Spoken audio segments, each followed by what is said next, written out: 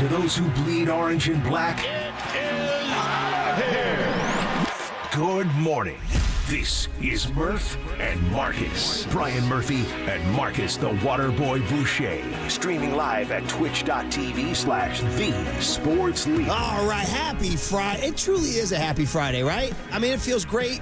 It's our last, as Marcus said, our last non-reggae Friday of the summer, baby. 7 days from now, we're going to have Major League Baseball, and we're going to have Reggae Fridays. Literally, we're in here next Friday morning with War on Drugs thumping in our ears, and we will be talking result of Giants-Padres Game 1. Let's go. Logie Webb going down there in San Diego doing his thing, and the Giants will be underway. Hey, they're coming, TV Saturday, at SAC Sunday, at Oakland Monday, home Tuesday. It's happening, brother. It's happening. Are you ready? Right around the corner, Murph. I've been ready since the Seoul series out in South Korea. I know this Shohei Otani story has kind of thrown a wrench into the world of baseball, but Murph, you know me, I'm a seam head. I've been dying all winter long for baseball to come back in our lives. That was an eventful series. Yeah. With some, by the way, it got even murkier yesterday. That story is not done. So I was on an actual timeline situation where the guy was tracking the timeline. Bro, it gets nutty. It gets nut. Now you got, we'll get into it all morning long, man. But of course, I got to ask what every American is asking every other American. Bro, how's your bracket? Busted. Oh, Busted man. big time. Who you going to call? Marcus Bracket Busters. Yeah. Yes, So now, yesterday, I was just breaking it down with my guy, Paul Tonelli. Yeah. Actually had a decent day gambling, if we're still allowed to talk about that with the Shohei Otani news. Well, the ESPN and the IRS will be contacting you soon. Prize Pick. That's code word leader. That's code word leader on Prize Pick. If Tisha Thompson calls, just screen it. Yeah, right? So yesterday, out of the 16 games, went 11-5. So not bad picking ball games. But, of course, I had Kentucky. I didn't expect Jack Golick to be out here. Golke, excuse me. Got to put some respect on his name. Well, because it's such a great name. After he dropped 10 three-pointers on Kentucky, I had to make it a Final Four run, so my bracket is busted. So wait a minute, you had Kentucky in the Final Four? Yeah. Ouch. See, that's the deal. My goal, I have very modest expectations. Try not to lose a Final Four team before 5 o'clock on the first day. Yeah. So that screwed up my bracket. How's yours doing? Again, by my very modest expectations, I haven't lost a Final Four team. There you go. You're doing better than I am. I'm going with. I lost 3 Sweet 16 teams, but dude, it's a YOLO bracket for me, bro. I put McNeese State in the Sweet 16. I put Morehead State in the Sweet 16, but I also put Oregon in the Elite 8. And they're into the round of 32 looking pretty good. So that could be actually, I have Oregon in the Final Four, brother. Again, it was my YOLO bracket. Let's be honest. Y'all know I'm the biggest UCLA honk of all time. It annoys 85% of you. The other 15%, you enjoy it. But and when they're not in it, my bracket, my heart's not in it. I will tell you this, just kind of for fun bracket chat from yesterday. Did you see the Nevada-Dayton game? Oh, I did see that game. I had Nevada in that game. And Dayton had an insane comeback. Well, you should have talked to me because Nevada is coached by one of my sworn enemies. Remember I talked about that ref in the 6th grade basketball game? Yeah. Huh? Known enemy? Yeah, your personal Scott Foster. Yeah, exactly. Well, Steve Alford, the former Indiana schoolboy hero. Oh, yeah, with the freaking hickory buckets, Indiana. Blank Steve Alford. All right, dude? And they hear me up in Reno. Listen, this guy came into Westwood, was our coach for, I don't know, was it 4 years? It felt like 400, okay? The guy was a disaster. One of the worst coaches I've ever seen at UCLA. He built in me this bile. Like, anytime I think about him, I get so angry. Kind of like Chip Kelly. Oh, no. He's on a Chip Kelly level. Damn. So I followed his A, and I knew he was in Reno, and I saw he made the tournament. I was like, wait, that guy made the tournament? So I just immediately grabbed my pen and I just almost tore a hole in my bracket writing Dayton into the second round because I was so mad. And I look, and Nevada's up 17 in the second half. And I'm like, I sent a text to my Bruin buddies. I'm like, blank Steve Alford. And they're like, it's unbelievable. And then we sent a text going, yo, look at your boy. He blew a 17-point lead. They had a 99.5 win percentage and all that. So that was fun. That was fun. Not for me, Murph. You had Not for anybody who had Nevada. not anybody who had Nevada on the spread. Hey, you win some, you lose some, right? You're on to today. Today's a whole new day. That's gambling. I'm on to today, and I've got my cheat sheet for today. Ooh, you know what these are? Hold that up, you know what these are? I kind of like the way that's torn up there. Is that Tonelli's picks? These are Tonelli's picks. Get out of here. Because me and him, of course. How did he do yesterday? That's my go-to gambler. He did pretty bad, which is hilarious because I tailed him on a few bets. I was like, I took all those overs. None of them hit. And then he goes, but this morning, Marquette on the over. I said, dude, that means I'm going under on the Marquette. So he came back with you, but check out today's picks. That's what he did. And he tears off this little piece of paper. Almost looks like the state of Nevada. Dude, this guy is the Ipe of Cumulus. He just scrambles them all on a piece of paper and he says, these are my picks for today so you can trail all my losers or maybe fade me and go the other way. Did he get those from a guy he met at a poker party in San Diego in 2021? He might have got these from Ipe and Shohei. More fun stuff. So, Golke. We just got to talk about Golke. Golke, dude. So and by the way, how old is this guy?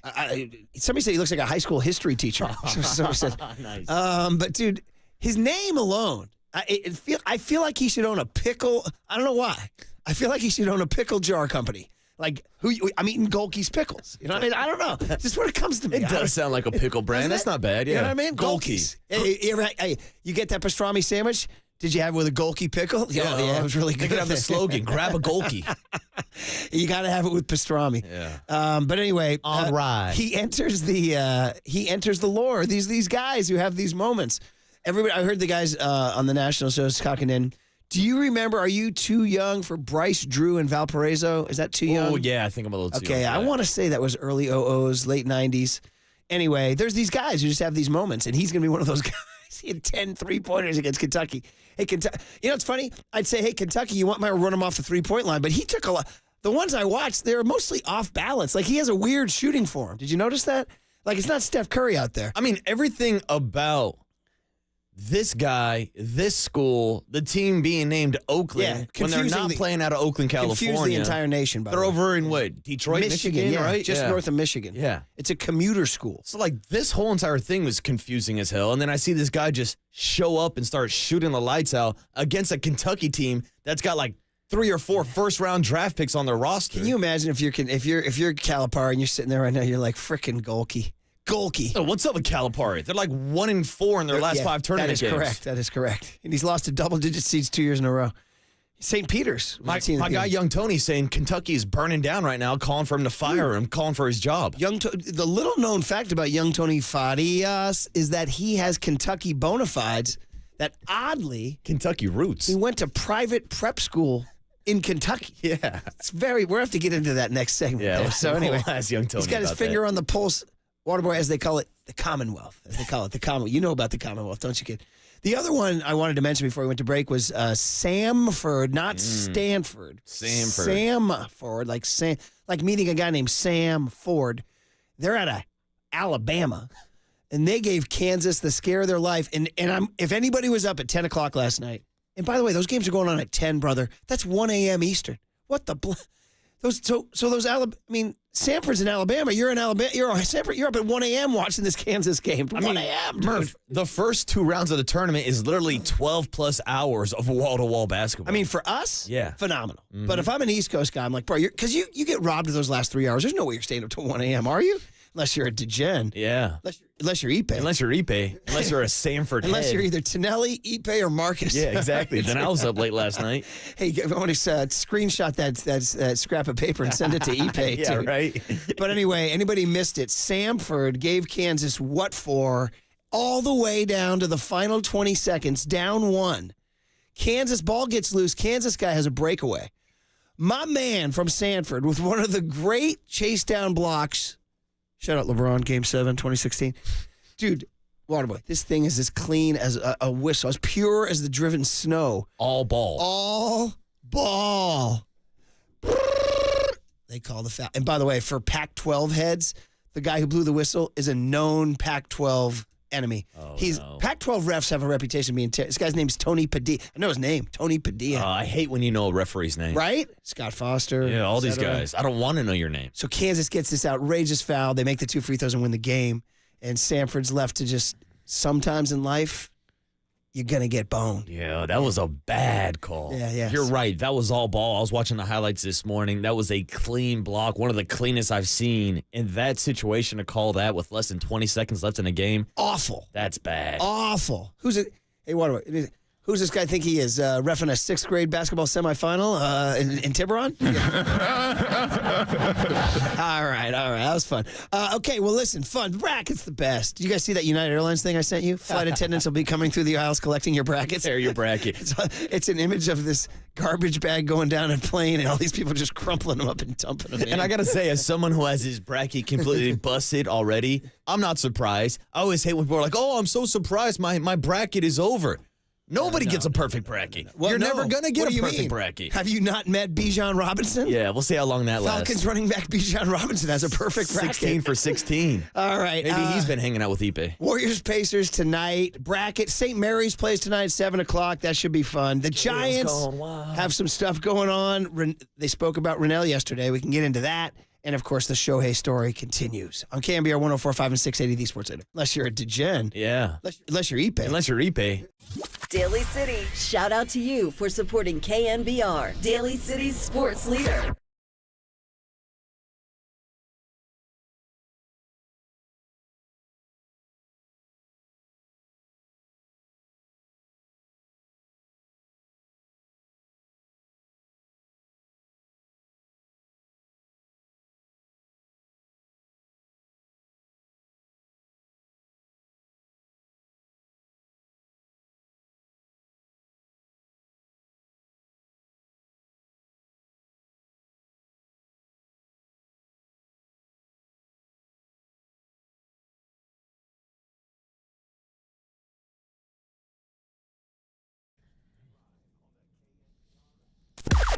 Now, from the O'Donnell Financial Sports Desk.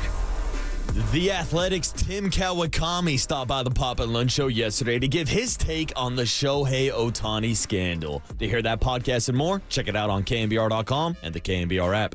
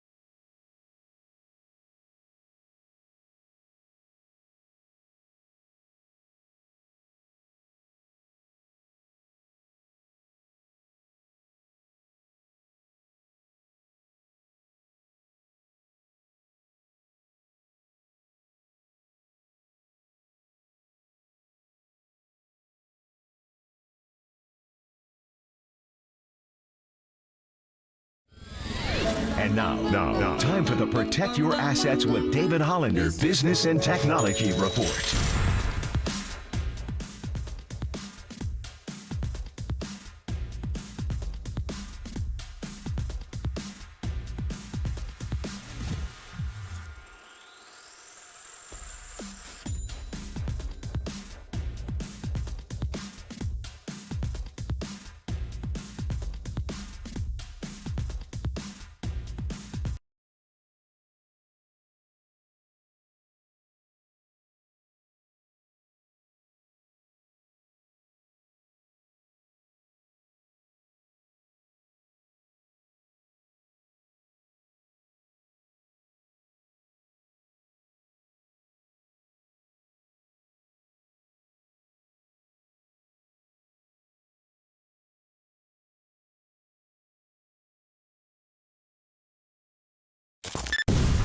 This is KNBR, and this is Murph and Marcus on KNBR 104.5 and 680, the sports leader.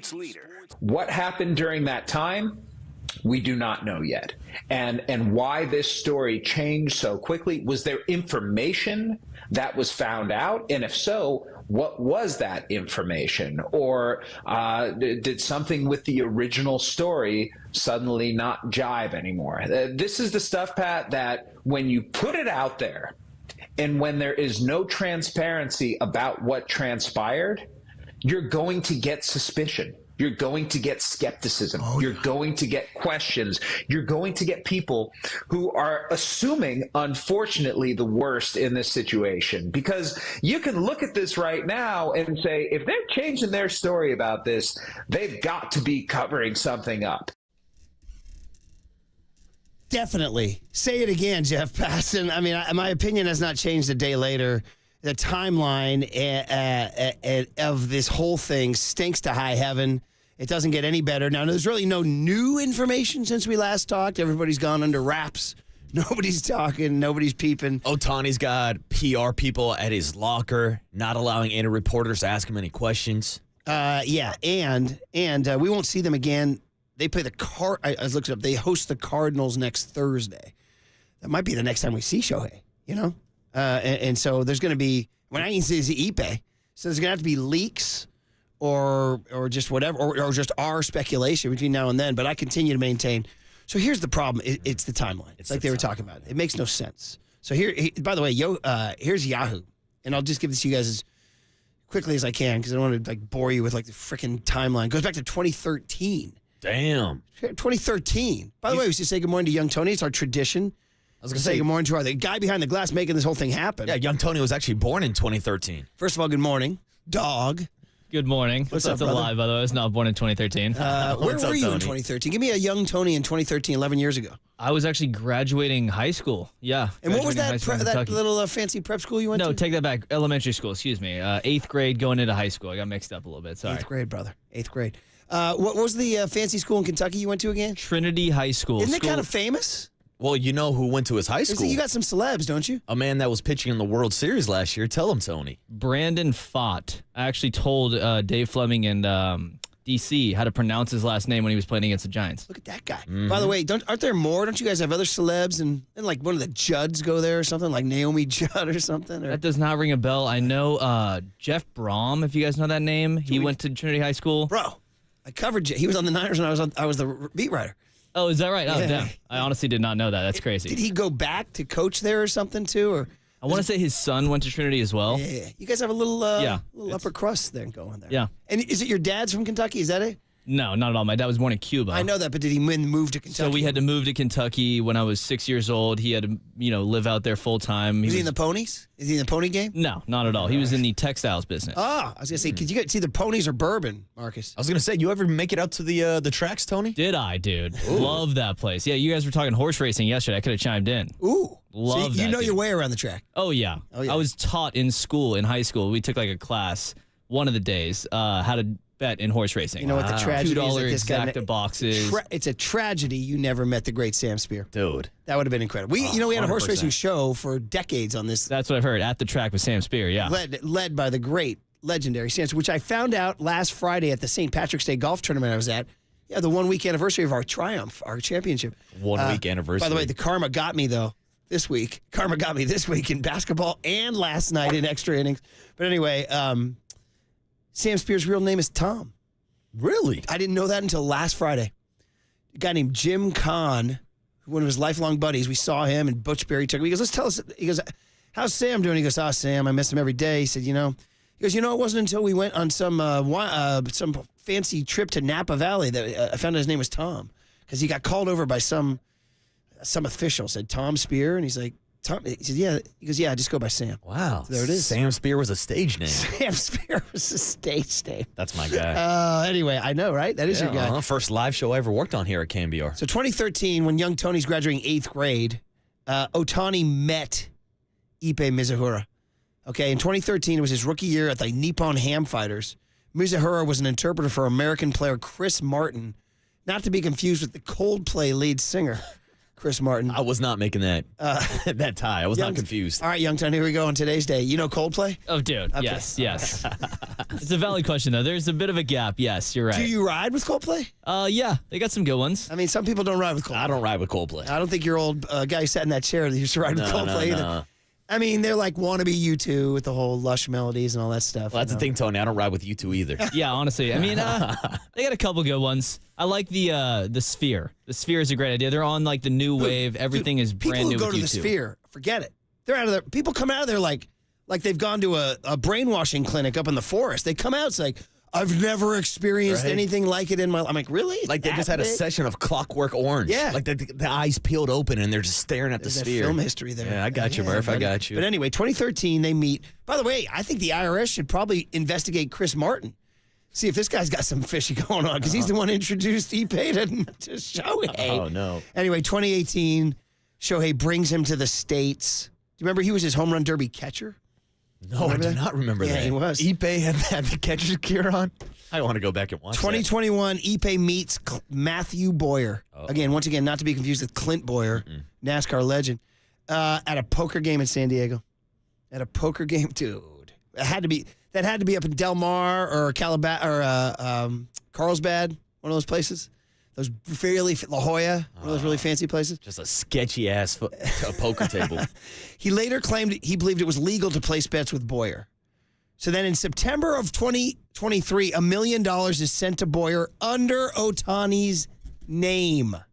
Okay? 2 $500,000 wire transfers. The description of the transfers read, loan. Ippei claims this was done after Otani agreed to cover $4.5 million of his gambling debts. Ippei says that he, quote, wasn't happy, but he helped him. He said, don't do it again. Otani was said to have logged onto his own computer and sent the wires under Ippei's supervision. So there's the moment right there. Let's stop right there. The only other way that Shohei is clean in this is if Ippei knew his password, cell phone password, because they send you then. I just told the story to Curly yesterday. We had some work done on our house. Shout out Pablo, did a great job on the house. Incredible, beautiful. We have this whole new TV setup. It's gorgeous. Anyway, I had to pay him, and like a D, I ran out of checks. Oh, the guy likes checks. You ran out of checks. You told me you don't write checks. I've had the same checkbook my entire life, I think. Since I was like 5 years old. So I ran out of checks, and I was like, I'm so embarrassed. I thought I had a whole nother book of them. I didn't. I was really embarrassed. I said, Pablo, can I Venmo you? And he goes, nah, I don't do Venmo. He goes, I do Zelle. Ooh. So is that Zelle, Z-E-L-L-E, Zelle? Yeah, it's hooked up straight to your bank accounts. So we do it, and they tell me the amount is too big. It wasn't an Ippei amount. It was like the kind of thing you pay a contractor. I'm not going to tell you the number. I was going to say, what kind of home renovations were you doing? Dude, it was not 4 digits. Okay? Murph's got a new movie theater at his house. It was 4 digits. All right, so over 1,000. Let's put it that way. Okay. So they wouldn't let me send it to him. So now I'm flustered. I tell the guy, we got to do this old school. We got to drive to the bank. I'm going to pay you cash. So the point of the story is I did pay cash. There I am at the bank with my driver's license and card, asking to withdraw over $1,000 cash. They had to send me a passcode that I had to confirm. So I'm saying, if that was for me, doing a 4-digit transfer, you're telling me that Otani didn't go through all the freaking ringers? And that's where the story's not adding up, of Shohei being completely oblivious to this $4.5 million just disappearing from his account. To your point, anytime I go to like Vegas or go to another state, I try to use my debit card, and Wells Fargo is flagging me. Is this you? Are you in a different state? Like, you would think that on a $500,000 wire transfer, Two of them, the bank would probably reach out to call Shohei Otani. It's like, yo, did you approve this? You know where's this money coming from, and where the hell is it going? Once again, I'm going to quote young Tony. I'd say the bank would call Shohei and go, dog, what's going on here? The bank would call Shohei Otani and say, pause on your bank account. We're putting a pause on I mean, it. that's the kind of thing they make you come in person or whatever, you know what I mean? So anyway, that part doesn't have, that dog don't hunt at all. And then it goes on. Boyer's home gets raided by the authorities in October of 2023. That's when they find everything. And then January of 2024 is when they noticed Otani's name is on the wire payments. So then here's the really crazy part. So Mizuhara Ippei does the 90-minute hit with ESPN as arranged by Otani's camp. Then, But Otani didn't know, Murph. that's the part. They get to the game. After the game, Ippei stands up and says, there's a story coming out. I'm sorry. I have a gambling problem, and Shohei helped me. And Shohei said, wait, what? What? I didn't help you? You stole from me. And that's the craziest part about this story. That right there just stinks to high heaven. Ippei addressing the Dodgers after game 1 of the MLB season, after Shohei Otani and Ippei were literally laughing together in the dugout, and then Otani, without a translator, piecing together what his translator is saying in English to the Dodgers about how this whole cheating scandal is coming up. Like, I wish I could have been a fly in the room just to see Otani's face trying to connect the dots and put this all together. So, again, this just whole thing gets just so dicey and will continue to get dicey. And who knows? I'm calling Giants win the West, baby. Oh. I mean, I'm riffing a little bit, guys. Just riffing on a Hey, Friday they morning. haven't won a game since the scandal, Murph. Let's go into the guest list on a Friday, 3/22/24, our last non-reggae Friday. 559 says, shout out Murph and Yao Ming's Visa commercial. Can I write a check? You know who Yao Ming is, young man? Yes? Yes. Okay, all right, Yes. good. Somebody want to know if you knew Clockwork Orange. You know Clockwork Orange? That's a little bit of a deeper pull. Do you No. know? Okay, it's fine. We're Good all film. learning. Clockwork Orange? Yeah. That one, if you go watch it now, I'm not going to it's a little trippy now. Are you A little familiar trippy. with Stanley Kubrick? Kubrick. Excuse me. It's all right. It does sound familiar, the name, yeah. Kubrick, okay. Yeah. I would recommend Full Metal Jacket. But anyway, on to the guest list. We digress because at 7:30 this morning, in about 1 hour, the skipper of the San Francisco Giants Nice. is stopping by the program. Bob Melvin this morning, 7:30 a.m.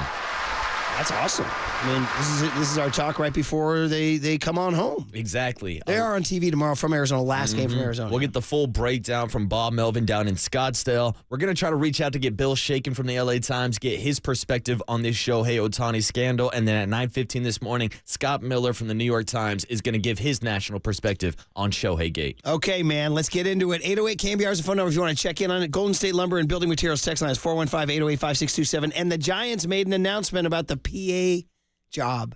Next on the Sports Leader. They've got to be covering something up.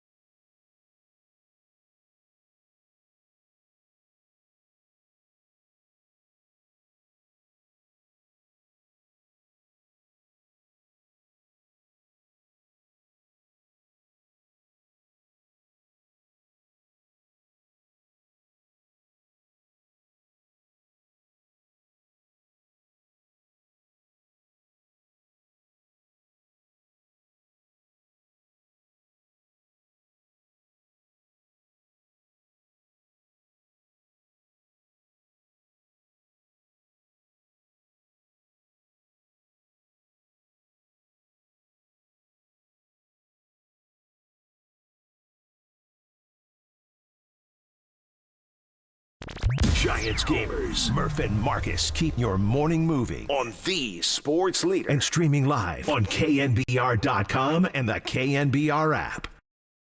The thing that I liked about Renel was that she was a professional. She was not somebody that they brought in and said, we think it'd be nice if we had a woman, a person of color, and whatnot. And so let's see who's available. Renel is a professional broadcaster and a very successful broadcaster.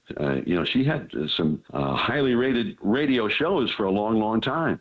So not just a professional, somebody who knows how to use her voice and somebody who has real talent. John Miller, as always, you heard the Dwayne Kuiper funny anecdote. John Miller, half page in the media guide.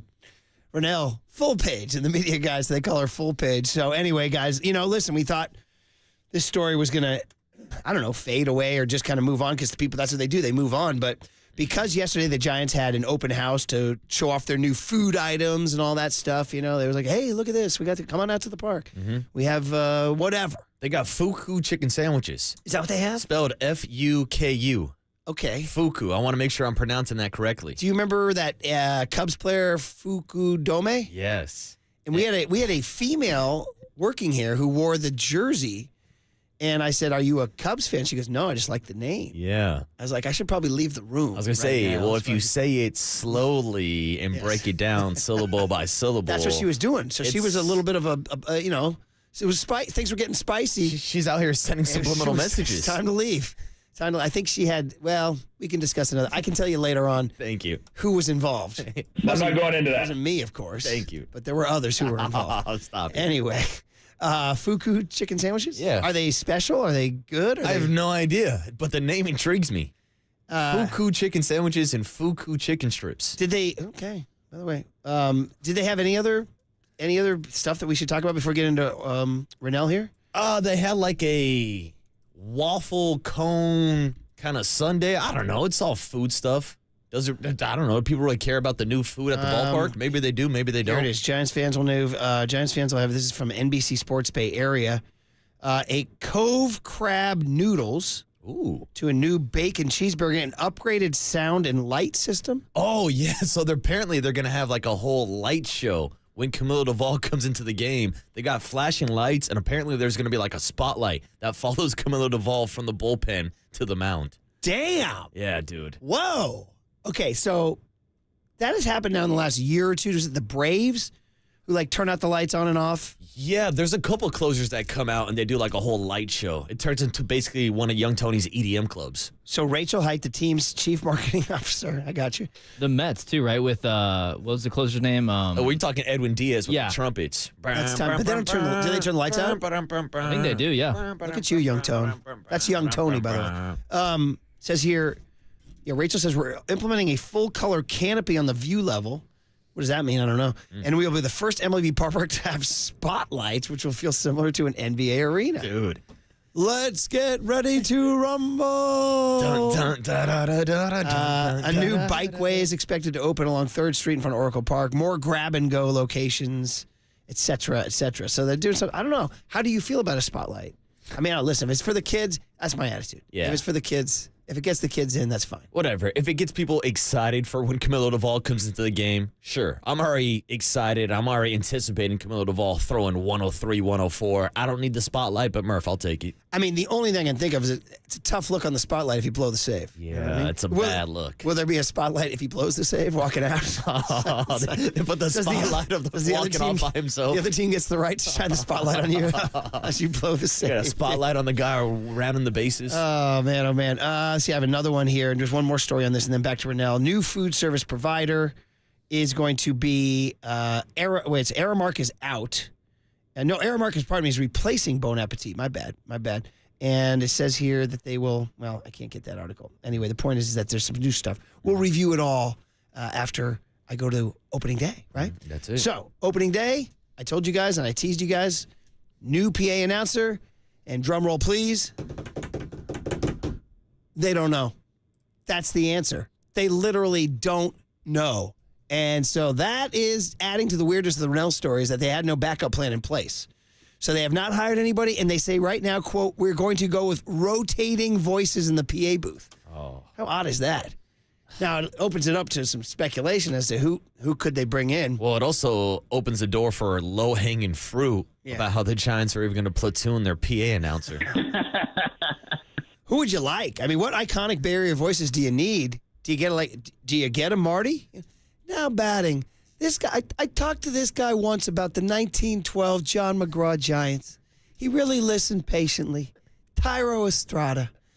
I mean, you can go on and on and on. How about a little G Papa, Touchdown! Home run, San Francisco. Who can we get? I mean, who's bopping around? What kind of iconic voices are hanging around? That I don't know. looking for work? Who wants to do the job after Renel leaves after 24 seasons? It's like following John Wooden. That's what I'm saying. You don't want that. I mean, big shoes to fill. Now, would they go to like the traditional, that guy in Colorado? You ever a guy, Troy Tulowitzki? You know that guy? The other option is just go with that neutral, totally basso profundo, that guy. You know what I mean? I mean, Murph, would it surprise you in San Francisco if they rolled out an AI-generated PA announcer? Dude.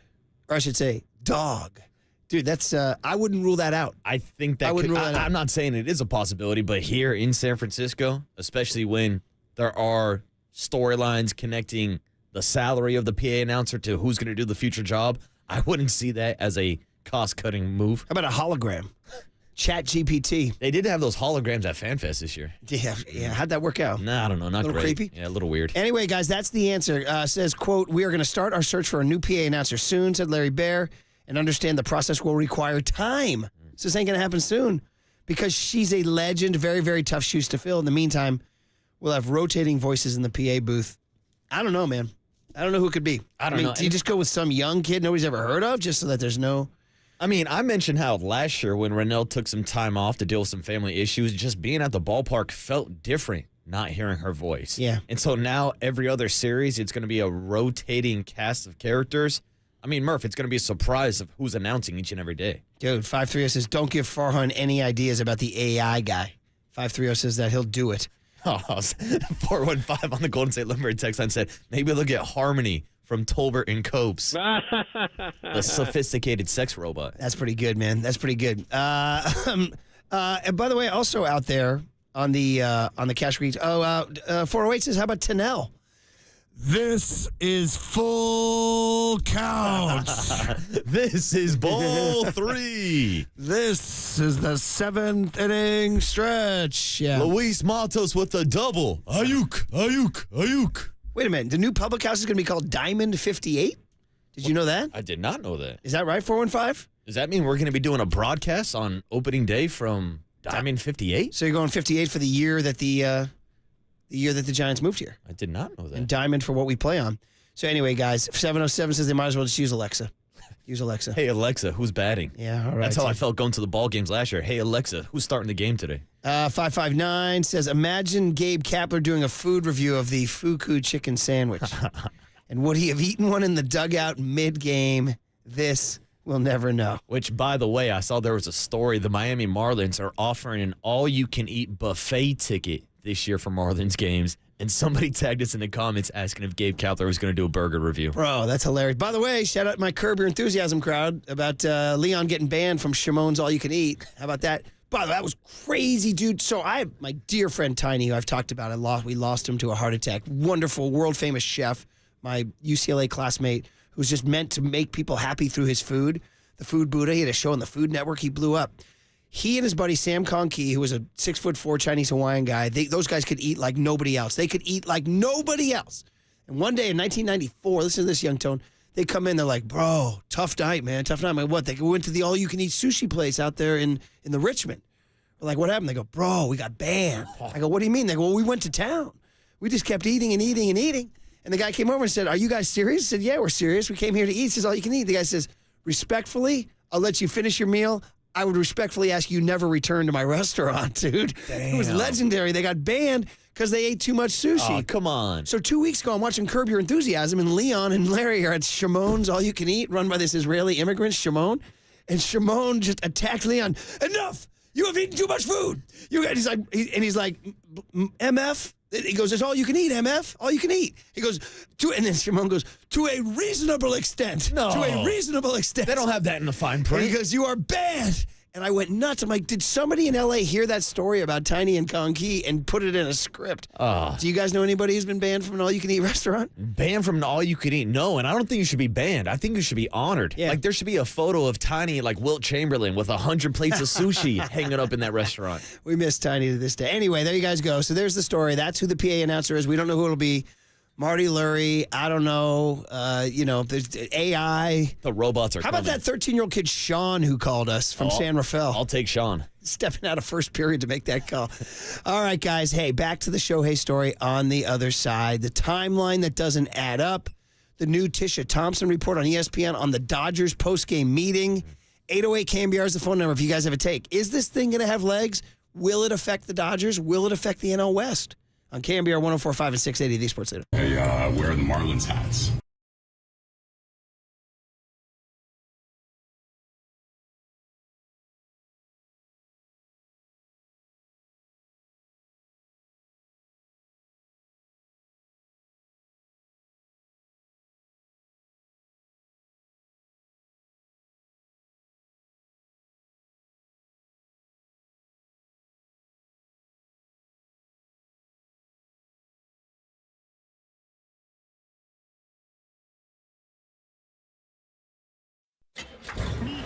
From the Chilton Auto Body Traffic Desk.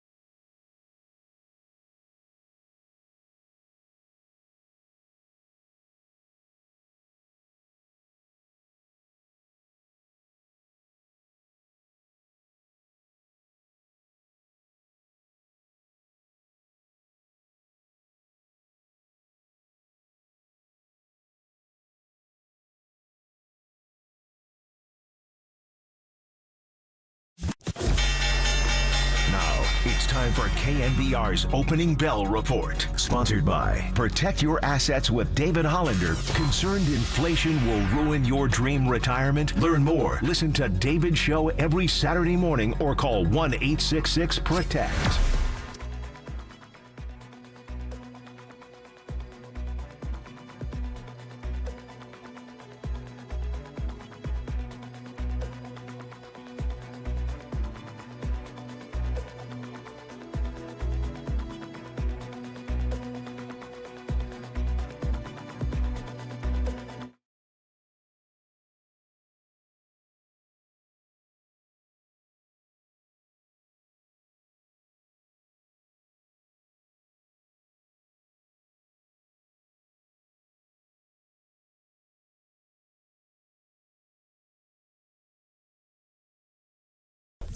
Listen to the sports leader anywhere, anytime. Download the KNBR app. Murph and Marcus continue live from the KNBR Casino Matrix Studio. Casino Matrix Progressive Jackpots are here. Where are you? Just drop in. Please play responsibly. 1-800-GAMBLER. Dave, can you tell us what Ipe told the team in the clubhouse last night? You know what, Jack? I can't comment on it, man. On that, can't comment. When was the decision made to have him address the team?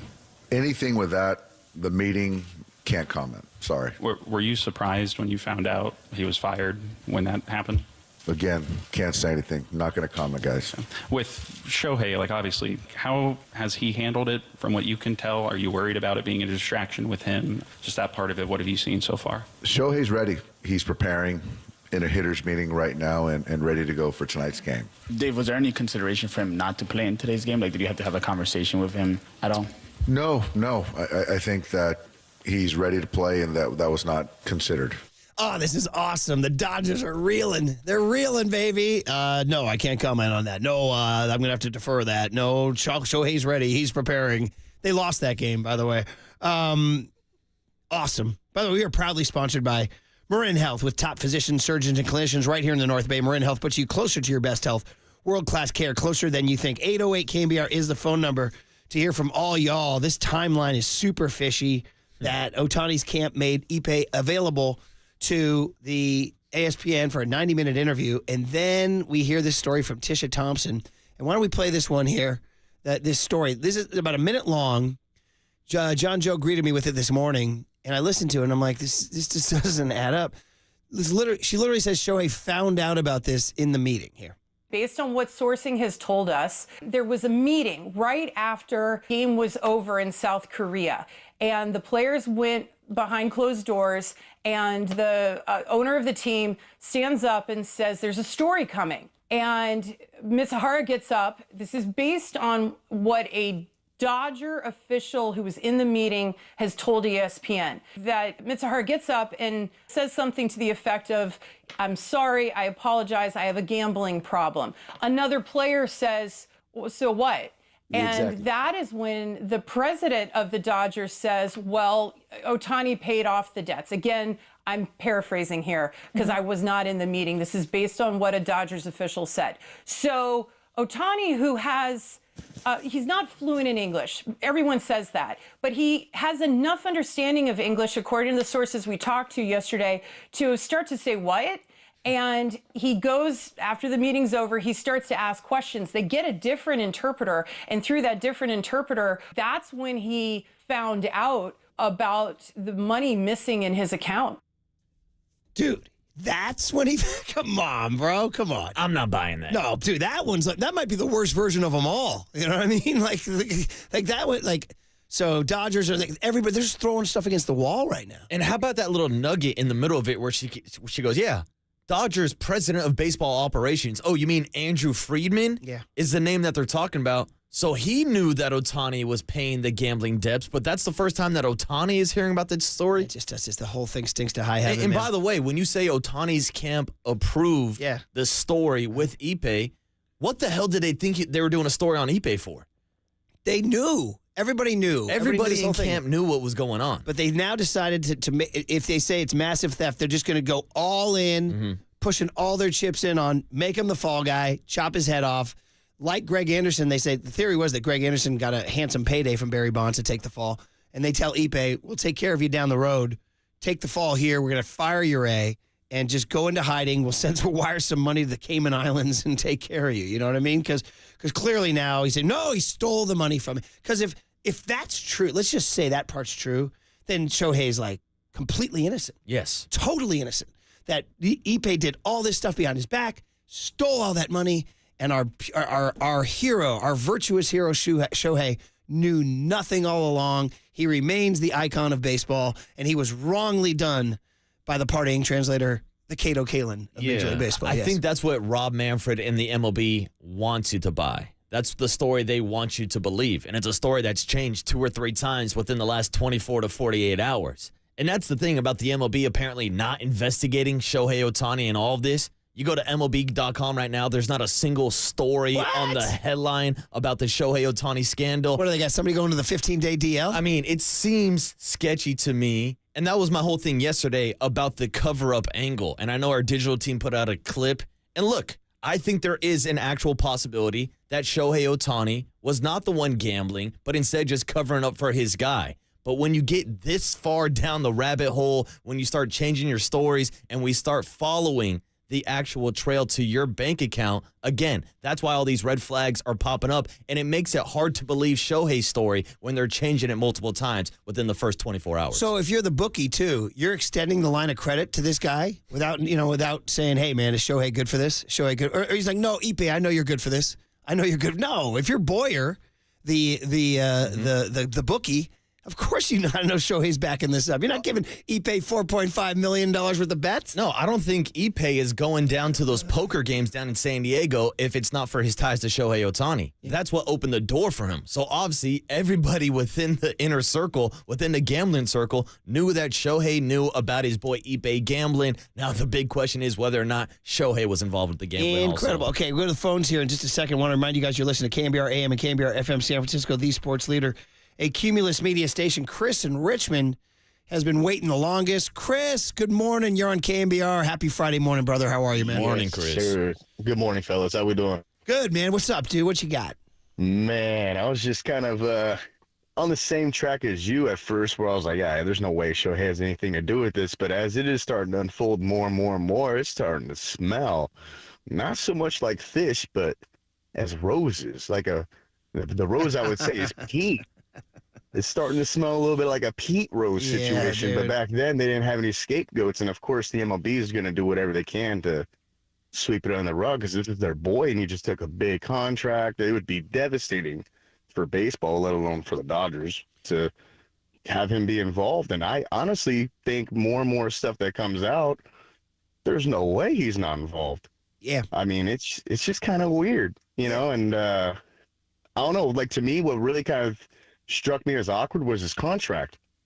But I've never heard of a contract like that, and everyone's thinking, oh, it's because he's a nice guy.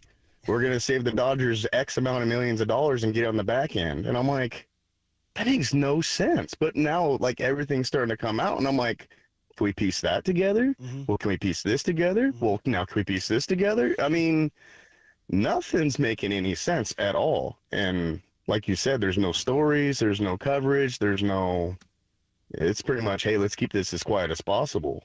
Yeah, Chris, you're 100% right. I agree with everything you said. And MLB just now, the silence is deafening, dude. So I'm with you. Pete Rose, man, and I appreciate the call, Chris. We got to move to some other ones.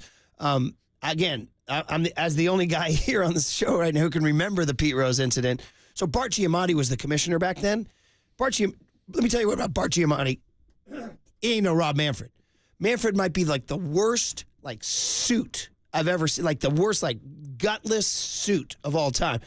Bart Giamatti actually, believe it or not, had incredible passion for baseball, had incredible integrity and thoughts for the game and the future of the game. He was heavily invested in the game, heavily invested in its best interests, was a very active commissioner who was not always about money. Of course he liked money. We all like money.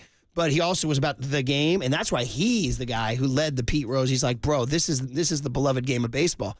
Giamatti's the guy who wrote that quote you see all the time, it breaks your heart. It's designed to break your heart. It begins in the spring when everything else begins again, and then it leaves you in the fall to face the rains alone. That whole quote, that's Giamatti. He was like a poet. Yeah. That's a little different than Rob Manfred calling the World Series trophy a chunk of metal. Exactly, dude. Exactly. So the point is that when the Rose thing came up, he was on it like freaking white on rice, dude. He just snapped into action, banned his A, was out front. It would be on the front page of every newspaper.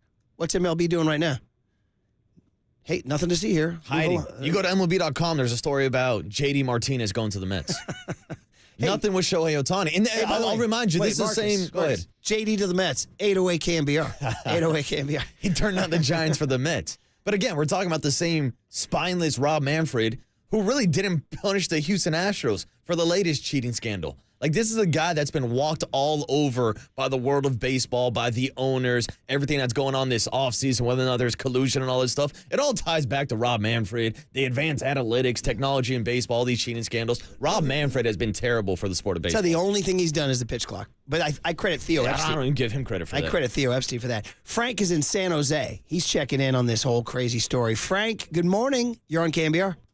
Good morning, guys.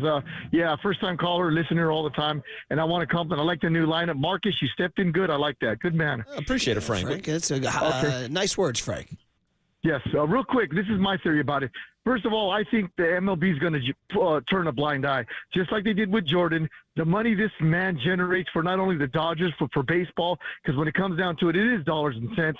And how he did not know $4.5 million is missing from his account. Heck, I know when $100 is missing from my account. What does this guy got the account number to go to his account and just pull money out? That's kind of weird on that end. But as far as real quick, as the chemistry goes, yes, the Dodgers will lose a big, powerful bat. He ain't going to pitch this year. But I also think in the end, the Dodgers will still win their 100 games. They'll still make the playoffs, and they'll lose again. And last thing, real quick, I want to say, the Dodgers made the playoffs 14 straight years and only got one COVID season World Series ring. I mean, you might get lucky, fall one here, one there. 1 in 14, they'll do the same thing. But that's pretty much all I want to say. Love the show, and thank you for letting me speak. Solid call. Frank's got about 8 takes out there, first of all. Stoking Marcus. Saying MLB is going to turn a blind eye to this whole thing, and they are turning a blind eye, and he thinks the Dodgers will still win 100 no matter what. Is that true? You think the Dodgers still win 100 no matter what? Yeah, they're still a damn good ball team. Yeah. Even with these distractions. Starting pitching? I mean, what do you want to talk? Tyler Glass now? I'll talk Tyler Glass now. What's he going to go? 90 innings? I mean, your guy Yamamoto didn't look too well in his season opener. I mean, listen, when I saw Yamamoto in the spring, I thought his stuff was so nasty. He clearly, he was geeked up or something. Or maybe the Padres, did they have a tell on him? I mean, because they jumped him. Tipping pitches? Hey, man, it happens every time. Did Ipe give him the scouting report? Did you ever work with Kevin Franzen here at The Leader? Oh, yeah. Franny's my guy. Santa Clara Red Sox himself. Did you ever talk tipping pitches with him? Oh, Franny has an eye for tipping pitches. Dude, it is incredible. Young Tone, did you ever meet, you didn't meet Kevin Franzen when he was here, did you? No, I heard all about him, though. So he was obviously a big league baseball player out of Bellarmine Prep and Willow Glen in San Jose. And as you mentioned, Santa Clara Red Sox. He was a savant in catching tip pitches.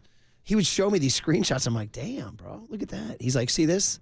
It's like curveball. And I loved it, too, because as a pitcher, a lot of pitchers are oblivious when they are tipping pitches. You don't even notice it because it's a slight hand movement, whether you hold your hands a little bit lower, a little bit higher. Sometimes your elbow's more tucked in. Sometimes your thumb's flared out inside your glove. Like, there are so many little details. And for someone like Kevin Franzen and for any big league player to be able to pick that up during a game and implement it is absolutely mind-blowing. Anyway, I was just wondering, I mean, to have Yamamoto get jumped that hard, I was wondering, did the Padres have a tell on him? Maybe. But anyway, back to the Dodgers. Yeah. You still think they win 100? Yeah. Because Mookie Betts. Because they got Mookie Betts, because they got Freddie Freeman. I mean, even past Glasnow and Yamamoto, they got Bobby Miller. They got a bunch of young arms, so I think the Dodgers will be all right. Harold is in Manteca. Good old Manteca. We go out there for travel baseball. What's up, Harold? How are you, man? Hey, good morning, guys. I'm just telling you from the banking point of view, the wire wouldn't be sent out. They have to come in and fill that out in person. We take their ID.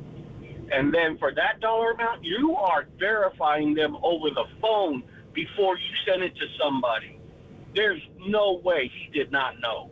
Unless he gave power of attorney and gave this guy full access to all his financials, there's no way he did not know. Harold, I like it. You work in the banking industry? Yep. You need his signature on a wire transfer. Especially $500,000, right? Oh, yeah, a wet signature. You got to do this in person. And then before it gets sent out, they are calling you to verify that you know the other person and you're not being scammed. By the way, Harold, I'd never heard that. Wet signature is an in-person one? Yep. Dude, that's solid. I like that very much. So no DocuSign. I'm just saying. No DocuSign BS no here, right? No. Harold, man, No. be good, brother. Have a great weekend, man. That's Harold. That was a solid info, man. I mean, I'm trusting that I trust. Signature. Dude, that's wet. How's your signature? Wet. It's wet. Do you think John Hancock, after he signed that thing at the Declaration, said that's wet, just dropped it and walked away? Sound like you just shot a three-pointer. Wet. Well, listen, that shocks up with what we were saying in my experience yesterday trying to pay Pablo the contractor. Yeah. I mean, it was a 4-digit exchange, and they had to send me a code to my phone, and I had to put it in right in front of the guy.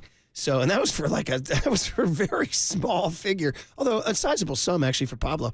By the way, how about me? Shout out me handing Pablo an envelope full of cash in the parking lot. Ooh. Dude, if you guys had me on camera, you'd be like, "What's Murph up to, man? What's going on there?" Is Milf bribing referees up in Mill Valley? What's going on here?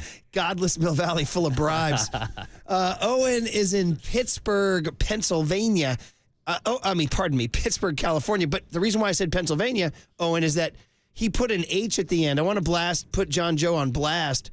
Are you in Pennsylvania or California? Pittsburgh, California, 925. Yeah, Right. buddy. So, hey, John Joe, slide over here, buddy. That Reardon diploma. Pittsburgh, California has no H. All right, buddy? You want to talk Najee Harris and Terry Bradshaw, you put the H on it. All right, dude? All right, Owen, what's up, brother? You can talk Najee and the other Pittsburgh, too. That's true. Mm-hmm. Great call. What's up, Owen? Nice call. Yeah, What's up, Owen? what's up, fellas? What you got, buddy? Marcus, good morning, guys. First want to shout out the Lightly Red Jock blog. Murph, you're always killing it. Hey, Owen, I got one coming today, buddy. I kind of put it off this week, so I got to do one today. So I'll be honest. Hey, it's out. Owen, right? it'll be something for you to read when you're on the John. You know what I mean? There you go. There are worse things to read, Murph. I've always thought about that when I write that. I'm like, hey, listen, was this thing a work of art? I'm like, no, but if somebody was on the John just thumbing through, I killed a couple of minutes. You know what I mean? So, my man, Murph. Hey, I just want to chime in on the Shohei situation, Murph and Marcus. There's got to be Ipe's the fall guy to me. There's no doubt about it. I'm just giving him a take, obviously, but again, that contract, $700 million, $680 deferred until 2034. Does that have something to do with it? I don't know, fellas. Maybe something you want the Jock blog about, Murph? Oh yeah, that Ipe, you mean? Yeah, well, I mean about the deferral of $680 million. Yeah. No, I was actually thinking, Owen, you and I could bounce. You can call every week and we can spitball ideas, but I was going to go the week of the Giants with the 3 factors. 1, Blake Snell, 2, Renel, and then 3, the Dodgers. Like, what an eventful week it was. So that's a preview of today's Lightly Red Jock blog, buddy. All right. Hey, what else am I going to do with my Fridays, Murph? I appreciate it, man. Nice, Owen. Hey, nice. Owen, hold it down in the 925, brother. Thank you, dude. Thank you. Take it easy, guys. There we go. We finally found a reader. I like that very much. They're out there. So John Joe and Young Tony, you needed the joke was I've been doing that thing for years, and I was like nobody's reading this thing, so I started calling it the Lightly Red Jock blog, and then Copes even took it the LRJB. We started calling it the LRJB. So shout out to the 1%ers who read the LRJB on the can too. Do you when you're on the can, you're reading sports news, aren't you? Oh, usually when I'm on the can, I'm reading John Joe's rundown for the show today. I ain't gonna lie, yeah. Mm-hmm. How about you guys should see the work this guy puts into it. I can feel the sweat pouring down his forehead because when he cuts and pastes the 6:50 segment to the 9:30 segment, I'm like, oh, the kid ran out of ideas. Oh yeah, the kid is getting thin here. It's getting thin on the rundown. Jeff in Santa Rosa on Otani. What you got, buddy? Hey, good morning, crew. What a great show this morning. And hello from Highway 5 heading to L.A. Oh, hey, what you got going on? I'm going to go see an aunt. Nice.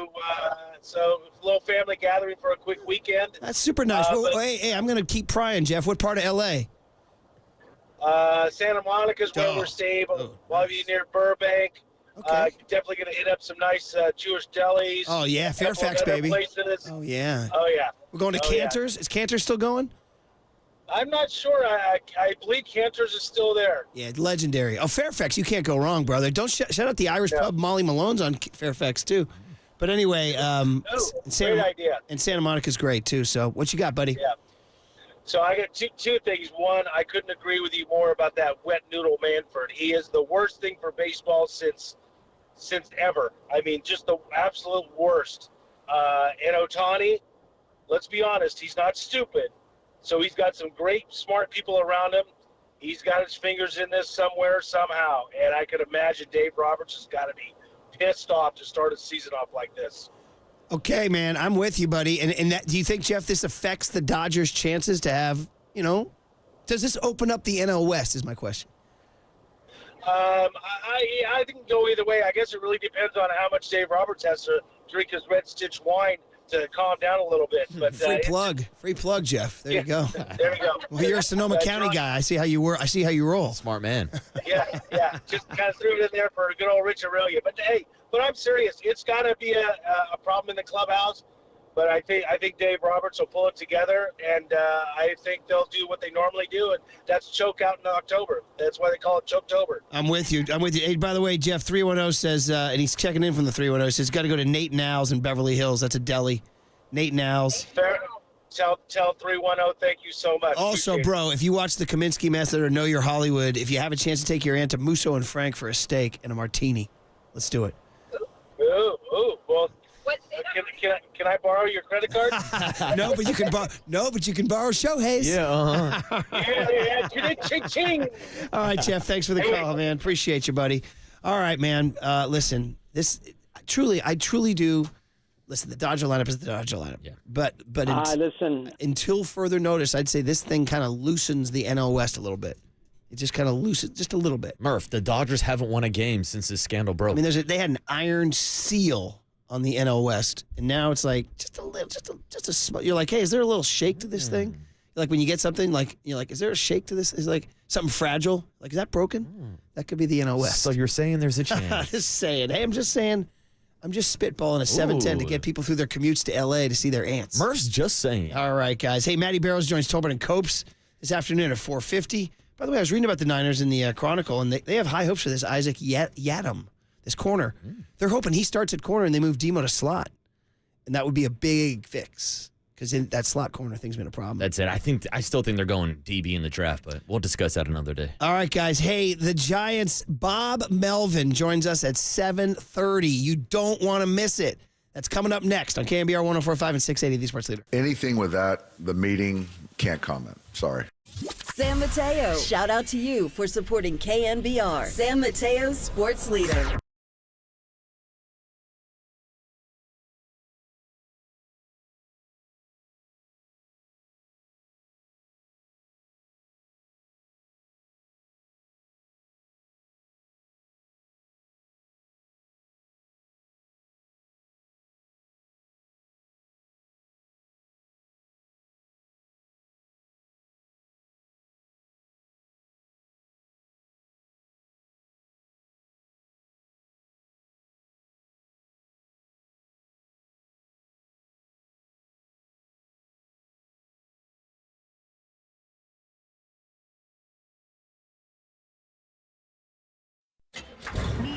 From the Chilton Auto Body Traffic Desk.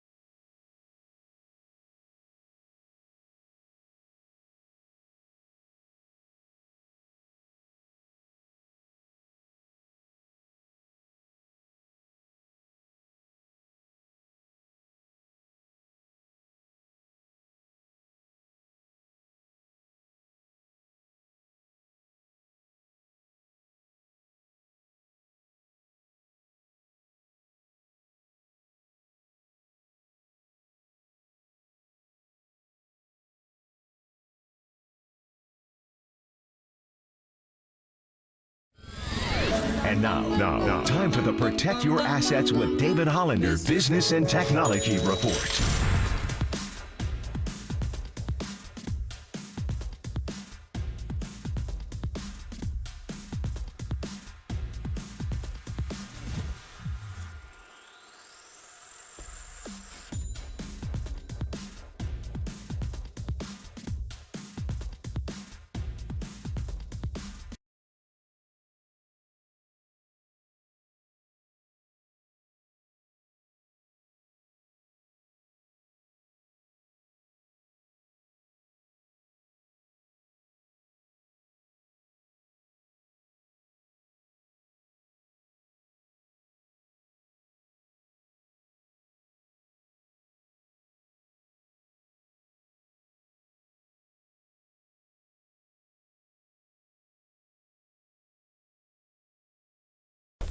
Listen to the sports leader anywhere, anytime. Download the KNBR app. Murph and Marcus continue live from the KNBR Casino Matrix Studio. Casino Matrix Progressive Jackpots are here. Where are you? Just drop in. Please play responsibly. 1-800-GAMBLER. I can't answer that. I don't know. Right now, I sat down, Dave Greshner and I sat down with Blake yesterday, and what we decided is that he was going to throw bullpen today, and then we would reassess. So I would hate to put something out there that suggests that he'll either be with us in the Bay Area or not be with us. I think that would just be doing something that would be in a disservice to accuracy. So I'll have a better answer for that in 24 hours, but as of this moment, I can't really say if he'll be with us or not. There he is, Brian Price, the pride of Tailpipes High in Mill Valley, California. He knows the clock tower. He knows the front lawn. That's my guy, B. Price. Shout him out. I'm excited he's here, and that was him talking about Blake Snell, about whether or not he's going to leave Arizona with the Giants, that he may stay down and continue to work. So, this is a guy they got to take a look, see what he's got, what his gas tank is. And good morning, everybody. By the way, Brian Murphy, Marcus Boucher. You got young Tony behind the glass coming in with the pipes. You got John Joe Curley in the slacks, the pride of the Sunset District / West Portal. You can find him at the Philly Club if you need to. Anyway, the topic right now is the Giants as we get ready for Bob Melvin to visit us at 7:30 and Blake Snell. Correct. And this has been kind of lost in the Otani, which we've talked about for so long. But, dude, Blake Snell's a Giant. Can you believe it after all that? It's like, no way. They're not getting him. They're not getting him. They're not getting him. They were like, I remember saying, if Bob Melvin wanted Blake Snell that bad, he'd have been here already, like Matt Chapman. He know he wanted Matt Chapman.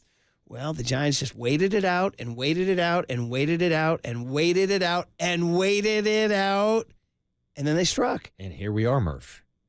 Blake Snell, a member of the San Francisco Giants. And shout out to Brian Price for coming on with Papa and Lynn yesterday. We got Bob Melvin coming up next segment. But I also heard from Blake Snell after his introductory press conference. He did a one-on-one with our guy Alex Pavlovich, and he straight up said he's not going to be ready for opening day. So, of course, that raises a question of when we are going to see Blake Snell make his MLB debut with the Giants. Okay, so they opened in San Diego for 4. We've kind of written that off. Then they go to L.A. for 3. I mean, that might he owns the Dodgers. We've gone over that number, right? You might want to wager. You might want to call Ipe and put some money on the Giants that series there. But then the romantic one is he starts Friday, the home opener at Oracle Park, with a spotlight and everything. No, it's a day game. You can't have a spotlight. But the point is that it's time to start really diving into this and what he brings. And it starts with, we really didn't get a chance to talk about the Snell presser because of the Otani story, which swept us all away and continues to. And so, why did he wind up in San Francisco? This is supposed to be a place where, quote unquote, people don't want to come here. And quote unquote, they don't want to pay for players. Well, 2 narratives busted. People are coming here and the Giants are paying. So Snell in Scottsdale. Well, he's a true 4-pitch starter with power. Oh, sorry. No, I'm sorry. The Snell on why he wanted to come here. My bad.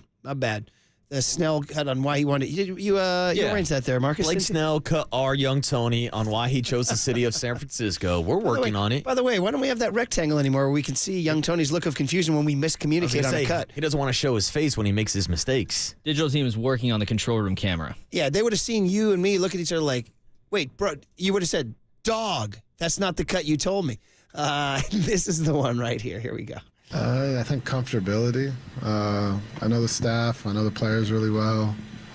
Been in the city a lot. It's close to home.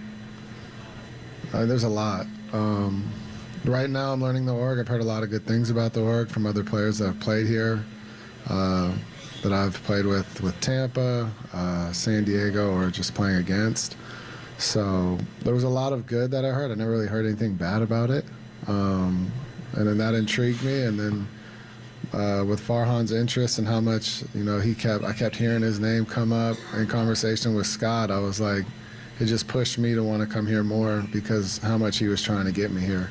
There it is. Farhan getting the love. Farhan was knocking on the door. We all thought, oh, he's not going to do it. He's not going to do it. But he pushed and pushed and pushed enough that Boris said they really want you in San Francisco. And this was even after Farhan Zaidi said multiple times that the Giants' offseason was over. I remember Curly. So Curly, our new producer, is a big news hound. He's like, guys, this is the story. Guys, drive the story. Guys, drive the story. Drive the story, guys. And he that quote sent this kid into the guy was apoplectic. Did you guys hear the Farhan quote? He's done. He goes, that's tomorrow's show. That's tomorrow's show. He's like, guys, it's 6 a.m. Come out with the Farhan quote. I want it all the way till 10. I was like, man, you're going strong on this quote. He goes, guys, Farhan said he's done. Farhan said he's done. 808 KNBR. Push the number. Drive the number. And it turns out it was all negotiating. All poker, right? Farhan apparently better at the poker table than Ipe is. Should Farhan be at the Clint Boyer? God, I keep saying Clint Boyer. I called him a NASCAR legend lightly, and some NASCAR head hit me. He's like, bro, he's not a legend. Wow. I'm like, bro, can we riff? Ooh. Can we riff Hot a little take. bit? Young Tony, you down with a NASCAR Clint Boyer? I'm a big Formula One guy. I don't believe in NASCAR, man. Okay. All right. So you're drawing a line. Oh, dude, him and Mike Holder will get into arguments, almost screaming matches in the bullpen of F1 versus NASCAR. It's hilarious. So F1 winds up turning into an FU, is what you're saying? Exactly. I think it's more entertaining, F1, but also, I mean, I get the NASCAR love in this country, but I also know, like, F1, they go to actual racetracks. I love this in this country. It's like this parochial little backwater. These colonies here, these mosquito-infested colonies. Actual racetracks. What are you trying to say? NASCAR drivers don't drive on a racetrack, Tony? Do they turn right? Hey, man, Here we go. Don't look down on the left-hand turn. And at Sears Point, I believe they do, don't they? No, they don't, actually. They do not. Wait. I call it Sears Point, Sonoma Raceway. They don't turn right, do they? No. There's a couple street circuits here, but also, like, most of them are the ovals. Like, I just hate seeing guys turn left all damn race for 300 laps. You want Formula One, you check in with Waterboy and me in Vegas because we'll be partying on the Formula One strip. That's it. All right. Catch me at the Grand Prix Palace. Yeah, there it is, man. Okay, guys, here's the deal. That was quote number one from Blake Snell about coming here. Now, Scott Boras. And we should point out, he mentions familiarity for one of the reasons why he chose San Francisco. And, of course, that familiarity is Bob Melvin. So Bob Melvin is going to join us at 7:31 if we stay on the clock, or 7:32. Somebody wrote in and said, does Farhan get credit for the signings or does Bob Melvin get credit? Because Matt Chapman's like, I got to be with Bo Mel. I got to be with Bo Mel. And Scott Boras kind of admits it a little bit. It's the Scott Boras, it's really, we were talking during the break. I'm like, we got it all sorted out? I guess, yeah, we got it all sorted out. We got it sorted out? We got to sort it out? We got to sort it out. All right, here we go. Well, I told Farhan this is it's kind of like hockey. Unless you have a hat trick, you're really not doing your job, So we kind of built the momentum. And my points is that when you talk about success points for players and what they do and how they do it, Bob has actually cost me a lot of money this offseason because why have players that really, really like playing for Bob? They're successful with him. The management style is something that creates, I think Blake's work was comfortability. There's history, there's experience. Dude, what more do you need to know than, listen, I don't want to make this whole thing about Dog and Gabe Kapler. I mean, listen, I don't, and we were hard enough on him, making fun of all the boots walking and the bridges and the spatulas on the frying pans and all that stuff. But, dude, it's a different vibe in the manager's office, and you're seeing the results. Matt Chapman and Blake Snell almost literally came here because of Bob Melvin. Yeah, and you heard it straight from the horse's mouth himself, Scott Boras. Bob has cost me money this offseason. And it goes back to when Farhan had his big end-of-the-year press conference after Gabe Kapler was relieved from his duties. And, of course, there was that big quote, we're going to have a coach that players want to play for. Or, excuse me, that was a Bob Melvin introductory press conference. And a lot of people saw that quote and was like, wait, is this a shot at Gabe Kapler? Is it an endorsement of Bob Melvin? Well, however way you want to look at it, Bob Melvin is in town, and now the narrative is switching from the Giants not being able to sign any of these big free agents to arguably having one of the best off seasons in all of baseball this year. I wonder if Yamamoto and Shohei are like, damn, we should have reevaluated Bomel before we do this thing.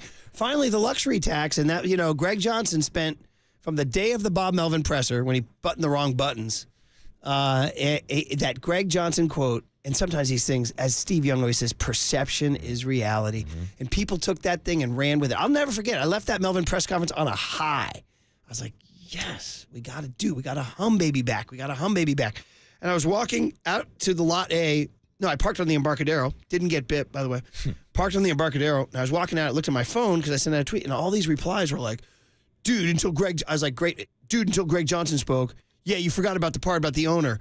What, you weren't there when Greg Johnson said break even? I was like, damn, that wasn't my takeaway, but it was your guys' takeaway watching. And it turns out it's a false takeaway because the Giants went into the luxury tax. So you got to give them credit, and Farhan addressed that right here. Any deal, any free agent deal, you're going to talk about the financial impact and ramifications, and a deal of this magnitude, and certainly being a team that's in the neighborhood of some of those thresholds, it was a conversation. But again, I think we viewed sort of the payoff for the team, for the team we were putting together, for our chances of doing something special this year. And I mean, I know I referenced it a little bit, but and I think it's easy to be cynical about this, but there really, I think for the Giants ownership group, there's a civic element to this, which is, what's good for the city of San Francisco is good for the Giants. And when the Giants are good and it brings people to downtown to watch us play, that's really good for the city. And so I think they very much had that in mind this entire offseason. And, as we went about these moves, and Blake is a guy that excites fans, they're going to want to come out and see. And so there's something big in there, and I can hear my old buddy Ray Ratto. I worked with Ray at the Examiner and the Chronicle, and I heard he's the greatest cynic I know, and I bet he could never stop puking when he heard Farhan say there's something they're doing for the civic element, for the good of the city. I've never been as cynical as Ray. I remember one time Ray and I had a discussion, and he was... Anyway, the point is that I'm less cynical than Ray, and I can hear Ray puking all over the place hearing that, but I mean... I'll give him like 5% truth on that. Like, let's try to do something. Let's try to build a winner. It is good for the community. We are sort of community investors. We are sort of, the guys who saved the team in 93 really were, they did it for the city. Walter Shorenstein, Peter McGowan, Harmon Burns, those guys, they said, we can't let the Giants go. They all grew up with Willie Mays and Willie McCovey. So, do you truly believe, do you truly believe there is something to, we got to do this for the good of the community and the good of the city? I understand if you're cynic. Mm-hmm. Farhan saying, no, they want, and the point is they put their money where their mouth is. They spent it. And it goes back to what you were just saying about how perception is reality. And we could talk about the overall city of San Francisco, but I want to focus on the ballpark. And the perception was bad last year when I was going out to games, and it was empty stadiums, and their attendance numbers went down. I think with these moves this offseason, with Bob Melvin and that cast of characters coming to town, you're going to see people excited to go back to the ballpark. Now, it's 7:28 and we got to go, but we can discuss, is that all counterbalanced by the Renel thing? That's what people are telling us. Some people are planning a protest at the March 26th game, and you saw the guy with the We Want Renel sign. So we're not going to ask Bob Melvin about that, but we'll ask Bob Melvin about his team, which when he arrived in camp did not have Jorge Soler, Matt Chapman, or Blake Snell. And they're breaking camp tomorrow, and Bob Melvin joins us next on The Sports Leader. I want to remind you that I'm a psychopath.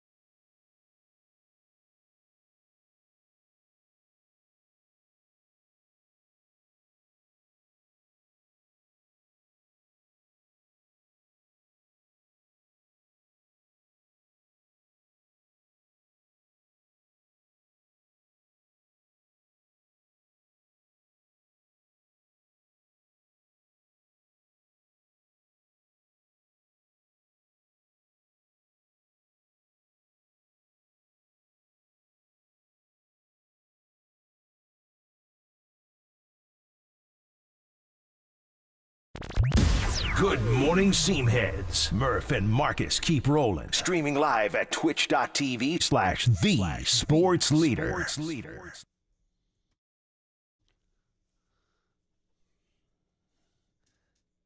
Yeah, live from Scottsdale, Arizona, where they break camp tomorrow and come on home. They'll be in Sacramento on Sunday. They'll be in Oakland on Monday. And they'll be in San Francisco on Tuesday. And then next Thursday in San Diego, where Bob Melvin was manager.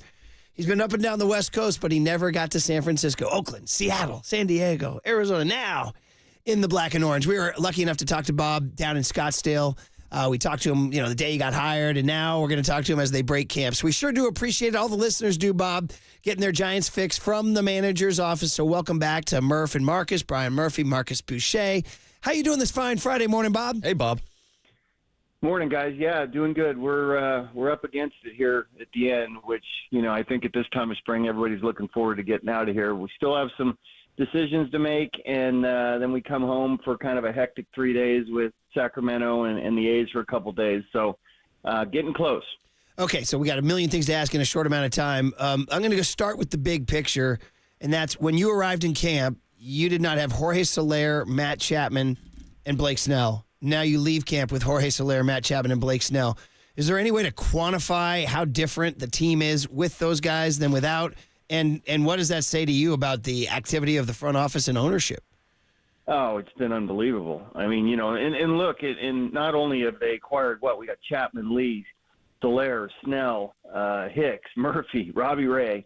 I mean, and with all the noise that's going on, during that whole process and the culmination with Blake Snell. So I can't say enough about what ownership and certainly Farhan has done to make this team look a lot different and a lot better. Now, Bob, with these players signing this late in spring training, what kind of problems does that present? I know it's obviously different looking at it through the lenses of a pitcher versus a position player, but for guys like Matt Chapman and Blake Snell joining camp this late, are there any issues maybe slowing down the process of being ready for opening day? Yeah, as far as Matt goes, I think we're in pretty good shape with him. He's gotten quite a few at-bats here and has swung the bat pretty well, and defensively it looks like his legs are underneath him, and he seems to be in good shape going in. Blake, on the other hand, that's going to be a much tougher proposition. We knew when we signed him as late as we did that there's a process for pitchers, and the reason we're here as long as we are in spring training is to build up the pitchers. So he threw a bullpen yesterday. I'm not sure. We're going to talk to him today about what it looks like next as far as games go. But, even if he does start with us, it's going to be, it's not going to be 5-6 innings right out of the gate. So we're just happy to have him, but we understand that there's going to be a little bit more of a process getting him up to speed and where he normally is when camp breaks. So, again, I'm not trying to pin you down into an announcement of when he would return or whatever, but do you guys have a plan for the rotation for the whole first week? I guess the question would be, is there a contingency plan that, given his ramp up, you guys will go the whole first week without him and you have another plan in place? You know what? There are a bunch of different scenarios, and it depends how soon he gets into a game, whether it's this weekend at some point, whether it's Sacramento, whether it's the Giants, whether he needs more of a simulated type scenario. We're not really sure yet. What I do know is that Logan Webb's going to pitch the first game, Kyle Harrison's going to pitch the second game, and Jordan Hicks is going to pitch the third game. So that's basically where we are right now, and we'll try to figure out the rest. And, Bob, I wanted to follow up on Jordan Hicks because that's a guy that Giants fans have been keeping an eye on this offseason since the signing and since the story came out that he's going to be transitioning from the bullpen to the starting rotation. I saw in his last outing you guys were able to stretch him out to 4 2/3 innings. How has that transition been, and what have you seen so far from Jordan Hicks this spring? Yeah, it's been great. I mean, the stuff's electric. He's just a lot of fun to watch pitch. He's upwards of 100 miles an hour. His two-seamer's sinking just like crazy. The ground ball rates he gets, the strikeout rates. His mindset is, look, I'm no longer a reliever. I'm a starter. He's throwing his breaking ball a little bit more, throwing some split fingers as well to try to add a pitch, as a starter. And his last time out, walked a couple guys to start the game and got out of it with a double play and then pitched fantastic the rest of the outing. And we got his pitch count up to, in the 80s. So, I was a little bit unsure of where we'd go with him being a reliever, but it's been really a testament to his mindset that, hey, I'm a starter now. I don't want to talk about pitch counts. I don't want to talk about innings. I'm a starter, and that's the way we're going to go about our business. Jordan Hicks, relatively quiet from a media and fan perspective, but not from Bob's perspective. He sounds like it's going to be a big thing going watching this guy pitch, and so many things to ask about, including shortstop, Bob. And, obviously Marco Luciano was sort of anointed in the offseason as the guy to get the everyday job, and then the Brandon Crawford drama played out, and then Nick Ahmed came to town. And it seems like they say judge you by actions, not words, and the amount of time he's getting out there is telling us, is he the opening day shortstop? Well, look, right now Luciano's playing as well as he has all spring, and he got off to a really late start because of the hamstring. So, that kind of put him up against it. He hasn't had as many at-bats as Nick has coming in here late as well. Defensively, we're trying to create a different narrative as far as defense goes. The ground ball rate that we have with our pitching staff would suggest we need some guys that can pick it up and throw it around, and Nick's always been one of those guys. So, he's looked really good here in camp. The left side of the infield looks a little bit different, obviously, with Chappie and him. But Marco's playing really well right now, so I'm not sure. I'm not going to sit here and say it's Nick for sure. But, he's done really well, and we still have some games left to see where it plays out. And, there's still some roster spots on the position player end that we're trying to figure out. But I will say Marco looks as good as he has all camp. Defensively, he looks much more comfortable in the last few games, and he's been swinging the bat really well. Moving on from the infield to the outfield, Bob, I wanted to ask you about Luis Matos, who leads the team this spring in extra base hits, has 4 home runs, has been swinging the bat really well, but it does seem like there is a little bit of a crowded outfield. So what do you think is the best pathway for Luis Matos to get consistent playing time in at-bats this season? Well, a lot of it, obviously depends on Austin Slater, and he had a little bit of a setback yesterday. He's not going to play today. I had him DH, and he's still kind of recovering from the surgery he had on his arm, and it hasn't gone really smoothly. We've been able to get him in some games and then have to pull him out. He's still feeling it a little bit. So, as far as where Matos goes, has to do a lot with Slater. And right now I'm not sure that Austin's going to make it to the finish line here to start the season. So if that's the case, obviously Matos would be on the team. Would then he slot into that, if that was the case, and again, we're sort of spitballing here just for talking baseball, would that be then kind of in the ideal scenario in your mind into that Slater role of the left-right platoon with Yaz? Yeah, wherever it is, right? So he would get his starts against left-handed pitching for sure. We have 3 left-handed hitting outfielders at this point, and not every one of these guys are going to play 162 games. So, even Jung Hoo is going to get some days off over the course of the season. Playing in Korea, is not the schedule that we play here in the States. So, if that's the case, and Austin doesn't make it, then typically Matos is going to play against some left-handed pitching. All right, exciting news. All sorts of stuff happening. Shortstop going down to the wire, perhaps Slater with a little setback, maybe Matos surges ahead. All very interesting, all down to the wire stuff that we're talking about with Bob Melvin, of course, Giants manager, doing his thing. The other one would be Pat Bailey in his hand. I know that was unfortunate. He took one. You know the deal as an old big league catcher. What can you tell us about that? An old big league catcher. That's exactly what I was. It's right now. No, he's in a good spot. It's just about getting him some at bats. When you're off that long, it's tough to, especially for a switch hitter, you're having to work at both sides of the plate. So we're getting him some at bats. We got him in a game and DH'd a couple of bats last night, 3 at bats last night. He's going to play the game here. We have a split squad today, so he's going to play the game here in Scottsdale and catch Logan Webb. He'll be ready for the season. It's just a matter of where his timing is at the plate once we get to opening day. Now, Bob, the other injury I wanted to ask you about is the back end of the rotation. Guys like Keaton Wynn and Alex Cobb are back on the bump. What do you think their timeline looked like for being ready for the start of the season or when they could rejoin the rotation? Yeah, we're hoping that Keaton can start with us. So he's got an outing today. He's pitching the other game over at the Cubs today.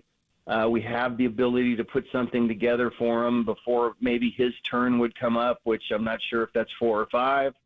And we're hoping that he makes it. And, it might be a little bit of shorter stint to start the season.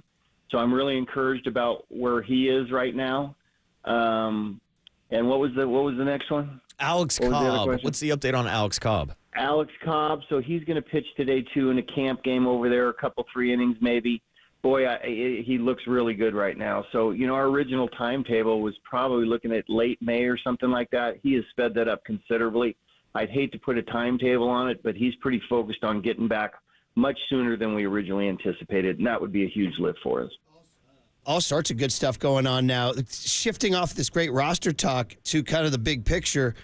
Listen, you've been around the game a long time, and I'm not going to ask you to comment on Shohei Otani's scandal or anything like that, but I do want to ask you, you guys read the news and you notice, and teams have distractions, and I'm wondering, is your radar up that the NL West landscape shifted a little bit with some storm clouds in LA? I don't. And look, I'm trying to concentrate on our group and get us to opening day healthy and make sure that we have the right complement of players to start the season. We do play them the second series of the season, so I think you get a little better indication once you're around them and once you play them. But we got enough going on here to where I really don't concentrate too much on what's going on over there as far as, some drama they've had a little bit, but that really doesn't affect us right now. And for me, it's just a little bit of a distraction I don't need. Skilled answer from the veteran skipper. I like it, Bob. I like it. And Bob, I just wanted to ask if your expectations for this team has changed at all since the last time we saw you down in Scottsdale with the signings of Matt Chapman and Blake Snell. Are there any different angles or maybe ways you're viewing this season with those guys added to the roster? Well, you're adding 2 really big-time players and 2 of the most sought-after free agents on the market this year. So, sure, that's going to affect our confidence in who we are. But all along I really felt like we had a good team, and health's going to be a part of it. Like you said, with Cobb coming back, and he's going to be a great addition, and at some point in time, Robbie Ray is going to be coming back. We know we have the ability to get better as the season goes along, especially on the pitching end. But I liked our team coming in. I always think, look, if we're the team we have, if we play together and play as a group and everybody gets involved and things start going our way, that our expectations are very high. And now you put in Blake Snell and Matt Chapman on top of it. It increases that. So I feel really good about our team. All right, Bob, it's an action-packed interview that's coming to an end, but I feel like I always have to talk some sort of Bay Area sports with you. So in your bracket, St. Mary's Gales, and is there a Bob Melvin? I mean, you have so many connections from Dick D'Oliva on down. Is there like a St. Mary's Gales connection? Like did Tom Masheri babysit you or something when you were a kid? No, I know Randy a little bit. So, met him a couple times, and man, I love St. Mary's. And you know what, with the Pac going away, which is really disappointing, there's been a little bit more focus on St. Mary's basketball for me, Gonzaga, USF. I love watching that conference and those games. So I know they got a tough draw here against Grand Canyon here in the first round, but be pulling for them for sure. And it's one of those teams that you can't help pull for because they might have some of the resources and recruiting and so forth. The other teams, they always overachieve, and it's really fun to watch them play basketball. Bob, I tell you what, if you do your Mount Rushmore, Bay Area college basketball, obviously Pete Newell. I put like a Mike Montgomery, Callan Sarah. I think Randy's up there in the history. No doubt about it. Bay Area college basketball, right? You with me? Right. And obviously USF. I got to go to what's his face at USF, Phil Woolper, right?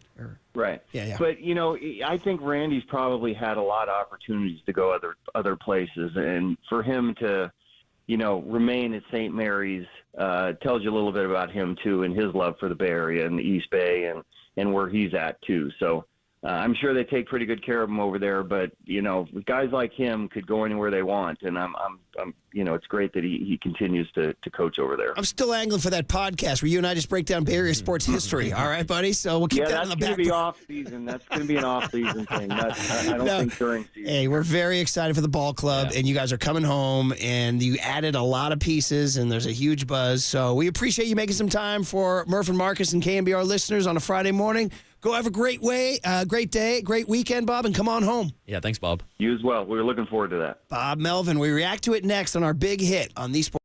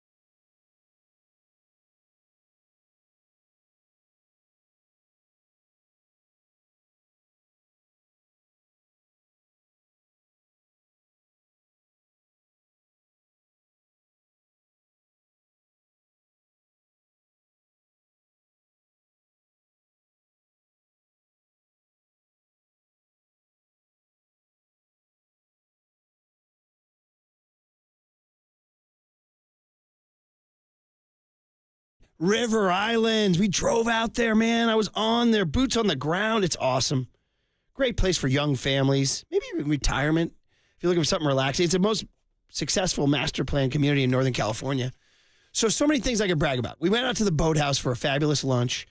I'll shout out that club sandwich, baby, and all the tunes and the TVs and the bocce ball. And then you go around and you see the homes and you see the River Islands High School getting built, getting ready to open its next new camp. All the parks, Islanders Field for the Islanders. It could be like a single A baseball park. It's very beautiful. 3, 4, 5 bedrooms on the Kuiper Homes preview of its new Capri neighborhood. So there's a new neighborhood, Capri neighborhood, Kuiper Homes, up to 3,200 square feet of space. Perfect for young families. It really is. So prices range from mid-600,000s to over $1 million. Best place to start your tour is online at riverislands.com. We ask, isn't it time for you to discover the islands? And I say to you, I'll meet you at the Boathouse.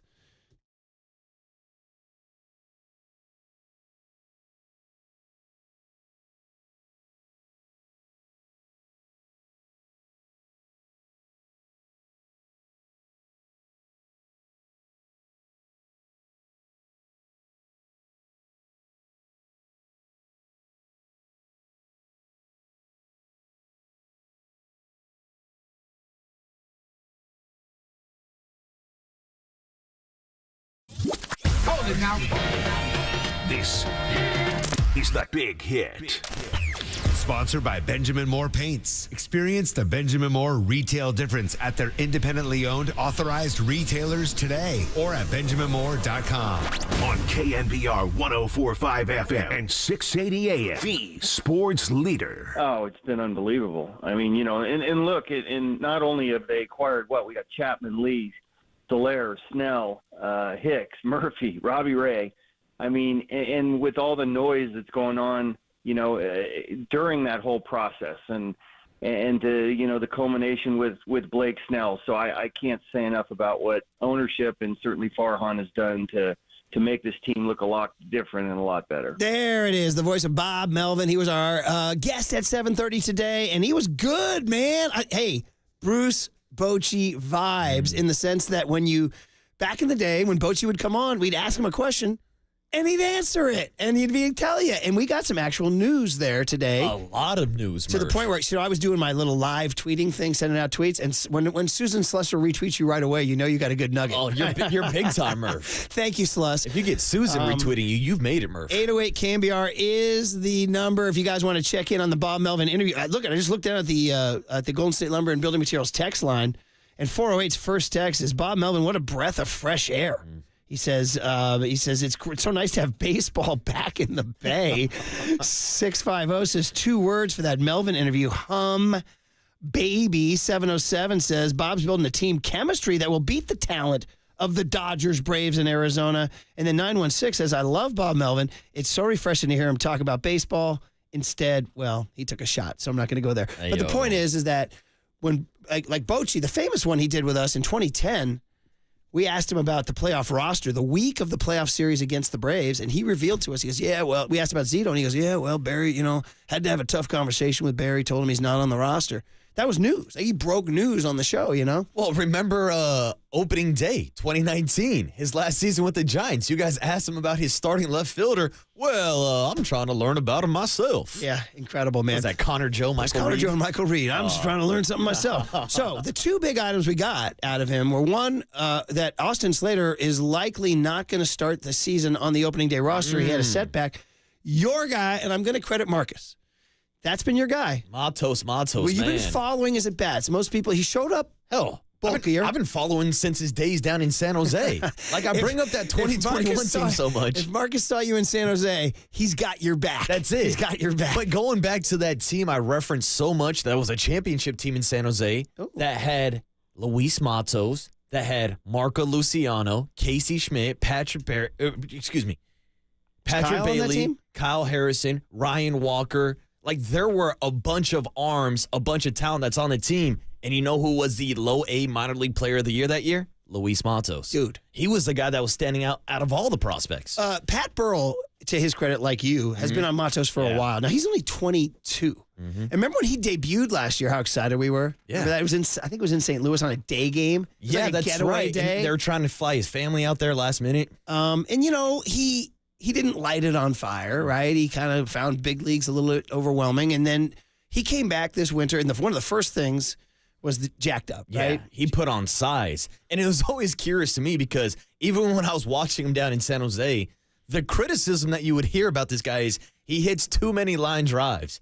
And like my head exploded. I was like, what do you mean? People don't like line drives, and they wanted him to work on his launch angle more. Well, if you add on an extra 10 to 15 pounds of muscle, add that to the line drives, a lot of the balls are just going to go straight out. Yeah. I mean, Yoenis Cespedes used to hit line drive home runs all the time. It's possible, even with a lower launch angle, to still leave the ballpark. You dropping the Cespedes comp on Matos? I'm not there. Yeah, he's got to put on some more size for that, but everybody's complaining about line drives and launch angles. Just square up the ball and hit it hard somewhere. I just showed you a video of a kid hitting a line drive with the bases loaded last night.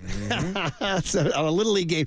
And you tell the kid, if you hit a ball hard, you can't control it. It went into a glove in right field. But anyway, the point is Matos, I'm excited. Yeah. Listen, can the guy continue to develop, obviously?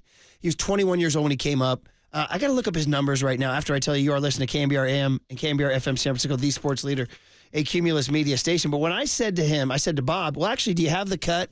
You can listen to Bob himself about would he then slide into the Slater role of righty-lefty with Yaz? He's like, and more.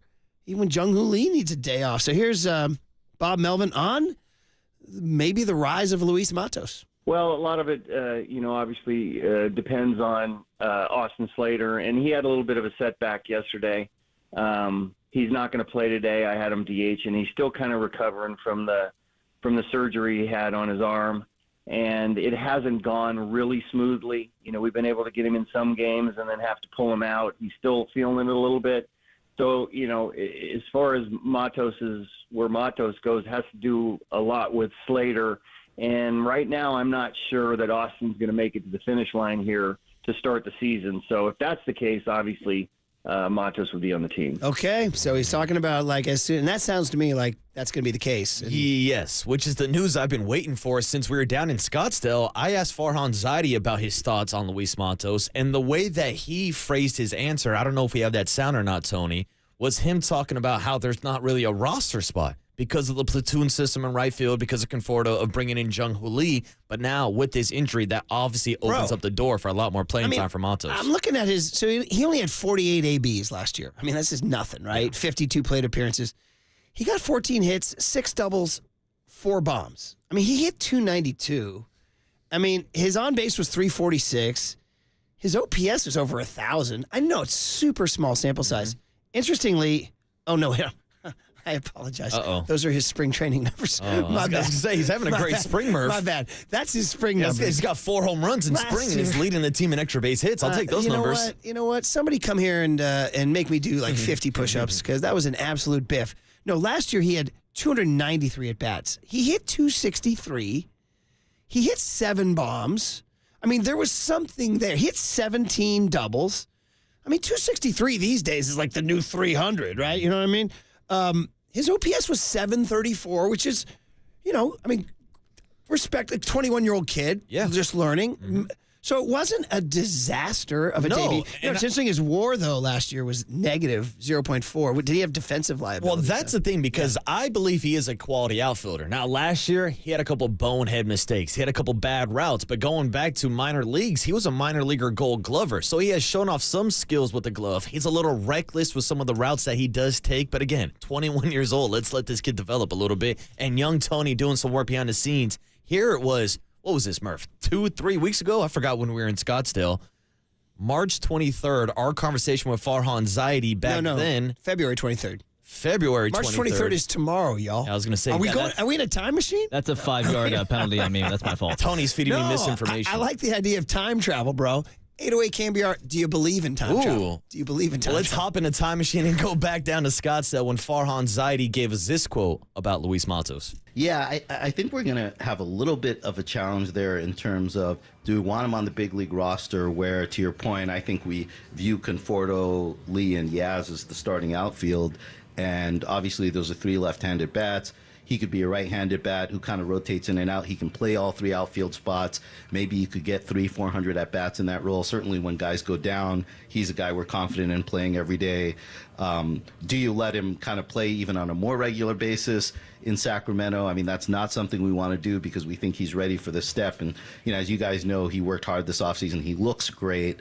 And again, I just think there's enough of an opportunity in our outfield, even if the opening day look is set, where if he continues to build on what he did last year, we're going to see him a lot. Okay, man. Here it is. Matos Mania. 808 KNBR is the phone number, by the way. If you guys want to react to anything Bob Melvin had to say, or just just hearing Bob Melvin seemed to juice up a lot of y'all, because we all said, as somebody said, 925 texted in and says, I'm a free agent A's fan.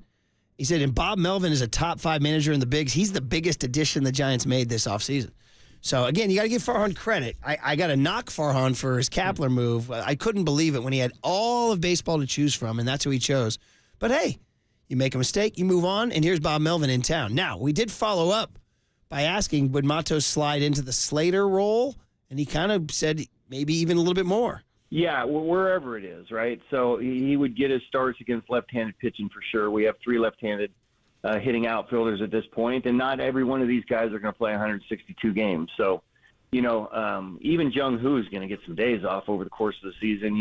Playing in Korea, is not the schedule that we play here in the States. So, if that's the case, and Austin doesn't make it, then typically Matos is going to play against some left-handed pitching. Okay, brother. Here we go, man. Let the Marcus Matos era begin. That's it, Murph. And that was the questions that we were asking about the development versus win now, and whether or not you can develop these guys at the major league level. We saw a lot of ups and downs last year, guys coming up to the big leagues and going back down to Sacramento. So there's always that, I don't want to say argument, but there's a discussion about whether or not what benefits these young players the most. Yeah. Is it giving them the opportunity to maybe get some at-bats at the major league level, or do what they just did with Casey Schmidt, send him down to Sacramento? He's going to be starting the year in AAA so that he can at least get consistent everyday at-bats, which brings up the question on Marco Luciano versus Nick Ahmed. Do you go with the veteran with the gold gloves, or do you give the opportunity to your top prospect? Funny you ask, Marcus, because as you noted, did Luciano hit a bomb last night, you said? Luciano went deep. He's starting to heat up a little bit at the plate.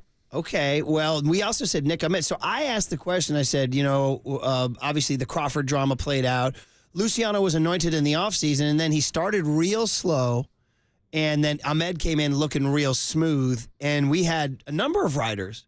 I think it was Pavlovich, Sluss, maybe Bags, maybe all 3 of them, who said, no, Nick Ahmed's going to be your opening day shortstop. So I just said, told Bob, I said, so is it kind of settled then that you guys are going with the veteran Ahmed on the left side on the infield? And I think he Silk Sonics this thing. I think he leaves the door open. Right now, Luciano's playing as well as he has all spring, and he got off to a really late start because of the hamstring. So, that kind of put him up against it. He hasn't had as many at-bats as Nick has coming in here late as well.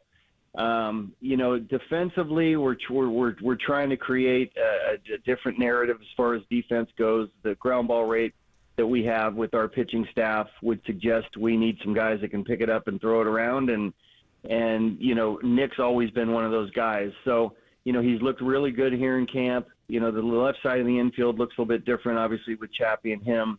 But Marco's playing really well right now. So I'm not sure, I'm not going to sit here and say it's Nick for sure.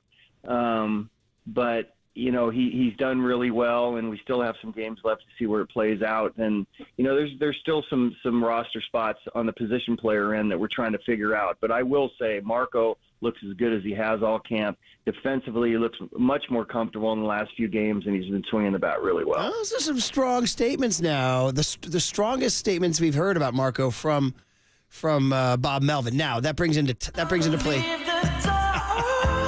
Nice, buddy. Very nice. Hey, anytime you can drop that in, it's good by me. That brings up Tyler Fitzgerald, because he was talking about roster spots. And now, is it because Tyler Fitzgerald was presumed to take that last spot because he can play center, short, and run, right? And that's exciting. We had him on the show. He was fantastic, right? But now it sounds like they're like, maybe you keep a Luciano. I don't know. What do you read into those comments? I think there's going to be an opportunity for Marco Luciano. And this is going back to Farhan's end-of-the-year press conference last year when he was asked about a potential Brandon Crawford return. and he said, we view Marco Luciano as our shortstop next season. Then fast forward to this offseason, where we talked about Brandon Crawford not coming back because it was viewed as a cloud over the developing guys like a Marco Luciano. So I've been in the camp all offseason long. Let the kid play. Let him develop. If you're going to bring him up to the major league level, let him either sink or swim at the major league level. Again, this is a guy that's been a top prospect in your system for years, since he was 16 years old, since he signed that contract.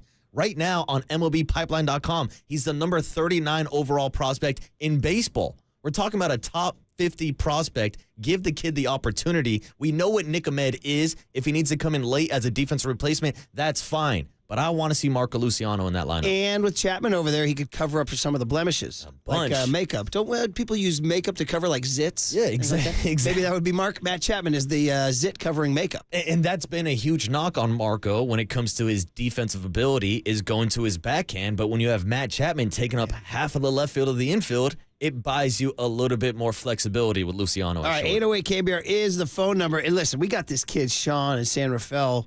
Somebody asked if he stepped out of first period to make this call. We know he doubled up in Vallecito on Tuesday. But anytime we want to hear from the next generation of Giants fans, we do it. So the youngster, Sean, San Rafael. Hey, welcome back, Sean. How are you, kid? What's up, Sean? Come on, kiddo. Don't blow now. Uh-oh. Don't choke now. Don't drop the ball. What's up, guys? There you go, We got buddy. you, Sean. There What's you up, go. kid? What's up, man? How you guys doing?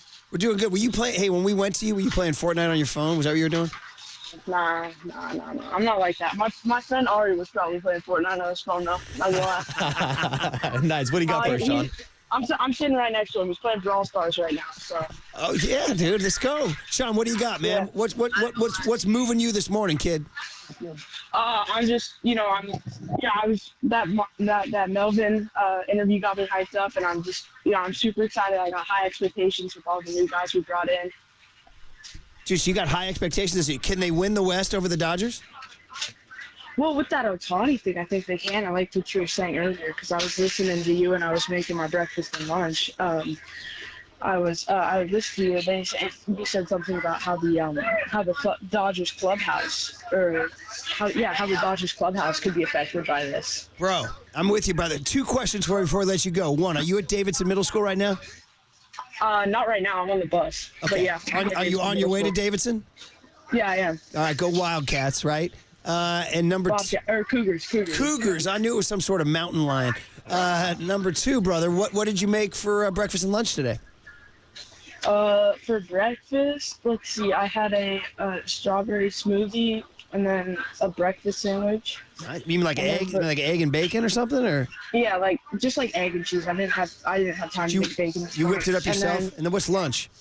For lunch, I made a grilled cheese with peanut butter pretzels and some string cheese. Bro, you are dialed. You know what? Your Friday is going to be rocking and rolling. Sean's eating better than I am. All right, kid. Hey, have a great Friday. Be good, Sean. Hey, thank you, guys. There he is. This kid's unbelievable, man. What are you saying, Young Tony? You got something for me? Oh, I was just saying Sean is like a modern day Young Tony. Young Tony wakes up at 2 a.m. cooking his eggs every morning. So does Sean, apparently. You guys 3 a.m. You guys are behind the glass telling me something, but I couldn't get it. What was it? Curly just want to make sure we know Bill Shaken's going to join us at 8:30. We're going to stick on this next segment. I thought he wanted to comment on Sean's breakfast and lunch. No? What? Right. Shaking a smoothie. By the way, I mean, right now, if I could literally, I'm going to go pick Sean up at Davidson, drive him to my house, and have him lecture my 2 kids.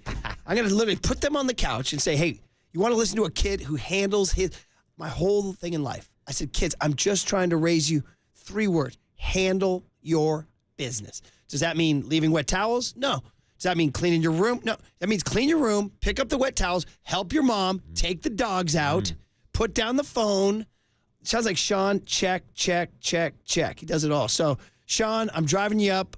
I'll give you I don't know. I'll buy him like a super duper burger to give a lecture to my kids. All right? Give him one of those $5 milkshakes or something like that. $5 milkshake. But how about Sean being fired up? We hear so much about the younger generation and old school baseball and how it's a culture clash. My guy Sean's fired up for Bob Melvin, a little hum baby baseball. That kid, he was listening and heard it. So listen, we can continue to react on the other side. Bill Shaken will join us at 8:30 to talk about the Otani story from the LA Times perspective. We can do that or cooler of content. Either your choice, dealer's choice. Stay tuned and you'll find out. Next on KNBR 104.5 and 680, the Sports Leader. Menlo Park, shout out to you for supporting KNBR. Menlo Park's sports leader.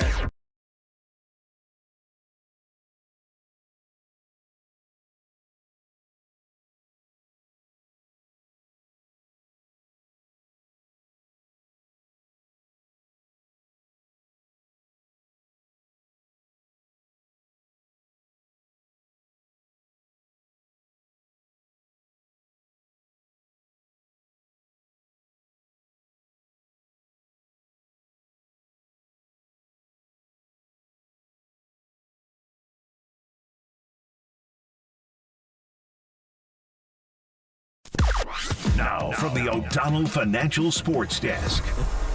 Giants pitching coach and Marin's own Brian Price stopped by the Pop and Lunch Show yesterday to talk about the arrival of Blake Snell and when he thinks he could join the Giants rotation. To hear that podcast and more, check it out on KNBR.com and the KNBR app.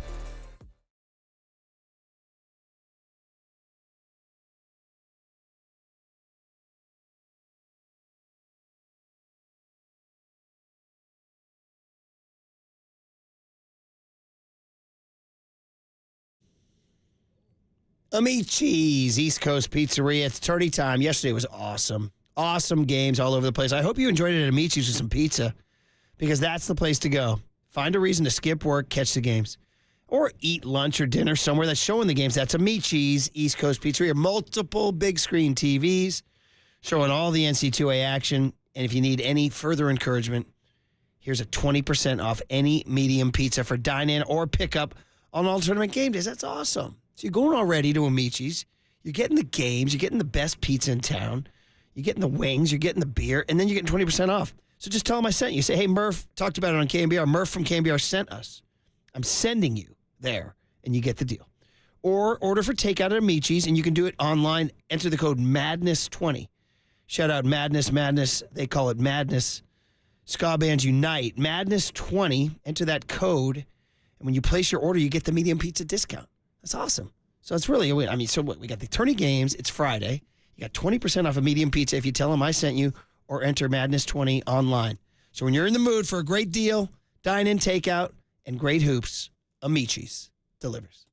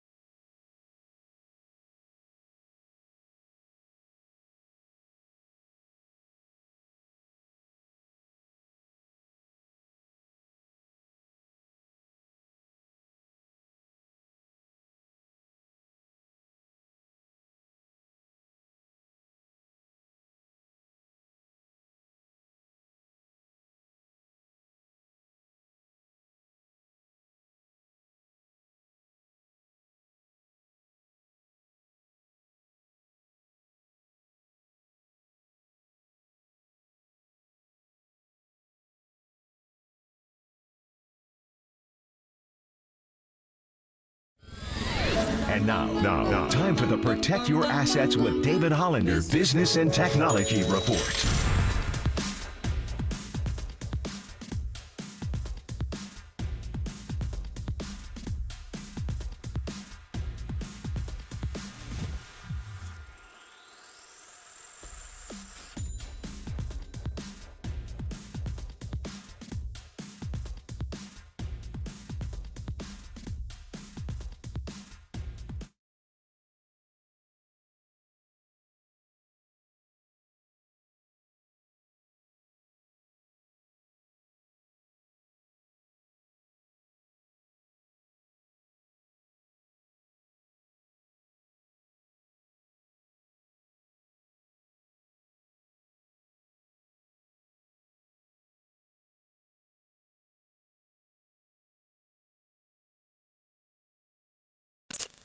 Murph and Marcus keep rolling on the sports leader and streaming live on YouTube at KNBR 1045. You know what? There are a bunch of different scenarios, and it depends how soon he gets into a game, whether it's this weekend at some point, whether it's Sacramento, whether it's the Giants, whether he needs a more of a simulated type scenario. We're not really sure yet. What I do know is that Logan Webb's going to pitch the first game.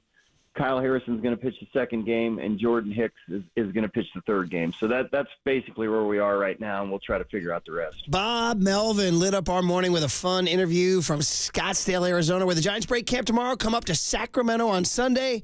They go to Oakland on Monday. By the way, Coliseum the lights still work over there? They got that? Well, the answer is probably no in the Coliseum, but they'll still play games there. By the way, did you see who the A's announced as their opening day starter? Forever Giant, Al Wood. Alex Wood. Yeah. You got J.D. Davis, Alex Wood, Ross Stripling. Who else? Who else they got over there? Sky Bolt. Do they have DJ Omami over there, too? No. Dude, what if Renel turned up over there? Oh. What if Hey, now. Renel, much love. Well, that is her home. I mean. Yeah, she does rep Oakland. She does rep Oakland big time. But anyway, that was great. Great interview with Bob Melvin. If you missed it, it's on KNBR.com on the podcast.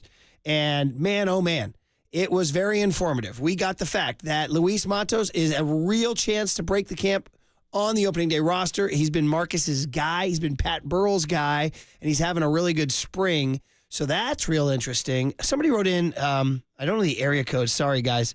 Sometimes these things come in, and then you guys write in. He said, where are we with Conforto as a fan base? Oh, here it is, 757. I don't even know what 757 is. Oh, Newport News, Virginia. Shout that out, by the way. What's up, Virginia? Shout out J.R. Reed, probably the most famous basketball recruit out of Newport News, Virginia. Where you see? That's a deep pull, kid. Yeah, deep pull. Yeah, anyway, where he says, where are we on Conforto as a fan base, and who would you rather have starting more games, Conforto or Matos? Oh, that's good. Would you just say flat out say Matos? I think Matos is the That's future. young Tony. Yeah. Now, Michael Conforto, with his contract, I think they're almost obligated to play him, which sounds terrible, but he's one of the situations where we talk all the time about player opt-outs. Conforto did not have a great season last year, and that's why he opted in to this year of his contract. So I think they're going to start the season with Michael Conforto. And when he's healthy, he's a good bat in your lineup. But health has always been the question following him back to his days with the Mets. Is he the most forgotten / ignored everyday player that we haven't talked about all spring? I mean, other candidates include Tyro Wade, Tyro Estrada. Well, Tyro Estrada's locked in as everyday player. Those are guys we just don't talk about. And that's the thing. We all feel like it's going to be a platoon system at first between Wilmer and Wade. We know about the platoon system in right between platoons are still here. And Yaz. I think they were still going to say some examples of the platoon system, but it seems like Michael Conforto will be your everyday left fielder unless you want to throw him into a platoon with Luis Matos. So everydays right now, Chapman, Jung-Hoo Lee, Pat Bailey, and Conforto. And Estrada.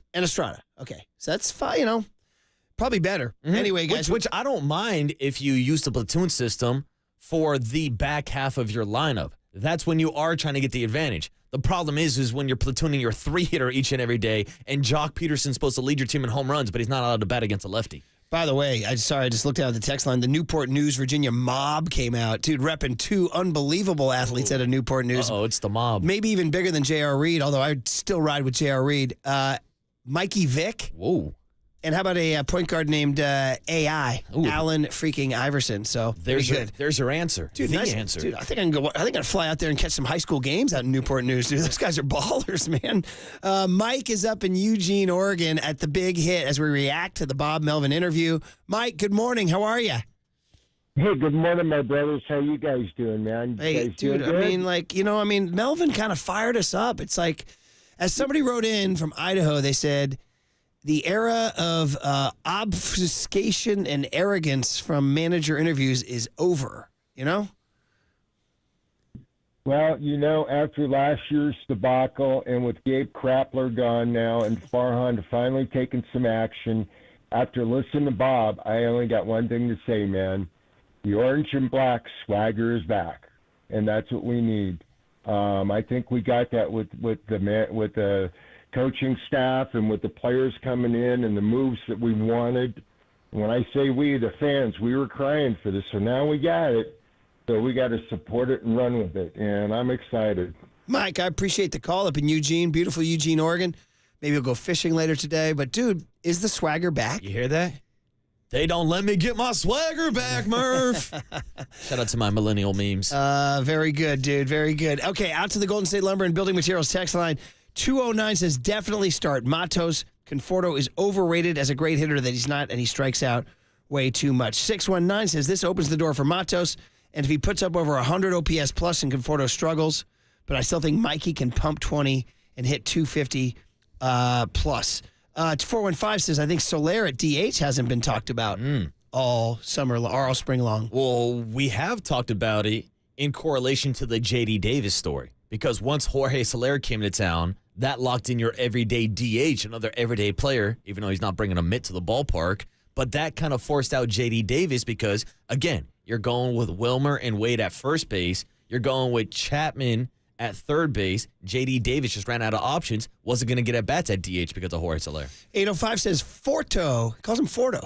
Is that his nickname? Forto can carry a team when he's on. I mean, that's the thing. Conforto does have 20-plus home run power when he's healthy. He said he had to get his legs under him last season. Watch out for 2024. I mean, he's had leg issues. He's had shoulder issues. He's had a bunch of injuries. I know in the Mets, he did get on a couple heaters, didn't he? Oh, his first couple years with the Mets, he was one of the better prospects in baseball. 925 says first base is my biggest concern right now. He says Wade and Flores are mid. Do you agree with that? Well, Wade and Flores were actually two of your best hitters in your lineup last year. Dude, Wilmer Flores was your best hitter, flat out. And Lamont Wade will get on base. Look at his on-base percentage. His on-base percentage was insane. He finds a way to get on. 408 says Conforto has to play. He's making too much money to sit. That's kind of my argument. 303 says no problem with Conforto. Give me Luis Matos instead of Austin Slater all day. 408 says I'm worried about Yaz and Wright. Well, not worried about defense. He's an outstanding defensive player. Yeah. Is he talking about his bat being consistent? Which was an argument that I brought up before spring training. Would you rather go with the platoon system that takes up 2 roster spots with Yaz and Slater, or give the opportunity to a guy like Luis Matos? Now, that brings up the question on whether or not Luis Matos can be an efficient outfielder in right field at Oracle Park, which is one of the hardest right fields to play in all of baseball. But again, I'm all for giving the kids the opportunity this year. 707 says, hey, it's Steve up here in Mendocino County. Such a great feeling having a real manager again. This might be Farhan's best signing. Hey, Steve in Mendocino, you're not the only one to say that. Another person said of all the free agent signings, Bob Melvin might be the one. 209 says, Spiderweb is back. The boys are back in town. What was that? What was he talking about? Light the web. Light the beam, baby. Light the beam. Logan Webb. There you go, dude. You've been caught in Logan's web. 831 says, the fact that Wilmer Flores was your best hitter last year is a problem. 925 says, guys, what about poor Blake Sable? Is there a spot for him on this team? I don't think so, to be honest with you, but Blake Sable, because he's no longer a Rule 5 player, he's actually got options. So the Giants can use him for roster flexibility, sending him up and down. I think he starts the year in AAA. By the way, 925 says if Wilmer Flores is your best hitter, you're not going to the postseason. But Wilmer Flores is we're not anticipating him to be his best hitter this year. We were talking about last season, and that's why the Giants missed the postseason. That's why they didn't get Shohei Otani, because they showed up to Angel Stadium with Wilmer Flores and A.J. Pollock hitting 3-4. Yeah, I love that. You will never let them off the hook for going to Anaheim in front of Ipe. Yeah, in front of Ipe, dude. And batting A.J. Pollock fourth. I guarantee you Ipe had money on that game. That was Marcus's. You see A.J. Pollock in the lineup, bet the house. Yeah, that was Marcus. You called it that day. Dude, the next morning on the leadoff spot, I was driving down Lombard trying to speed through yellow lights, and you were saying, dude, what are the Giants doing? This is their showcase for Shohei. They just said, here's who we are. We're batting A.J. Pollock fourth. They had picked him up off the streets like 2 days before, and all of a sudden he's your cleanup hitter? Yeah, man. Hey, by the way, I asked about the time-space continuum earlier today. 707 says, Murph, time isn't even real. Oh, dude, where's my car? We are all just in a turtle's dream in outer space. Whoa. Hey, Young Tone. So my old man, he was awesome. You never knew it was coming from my old man. He said to me one day at the dinner table, he said, hey, Bri, he says, how do you know that you're real? I said, I don't know, because I'm eating mom's dinner. He said, no, how do you know you're not the figment of some puppy dog's dream? Oh, man. I was like, damn. He said, yeah, now go put your dishes in the dishwasher. All right, dude? Well, Dad, how do I know those dishes are real? Well, of course, shout out Animal House. So you're saying inside my fingernail could be one tiny universe, right? All right, guys. 831 says, the time-space continuum came up because you said that the interview was from March 23rd. That's right. When tomorrow is March 23rd. And I said, are we in a time-space? Is there a crack in the time-space continuum? Shout out the Indiana Jones movie last summer. Anybody go see it? No, I took the whole team. We took the whole All-Star team. Oh, that was the All-Star We viewing. all went, and it all hinges on cracking through the time-space continuum and going back and killing Hitler. How about that? Whoa. Yeah. Juicy plot, right? Oh, yeah. Dude, Indiana Jones and the Nazis. It's like, talk about don't invite them. Yeah, You know what I mean? something I don't want to get into. I'm not going into that. If you're an Indiana Jones head, it's all centers on World War II era Germany. Are you guys Indiana Jones heads at all? I like the ride at Disneyland. Yeah. Oh, you do? Oh, yeah. I was a fan of it. Young Tone, Indiana Jones, we down? Yeah, love the series, Okay, dude. Yeah. all right. Yeah. Even the original? Da, da, da, da, Oh, yeah. da, da, Yeah, of course. Da, da, da, da. Is that John Williams? Is that on John Williams' best 4 themes ever? Star Wars, That's Indiana Jones. That's a hell of a score. Yeah, you like it? You ride with it? Oh, yeah, it's phenomenal. Has a rapper sampled it? Has a picture used it as walk-up music or a batter? It probably should be. They should, because who's not hyped when they don't I'm roping a double if that happens, buddy. All right, dude. All right, guys. Hey, Bill Shaken is the outstanding national baseball writer for the LA Times. He has the latest on the Shohei Otani story that won't go away and what it's doing to Dodger baseball, what it's doing to Major League Baseball. Next on KNBR 104.5 and 680, the Sports Leader. I think I got my swagger back. Oh.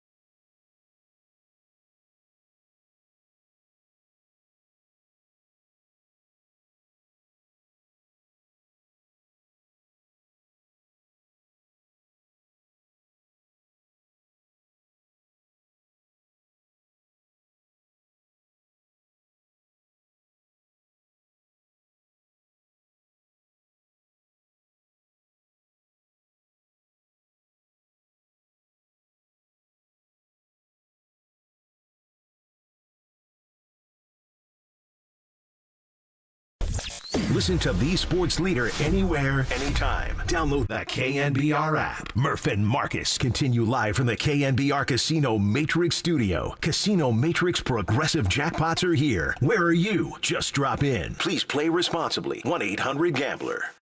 Dave, can you tell us what Ipe told the team in the clubhouse last night? You know what, Jack? I can't comment on it, man. On that, can't comment. When was the decision made to have him address the team?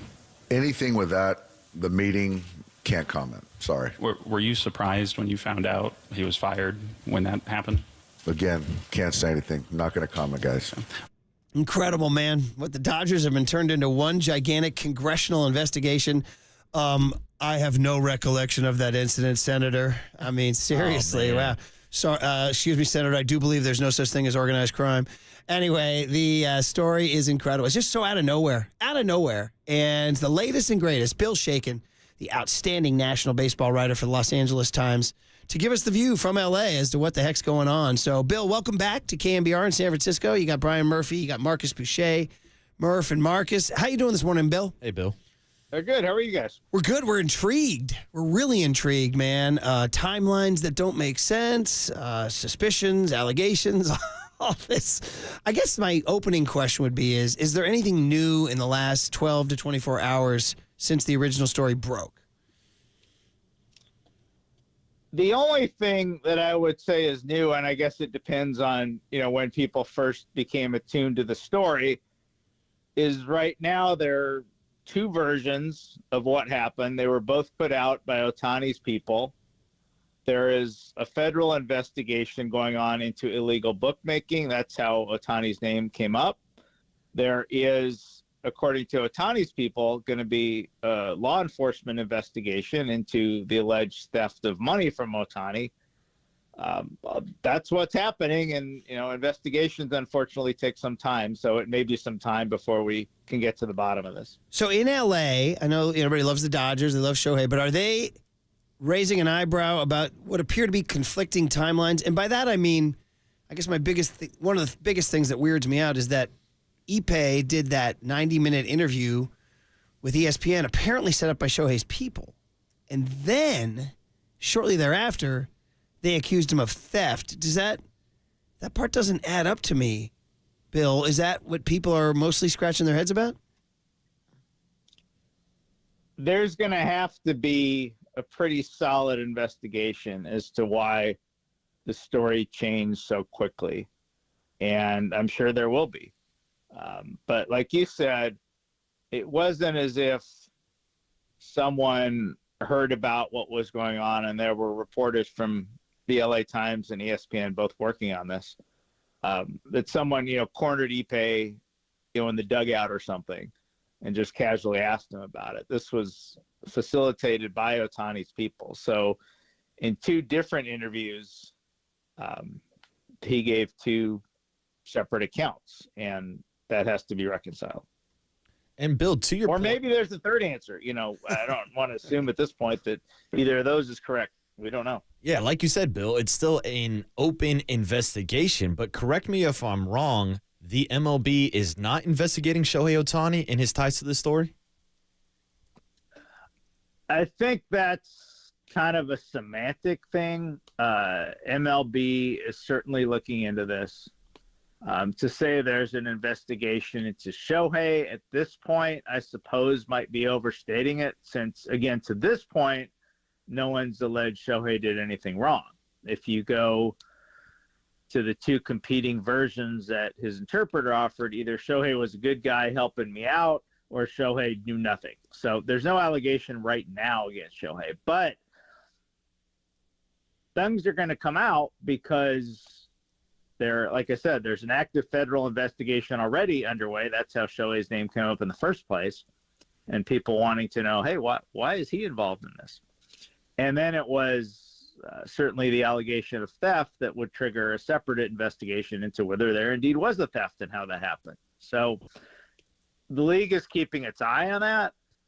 One thing to keep in mind is that if you're the feds or if you're the cops or you're the DA, you have authority to get people to tell you stuff and to talk to you in a way that Major League Baseball as a private business does not. So And we saw this with the Trevor Bauer investigation here in LA that went on for a long time too. And people are like, what, what's going on? Well, if you're the league, you can ask to talk to people who are probably going to tell you to get lost because they don't have to talk to you. Or you can wait and see what happens when the people who do have to talk to other people talk to those people and then see where you go from there. So I think that's kind of where we're headed here. Yeah, and Bill, it feels like everybody is watching and waiting for the next details on this story. And we've seen this before, multiple gambling issues with baseball, and it has been followed up with some pretty strict punishments. So I'll ask you, Bill, I know we're still waiting for the details, but do you think this whole entire Shohei Otani situation could end up in a potential suspension for Shohei? Well, it depends what the facts show. I mean, the allegations to this point are that his interpreter did something wrong. There is no allegation at this point that Shohei Otani bet on baseball. Not to say we know for sure, we don't know for sure, but there's no allegation right now. If that turns out to be the case, and the allegations are all pointed at other people, then there wouldn't seem to be a basis for a suspension. And indeed, if it turns out that they were to find evidence that Shohei bet on other sports, it's possible it could be fined. There's precedent for that. There's no precedent for suspending a player for betting on sports that are not baseball. Bill Shake and the LA Times National Baseball Writer are trying to sort out this very murky story in which Ippei Mizuhara, changed his story. We're wondering about that. Why isn't Major League Baseball doing anything? We're wondering about that. I guess you can also answer, before we let you go, Bill, about from the Dodger perspective, how Dave Roberts, Stan Kasten, and Andrew Friedman are strategizing this. And then I guess, and just sort of speculating, any kind of fallout in the clubhouse or, and they only played 2 games in Korea. They got the Cardinals next Thursday, I think, at Dodger Stadium. So from your experience, what are the Dodgers feeling, saying, and whispering? I can't imagine they're too excited. They went over to celebrate the game and play 2 season opener games in Korea. In the first game, there was a reported bomb threat. In the second game, the Shohei Otani news came out. So probably not their favorite trip of all time, but they're used to this. There's a lot of focus on the team anyway. They had the Trevor Bauer saga hanging over them for, probably close to a couple of years. So that's part of the game here in LA. There's going to be a lot of attention. You're certainly paid a lot to deal with it if you play for the Dodgers. So they'll take care of that, and they'll want you to play ball. Yeah, and Bill, when it comes to actually playing ball on the field, we got to ask you about those first 2 games out in South Korea. Yamamoto was the headliner in Game 2. What was your breakdown of his first outing? And just overall, what's your baseball takeaways from the South Korea trip? Baseball takeaways in general are that they played 2 spring training games. The pitchers are not fully stretched out. Clayton Kershaw was talking about this actually a few weeks ago because the Dodgers went to play in Australia a decade ago. And it was the same thing. You're going so far that you got to start the season early. And everybody back then was pushing build up for a regular start so you can go 6 or 7 innings. And it was just not soon enough for that. And he ended up getting hurt. Whether that was a direct reason or not, who knows. But so at this point, everybody's like, just get to the same number of pitches you are in spring training and we'll be okay. That said, Yamamoto only pitched 1 inning. That was not where the Dodgers wanted him to be. He's a control pitcher much more than a guy who just comes out there firing 99 every start.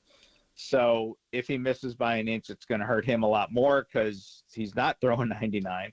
He was missing by an inch a lot, which is why he only pitched 1 inning. Certainly, the Dodgers, who have scouted him for years, and the other teams that were also offering him $300 million, would not think that 1 bad inning should spoil it. But, 45 ERA was the last thing you wanted to come back from Korea with.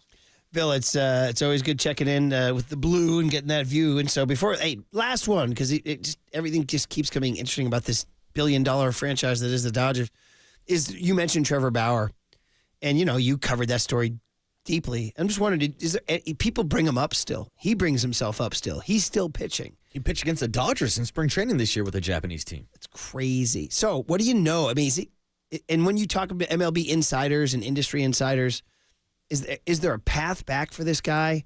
Is it no way? He's just it's a no-fly zone, or what do you hear? What do you think? If you're interested, he's pitching Sunday against the Yankees. But the reason he's pitching Sunday against the Yankees is because he can't get a job in Major League Baseball, so he signed to pitch a few games for the Diablos Rojos of the Mexican League. And they're playing an exhibition Sunday against the Yankees, and then Bauer's going to pitch a few more games with them. He would like to get back in Major League Baseball. I think it's pretty clear by now that teams are not excited about bringing him back.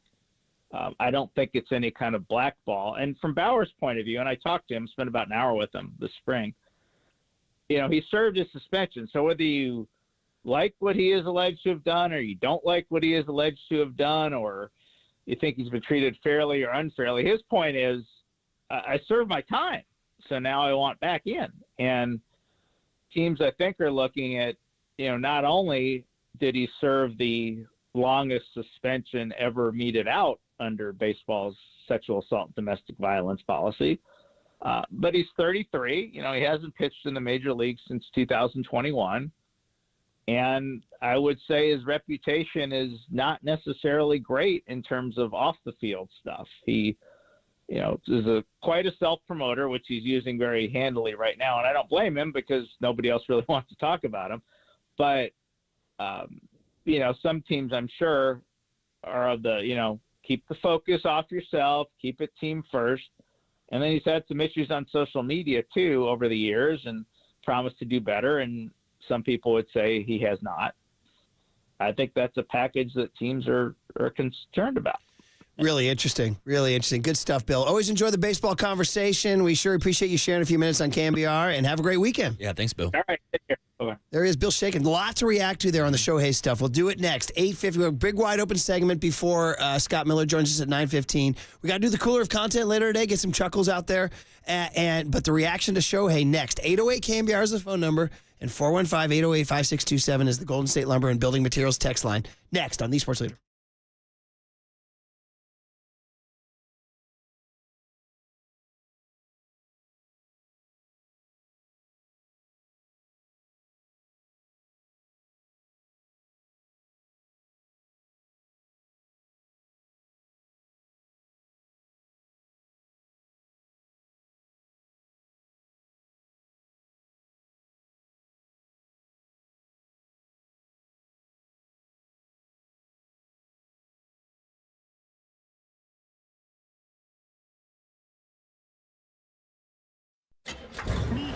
From the Chilton Auto Body Traffic Desk.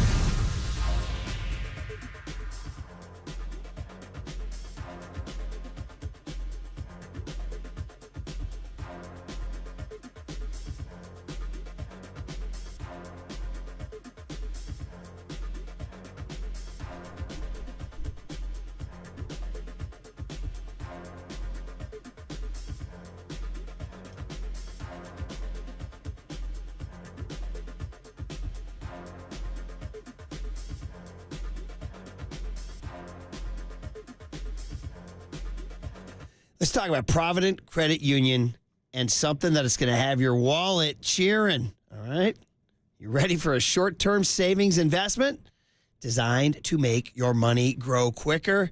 Check out Provident Credit Union's Pick a Term certificate.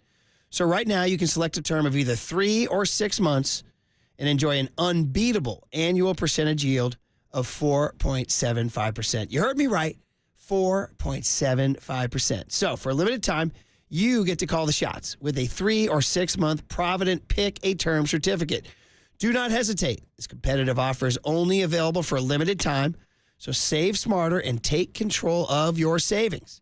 Check them out at providentcu.org or swing by our branch today. And if you're in the Oakland area, there's a new location at Temescal Plaza. This rate is effective as of March 15th, 2024. Minimum balance required of $10,000. Early withdrawal penalties may apply. Federally insured by the NCUA. For additional information, please visit providentcu.org.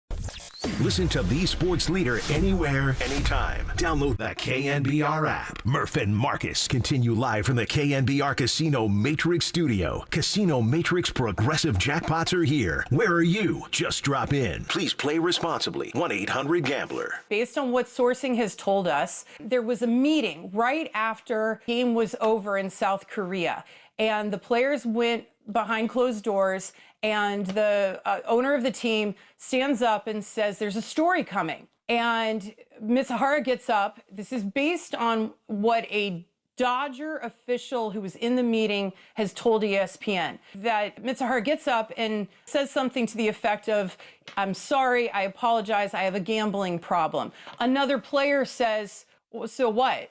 And that is when the president of the Dodgers says, well, Otani paid off the debts. Again, I'm paraphrasing here because I was not in the meeting. This is based on what a Dodgers official said. So Otani, who has, he's not fluent in English. Everyone says that. But he has enough understanding of English, according to the sources we talked to yesterday, to start to say, what? And he goes, after the meeting's over, he starts to ask questions. They get a different interpreter. And through that different interpreter, that's when he found out about the money missing in his account. Okay, can I start a segment with this, Marcus? It's my reaction to the to that story. So Otani found out about it in that meeting. Wait a minute, I've been thieved. Bro, this whole thing. I'm not buying it, guy. This whole thing is leakier than to make a generationally dated pop culture reference than the broken vase and the Brady Bunch that Peter broke. Ooh. Mom always said, don't play ball in the house. I was going to say, I thought I had more leaks in your pipes in your own house, Murph. Thank you, buddy. There you go. There you go. Dude, don't forget that thing drilling me in the eye. I had like eye damage for a day. It's just, I've had a rough week, dude. Anyway, yeah, that story just is brutal. Of all the stories that, wait a minute, Shohei is like sitting in the meeting going, wait a minute, are you telling me he wired 4 parts? So they're swerving all over the road. The stories are changing. It's so bad. You just heard Bill Shaken saying it doesn't really make a whole lot of sense. And, you know, The Athletic has a story out asking the unanswered questions. And the first question is, why did Ippei change his story? You know, I mean, multiple times. And by the way, if we can go back to that timeline quote right there, I love the fact that Ippei went in front of the entire roster in the clubhouse. It's like, yeah, I've got a gambling problem. And then there's players in the background yelling out, so what? Like, that should tell you all you need to know about sports gambling and professional sports. Yeah, it's degenerates for days. And then after the so what question was asked, they're like, oh, yeah, Andrew Freeman was the one who said, yeah, Shohei's been paying off all of his gambling debts, which is probably that Andrew Freeman shouldn't be saying in front of the clubhouse. Right. They've gone into radio silence, and man, oh, man. So MLB, the other part of this whole is what MLB is doing. Like, again, I told you guys how Bart Giamatti just was like on Pete Rose, like white on rice, man. And the MLB right now, well, nothing to see here. Shohei's not being investigated. Wait, what? What? Yeah. Not being investigated. I know. So, again, Rob Manfred just absolutely sucking once more, as always, man.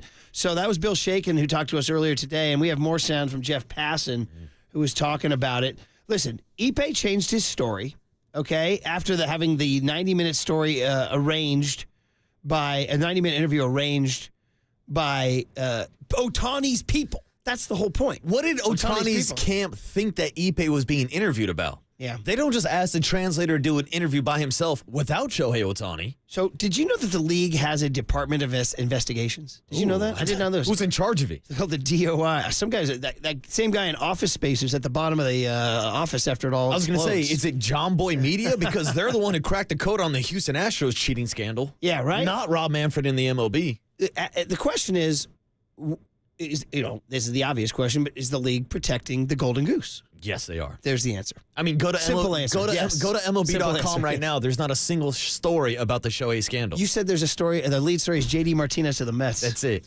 By the way, did Shohei hit on that one too? Did he have? What were the odds on JD to the Mets? It says here the federal investigation is doing its thing. And it says here, so Mizuhara, or Ippei as we're calling him, because it's more fun to say that. Ippei. Says any player, umpire, or club, or league official or employee who places bets with illegal bookmakers or agents for illegal bookmakers shall be subject to such penalty as the commissioner deems appropriate in light of the facts and circumstances of the conduct. Now, Shohei is not alleged to have committed such a violation, but his translator is. But if the league, as The Athletic writes, if the league is concerned about protecting the integrity of the game, they should probably do a little digging. And right now, they're not doing that digging. So. I mean, the fact that we have receipts of multiple $500,000 wire transfers from Shohei's bank account to the bookie's bank account, that right there is grounds for an investigation. 408 says he changed his story because it's illegal to wire money for gambling debts. 808, by the way, 925 says, let me on the air, you clowns. So 925, why don't you call? Yeah, call in, you clown. I mean, come on, buddy. Yeah, what are you scared of? Stop running from the truth. Stop running from Murph and Marcus. Marcus wants you, too. Yeah, I want that smoke, clown. Anyway, guys, that's the deal. 925 says, if Otani gave his bank info to Ipe, that's careless. If Otani covered Ipe's debts, that's careless. Bottom line, he's in way too deep. No way he comes out clean. Which, by the way, I went back through that 925's text catalog. Yeah. And like 2 texts ago, he's like, Marcus, you're good. Congrats. You have a good future in sports talk radio. And then 2 seconds later, he's like, yeah, you guys are clowns. Put me on the air. Gotta love the text line. Hey, listen, baby, in this gig, you got to roll with it, baby. As the great Bob Costas said, it's a wacky business. What are you going to do? It's a wacky business. And you are listening to KNBR AM and KNBR FM San Francisco, the sports leader, a Cumulus media station. My other take on this is I truly do believe that, listen, do I want Mookie Betts and Freddie Freeman? Yes. Do I want Walker Buehler? Yes. Do I want all these guys? I think this puts some sort of crack in the Dodger Foundation. It's definitely a distraction. And we don't know the ripple effects in the clubhouse yet. I wanted to ask Bill Shaken about it, but he wasn't out in South Korea. And it sounds like nobody is talking to Shohei Otani right now after a guy, Daniel Jeremiah, gave us the scoop that he had 2 PR personnel people guarding his locker so that they could not talk to Shohei Otani yesterday. And Dave Roberts said, no, he's preparing. He's in a hitters meeting. Yeah. There's nothing else on his mind, right? Nothing going on. Dude, I have trouble sleeping after a 6th grade basketball loss. How's this guy doing as tossing and turning at night? Well, he's probably staring at the ceiling, man. Well, especially when you talk about someone like Shohei Otani, who's so secretive about his personal life. Like, we just learned about his wife a couple weeks ago being a professional basketball player out in Japan. By the way, she can stroke the 3. We just learned about his dog Decoy through free agency when he was trying to keep that a secret. That's right, yeah. Like, this is a guy that does not want to be talked about in the spotlight like he's being talked about right now, even though he is the face of baseball. Yeah, 415 says, how about after the Dodger clubhouse announcement, Shohei's confused and looks for an interpreter? And people like, no, not that interpreter. Go see another guy. If I could have been a fly on the wall to see Otani's face, to just see his reaction. Well, he knows everything. Well, so is he faking it then, you mean? Like, oh, hey, what is going on here?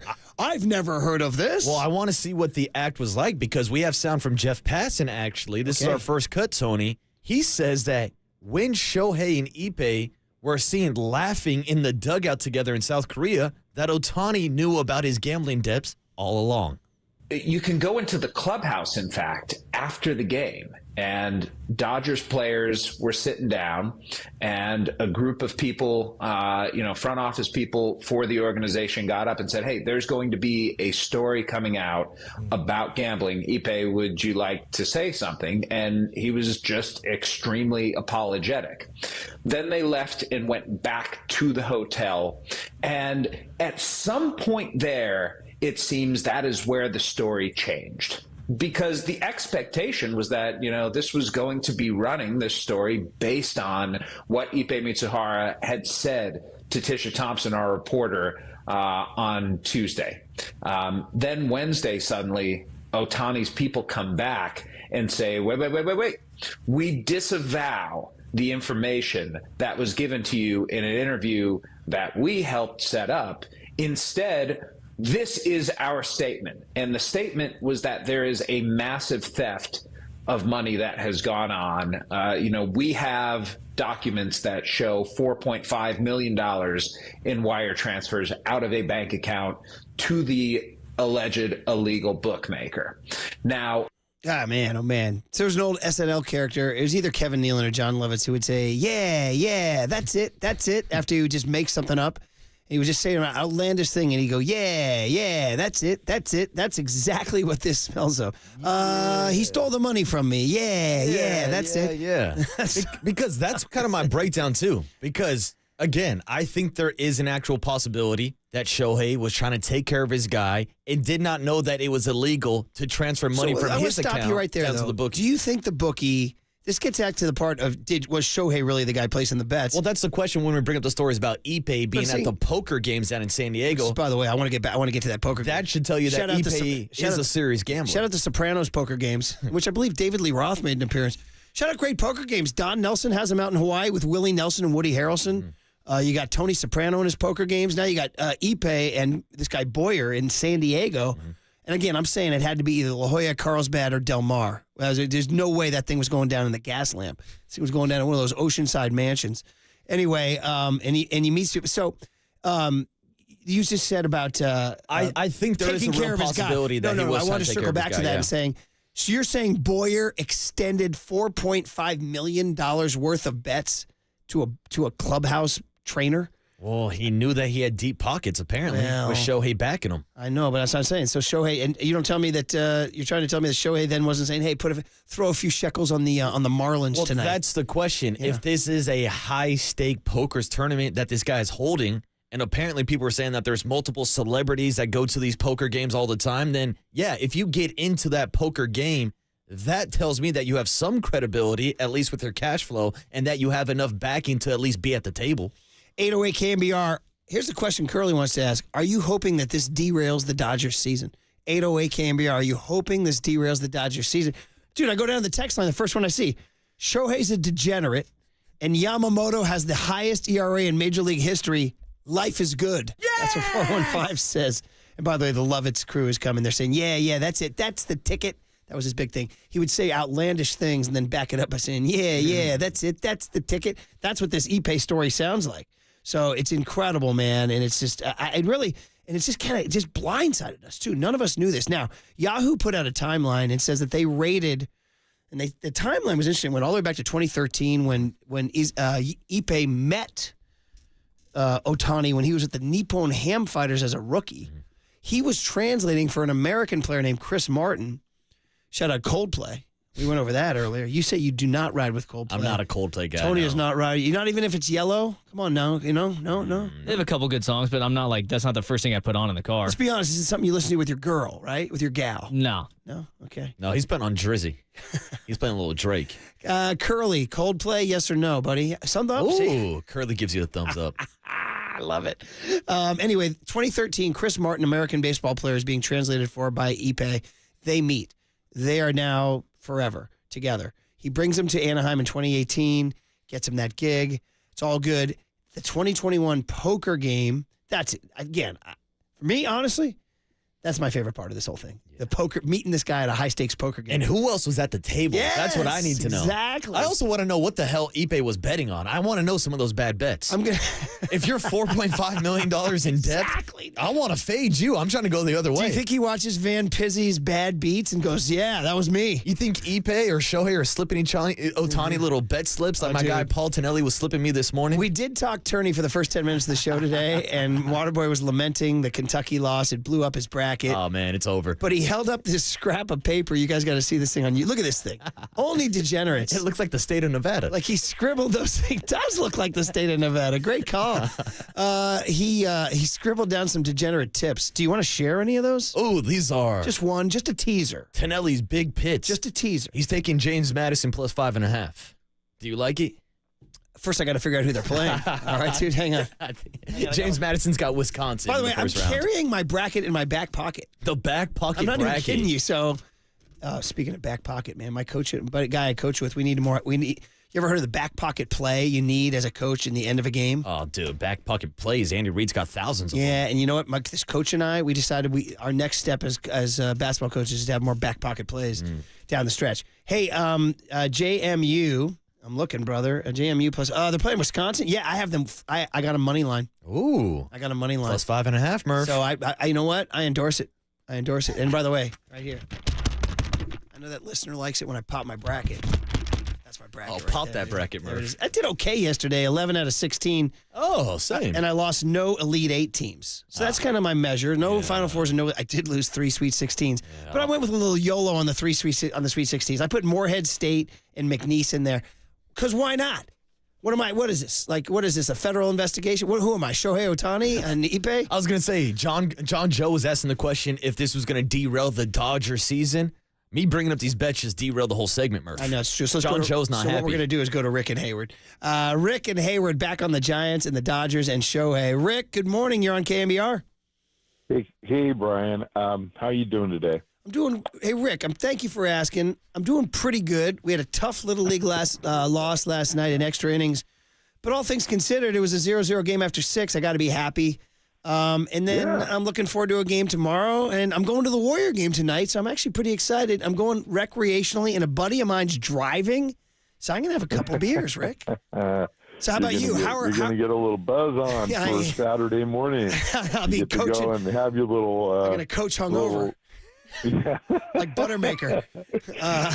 All right, Brian. How are you doing? This is where I'm at. I've been listening since 6 a.m. this morning, and I feel really sad about this because this reminds me of Pete Rose a lot. It started out as this small little thing, and it kept growing, and it kept growing, and it kept growing. And before you knew it, that whole it took on a life of its own. I mean, if I'm a Giants fan. I've been a Giants fan since 1968. I probably was out there a lot with you in left field bleachers when I didn't even know who you were and you didn't know who I was. Yeah, Rick, we were there, buddy. Yeah. So my point is, if we're going to beat the Dodgers, I want to beat them fair and square. I don't care who they have on their team. And this is just a black eye for baseball. Now, if this commissioner, so-called commissioner, doesn't follow the letter of the law that's on every door of Major League Baseball's locker rooms, then he's the biggest joke in the world. Yeah. And I mean, everybody can see what this is, but unfortunately, baseball has now embraced gambling. It didn't embrace gambling in the 80s, but now it's embracing gambling because what is it? It's advertising money. It's money, and I just feel so sad that this is happening again, another black eye for the game. Hey, Rick, pretty much. I'm with you, buddy, 100%. And if they really did, and we were saying this, and I appreciate the call, and I appreciate your asking about my well-being, Rick. So thank you for calling in, and have a great weekend, buddy. Again, I want to repeat this, I said it earlier, but for the young heads out there, Bart Giamatti was the commissioner of baseball, who was it's hard to describe, for those of you who grew up in the Manfred era, how different it was to have like a commissioner. So it's also very complex. Who does the commissioner work for? Like, theoretically, he works for the owners. I used to thought he worked for the game of baseball. Bud Selig came in as a former owner and changed the whole rubric. He was working for the owners and completely began this owner-centric thing, and that's why we had strikes and all that. And I was like, I miss Giamatti. Giamatti worked for baseball. He wanted both sides to feel a little sting. He actually cared about the game. He did. And that's why he didn't care that Pete Rose was, dude, you don't think Pete Rose is the Golden Ghost? He's the all-time hit. He, at the time, was the most iconic. Well, I mean, he wasn't the most iconic, but one on the short list of the most iconic players in the history of the game. And Giamatti said, doesn't matter. The game is bigger than you. And, people could agree or disagree, but right now what they're doing with Shohei is saying Shohei is bigger than the game. Well, if they're not going to investigate. Again, and of course, details are going to come out in the next coming days, but I brought it up earlier about Rob Manfred, the same guy that called the World Series trophy a chunk of metal. Yeah. The same guy that essentially didn't shell out any punishments for the Houston Astros cheating scandal a couple of years ago. Like, Rob Manfred has been a spineless clown and has been bad for the sport of baseball. Except for the pitch clock. I will endorse that. I don't give him credit. I take away that goodwill when I still got that damn ghost runner out on second base. That's very true. Oh, but we're playing the postseason by different rules without the ghost runner. What are we doing? What are we doing? By the way, I hate that new rule that you can't block second base anymore. Yeah. You can't drop a knee down. I'm confused about running up first base. You can drift into the path of the throw now when you're running up from home to first. Too many changes, Murph. 707 says Murph is the only clown. Ooh, for someone that's been around the Giants for so long and is so-called diehard, somehow he always sounds like he likes the Dodgers. Whoa. This has kept me from enjoying him on the radio for years. You need to find the Mayoko. That's a hell of a take. I hate the Dodgers so much I can't even stand to watch. Maddie. There you go, guys. Murph's an undercover Dodger spy working at 707. KNBR. God bless you for tuning in, brother. God bless you. Well, Murph, if you're a clown, I'm in the car with you. Oh, man. How many can we fit in? That's the question. There's 4 of us in quarter zips. 415 says, I've been working in banking for 25 years. It's impossible to wire $4.5 million from your friend's account. It actually requires 2 forms of identification and a signature. Signed, SF Mo. We had Harold from Manteca said, he dropped this on us. He goes, you need a signature in person. You need it wet.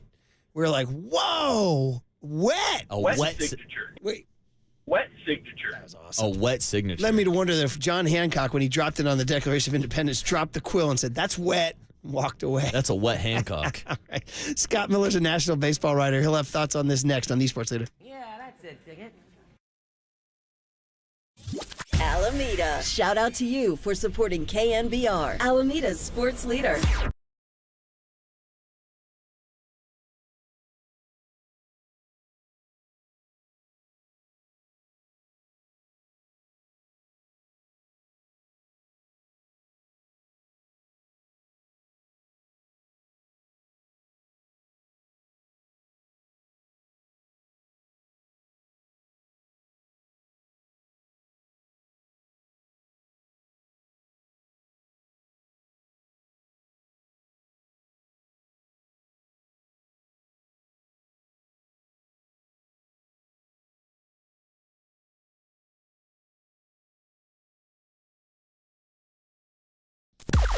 Now, from the O'Donnell Financial Sports Desk. The Athletics' Tim Kawakami stopped by the Pop and Lunch Show yesterday to give his take on the Shohei Otani scandal. To hear that podcast and more, check it out on KNBR.com and the KNBR app. Yeah, that's it, dig it.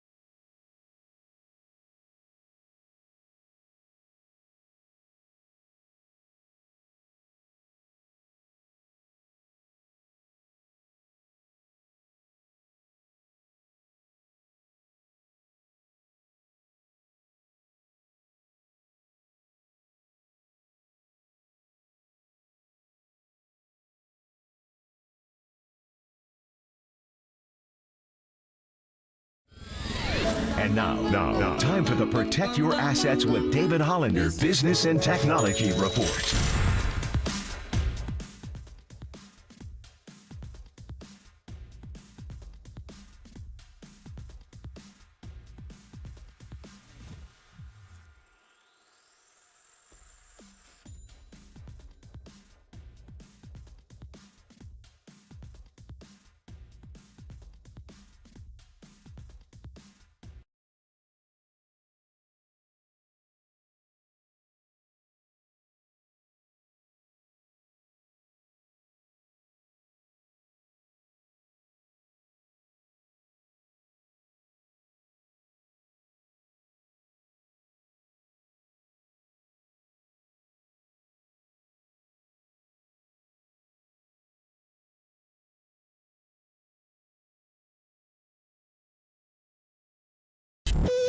Now, back to Murph and Marcus on the sports leader and streaming live on KNBR.com and the KNBR app.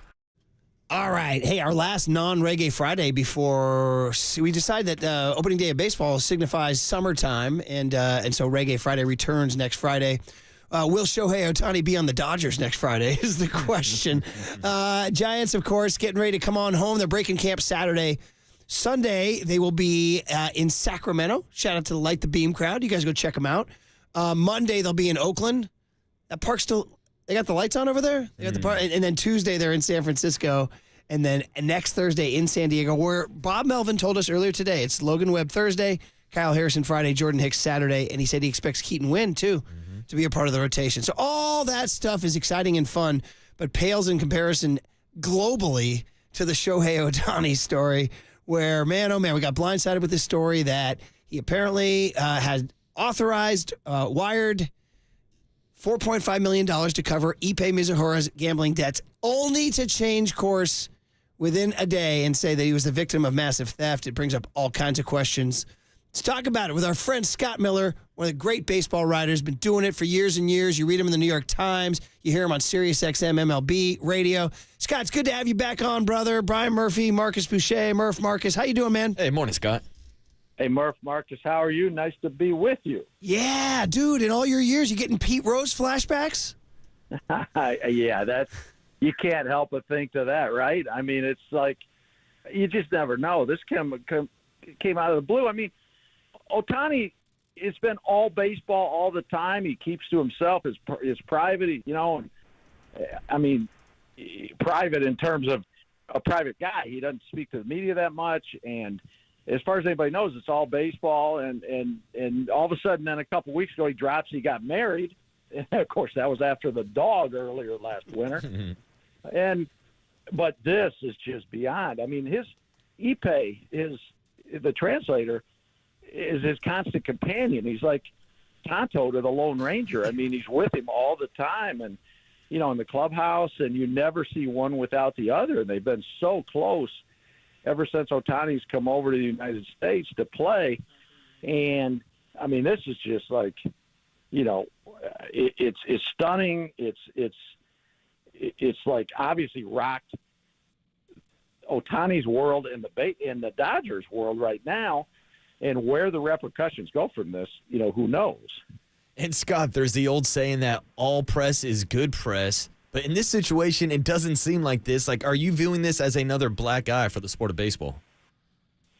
You know, I think right now it's probably a little bit too early to say because all the pieces are still falling. But it very well could be. I mean, I'm sure, you know, from the commissioner's office, you know, there's all kinds of nervous people. If it is what it appears to be, and the translator was betting on non-baseball, other sports, and had an issue, and that's the end of it, and they fire him, and Otani is completely innocent, and he's not involved in anything is what I mean by being innocent. I mean, if Otani's not, you know, then, you know, it's probably something that's going to go away, and it's going to be a weird moment, but, you know, baseball will move beyond it. But, you know, the black eye for baseball part would come if all of a sudden, you know, some betting, you know, a bunch of betting slips start to come out where, you know, Otani's got an issue. And I'm not suggesting he is. I don't want to go anywhere near that one. I'm just saying, to answer your question, that's where the black eye for baseball would come in. This guy's like, you guys know, you've been doing this long enough. Baseball's, it's dropped in popularity. The NFL long ago became the king, and then the NBA passed baseball. And, baseball, we talk about all the time about how they need to market their stars, and you could have a Mike Trout walk right down Main Street in most cities, and he wouldn't even be recognized. Baseball's individual stars, especially, after the Barry Bonds generation and Ken Griffey Jr., now a lot of your biggest baseball stars people don't even recognize. Otani's different. He's the international, not just a national, but international superstar. And, he's the guy. And obviously this contract he signed, and everybody's anticipating what's he going to do with the Dodgers now. And, like I say, I just, for the sake of everybody, I do hope it's a minor blip where, there's some gambling by his translator, and Otani's got nothing to do with anything, because if he does, that's where that's where we're going to start getting into a mess. Yeah, and that leads us to baseball's role in all this. We're talking to Scott Miller, longtime baseball writer, contributes to the New York Times. You hear him on SiriusXM MLB Network too. And that is, so I talked to you, I opened by saying, hey, Pete Rose flashbacks. You and I remember Bart Giamatti and the way he handled it. Rob Manfred is a very, very different guy. Do you see the Manfred factor being a role in this? Like, he's a business guy, he's a suit, he's a corporate guy, not a romantic like Giamatti, who wanted the game was bigger than Pete Rose. Well, maybe Manfred's saying, no, man, we need a golden goose. Do you see a Manfred X factor here because of the way he is as a commissioner? Yeah, I do. You're right. He's far more corporate. Baseball has become more corporate. It's just like this crazy uniform fiasco this year where everybody's talking about the see-through uniforms. Everything's corporate. That all popped up because they signed a deal with Nike a few years ago. And, under Manfred, everything is where it's almost like a money grab. It's we're going to sign corporate deals. We're going to do this. We're going to do that. And it's almost for the short term to make as much money as they possibly can. And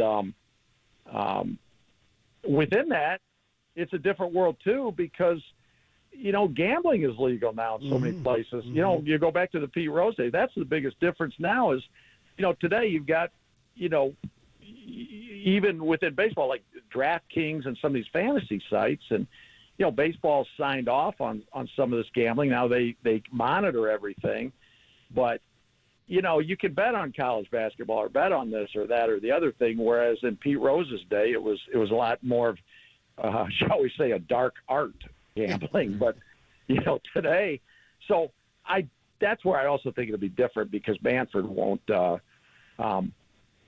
it's just gambling is just one more thing that's accepted today as a way to make money.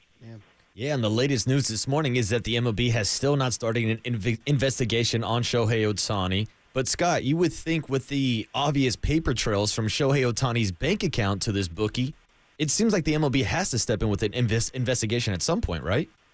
They're going to have to. I think they will, just because, they got to protect their own sport. They got to protect the integrity of their sport. They got to protect their own assets, being Shohei Otani, being the Los Angeles Dodgers franchise.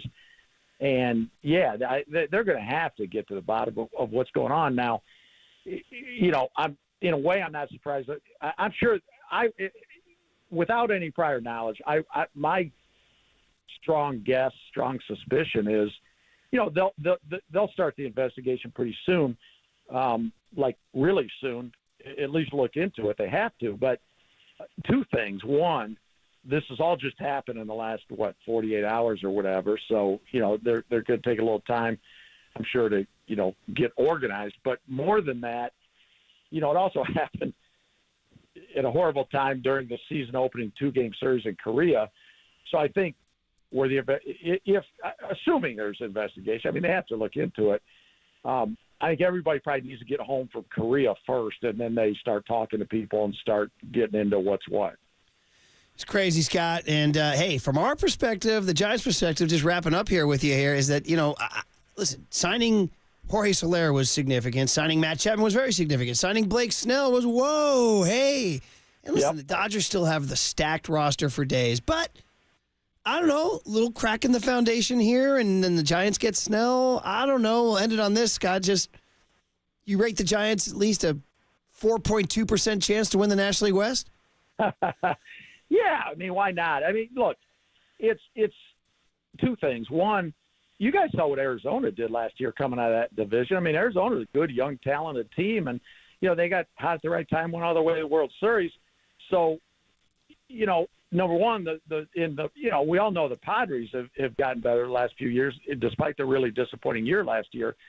So, I mean, the division overall has gotten better, and the Giants, I think, they had to make some moves if they're going to compete, and they did.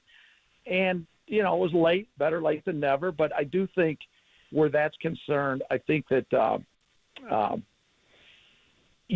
mean, they've got a puncher's chance. And the thing is, in today's world, you don't even have to win the division. It's just with the expanded playoffs, 6 teams out of the 15 in the National League make it. So instead of even looking like we got to chase the Dodgers down, it's scan the horizon and can we sneak into one of these 6 playoff spots?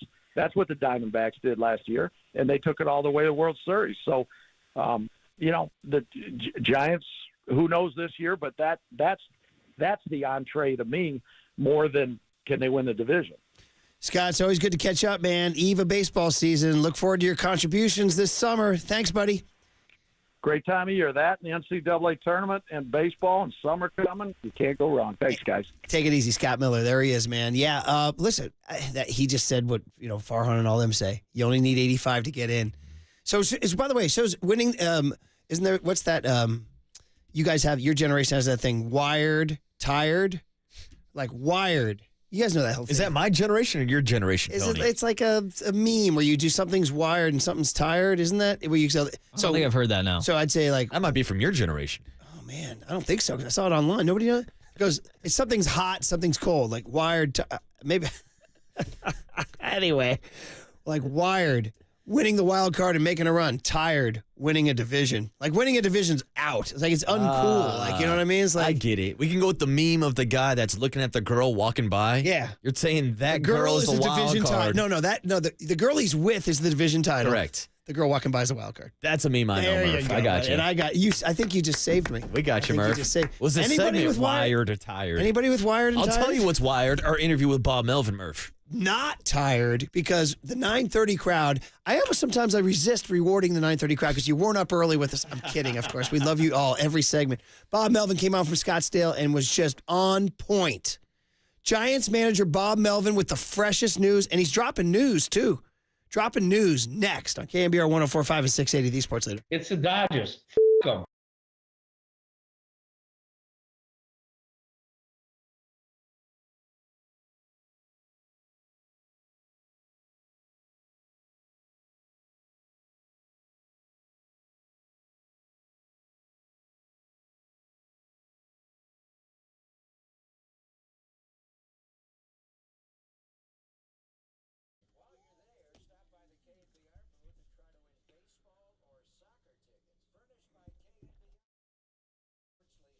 All right, we drove out to River Islands, boots on the ground. You guys stop at the boathouse right out of the gate to fuel your belly. Beautiful club sandwich, beer, lake, bocce, tunes, TVs, the boathouse, outstanding center meeting place, and then off to see the homes, the most successful master plan community in Northern California. We got new ones. Kuiper Homes having a preview of its new Capri neighborhood.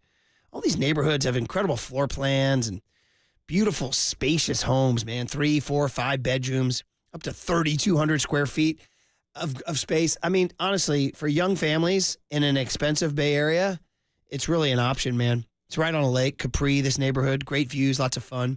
The River Islands High School is getting built. Islanders Field, outstanding baseball facility. Catch a ball game, get some seeds.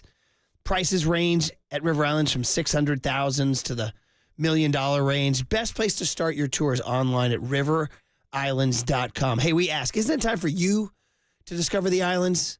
I'll meet you at the boathouse.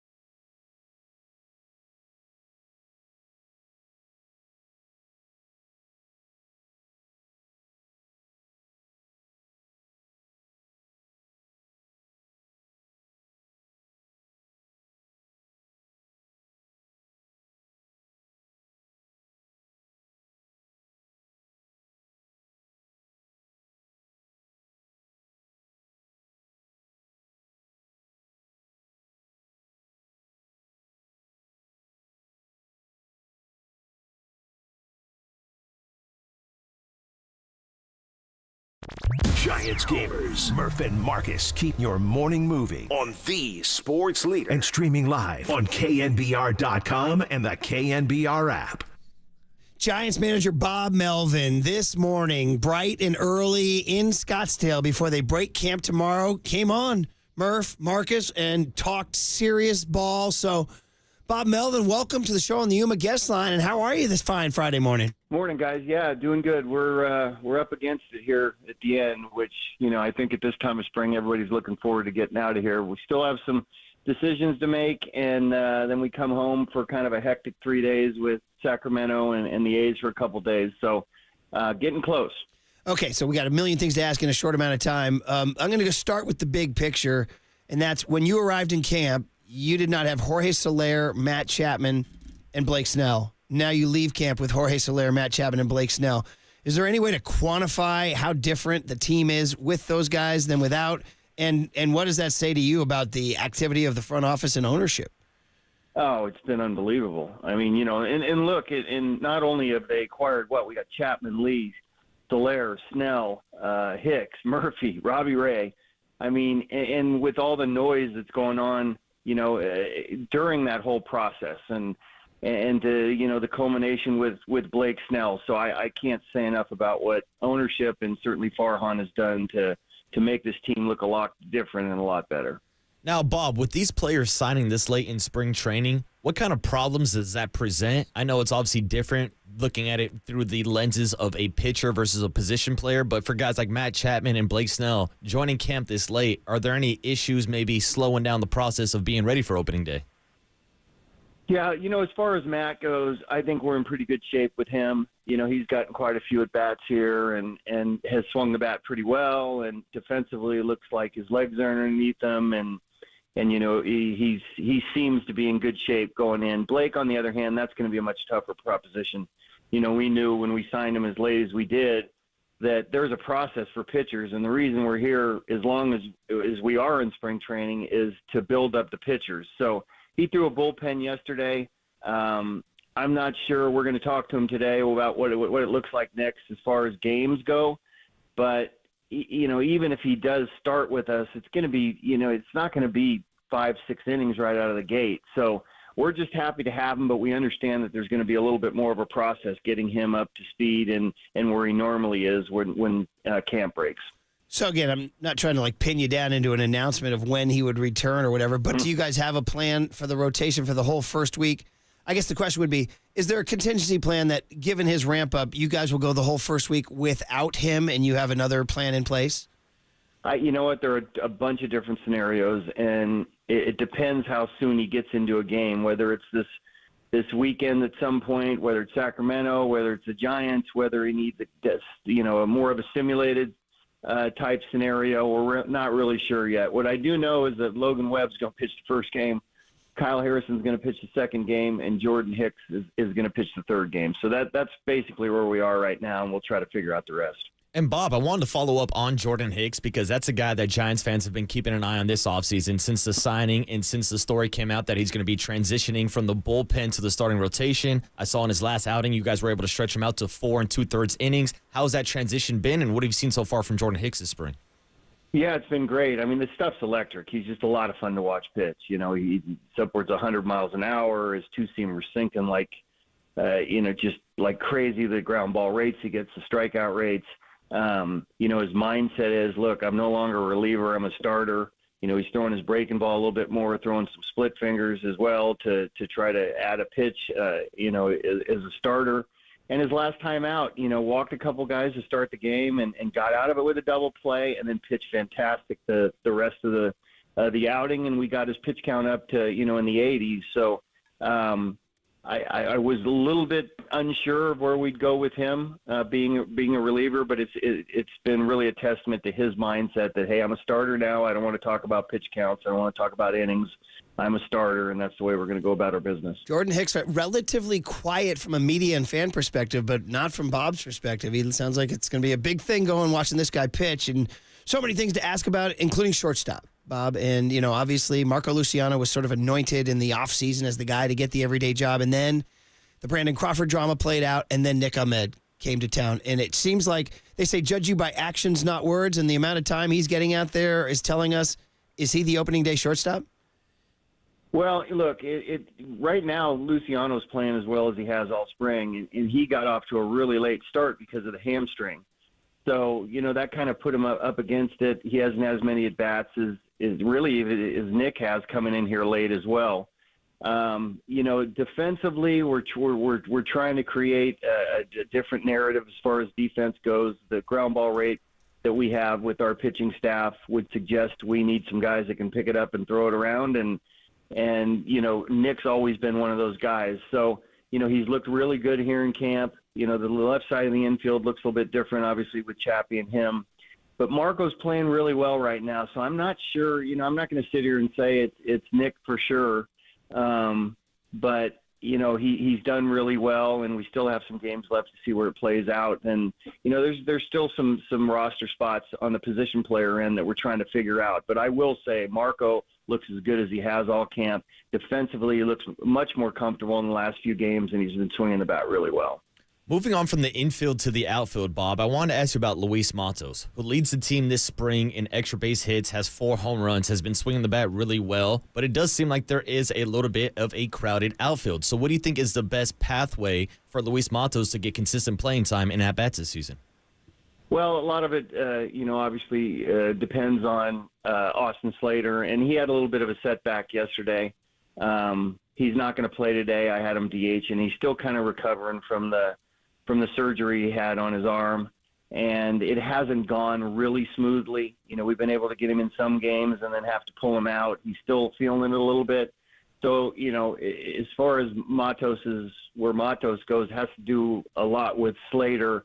And right now, I'm not sure that Austin's going to make it to the finish line here to start the season. So if that's the case, obviously Matos would be on the team. Would then he slot into that, if that was the case, and again, we're sort of spitballing here just for talking baseball, would that into that Slater role of the left-right platoon with Yaz? Yeah, wherever it is, right? So he would get his starts against left-handed pitching for sure. We have 3 left-handed hitting outfielders at this point, and not every one of these guys are going to play 162 games. So, even Jung Hoo is going to get some days off over the course of the season. Playing in Korea, is not the schedule that we play here in the States. So, if that's the case, and Austin doesn't make it, then typically Matos is going to play against some left-handed pitching. All right, exciting news. All sorts of stuff happening. Shortstop going down to the wire, perhaps Slater with a little setback, maybe Matos surges ahead. All very interesting, all down to the wire stuff that we're talking about with Bob Melvin, of course, Giants manager, doing his thing. The other one would be Pat Bailey in his hand. I know that was unfortunate. He took one. You know the deal as an old big league catcher. What can you tell us about that? An old big league catcher. That's exactly what I was. It's right now. No, he's in a good spot. It's just about getting him some at bats. When you're off that long, it's tough to, especially for a switch hitter. You're having to work at both sides of the plate. So we're getting him some at bats. We got him in a game and DH'd a couple of bats last night, 3 at bats last night. He's going to play the game here. We have a split squad today, so he's going to play the game here in Scottsdale and catch Logan Webb. He'll be ready for the season. It's just a matter of where his timing is at the plate once we get to opening day. Now, Bob, the other injury I wanted to ask you about is the back end of the rotation. Guys like Keaton Winn and Alex Cobb are back on the bump. What do you think their timeline looked like for being ready for the start of the season or when they could rejoin the rotation? Yeah, we're hoping that Keaton can start with us. So he's got an outing today. He's pitching the other game over at the Cubs today. We have the ability to put something together for him before maybe his turn would come up, which I'm not sure if that's 4 or 5. And we're hoping that he makes it. And, it might be a little bit of shorter stint to start the season. So I'm really encouraged about where he is right now. And what was the next one? Alex Cobb. What's the update on Alex Cobb? Alex Cobb. So he's going to pitch today, too, in a camp game over there, a couple, 3 innings maybe. Boy, he looks really good right now. So, our original timetable was probably looking at late May or something like that. He has sped that up considerably.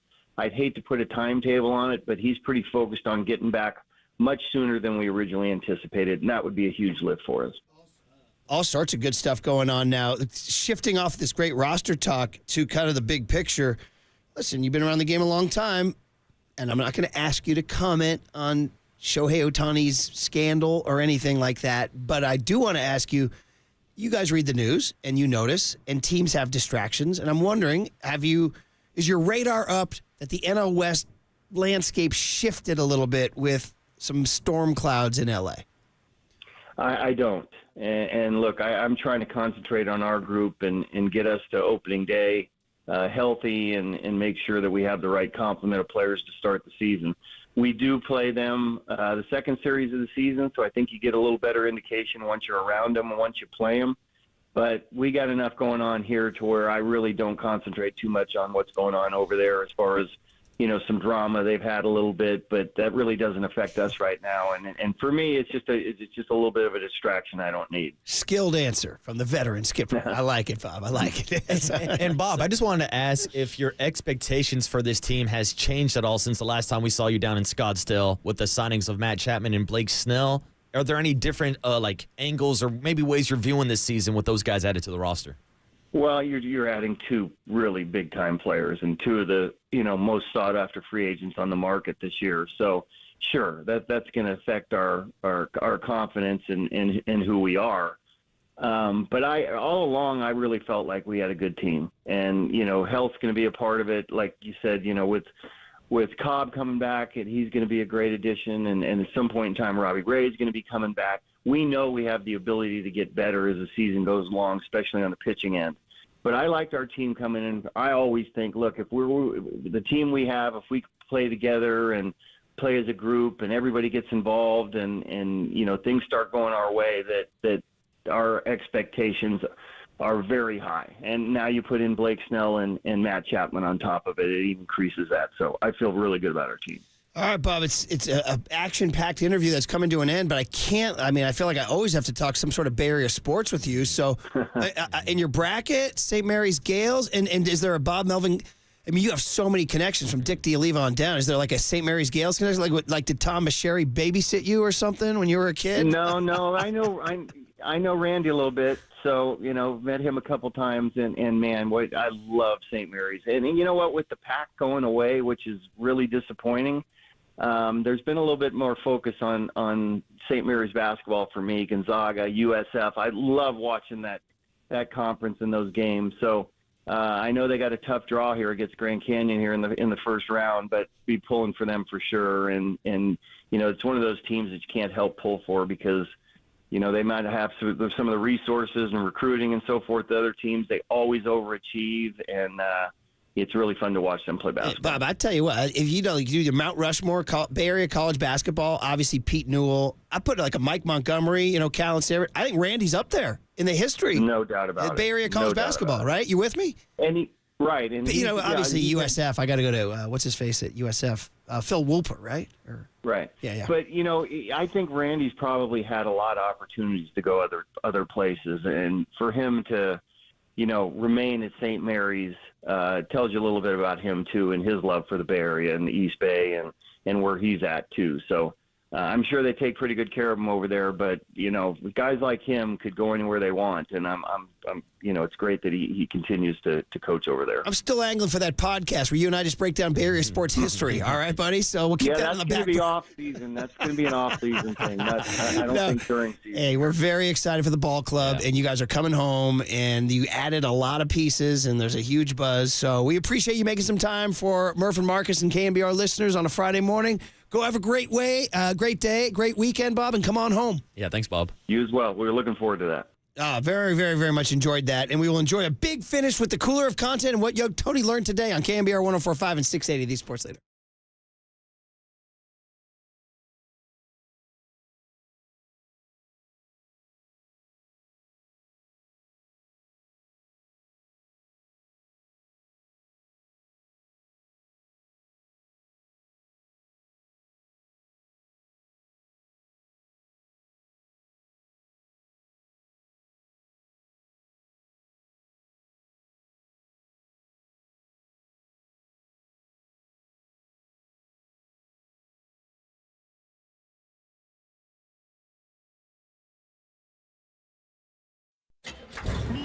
From the Chilton Auto Body Traffic Desk.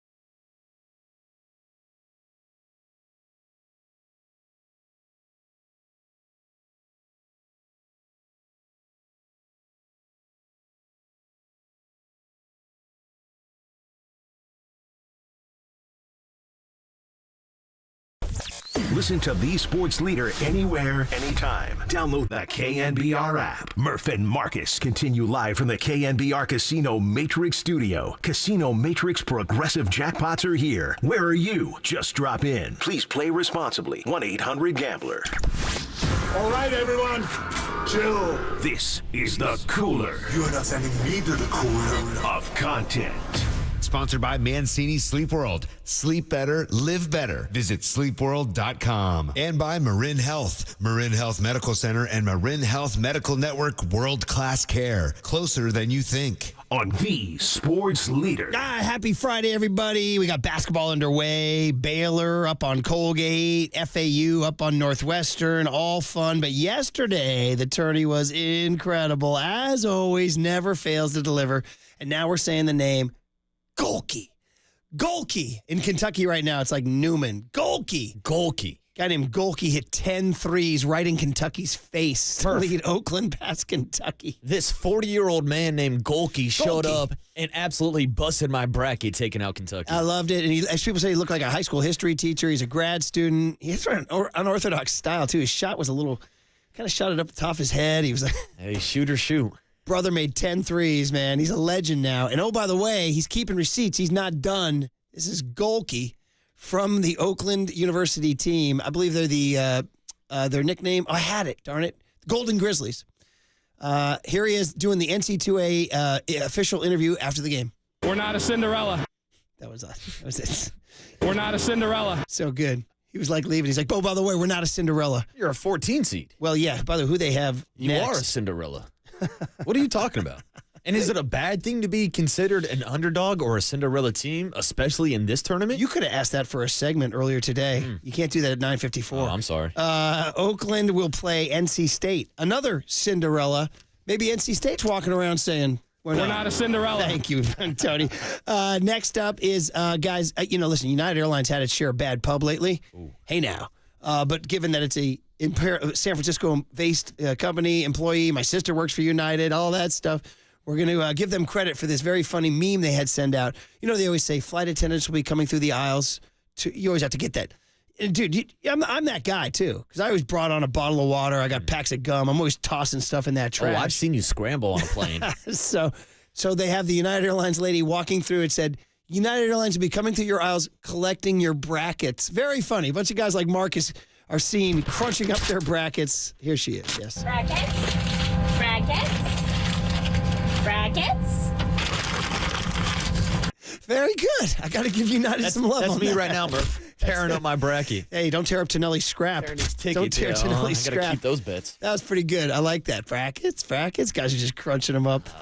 Not those of us who went 12 of 16, though. Ooh. Baby. And kept all Elite 8, although I did lose 3 Sweet 16 teams.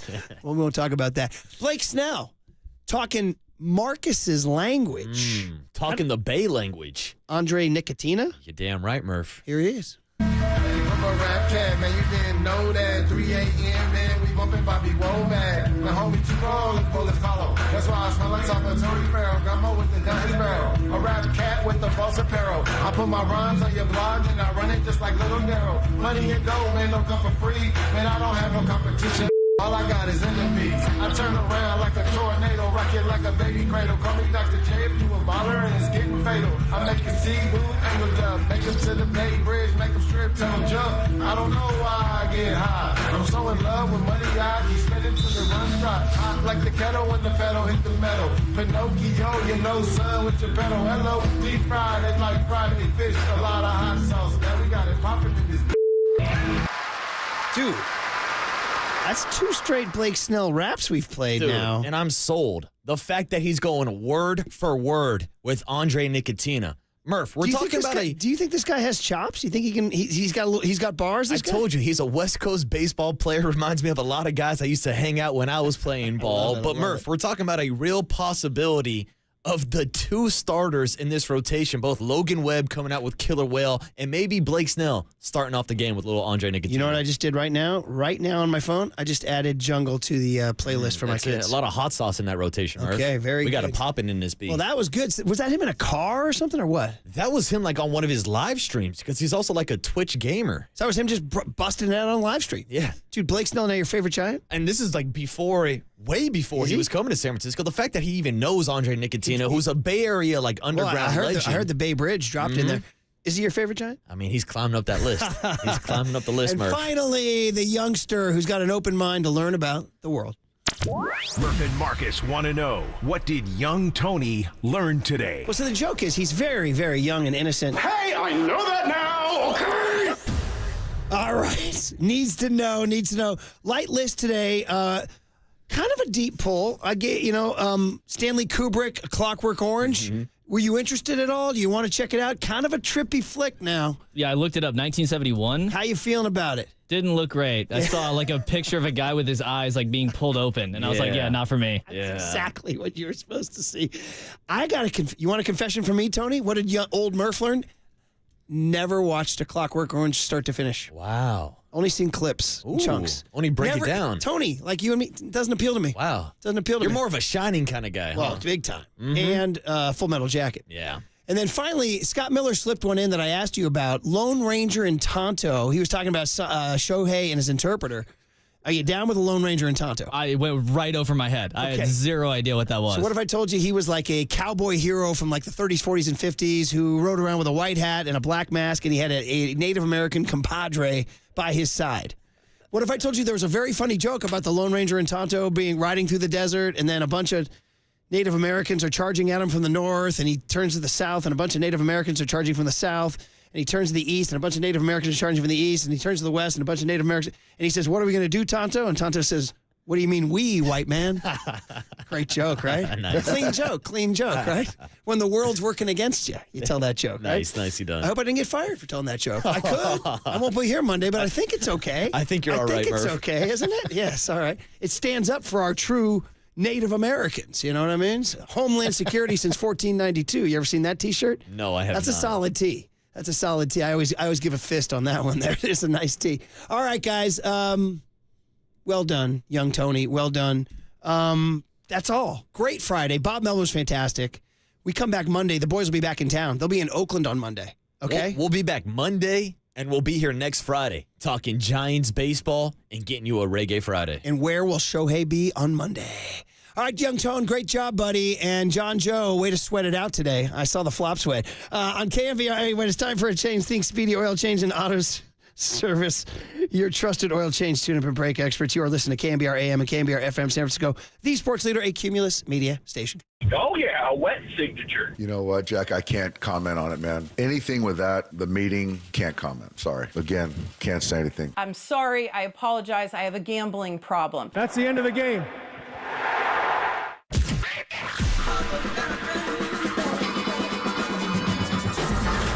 Ladies and gentlemen, Prepare yourself. prepare yourselves I love it when you call me Big Pop. for Greg Papa Sleeping Boy to Superman. San Francisco. and John Lund. It's 10 o'clock. Let's hit it. This is Papa and Lund That's right. We're getting it going. on KNBR 104.5 and 680. The sports leader. It's Malik Hall handing it right to Steven Izzo, who trots up the sideline next to Dad. With the ball in his hand, they're face to face, the Izzos are. And as the horn goes off, Michigan State with the Izzos at the sideline takes a victory. Duquesne up 71-67. Hall, half-court heave. No good. Out of bounds. Duquesne can do. 71-67. Their first NCAA tournament win since 1969. Shellstad pulls up. His jumper is good. Just inside the three-point arc. Time expires in the half. Oh, goodness. Count the bucket. I don't believe it. Right in front of us, Talon Cooper let fly from about 15 feet shy of the midcourt stripe and banked it home. But the rebound comes down. Oakland covers it. Golke got it back. He wants another three. That one is good. Golke did it again. 10 made 3-pointers. A 5-point lead for Oakland with 4:30 left to go. Murphy misses it, but it doesn't matter. The game is over. Kansas survives 93-89 over Samford, advancing to face Gonzaga on Saturday. There you go. Golke. 10 made threes for Oakland. By the way, that's in Michigan. You know that. Let's go, Oakland. That's Big Beaver Road. Let's go, Oakland. That's right. Let's you know where go. That is. I almost took them, John. Yeah, that's where are that's they? off, way out? They're way out in Pontiac. That's right. That's right. Big Beaver Road. They're not in Grosse Pointe or Birmingham. No, that's out there a little bit. The 14-3 upset. We got a lot of stuff to go in that one. Can the Warriors be consistent against Indiana, who, by the way, has won 4 in a row on the road? We got to get into that. We got a ton because we are wrapping up spring training next week. They will be into real baseball, so we got a ton on that as well. There's still some Otani left on the bones, so we got to discuss that. We will get into a ton of Giants. There is still a little bit of 49ers that we didn't get into yesterday because we had so much there too. Do you love going to the ballpark? Because there is a lot of stuff that there's going to be going on at Oracle, because we didn't get the open house, you and I, so all the new food items, and I guess they're going to have laser lighting like at an NBA game, so we're going to discuss that as well. Plus, interesting piece that Ken Rosenthal wrote talking about some things in regards to the Giants and how good they can be. So we have a ton to discuss on this Friday. Plus, we have a poll to wreck. Good morning, my friend. How are you? Let the madness continue, John. Man, we no are kidding, dancing, and we are going to Spokane to check in with our guy. Normally he's our 49er insider, Matt Mayoko, but right now he's our Randy Bennett, Dale's Gone Wild insider. I hadn't thought this out enough. The NCAA tournament puts, the committee puts the same seed, even though St. Mary's won in Spokane earlier this year in February, beat the Zags again in the WCC tourney in Vegas, had them exactly the same seed, number 5. They weren't ahead of them. And their first 2 games, if they win this game, the next one probably against Alabama, is in the Kennel in Spokane, the home of Gonzaga. I mean, come on. That's walking into a road game here. So I hadn't thought that out until today, and I'm like, wait a minute, they're playing in Spokane? That's not fair. So we'll check in with Matty. He's obviously a huge St. Mary's guy.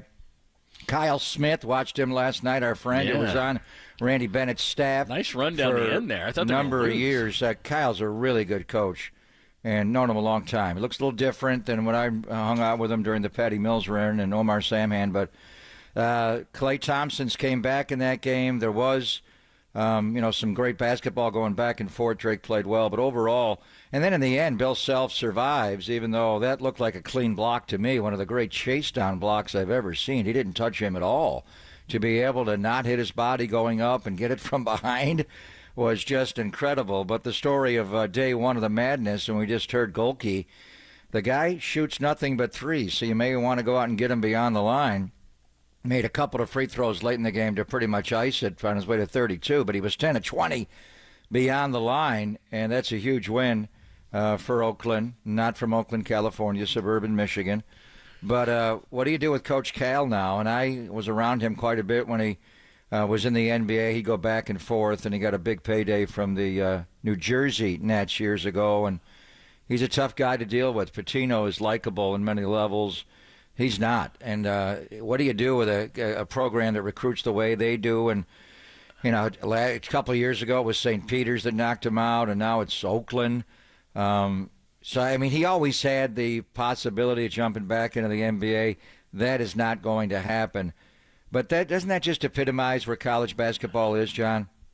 Where you get fifth-year seniors, and in some cases, because of COVID, a sixth-year senior going up against an 18, 19-year-old freshman. And the freshman's going to play in the NBA.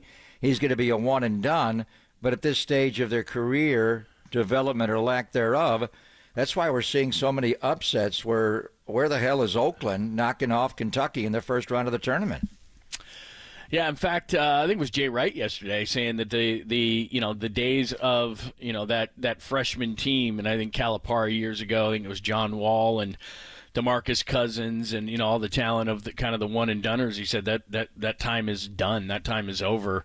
Because, like you said, you have these guys who have been there forever and they have the continuity and so forth versus the talent of these guys. You just said, those days are kind of over. And you kind of saw that, like you said, in that 14 versus 3 matchup. And like you said, you got this guy out there that looks like, all you had to do was give him the aviators. And I think somebody said, it might have been Barkley with that line, but, give him a pair of aviators and he looks like a cop on the beat, but he hit the 10 3-pointers in Oakland. And they've done this before because I was living out there. They've got a pretty decent program. I mean, it kind of pops its head up there every once in a while. But the 14-3, in fact, I think, Colgate's kind of hanging with Baylor. It's a 31-21 game right now, and they just they just made it an 8-point game. So, you always kind of see it in this kind of thing. But yeah, last night that was the big upset, and everybody's worried about their brackets and freaking out in light of this Otani thing. Everybody's talking about the betting and everything like that. But yeah, but that's what makes it fun, right? Unless you, of course, had Kentucky going a long way. And we've seen it locally with Mike Montgomery, first at Stanford mainly. Mike never had a guy leave the program early and go into the NBA until very late in his college run. So he would have guys 3-4 years at Stanford and smart guys and good players that played fundamentals. And it's a lot like the Warriors going after 3- and 4-year players, Trace Jackson-Davis after Steph, Clay, and Dre. And you're seeing it with Randy Bennett when we talk to Mayoko. I mean, Randy Bennett is one of the sneaky best coaches in the history of Bay Area sports, and take any sport, and we don't follow college basketball as much, but I'd put him in any category. He's not left. He's been loyal, and his players don't leave. They don't transfer. And we do want to watch closely today because Sharunas' son, Augustus Marciulionis, is the star of that, and I've known him, obviously, since he was born. But we'll check in with Mayoko. But just overall, the last couple of years, I've watched the tournament more than I have, I think, going back to when I was at Syracuse, when I was actually calling the tournament.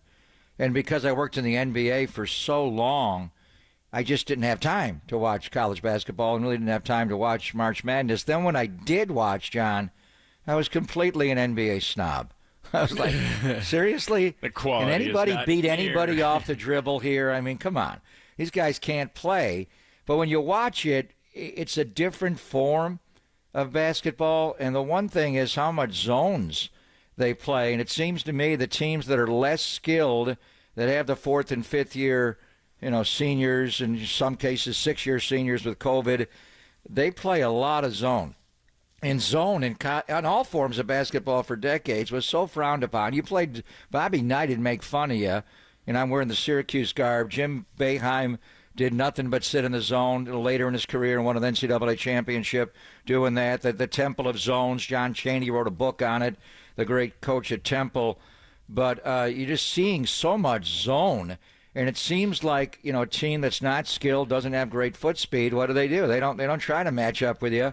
They just sit back in the zone, and then it's just pass around the zone, and the teams that have more athleticism do go out and guard you a little bit, or in some cases press you. It's a different game. I think it comes down to a possession. The shot clock difference is dramatic in college basketball, but I'm coming around to I don't like it nearly as much as the NBA. It's just, so much more talent at the NBA level. But what are your thoughts on just watching a college game, even a tournament game where it's like Game 7, it's a one and done, versus all the NBA games we watch? Well, I love it because, the zone, if you're really good at it, and like you said, John Chaney, was great at it, and Syracuse was great at it. And I think what it does is if you're really, really good at it, or if you throw a different look, and I think that's what makes it difficult in the NCAA because you've got a lot of time. So you get ready for a team on a Thursday or Friday, and you've got days to get ready for that team. Then when you have that quick turnaround, if it's Thursday, it's Saturday, if it's Friday, it's Sunday, you don't have as much time. So it gave those teams a huge advantage. So if you were going to go up against a Temple and you hadn't seen that zone, or if you're going to go up against a Syracuse and you hadn't seen that zone, then it was really tough to get ready for those teams. And so if there was a team who had kind of a weird look, it's kind of like in football. If you're going to play Air Force, you hadn't seen like a triple option, you were going to be in trouble. So if you only had like 2 days to get ready for those teams, then you were going to be in trouble. So a lesser team could beat a better team if they were really tight in a certain way and you hadn't seen a look like that in your conference all season long. Then you were going to have trouble against that team, even if they were a lesser team. Versus, like you said, when you see a team in the NBA and you got to play man against that team, than a single guy. Like I remember covering the tournament in '98. And I was covering Utah, and Utah went all the way. And a guy like Andre Miller or a guy like, Keith Van Horn could get hot, and a single player could carry you a long way in the tournament. Well, in the NBA, yeah, that can happen to a certain extent, but a better team eventually is going to beat you. But that's the single elimination thing. Like last night, a guy for Oakland hits 10 threes.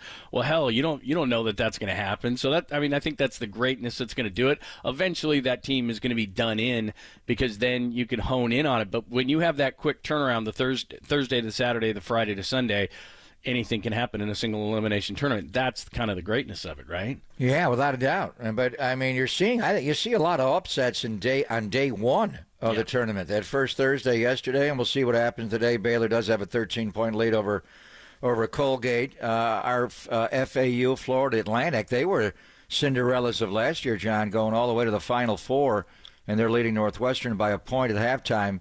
St. Mary's will play later, but typically you would think you would see more of the upsets on the weekend, Saturday and Sunday, to your point. But we had a lot of upsets and near upsets. I thought Samford was going to run down Kansas last night. Kansas should have lost. That was a clean block, man. I think it was a clean block. That was one of the best chase-down blocks I've ever seen. Yeah, how did he get that ball so perfectly? Yeah, I don't know what look. It's tough. The official that's a bang play, so I get it, and give the coach credit. He didn't complain about it, but man, the social media right away, clean block. You can see it. He didn't touch him at all. The way he went up from behind, and then there was a play at the end in the other game.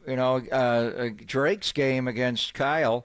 Yeah. Where there was they called a push off on a steal off an inbounds, and I was watching that guy play. I think his name is Enright. Yeah, he never shot the ball. He never did anything. Whenever they threw it to him, he gave it up immediately. But he was just a heady player, and he jumps that steal, and it's like he didn't get pushed down to the floor. If they come up with that steal, that may be a different ending with Wazoo. Absolutely. All right, ton of great stuff. Give us your thoughts. By the way, we are live not only on KNBR, but of course YouTube and Twitch. And by the way, they were playing a Blake Snell, the morning show. Murph and Marcus. They were playing. Did you hear any of Blake Snell's raps and stuff on his stuff? Yeah, it was pretty cool. Blake Snell was on, or Bob Melvin? Well, no, they were playing some of his raps on Twitch, all the stuff he does as a gamer. But yeah, Bob Melvin, we got to talk about some of the stuff that Bob Melvin said today. Very insightful on some of the stuff, including Matos may make this thing just because of what Slater's doing. Talked about some of the rotation early in the season that we may see as well. So we got a ton of Giants stuff for you. Can Wiggins be consistent? And this is an Indiana team that's won 4 straight on the road, so this is absolutely not a given before the Warriors hit the road, so we got to get into that as well. Plus some interesting Otani stuff, more stuff coming to light. So we got a ton of things to do on a Friday. We'll get to all of it coming up next. Remember, the Golden State Lumber and Building Materials text line and call-in line wide open. Put this in your phone at 415-808-5627, 415-808-KNBR. We'll get to all of it coming up next. It's Pop and Lund, only here on the Sports Leader.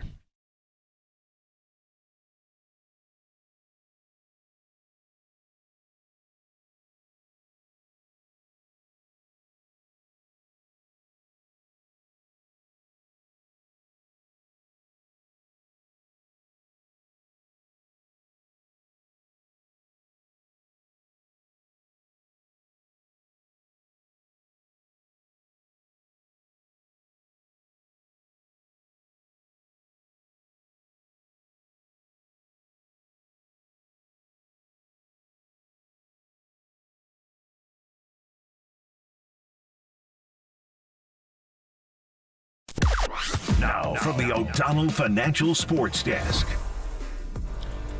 Giants manager Bob Melvin, he joined Murph and Marcus this morning and did not rule out the possibility of Marco Luciano making the opening day roster. Check out that podcast and more on the KNBR app, YouTube, and KNBR socials.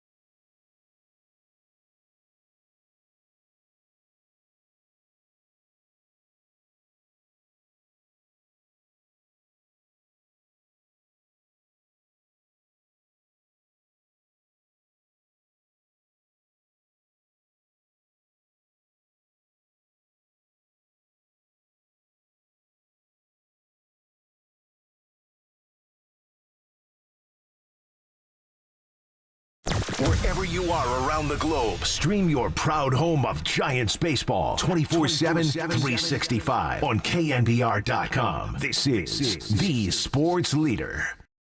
But Marco's playing really well right now, so I'm not sure. I'm not going to sit here and say it's Nick for sure. But he's done really well, and we still have some games left to see where it plays out. And there's still some roster spots on the position player end that we're trying to figure out. But I will say Marco looks as good as he has all camp. Defensively, he looks much more comfortable in the last few games, and he's been swinging the bat really well. Bob Melvin with some really interesting things with Murph and Marcus this morning. Pop and Lund, thanks for joining us on a Friday. Alex Pavlovich. This is no disrespect to any of the other beat writers, but he is. I think he's the Jimmy Garoppolo of the Giants beat writers. I think that's fair. Best fair looking, statement. You're saying? Good looking man.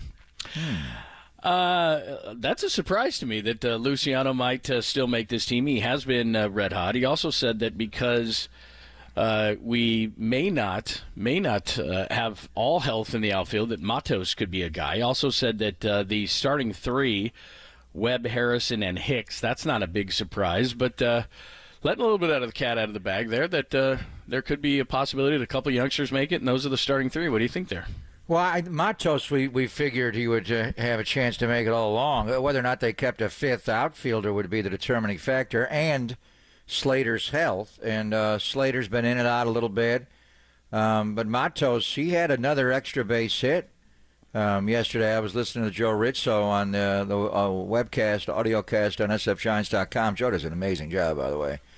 And Luis Matos leads all of baseball in extra base hits this spring, not just the 4 homers, but he's got, I think, his 6 doubles now, and he can play either corner, out. He can play him in center. He's playing a lot of center when the days that Jung-Hoo Lee's not playing. So he's always been in the mix.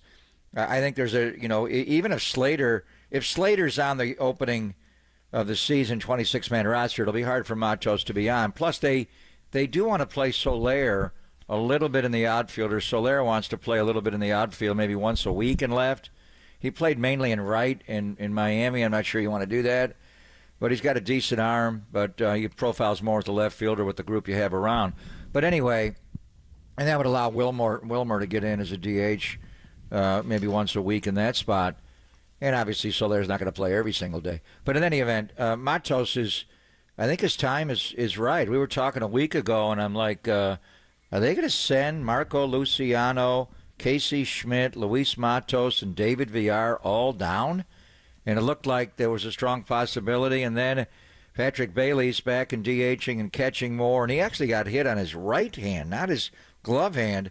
But when Shohei fouled that ball back about a week ago, he took a weird bounce and it clipped him, even though his hand was behind him. So that's his throwing hand. You don't want it on the left hand either as a catcher. It's going to hurt a little bit. But so he's getting back into it. So assuming Bailey's good to go, John, in less than a week now, is opening day from yesterday at Petco, then Bart is off the roster, you would think. I mean, they find a way to hide him somehow. I don't know. Villar's already been sent down. Casey's been sent down.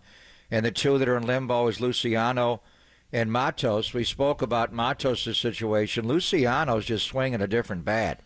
And that's why, you'd rather, if there's 4 weeks roughly in spring training worth of games, whatever it is, he got off to a bad start the first 2 weeks. You'd rather have that.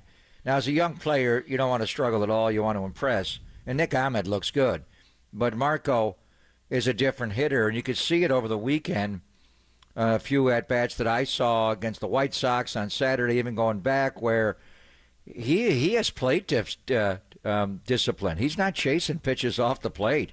He has a good eye. For a young hitter, he's spitting out a lot of borderline pitches, and all of a sudden he's drawing a lot of walks, and now he's on base. He's feeling frisky offensively. The bat is coming around. I think his bat is Major League ready. The question is, where do you play him? So I don't know where he fits, John. With a 4-man bench, he really doesn't fit. I mean, tell me how it would play out. I mean, if they do begin the year with Austin Slater on the injured list, then Matos becomes the right-handed platoon with Yaz? Is that what you would do there? Or Conforto? He could play left. He could play, he could play in center for Jung-Hoo Lee. So he would be your fourth outfielder if Slater's not there. But still, you only have a four-man bench because you got to have all these arms in the bullpen. And I think we've identified the first base backup, depending on if it's Wilmer or Lamont, the right field backup when Yaz does not play. Obviously, Tom Murphy at catcher. And then who would be the fourth backup? One thing, Tyler Fitzgerald's swinging the bat better himself. He's getting on base. He plays second mainly when Marco's playing short, but Fitzgerald can play anywhere on the infield, being a shortstop second baseman. He could play first or third, and he's a center fielder, learned to play last year, so he could play left or right, and he's a pinch runner. So really, I think it comes down to who do you want that extra fourth guy to be, and I think it's between Marco Luciano and Tyler Fitzgerald, and I think ultimately it will be Fitzgerald because he gives you more with a pinch running ability off the bench, and Marco essentially skipped AAA last year, John. I went down to watch him play. I got there just in time last year at Sacramento. He was there like 2 weeks, and they called him up, and then he hurt his hamstring, and he went back. He couldn't play again, but a lot like Joey Bart during the pandemic year, he was not ready. They rushed him a little bit the year after, Buster moved on, or Buster didn't play in the pandemic year. He came back in 21. So my guess would be Fitzgerald would be on the roster to start the year, and Marco needs more seasoning at AAA. Let's talk to Alex Pavlovich. He has the answers to all the questions. There's some roster churning to be done before opening day next week. He's down in Scottsdale. Let's ask him all about it. Alex Pavlovich, NBC Sports Bay Area, is next, only here on the Sports Leader.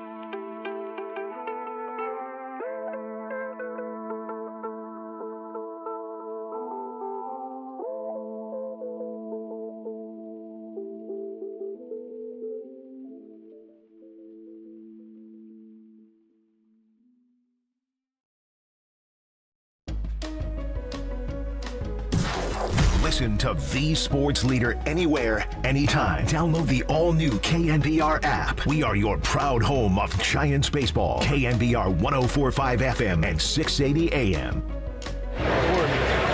3-2, and that's called third strike. Inner part of the plate, and Hicks has yet another strikeout, make it 5 in a row, 3 straight looking, 5 straight down on strikes, and 6 of 7. Spring training wrapping up in Scottsdale. Next week we'll have real baseball. Of course, the Dodgers and the Padres have already kicked it off. We got the Otani news. Things are never dull. Alex Pavlovich to give us the latest at Pavlovich NBCS. Make sure that you are reading them and following everything that's going on in Scottsdale, and we'll get you ready for the regular season next week. We do know that the first 3, Bob Melvin told Murph and Marcus this morning, Webb, Harrison, and Hicks, and, of course, the latest on Snell, what's going on with Alex Cobb, so we got a ton to go. And Alex joins us courtesy of the UMA guest line. How are you? I'm good. How are you guys? Yeah, we're doing good. You ready to wrap everything up down there? I'm actually back home. So nice. Very good. Once Blake Snell arrived, I was like, all right, work here's done. Exactly. Very good. Probably the biggest thing on your mind, and we always miss this, the open house, and they start the food. And I know you're big food guys. Is there something on the list that you're more excited than something else, like the OG chicken sando or something like that? Is there something new this year that you got your eye on? Yeah, that is part of the reason I had to be back yesterday as opposed to staying the weekend. They do have the fuku chicken this year. You have to be careful how you say it, but that was that was really good. And then they have a new, it's like ice cream with a baked like catcher's mitt on top of it, and the mitt is like it's basically like a little donut, but it has Oreo filling inside of it. So that was kind of actually the one that surprised me the most. That stood out because you don't expect to bite into it and taste Oreo filling. So that's the waffle mint sundae. The waffle mint sundae. Yeah, the waffle mint sundae. Yeah, highly recommended. And then there was a double cheeseburger that was delicious. So, yeah, we're gonna eat well this year. Very nice. Alex eats. We'll be looking forward to that. Very much so. For a skinny guy, you eat more than I can even imagine. Killing me. Very nice. So you did the Giants Talk podcast with the new guy, Blake Snell. Very interesting. Obviously, you've been getting into the video and the analytics of his stuff. He's just overpowering. But just a thought, because I'd heard some interviews with him late last year, and then you got him to really expand upon it, where the walk total, I mean, he led the league in walks last year, and he also led the league in ERA. Who the hell does both of those things? Because he has great stuff. Where I think early in his career, Pavs, he would just get out of his arm slot and he would lose command. Now he's talking about how strategically he is walking certain hitters, and the walks are not coming back to hurt him. So he's going to walk guys. He'll frustrate Giants fans, but it's all for the greater good. So just expand on that, if you would. Yeah, it's definitely a different style. I mean, he was right around 5 walks per 9 innings, and I think there were like 6 pitchers who were above 4. So he's way out there in front. And the Giants actually led the majors in issuing the fewest walks. So it's completely different than what they do.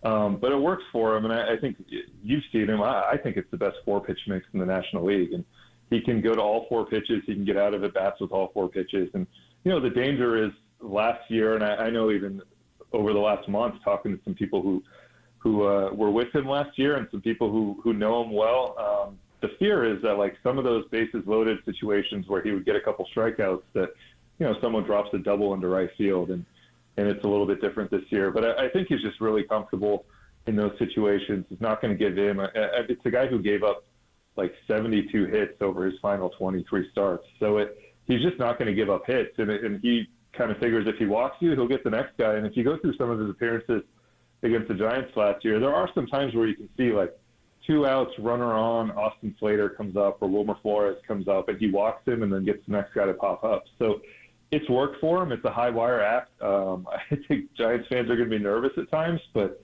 look, the guy gave up 19 runs over his final 23 starts last year and did it with the system. So I think he's pretty confident in it. Alex Pavlovich joining us. He is back from Scottsdale as the Giants wrap up spring training. So maybe this was a surprise, maybe it wasn't, but Bob Melvin said this morning with Murph and Marcus that Luciano still has a chance here. And I thought with the spring that Ahmed had, I thought we'd have a left side of Ahmed and Chappie, and they would let Luciano get a little bit more seasoning at AAA, and that still may be the case. But he has made a late push here.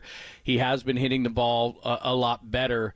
Is it still going to be, you think, Luciano down at Sacramento? They give him a little bit more time and Ahmed starts, or do you think Luciano's late push here gives him a chance to be on the opening day roster? Well, I think two things. First, Luciano's still starting every day, so you don't want to go out there and publicly say anything that might harm his confidence. It's finally getting going here. So that doesn't surprise me, but there is another factor here that I'm not sure people have really kind of realized, is that they are bumping right up against that second luxury tax threshold, and they're either right below it or right above it. And some of these decisions, I mean, they let Amir Garrett go, and he didn't have a good spring, but he's also going to be more expensive than some of the other in-house options they have. And when you're right up against that line, every decision that's potentially like $500,000, $750,000, I'm not sure off the top of my head what the gap would be between Ahmed and Luciano, but these things start to, become a little bit more interesting. So I do think that might play into it. I still expect Nick Ahmed to be the opening day shortstop. I think we've seen it all camp. He's had a good camp, and this is a new staff that really wants defense behind their guys. And Matt Chapman and Nick Ahmed on the left side is pretty intriguing. But it is something where, if you're Marco, you have another weekend here and probably that Sacramento game and a couple Bay Bridge games to either make your case to be the guy, or give him a little bit of a reminder that if I go to Sacramento and I'm hitting 380 through the first 3 weeks and Nick Ahmed's struggling, then, I'm right here. That's an interesting component that I hadn't thought out, the financial component of Ahmed's salary versus Luciano's, and they don't want to be in that second apron, to be sure. But assuming Ahmed makes it, as you say, to me the real battle for that last spot would be between Marco and Tyler Fitzgerald. And Fitzgerald, started slowly offensively. He's picking it up. They're both right-handed hitters. Fitzgerald can play more positions, obviously. He can really play anywhere in the infield since he can play short and second, and he plays center, so he could play anywhere. Where Marco would strictly, back up at short and maybe at third. I don't know where else he could be. Would they ever put Marco Luciano on the 26-man roster and keep Ahmed over Tyler Fitzgerald? Or do they like Fitz's versatility and basically that Marco needs to play every day at AAA? Yeah, I think you would want him to play every day, but also, Bob Melvin just really likes Fitzgerald. Farhan really likes Fitzgerald. They both like him as a player. And then just the makeup of the roster. The issue with the way they built this roster is you have certain guys who are, and this is part of the reason J.D. Davis had to go, there's not a lot of places you can put Wilmer. There's one realistic spot you can put Jorge Soler. I mean, you can try the outfield at times, but it's not a great idea. So there's just not a lot of flexibility. And if you look at the makeup of the bench, especially if they're going to face a bunch of righties early on, I mean, you have Wilmer on the bench, you have your backup catcher, and then you have a fourth outfielder, whether that's Slater or Matos, or we'll see what ends up becoming. But you need that final guy to be able to move around. You need someone else who can play second base. You need someone else who can play shortstop. You need someone else who can play outfield spots and third base. And that just makes Tyler really valuable. And I think the other thing is you look at the makeup of this roster, there's a lot of guys who have basically zero speed. So they expect to play close games. And if it's the eighth inning and they have some of these guys get on and you have Fitzgerald on the bench, it's a pretty nice weapon. So I think he really just is a perfect fit. As that 13th position player, and I would expect him to be there in San Diego. Alex Pavlovich joined us. He's back from Scottsdale. Of course, the regular season starts next week. Bob was also saying that with Slater uncertain for opening day, that it looks like Matos would make the roster. But even with Slater being healthy, hasn't Matos done enough to make the opening day roster regardless, or is there too much of a crunch there? He has. I think this just comes down to inventory, and this isn't just the Farhan thing. This was a huge Bobby Evans and Brian Sabian thing as well. You're just not going to give up people who have value early in the year because you know that 4 days into the season someone can pull a hamstring and you need Matos every day. And so they're not going to give up a Slater or a Yaz or Michael Conforto. I don't think they can get off that money right now. But I know people on Twitter, it's really easy to just say, cut this guy. Matos is better. Matos is younger. I get it. I'd like to see Matos every day as well, but he's currently behind a bunch of guys who got hurt last year and a bunch of guys who have injury histories, and he will get his opportunities, whether it's next week or whether it's 2 weeks from now or the rest of the season. I think you just don't want to get rid of guys who who have some value, because you do that and you're a couple hamstring strains away from, looking at the waiver wire in June and trying to figure out who your right fielder is. So I think for now they're going to protect that inventory, but it does sound like he's going to have a pass here because of the injury. All right, so Bob Melvin did say this morning that the way it's going to line up, and we kind of thought Logan Webb would be the opening day starter, which would be a week from yesterday, and today would be game 2, and that would be Kyle Harrison, and then Jordan Hicks would go game 3 in San Diego. You got one more, obviously, on Sunday, and then 3 in L.A. I know you sat down with Blake and you did a podcast with him and you were huddled with him. We talked to Brian Price yesterday, Pabs, right before he threw his bullpen, later yesterday with a night game. What are your thoughts on where Blake Snell goes to start the year? Might he stay in Arizona when the Giants fly home after the last spring game on Saturday? When they reinsert him into the rotation as far as pitching in spring games? What do you think the plan is for Blake Snell? It sounds like he's going to pitch Sunday, I think, at Papago, and they'll go from there. I'm curious to see after that what they do with him. But, I mean, the interview I had with him that's on the Giants Talk podcast, I asked him about opening day, and he just kind of smiled, and he said, no shot. Like, he's just not ready for that. So I think that gives you an indication that this is probably not like a Game 3 or Game 4 or Game 6 situation. It might be closer to that first home weekend where they feel really comfortable. Look, I think if you're the Giants, like, they wanted to get away from bullpen games and openers and things like that. But I think it's okay if you need to do it once in Los Angeles or once on that first road trip, knowing that Blake Snell and Alex Cobb are coming back. They're just going to be really careful with this guy. I know talking to people down there when I was down there for the press conference, really the training staff, too, is like, we need to really be careful with the ramp up here.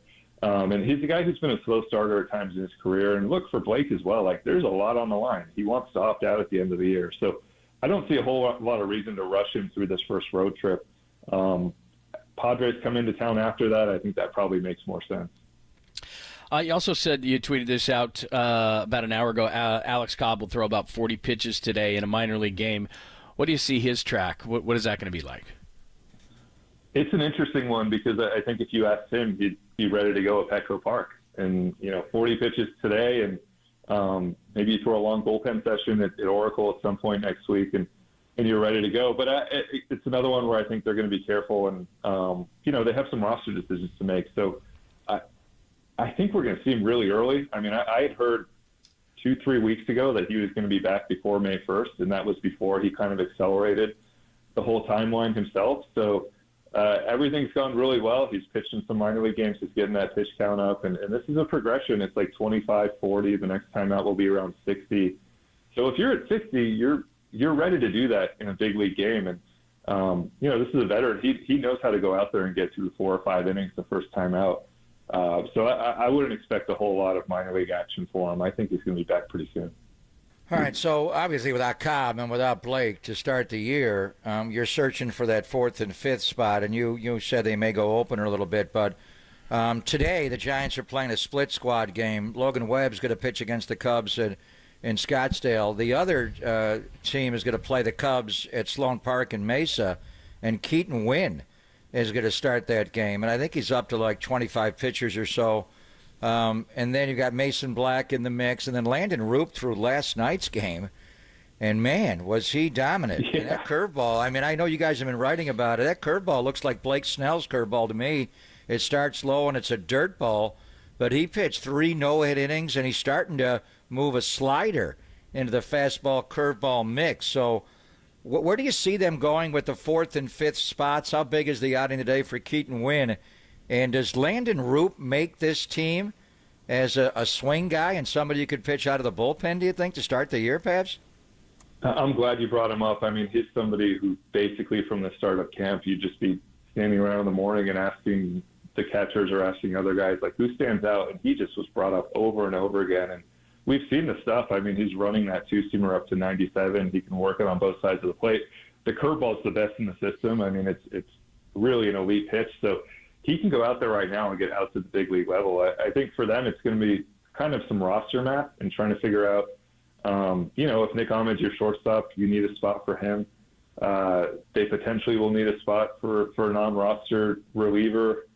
maybe 2 of them. So I think there's a lot of trying to just figure out how the roster fits together. I expect Keaton Wynn to be ready to at least go out and give them, 40, 50, something in that range the first time out, and let Ryan Walker take over after that. But for that 5th spot, I do think a lot of it is going to be, do you want to put a Mason Black or a Landon Roop on the roster right now, or do you want to Roop in particular, somebody who was in Double-A last year, he's a little bit further away, or what do you want to do with that roster, that 40-man spot, knowing that Alex Cobb could be back a few days after that? So there's a lot that goes into this. Some of it is guys who are hurt and who you can put on the 60-day. And then, look, there's also guys like Joey Bart and Elliot Ramos and David Villar. They kind of have to figure out what to do with these guys before they can make some other 40-man moves. Isn't it with Joey Bart, because he's got no options left, isn't it up to him to decide, what do I want to do here? Do I want to stay in this system, or is there somewhere else I can go, or maybe I have a better opportunity? Well, I think they're still going to probably try to trade him in the next week and see if somebody out there needs a backup catcher, or somebody had something happen during camp that they don't feel comfortable with. After that, you kind of got to put him through waivers at this point and see what happens. I know they would love to have him back. I think he's had a very good spring, and the new staff likes him. And me personally, I've never given up on the guy. I think he had a really rough go in the minor leagues and just hasn't had a chance to develop. But there's still a ton of talent there, and if they could get him to AAA, that would be incredible. He's somebody they need there. They don't have a lot of catching depth behind kind of their top 3 guys. But that's the kind of guy at the end of camp. Remember a couple of years ago, when like Eric Kratz and Tom Murphy and all those guys were getting claimed, that those catchers at the end of camp who are out of options or have opt-outs coming, they usually end up elsewhere.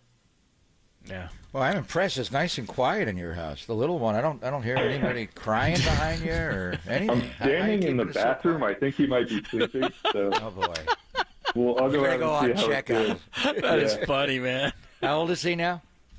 He's what's the date today? He's 5 months right now. Wow. So yeah, 5 months today.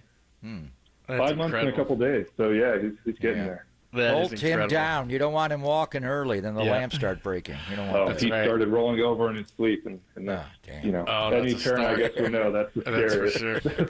Thanks, Alex. Great work as always, man. We appreciate it. Appreciate it, man. All right, that is Alex Pavlovich. Great stuff. Make sure you're following him. And, of course, Giants Talk Podcast does a great job. He's got Blake Snell on there, so make sure that you check it out. And, obviously, he's got great information. Make sure you follow, read him, and listen to the Giants Talk Podcast. All right, a lot of information on the Giants in the last little while, both from the morning show this morning and what Pavs provided. So we'll slice through all that stuff coming up next. Then we'll get into the Warriors, and Matt Miyoko is going to join us at 11:30, and he's got a bunch of great stuff, too. So keep it right here. It's Pop and Lund, only here on the Sports Leader.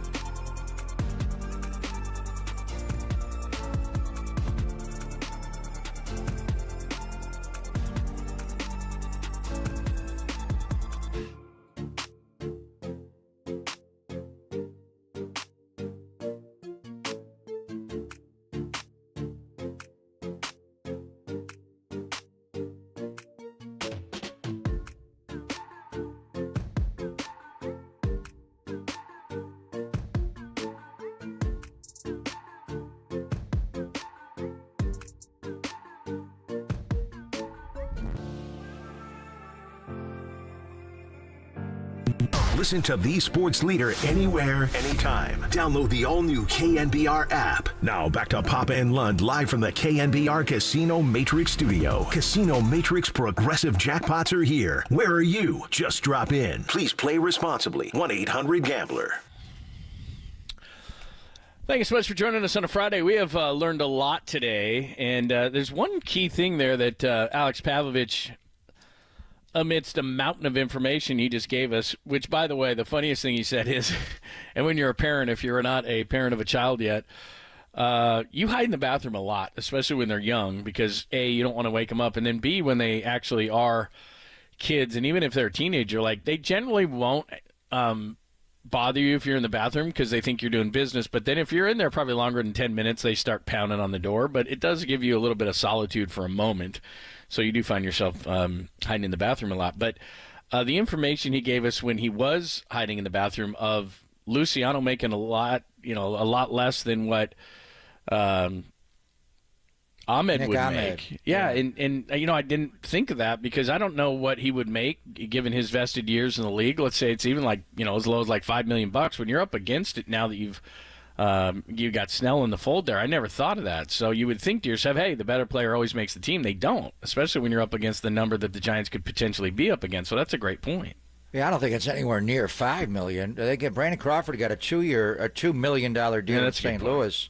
I think we're talking hundreds of thousands. I mean, whatever the veteran minimum is, he signed as a non-roster invitee, Nick Ahmed. And it was a few Fridays ago that Brandon went all scorched earth on Farhan. I mean, the bottom line is there's no way, shape, or form Brandon Crawford would be the starting shortstop on this team. No. So Nick Ahmed is a much cheaper alternative, and he's a much better player right now. And his throwing arm is back. You can see him go over the top, and just watch the way he takes a ground ball and the wide base he gets.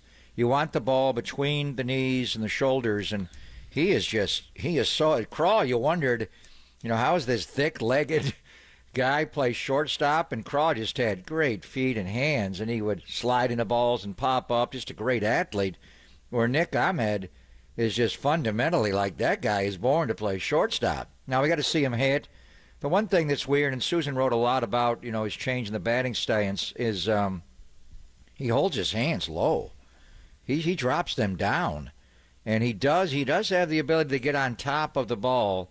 Saw him hit a 3-0 pitch Saturday, I think it was, over the center fielder's head off the wall. It was really impressive. Maybe he starts low so he can lift and get to the high ball, but you see a guy start low like that, my first thought is, can he get to the high pitch? And he seems like he can so far.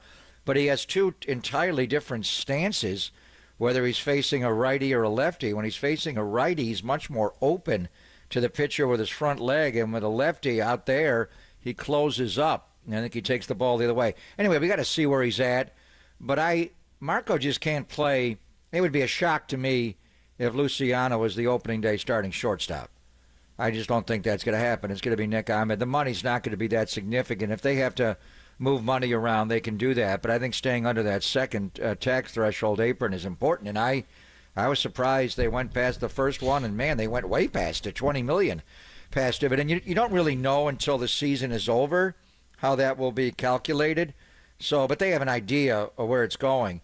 So I hear what Pavs is saying, but I don't think that's going to come into play here with your starting shortstop with a ground ball staff and Logan Webb on the mound. You're not doing that. And I think Tyler Fitzgerald's going to be the guy.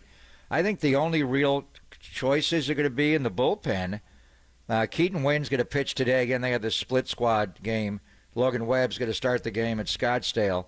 And Keaton, they're playing the Cubs twice today, which is interesting. And then over in Mesa, and at Sloan Park, is that named after Ferris Bueller's girlfriend? Why is it called Sloan Park? It's named after Chicago? the toilet. Yeah, looks like a mini Wrigley. Anyway, Keaton but yeah, Wynn that's a good call right there. Sloan. I see Sloan, I'm thinking of Ferris Bueller. That's a good call right there. So anyway, we'll see how Keaton Wynn does today, but it sounds like he's the fourth. And then, when Blake Snell comes back and Cobb comes back, he gets pushed out. And what do they do with the fifth spot? And Landon Roop is just people Blake are loving Snell's him, curveball. Well, just watch his curveball. Blake Snell's curveball is insane. And to me, the real thing is, can hitters see it's a curveball and not swing at that? It's hard. But his curveball is a dirt ball. It's a chase ball. Landon Roop's is the same. Landon Roop really hasn't been hit all spring except for that one inside fastball that he left over a little bit more in the middle and Otani was able to pull his hands in and hit a home run the other way. Beyond that, he looks like a guy. Now, would you want Landon Roop? So say you just go Keaton Wynn, Mason Black, and you're cool. Do you want Landon Roop in the bullpen to come in and pitch a couple of innings, a couple ups and downs, and 2-3 innings as a bridge guy with that curveball? Or do you want him just to go back down to AAA, reinsert him into the starting rotation and stretch him out where he can pitch 5 or 6? And the other component this time of the year is Landon Roop's not on your 40-man roster. Right. But to Pav's point, you're going to take Joey Bart off the 40-man roster here shortly, right? Yeah, so there are going to be some spots that open up. But I think as far as the position players, they're going to put Fitzgerald on the roster over Marco. Marco needs to play. The only call is Matos get that fourth outfield spot over Slater. And I think you'd have to IL Slater. And there's a way to hide a veteran, even if he really should be on the IL or not. So that would be the call. And then where would you put Matos in right field? If you're facing a left-handed starter to begin the year, and they're not going to face a lot of lefties, then Matos would be in over Yaz. But do you play him in right field at Oracle Park, or do you put him in left and put Conforto back in right? So there's a lot of moving parts. But I think the only real roster call is going to be, what do they do in the bullpen with people like Mason Black starting, swinging, and Landon Roop? Can he get on there? And then really, it's does Matos find a way on the roster and they IL Austin Slater? Right. I like Matos because it also tells your guys that if a guy has a really good spring, that he has an opportunity to make a team. And I'm not saying if there's a Class A guy who has a great spring, he should make the team. I'm not saying that. But a guy like Matos, who clearly made himself a different kind of player, added all the muscle that he did, was a fringe player last year who probably shouldn't have been up, but because you had to bring guys up and speed guys up, he had to come up. But clearly, he added the weight. He worked on his game. He had a great spring. He should make the roster because of those things. And then, like you just pointed out, you have three left-handed hitting outfielders. There's a need for him. I think he should make the team. He obviously earned a spot on the roster doing all those things in the offseason and having the kind of spring. He should make the team. So I think they should find a way to put this guy on the roster. He earned it through the offseason, through what he did, and through the kind of spring. And that tells your guys that, look, if you do all those things right through the offseason and through the spring, you can make a ball club, and I think he deserves to make the club. By the way, you were just talking about curveballs. I put this in my notes. Blake Snell's curveball, guys hit 079 off it last year. 079. I mean, then you don't swing at it. His curveball's ridiculous. So one of the best lines ever was when Lincecum came up, and he had that put-away splitter. What's Timmy's put-away pitch? The splitter. Yeah. And Barry Bonds said one day in the clubhouse, he just came up to me, you know how to deal with Lincecum's splitter? You don't swing at it. I was like, duh. But it was like, that's a chase pitch. You don't swing It's at easier that pitch. said than done, though. And with Blake Snell, he's going to throw that when he gets ahead in the strike and the count. That's his put-away pitch. But to me, I want to see him start that higher and tumble that at the knees for a called strike, because if he gives anything away that's coming, to your point, you can't swing at that, nor should you. It's a dirt ball. It's a great pitch. And obviously he's got, the change-up on top of that, which he's mixing in more and more. And then he's got 95, and as Brian Price said, he can plant that right at your knees. It doesn't have to go chest high anymore. So now, where do you zone him? But, if you face Blake Snell, let's see what the Dodgers, and, he paralyzes the Dodgers hitters. But let's just see, if they're able to spit on that pitch, because you can't hit it. It's a dirt ball. It's a chase pitch, so don't swing at it. As far as Matos, it's 2 years in a row he has made a dramatic improvement in the area they wanted him to improve in. Two off seasons ago, it was don't chase. Mm-hmm. Don't go out of the strike zone. You're chasing too much. And then all of a sudden last year, he's not chasing. He's staying in the strike zone. He's got the great bat-to-ball skills, but he's not driving the ball. So this year it was get stronger, the warning track power, the ball's got to go over the fence. And he's hit 4 home runs this spring, and he's got 6 doubles as well. So he leads all of baseball in extra base hits. I do hear you about a young player having a good spring, doing what you taught him to do, but he doesn't have an everyday job. That would be the one thing. If he's battling and Slater's your everyday right fielder and he's going to start the year on the IL, then you just say, all right, Matos, you get a couple of weeks, we'll start you at the big leagues. But that's not the role here. It is a right-handed hitter that plays only against left-handed pitching when Mike Yastrzemski's not in or Conforto is not in. And tell me when the Giants are going to face a lefty pitcher to open the year. They're not going to see one in San Diego. Are they going to see one in L.A. against the Dodgers? And then they're not going to see one when San Diego comes in for the first 3 home games. I mean, it's going to be like this third week of the year when they face Washington. So the point would be, like Luciano, would Matos be better served beginning the year at AAA and just hitting every day, being in the lineup every single day, right and left, doing what he did in the spring, apply it more at that level, then we'll bring you back up. But if there's a need and Slater can't begin the year on the 26-man roster, then sure, then you bring up Matos. But what are they going to do with Elliot Ramos, by the way? They sent him down weeks ago. He wasn't hitting. Is he going to be out of he did it at the end of last year. Mm-hmm. He hit well at AAA, and when they brought him up, he can hit. Is he going to be out of the entire organization this year? And maybe they find a trade for him, but at least in spring he just wasn't hitting. I mean, I wouldn't know intricately what they think of him, but in spring at least he wasn't hitting, so that's an issue.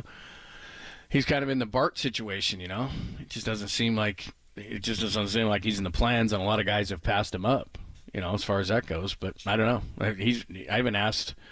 I don't know that anybody's asked about him. He's kind of fallen out of favor, Well, they sent him down a while ago, and it was like, wow. I thought, he and Matos were kind of in the same hopper at the beginning of spring, but obviously Matos has had a better spring. Can you do an owl hooting sound, John? Are you able to do that? Come on, FAU. What's going on? What do we got? A 56? What do we got? They're down 4 with 3.5 to play. Right. To Northwestern. But you don't like the Fighting Lane Kiffins? He's not there anymore. But you get the idea. They were the darlings of last year's tournament. Yeah, they were all the way to the Final Four last year, and they're losing to Northwestern. And that was a tough one to pick because it's an 8-9, and they just summoned one of the Owls just took a bow across the top of the forehead. Yeah, they're down 4 with 3.5. They've been down the whole game. So if you're just joining us again, Luciano could make it, probably not. Matos because of the Slater injury. First 3, Webb, Harrison, Hicks. That was, and Wynn's going to be at the end of the rotation. That according to Bob this morning. What else did we learn? I guess 40 pitches today from Cobb. That's what Alex Pavlovich told us. I guess that's it. I want to jump out to Richards just because I'm impressed that Richards been waiting for a while. He's up in Petaluma. Richard, thank you for waiting. Say hi to Go Paul right and ahead. Amy Gutierrez up there. Yeah, they're right up Richard. there. Yeah. Hi, Richard. Welcome. Good morning. Gentlemen, good morning. First of all, as a man who raised young twins, my bathroom was my safe harbor. Absolutely, it is. There's no doubt. You kidding me? Give me a newspaper. I'll be there in 10 minutes. Knock on the door. What Daddy, you know? Daddy. All right. I had twins as kids 4 and 5. Believe me. And they're I all need the New York Times and the Wall Street Journal in there. I was in there for hours. Yeah, you gotta get some time, man. You gotta get some time. What's on your mind, man? Bob Melvin. Yeah. You talk about Bob Melvin for a minute. Sure. Bob Melvin, keep in mind, you have to look at his backstory. Number one, he was the coach of the Oakland A's. He had an archaic stadium with a cheap owner, and he got the best out of the Oakland A's. They were always competitive. You knew when you came in to play the Oakland A's under Bob Melvin, you will have to play. Okay? And, Papa, I want to say something to you. You cited all the puzzle pieces, and Bob Melvin is perfect for putting those pieces together. He has patience, he has calm, and he's going to take his time. You're talking about bringing Snell back. No, let's wait on Snell. No, we don't need you now. We don't need you now. We need you after the All-Star game. That's when we need you to show up. You know, you got when you talk about a curveball, you got a curveball that goes from 12 to 6, and you know what I'm talking about, okay? And you talk about Matos, stop chasing those pitches. And Bob Melvin is also going to do the greatest thing he's going to do for the Giants? Increase the attendance. Increase the attendance. You think so? No, increase the attendance. Oh, yeah, that's what the Giants have been lacking over the last couple of years. Their attendance has been dropping. And what Bob Melvin has done is he bought in Matt Chapman, Chappie. He bought in Snell. And you know, and Papa, you've been doing this a long time. You know there's some backdoor conversations about that. Okay, come on over here. I'm going to take care of you. Let me ask you this, Richard, and John, jump in. Does Bob have a weakness as a manager? Is there something he's not good at? Because to me, he's the great communicator, not just with the media, but with his players, and then more importantly, with ownership and GM. You hear that line in basketball a lot. You got to coach up to your owner. If you're Steve Kerr, you got to pacify Lacob, but you also got to, deal with Draymond. And then, as far as running a bullpen, Boch was the best we've ever seen at it. Bob Melvin immediately, when you saw him as a young manager in Seattle, Arizona, and then watching him with the A's, Richard, he just knew how to ran a bullpen. And the A's did. They were, the analytics and, openers, platooning, they did all that. He can run a game, and then he's just such a good person.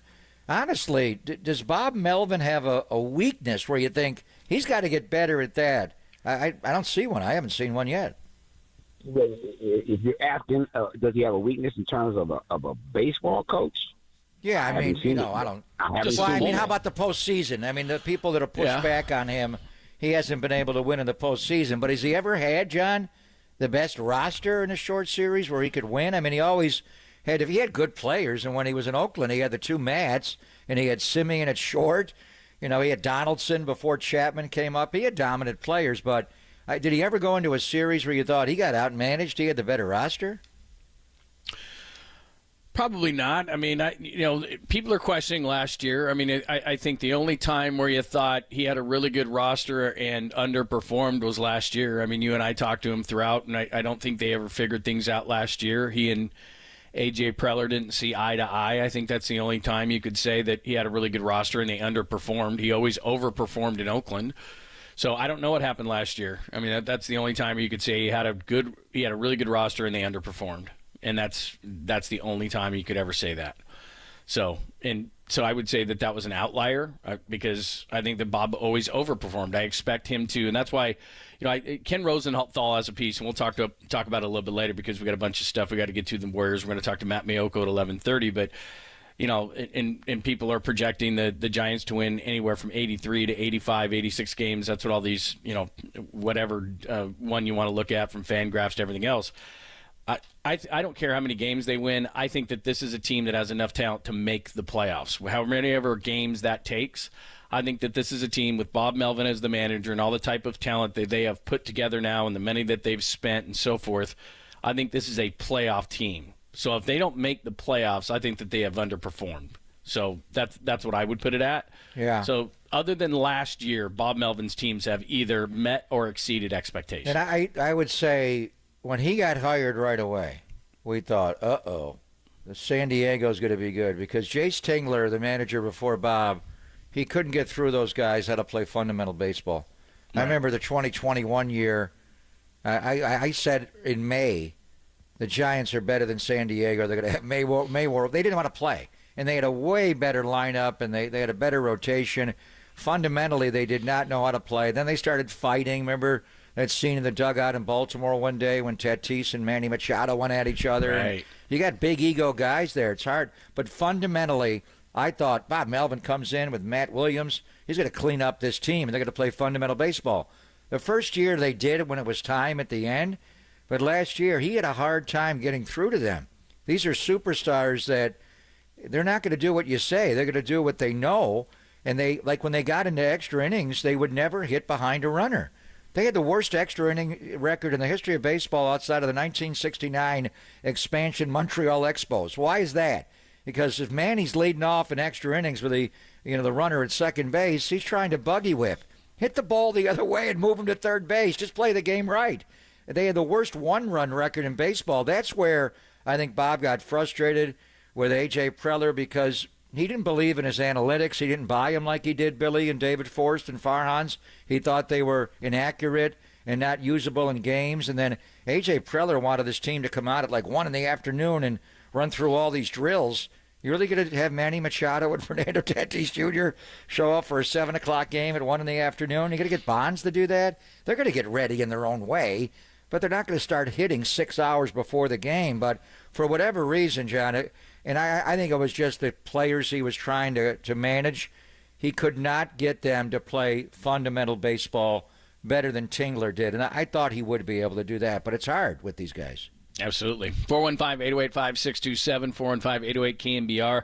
That is both the Golden State Lumber Building Materials text line and the call-in line. So we'd love to hear your sweet, clean voice. Anything that we've discussed on the Giants so far. A lot of good information so far in the show. Give us your thoughts. By the way, rumor has it that Jung-Hoo Lee currently has a perfect bracket through the first day. He said, quote, he says, here's the quote, I don't know any of the teams. I just picked the logo and the colors I liked. That's rumor has it that Jung-Hoo Lee has a perfect bracket, even though he doesn't know any of the teams. He just goes by the logo? Apparently so. Well, in all honesty, I kind of do that myself. Does the Dayton Flyer logo look like DoorDash? It kind of does. Yeah, Have maybe you that's seen where that? they got I thought, wait a minute, I got that on my phone. Right. I could eat and root for the Flyers. I'm not hating on Dayton. It's possible. I mean, it kind of Isn't that does look like DoorDash? DoorDash. How is that now different than DoorDash? Is that they why probably stole Jung-Hoo it? They probably stole it straight up, man. DoorDash stole it from Dayton? It looks like it. Now that you mention it, it probably does. He's got a perfect ballot? Well, through the first day, I don't know what he's got. Well, none of the games are finished so John, far. give me that owl hoot again. Hoo! It's tied. FAU and Northwestern are tied at 56 with a minute and 50 to play, John. We're dancing. It's maddening. Wow, look at they got the ball too. I want to hear Ryan Eagle on the call. Well, we can pump into these things. So if it stays close, we'll give it to you. Northwestern ball, shot clock under 10, a minute and a half look to at play. You. I like this. I like your Jumper off the rim short. Owls with the rebound. Woo! All right, we'll try to get you that as well. We can pop in on these if they get close. No timeout, John. They're going. We'll keep you up to date on everything. We will get you prepared for Matty Miyoko at the bottom of the hour. It's Pop and Lund only here on the Sports Leader.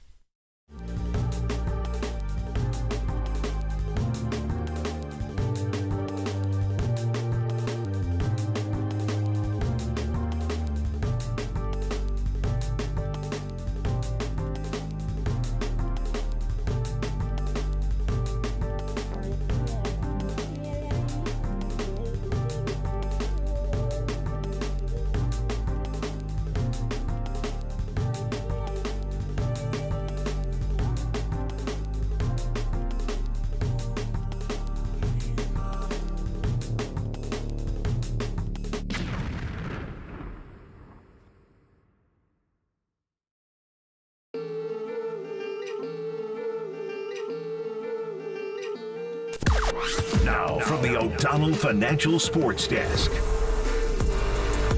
Bill Shakin of the LA Times joined Murph and Marcus this morning to discuss the latest on Major League Baseball's investigation of Shohei Otani, Epi, the translator, that whole scandal. Check out that podcast for more. The KNBR app, YouTube, and the KNBR socials.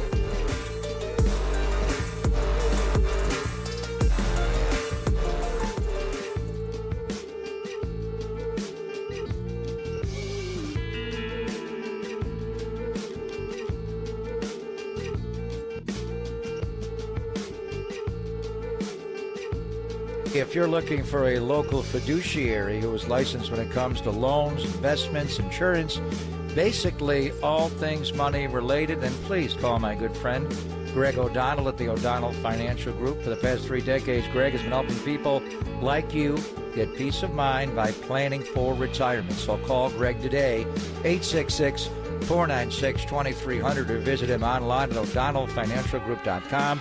That's 866-496-2300, or online at o'donnellfinancialgroup.com. You owe it to yourself to know if you are going to be able to live that retirement lifestyle that you always dreamed of. So call Greg now. Again, 866-496-2300, or online. You could also go to odfigroup.com. O'Donnell Financial, because planning is a process, not a product.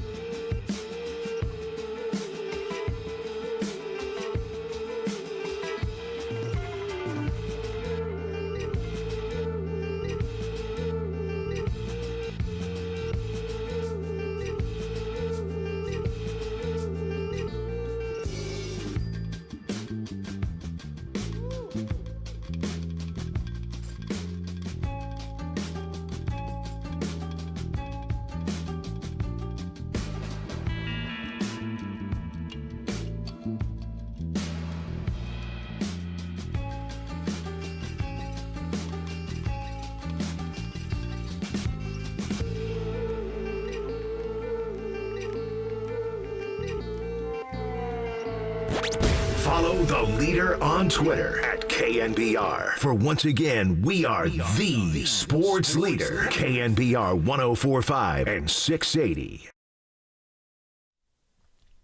All right, Florida Atlantic leads Northwestern 58-56. We'll take you out to bonus coverage of the first round of the NCAA tournament.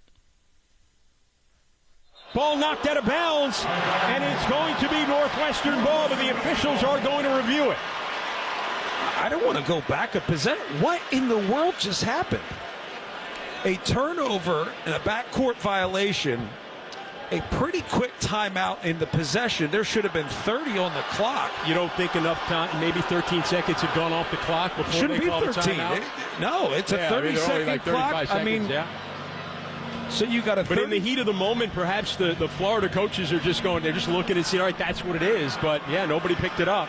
But officials, I mean, you've got to look to see that the shot clock reset. The fact that all three missed that. So, John, on the play-by-play, the steal by Davis took place with 47 seconds to go and the timeout with 35.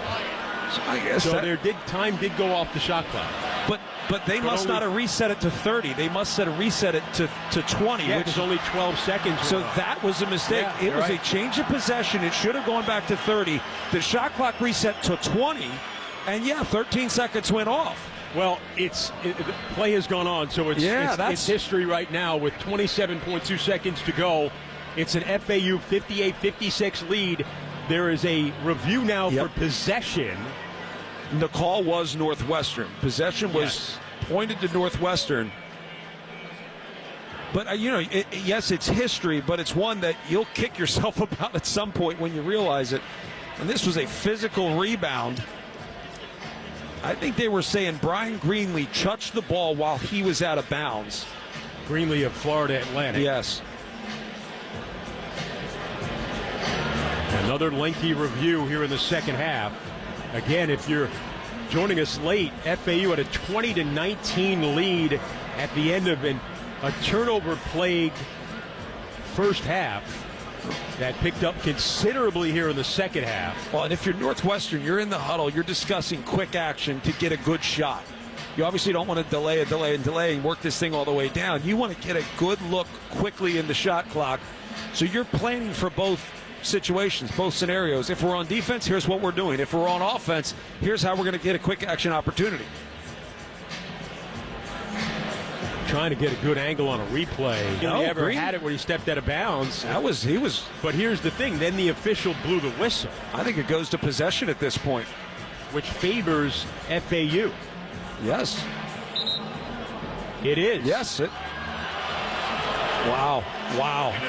So blowing the whistle took the opportunity from Northwestern to be able to get the rebound, maybe call timeout, and put together a possession. Now it's going back to FAU.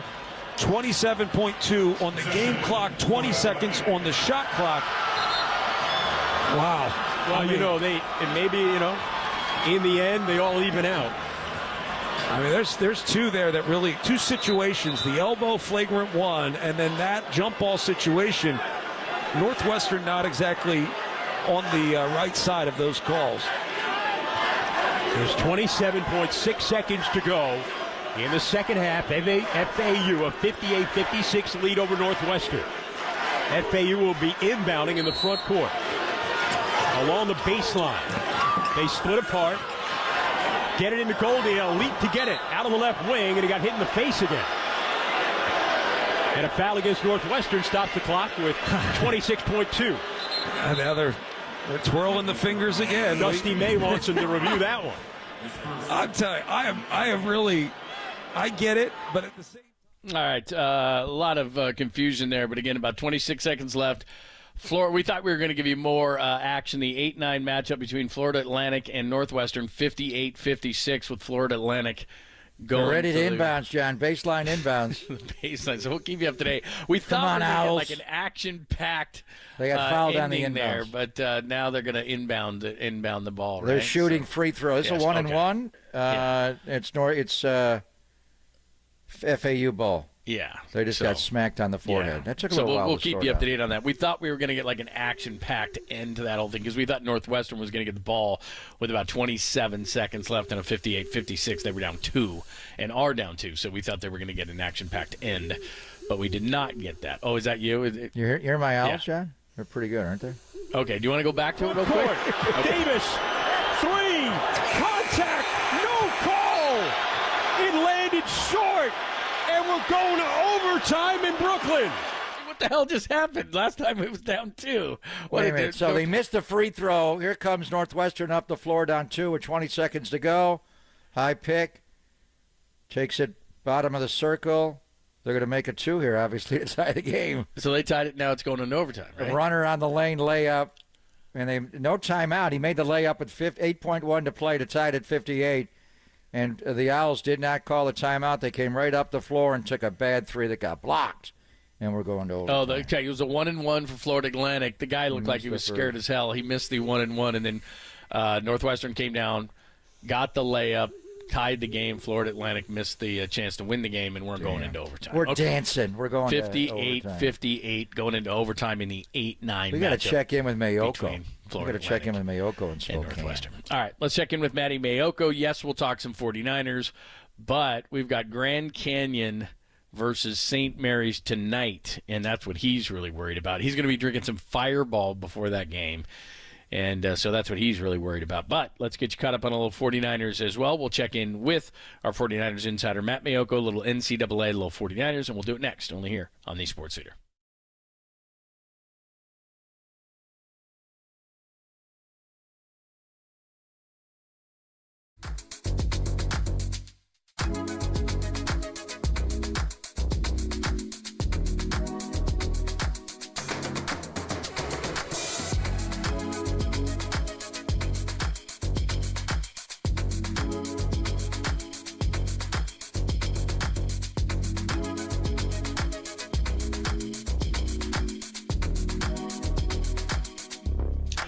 Hi, your pal John Lund here. Did you know that many of the attorney ads that you've seen or heard, they're not even based here in the Bay Area? Wow. And some are not even based in the entire state of California. That's crazy, but that is not Chris Dolan and the Dolan Law Firm. They are based right here in the Bay Area, and they've been that way for more than 25 years. They're award-winning personal injury and employment attorneys, and they're fighting for you where you live. So if you've been discriminated against at work, wrongfully terminated, or sexually harassed, your rights matter. Go to DolanLawFirm.com and learn more about your rights. Unfortunately, over the past year, Chris and his team, they saw a sharp increase in no-fault injury accidents. Now remember, with the weather getting better, motorcyclists, pedestrians, cyclists, children playing, they're all around us. Please be careful. Let's work together in making sure that the Bay Area is a safer place. Feel confident that you're in good hands with the award-winning California Lawyer of the Year, the Dolan Law Firm. Do you know that they've secured more than $1 billion? That's with a B if I did not make that abundantly clear, in verdicts and settlements on behalf of their clients, but you pay nothing up front. No hourly rates, no upfront fees. They don't get paid until you get paid. They live here. They work here. They win here. DolanLawFirm.com.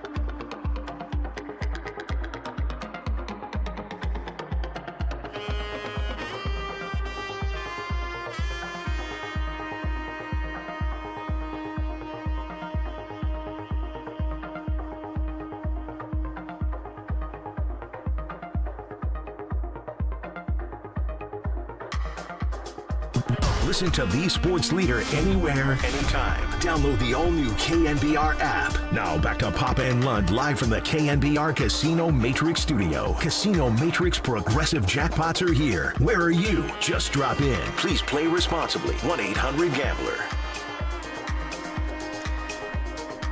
Thanks for joining us. Papa and Lund on your Friday. Keeping one eye on the tournament. Of course, St. Mary's taking on Grand Canyon in a 5-12, and I don't know that we've connected with Matty yet. He might be face down in the gutter, given that he has to drink Fireball. Is he wearing St. Mary's garb? Gail's gone wild up in the kennel in Spokane? Yeah, maybe. It's like a road game up there. What the hell? Yeah, I mean, that's ridiculous that's where they have to play. By the way, Northwestern pulling away a bit. 67-59. Florida Atlanta's trying to stay in this whole thing. Open 3 for the Wildcats. This game's over. It's 70-59 Northwestern. They had this thing under They had to control. make the way they mismanaged the end of the game. Yeah. They drove the length of the court. Northwestern did to tie the game, and then they came back up the other end. And, a lot of times you don't want to call a timeout there, and I do agree in that situation not to, but they needed a better play. They wound up with a double-team jump shot that got blocked at the end, and once it went to overtime, Northwestern is all over them. So you love the turning and the madness, John. Florida Atlantic, the Owls, went to the Final Four last year, and they're going to be knocked out on the very first day of the tournament this year. Bunch of nerds. First game. All right, let's go out to Matty in Spokane as they're getting ready to play Grand Canyon in a 5-12. He joins us courtesy of the UMA guest line. How are you? I'm doing great. How are you guys doing? Good. Did you already start the Fireball, or is that for later? Got patience? Nah, I think, that'll be. I'm at the arena right now watching UAB and San Diego State. I'll probably stay for a little bit of the Auburn-Yale game, and then I'll head back to the hotel and pregame there. Well, that's a close game, 33-28. San Diego State was a big surprise last year, so that's a good one. It's a good one there. So yeah, well, they must have cut I think it was 11 points when I ducked out to take this phone call, and then we lost connection. So I guess I'm missing a good one. Yeah. So the building you're in, what is that called? The Kennel, the home of the Zags? And what's it called? That's on campus. That's the McCarthy Athletic Center. So that's on campus. This is where their minor league hockey team plays, called Spokane Arena. Oh, okay. So it's I don't know, a mile from campus, something like that. So how much bigger is that than the Kennel? And will the environment will it be like a road game for the Gales tonight, playing at the home of the Zags? It might be. I think the Kennel holds. You can use the Google monster, but I think the Kennel holds maybe 7,000, and then this place holds probably like 13,000 or 14,000. And Grand Canyon's pretty good, the right? second part, yeah, go ahead. Grand Canyon is good. They have a really like 29 big tough draw, and having to play up there, it's going to be a tough game tonight. Yeah. I know I guess there are a couple of Gonzaga players who encourage their Spokane fans to wear purple and root on Grand Canyon. So St. Mary's is undefeated on the road this season. Of course, this is a neutral site game, but St. Mary's was. I don't know. I mean, they might be the only school in the country that went undefeated on the road this season. So that environment doesn't seem to bother them. So you're feeling good about it? How do you feel? Yeah. No, I think it'll be a good game. I think. I mean, it's a tough draw. I know they have one NBA type of player, Tyon Grant Foster, and so. St. Mary's plays their man-to-man. They always do. They hang their hat on their defense. So I think it'll be a good game. I mean, I hear a lot of experts saying that, it's going to be probably one of the more intriguing matchups in the first round of the tournament. So, yeah, it should be fun. Yeah, I mean, Randy Bennett's been there for years and years in Moraga, and they do play man-to-man. It's amazing, how many schools have gone to a zone defense in college basketball. I think the schools that are, lack foot speed and intelligence and athleticism are forced to play more zone, but Randy's been locked on the man-to-man. And just a word about him, and you've obviously been around great coaches covering the Niners and, throughout your years. I would say, Matty, is he the most underrated Bay Area coach of all time, what he's been able to establish and stay in Moraga. I know Randy has had a lot of offers to move on, but he's intensely loyal. His players are loyal. They don't transfer. He gets them from all around the world. I mean, he is a jewel. He is, no doubt about it. I mean, you walk on that campus and you would have no idea that, or you even walk into their gym and you'd have no idea that, a top 25 program is, calls that home. And so what he's been able to do has been amazing. And, they're still, like everybody else, are trying to figure out this whole transfer portal and NIL thing. But what their formula has been is to, get guys as freshmen, develop them, have them buy into the program, and know that if you stick with it, they're not going to recruit over you. That if you stick with it, you're going to develop more times than not into an all WCC type player. So it's worked so far, and I'm sure their players are getting offers from bigger schools for a heck of a lot more money. It's kind of the wild, wild west now in college basketball with the transfer portal and NILs and all that stuff. So I don't know. I mean, we'll see if it's sustainable. It kind of looks to me like maybe the big programs, what they're doing, trying to buy rosters, maybe that's the part that's not sustainable. So we'll see. It's a little bit of money ball. In fact, I'll tell you a story. Last summer, I was having lunch with some St. Mary's people, and we were in a restaurant in Moraga, and in walked Randy. And I said, I didn't know that Randy was going to be at this lunch. And they were like, well, I don't think he is. He must be here for another reason. About 15 minutes later, he walks over with somebody behind him. And, of course, I recognized Randy right away. I wasn't even looking at the person behind him. But then I look, and it's Billy Beane. So Randy and Randy had his notepad out. They had a corner table. And, I think he was talking Moneyball with the original Moneyball to see how the pieces can fit and thinking outside the box in this time. So it's just kind of an interesting little note that he gathers. I mean, he's a learner. He tries to learn from other people in other sports and bounce around ideas and, what can be implemented and what makes sense and what doesn't. Matt Mayoko joining us from Spokane. Again, St. Mary's tonight takes on Grand Canyon. Let's hit up a little bit of 49ers, and you got a couple of great pieces up there, but just you've been doing a great job keeping us up to date on the scorecard. So the coming so far, Josh Dobbs, Ezekiel Turner, linebacker, special teams guy from the Cardinals, Devondre Campbell, Malik Collins, Jordan Elliott, Leonard Floyd, Yetur Gross-Matos, Isaac Yadam, corner from the Saints, Chase Lucas, more of a special teams guy, and Brandon Parker, people might remember, offensive tackle from the Raiders. What do you think of that whole, as a whole, that haul so far for the 49ers? I think it lacks splash, it lacks pizzazz, but I think it's a very functional free agent haul that they had. I mean, they had to do stuff on the defensive line. They had 6 defensive linemen scheduled for unrestricted free agency, and then they released Eric Armstead. So they basically started free agency 7 defensive linemen down. Let me repeat that. 7 defensive linemen. Did you say 7, Mayoko? Man. I said 7. I said 7. And so the only 2 guys you knew who would be back were Nick Bosa and Javon Hargrave. So they had to do some major work there. And so, I guess it's a little bit of money ball what they did at that position. And some of the guys that they got, the names, people, the common fan won't know, Malik Collins or Jordan Elliott, but those are starters on good defensive teams. So, it's kind of making the pieces fit. And they've been after this defensive end for quite a while. They've been, from, I guess it was a month before they drafted Nick Bosa, and they knew they were going to draft Nick Bosa in 2019. They went out and got Dee Ford. And, because of his health or lack thereof, that did not work out. And they went with other guys, Samson Ebukam,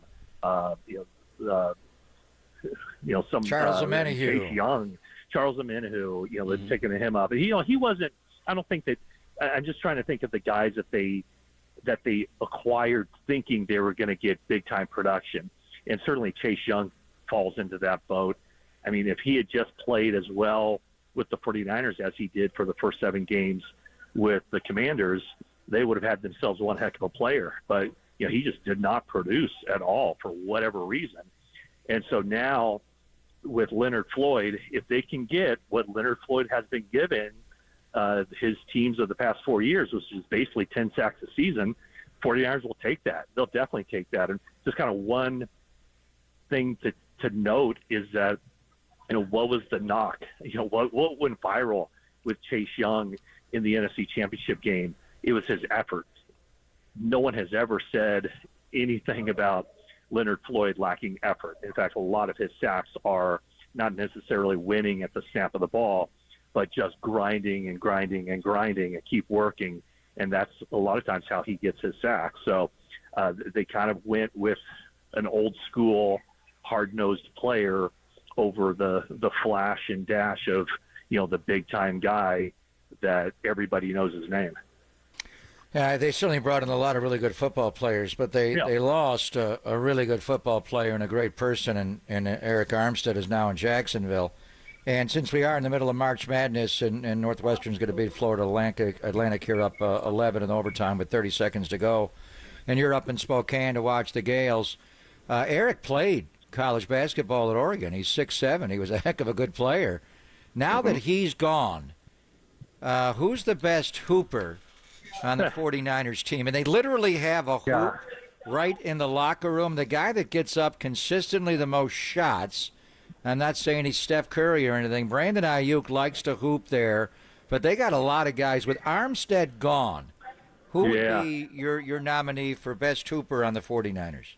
Well, I don't know what kind of game he has, but I do recall, Deebo Samuel, where his locker is. So he's there. Whatever. He's like 20 feet away from the basket. Above the break, straight on. He's right there. Yes.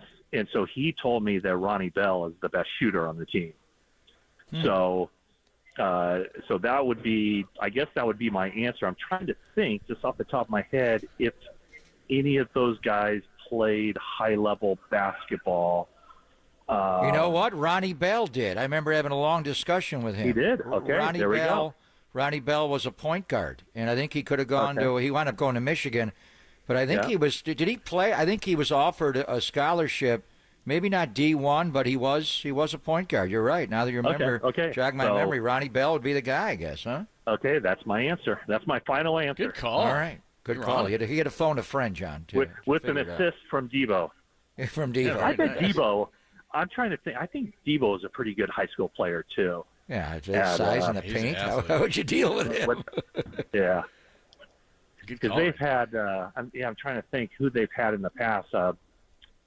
Bruce Ellington was a really good point guard at South Carolina. Michael Crabtree was a really good basketball player. Ronnie Lott, right. Yeah. Jerry Rice, when you used to play in those old, when they would play in the off season, I remember Jerry Rice shooting 3 balls. He was amazing at it. Yeah. By the way, you're not missing anything. San Diego State 35-29 over UAB at the half. So you're at the half. So we want to make sure you get back to the second half. Yeah, so I can stay on for another 20 minutes with you guys. There you go. Hey, real quick, it seems like they're looking for depth at safety. They brought in Julian Blackmon yesterday, who had a great year with the Colts. 4-year guy out of Utah, was a former third-round pick. I know that Papa's looking at Justin Simmons. Are they looking at that position, looking for, because obviously Huff is coming off an injury. Jair Brown is pretty young. Are they looking at the veteran safety market, because there's a lot of them out there? Well, yeah, 100%. I think you have to, especially now. I mean, even before the 17-game season, I mean, there is such attrition at the defensive backfield, all positions, the cornerback positions, the safety positions. I mean, I can't imagine there was a defensive back. I don't know the answer to this, but there might not have been a defensive backfield in the league where the same, 4 guys or the same 5 guys, including the nickelback, were available for all games last season. And so you really have to insulate yourself and have basically 4 starter types of safeties on your team, because you're going to need those guys. I mean, they had to dip into the the ranks of the unsigned and bring guys off the street last season after the injuries to, Hufanga and then George Odom. And I forget, it seems to me they didn't start Jair Brown right away, and then he got in and did pretty well, so they stuck with him. But when you have Jair Brown, who's a starter, and Hufanga's a starter, no doubt about it, but coming off the ACL, you just don't know. So you have to go get somebody. And my guess is they're not going to pay top dollar to bring in one of those safeties.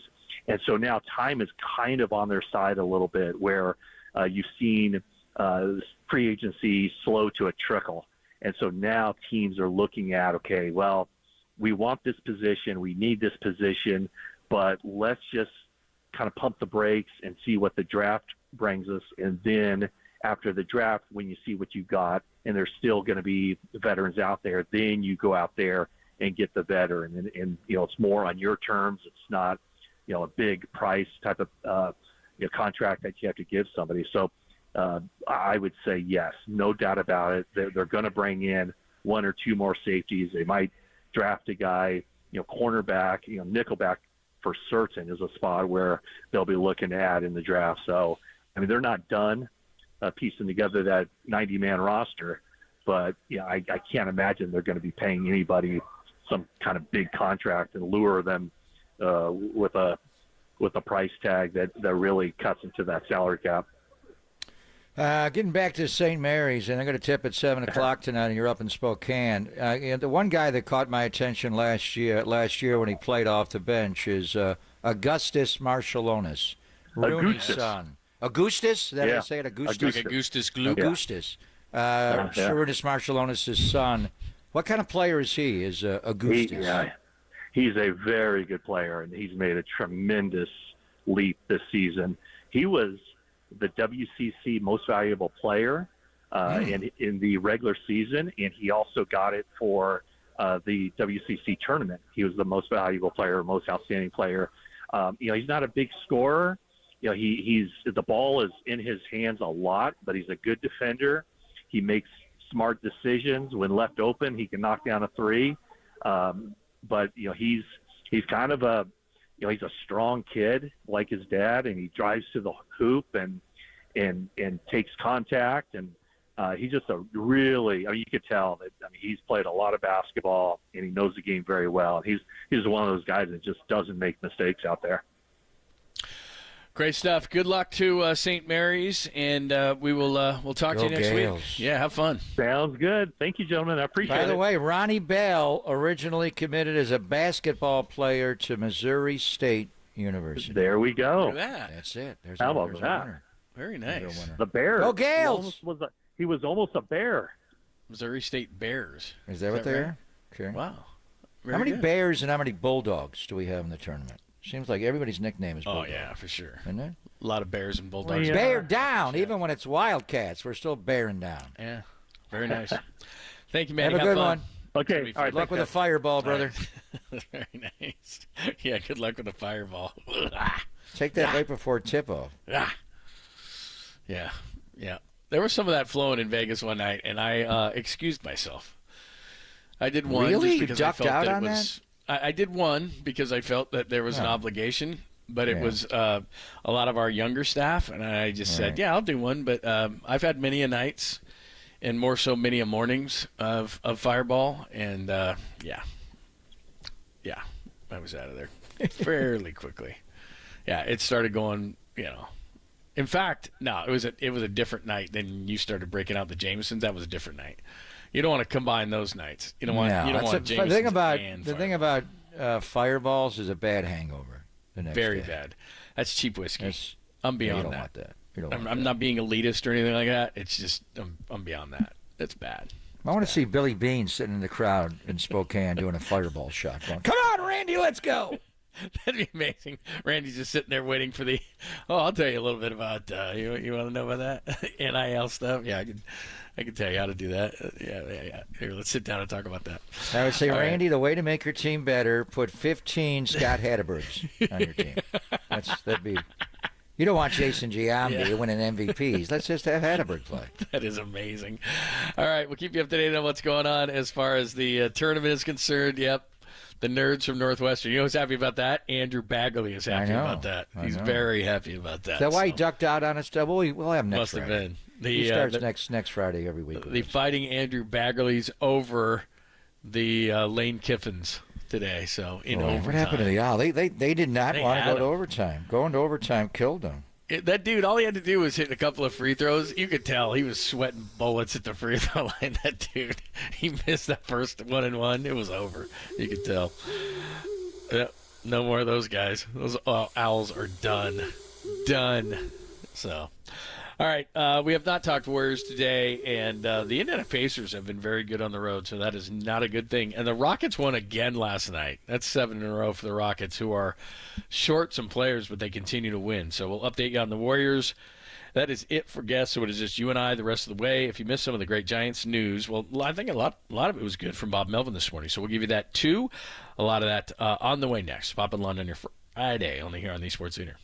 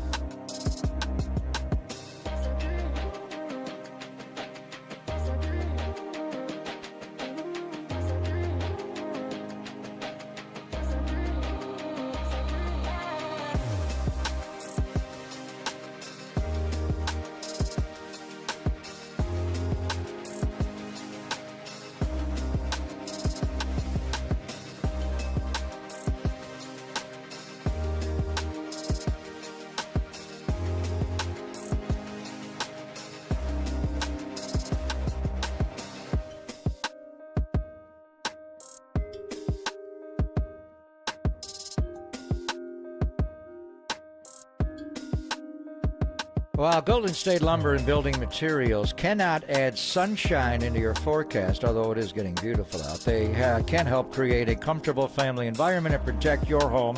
Greg Papa once again for Golden State, and this cool, wet winter is leaving us now. It's going to be followed by uncomfortable summer temperatures depending on where you live. So you may consider new siding or improved insulation. And Golden State partners with respected vendors such as James Hardie and Owens Corning. James Hardie siding is a durable, low-maintenance alternative to wood and vinyl. Owens Corning's innovative products reduce sound and provide thermal control with safer ingredients. Your contractor or professional builder can help get a jump on your project by requesting a quote or clicking Start an order on their webpages at goldenstatelumber.com. And Golden State can help you build better with their expertise, extensive inventory, and next-day delivery.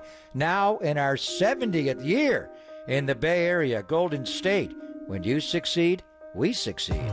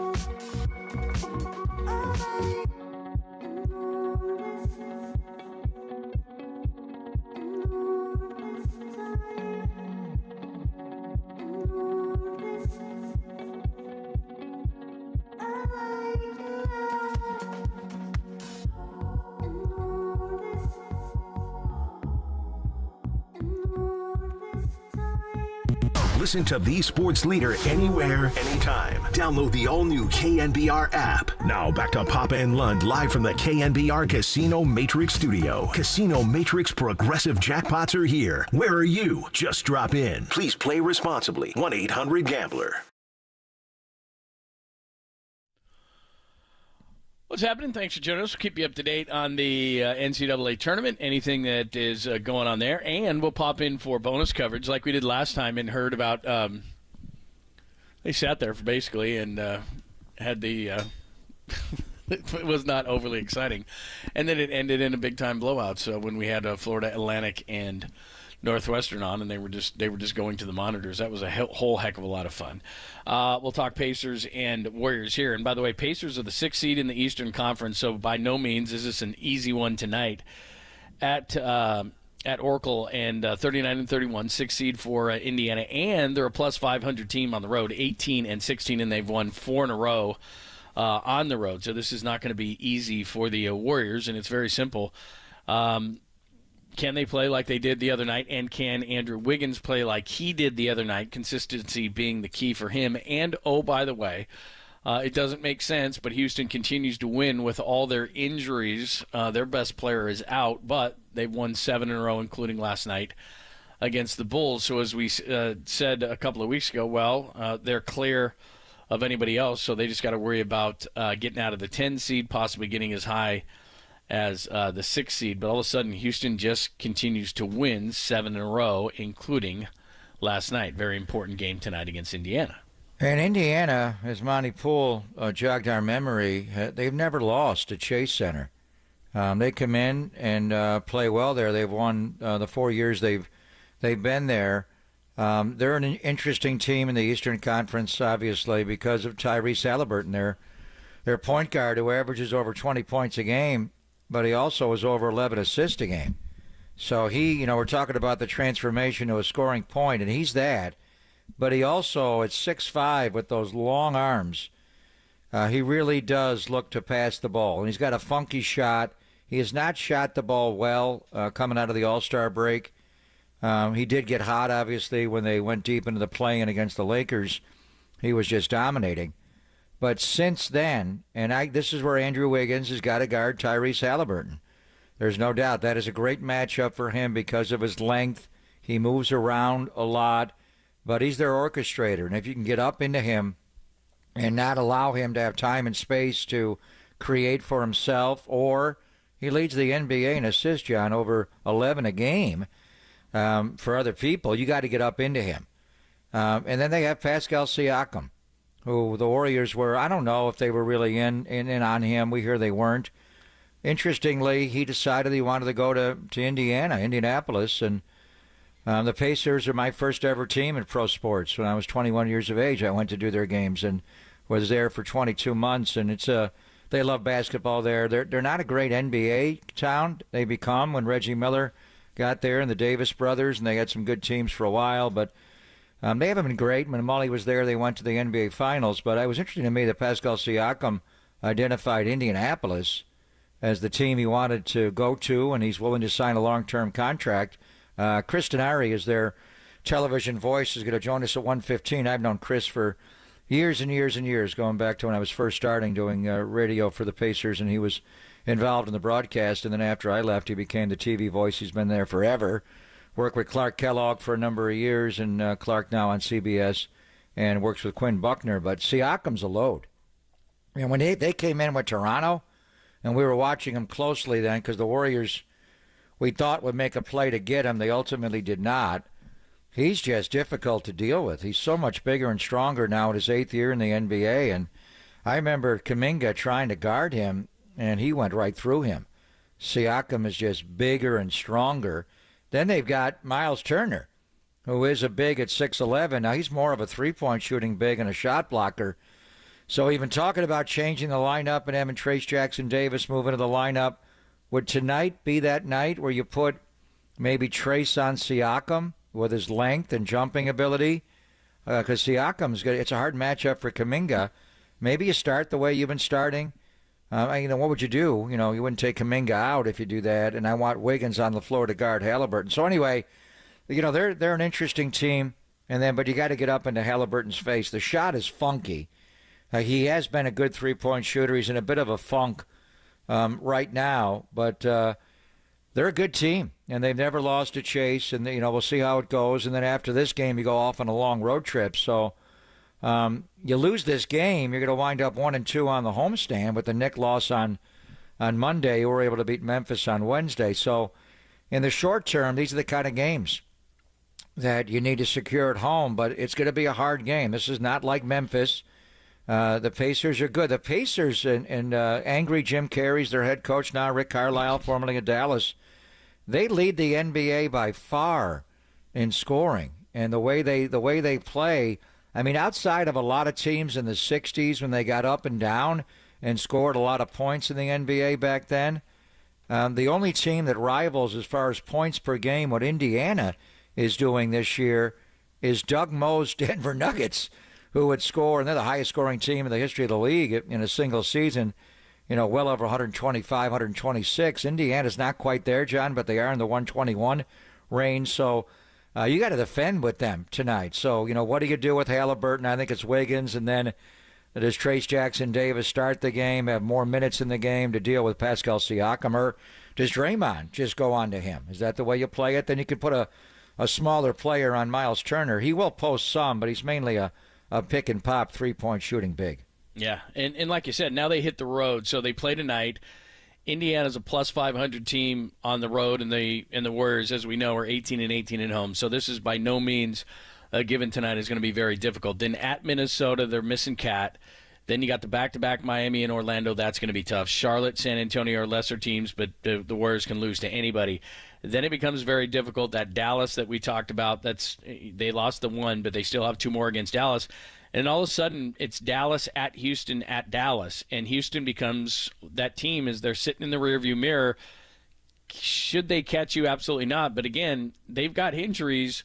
But the way that Green has been playing and scoring a bunch of points, guys have been stepping up in their absence. And so this road trip becomes incredibly important because if you don't play well on this road trip, and then you get home and you play Dallas, and then you hit the road at Houston, all of a sudden that game on the 4th of April against Houston on the road could be massive because if they continue and they've won 7 in a row, that could be for something, that game at Houston. After this long road trip and a game at Dallas, that could be a huge game because they're 3 in the loss column behind you, and you thought you were, and I'm speaking from Warriors' perspective, you thought you were clear of Houston. That could actually be for something on April 4th. That's crazy. Totally. And then, after tonight, and you got a home game, and you lose tonight, you lose 2 out of the 3 on the homestand, and you fall to 18-19 at Chase Center. So, I mean, the Warriors, though, one year when they were 15-50, throw that year out, the pandemic year, Steph got hurt. Other than that, they've been a good home team for years. What did they lose last year? 8, the year before 10. And won the championship. And obviously they had years. I thought one year they were to win every single home game. They finally were beaten by Andrew Wiggins in Minnesota on April the 1st that year. They lost one other home game. They went 39-2, but I thought they'd go 41-0 or tie the 85-86 Celtics who won 40-1 at home. But there are a lot of circumstances why they've kicked some home games. But after this game, you're going to play 7 of the next 8 on the road. At Minnesota, as you cited, comes up on Sunday. And I know the Catman's not playing, but Anthony Edwards is a load. And they got Rudy Gobert. They got One-Eyed Charlie. They got Mike Conley. They're going to be a top-of-the-bracket team in the West. Obviously at Miami and at Orlando, hard games, at Charlotte, wind up at San Antonio. And then, because of Decky's passing, you have 2 games that have been rescheduled and kind of crammed in there. On April the 2nd, at home against Dallas, a makeup game. The game in Houston was already on the schedule on April 4th. Then you have to go back to Dallas on April the 5th because of a rescheduled game. So you come home after a 5-game road trip. They come home for 1 game, and then they go right back out and play Houston and Dallas. And those games, Dallas, Houston, Dallas home, at Houston, at Dallas, the 2nd, the 4th, the 5th of April. These are games that are right in front of you with Dallas and right behind you with Houston. So and this is after you've gone away on a 5-game road trip. So really, to me, it's an 8-game trip. You've got to play 8 games in 8 different cities, one being San Francisco. And so that's where your schedule, it's going to be hard. And you knew you would have to make up those games. And there's a bigger issue here. The young man lost his life. But this is where the games get on top of you. So this stretch right here, starting tonight against Indiana, a lot of times the last home game before you go off on a long road trip feels like the first game of the roadie. So try it. But they're hard. They're tough to deal with. Siakam's a load. How do you stop Halliburton? Andrew's got to play tonight. And then what can they do on the 5 games, John? But they come right home and play 1 game and then go back out. You don't have time to practice. You don't have time to do anything. This really, after tonight, to me, starts an 8-game road trip. 8 games, 8 different cities. One of those cities is San Francisco. But this 2-week stretch will define their season as far as where they are. And they're not going to make the playoffs, you don't think. They still could. But really, it's playoffs, play in, or play golf. And you're out. And if you drop that game at home to Houston on April the 4th, John, that is going to be that may define where you are as far as being play in or play golf.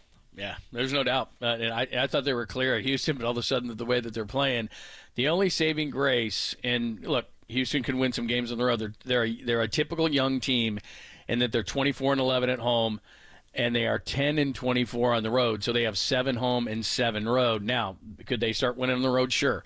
They probably won't. So you'll probably stay clear of them. But again, if they start winning some of these games on the road, gaining some confidence, they could be a problem. They're only 3 games back in the loss column. And again, you have them one more time. So that is the way that things lay out. And tonight's a big game against Indiana, a team that can win on the road. And like you said, we'll talk to their TV voice at 1:15. Coming up, a lot of stuff has changed with the Giants. We'll get into it. Bob Melvin was on with the morning show today, and we'll tell you some of the things he said. Some interesting things could happen with the Giants. We'll give that to you coming up next, only here on the Sports Leader.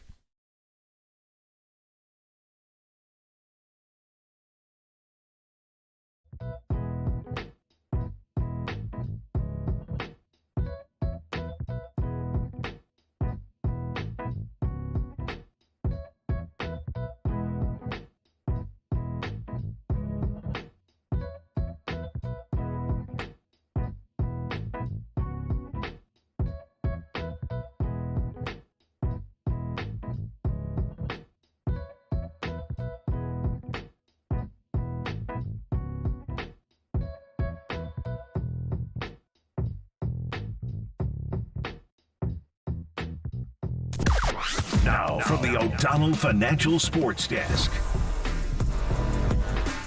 Giants pitching coach Brian Price, he joined us, Pop Online, yesterday and gave us the latest on Alex Cobb and Blake Snell and when we can expect him to actually pitch. Check out that podcast and more on the KNBR app, YouTube, and KNBR socials.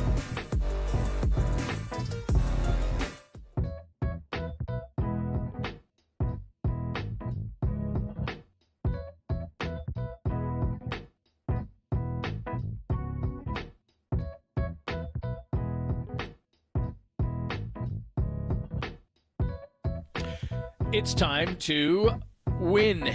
You like to win, don't you? And you can start right now with a new Toyota for my friends at Modesto Toyota. So let's grab those keys. Oh, wait. And get that new Toyota, and you can count on Modesto Toyota for great savings. So come in, check out the new models and deals, or do what I did. Go to ModestoToyota.com, see all the incoming vehicles, then just pick out the one you want. So it's got everything you need, the bells and whistles. Yep. Check. And you get those great prices and special lease deals and save big time on gas like I did with my RAV4 hybrid. That's right. Many SUVs, cars, trucks, and those hybrids. Or you can just say, you know what? No more gas for me. The all-new electric BZ4X at a great low price or an incredible lease deal. And it is time to win. So come grab those keys with your new Toyota. And one of my favorite parts, since 1965, you know how difficult it is to stay in business nowadays. So since 1965, Modesto Toyota has had thousands of happy customers like me. If you could see me right now, you'd see my smiling face because of the great service and great prices. So we grab our keys, we go out to Modesto Toyota, and we win big time, which makes you happy because there's no dealer markup, and the time has never been better. It's where I get my Toyotas. You could probably glean that from now. So come find out for yourself at Modesto Toyota and online at ModestoToyota.com.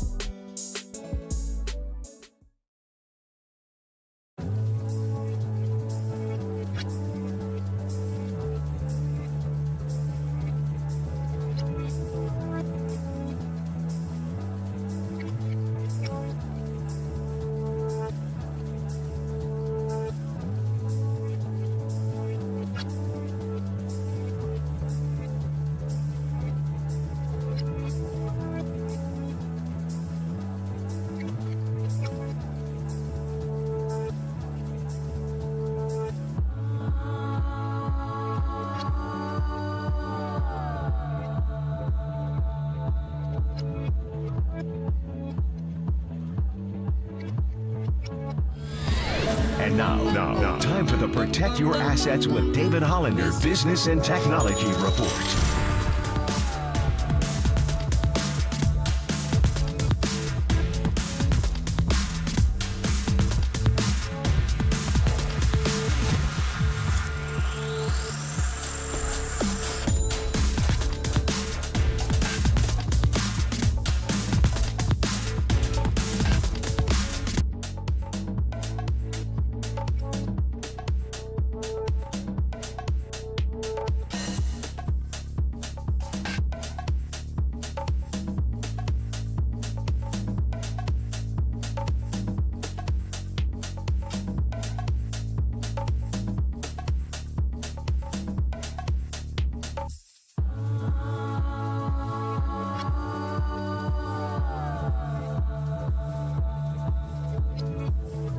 KNBR heads, fill your feed by following the sports leader on Facebook. This is KNBR 104.5 FM and 680 AM. What's happening? Thanks for joining us. Another Live Nation concert, ELO. Between now and 1 o'clock, you will hear a sounder. When you hear that sounder, and only when you hear the sounder, not right now, but between now and 1 o'clock, you can win a pair of tickets for ELO. Do we have the sounder? Do we have the sounder, please? Can we hear it? Oh, this is a good one. Very nice. Very nice. It's September 1st, 2024 at Chase Center in San Francisco. Oh, this is your range. It's a good song. Yeah, this is your range. I can't get this high. 2 tickets to see ELO, Chase Center, San Francisco on September 1st, 2024. When you hear that sounder, and only when, 415-896-KNBR, and you will win, thanks to our good friends at Live Nation. Tickets on sale today. Today at livenation.com. So between now and 1 o'clock, when you hear that, call 415-896-KNBR. Jeff Lynn's ELO. Oh, very nice. Very, very nice. I don't know if you saw Ken Rosenthal's piece today, but with Blake Snell, others in the fold, just how good are the Giants? And then he went through all the different Pacoda analysts. They say 85 games, all the different types of places, and anywhere from Fangraphs 81, 81.5, 83.5, 85. And we were talking about this a little bit earlier. I don't really care what the number is. I just think with all these new additions, I just think the Giants should make the playoffs. And I do wonder, because I don't know if they had to go to upper management and beg for the money, kind of like the Niners did to last year, to say, hey, we really need a defensive tackle. Jed, can you please give us the money? And therefore they did. I don't know if it was that kind of a situation or how their dynamic works to spend money. But he, obviously he had to get approval to go over the number, and they did. So I don't know how you feel about it. Do you think there's a mandate to make the playoffs, or Farhan's in trouble? How do you think all of this works to get all this money to spend all this money? Well, I think Farhan's built a good roster. Yes. I mean, last year I thought Gabe to some degree, and I don't know. You hear all kinds of things about that coaching staff in retrospect. I thought they were cutting edge, and they certainly maximized the roster. They reinvented the veterans, the 2 Brandons and Buster, and they won 107 games. So you're hearing they didn't work hard, they didn't challenge guys. I mean, really? In any event, they still came back the next year and were a 500 team. They had to rally at the end in September. And then last year they faded at the end, and it wound up costing him his job. So I think to that degree, it was a combination of not getting the most out of your roster and the roster just not being good enough over time. And a lot of guys just got older. The young guys weren't ready. You were kind of in between. This year, I think Farhan's done his job. People just, for whatever reason, first impressions are lasting impressions, and they didn't like him. He was not, Bobby Evans wasn't popular at the end, but he wasn't Saves, and he's the one that directly or indirectly forced Bochy out, and I think that just ran its course. But in any event, he's a Dodger in the analytics, and they didn't embrace that. It's funny how we look back on Sandy Alderson and Billy, and we love them for bringing us Moneyball. But with Farhan, when he's trying to take it with a bigger payroll, he's just not well received. He's not likable for whatever reason. I appreciate his intellect and the way he goes about it. And they spent a ton of money in the offseason, Jung-Hoo Lee being the first one. Then they went out and got Tom Murphy. They got Jordan Hicks. They traded for an injured pitcher that's not going to pitch till the middle of the year and took on $73 million, 3 years left on his deal with Robbie Ray. They got Soler. And then he played poker with Scott Boras and made Scott fold. And he wound up getting 2 guys late in the process, Chapman and Blake Snell. Did he go over the line? Yes. Did he have to beg ownership to do it? I don't know. I just remember Greg Johnson sitting down at the press conference, I believe, when they hired Bob Melvin, right? And he said out loud what we've heard him tell reporters, that we don't want to go over that tax line. And if we do, we want it to be barely, and we don't want to do it year after year. They didn't. They went over the tax line in the second line. They're $20 million over that line. So it's way over. And I think that was the plan all along, honestly, the way they were, and they took a lot of heat for J.D. Davis. But in order to sign Matt Chapman and Blake Snell, you had to remove J.D. Davis's salary, because it's not just his salary, it's a penalty, 10%, 20%, depending on how far you went over. So will they massage that number a little bit to get down, certainly under the second tax threshold?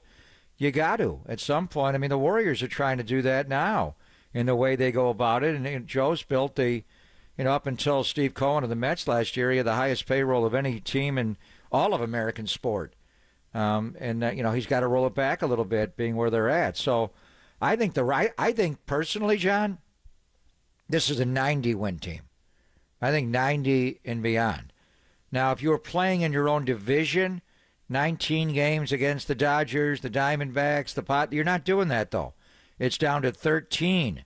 It's not a completely balanced schedule, but it's more balanced. You play every team in baseball at least one series, even in the American League, and the A's, you play them a couple times. So I think this team is a 90-win team. I think they're a playoff team, and we have to see how it plays out with injury and the rest of the league and everything.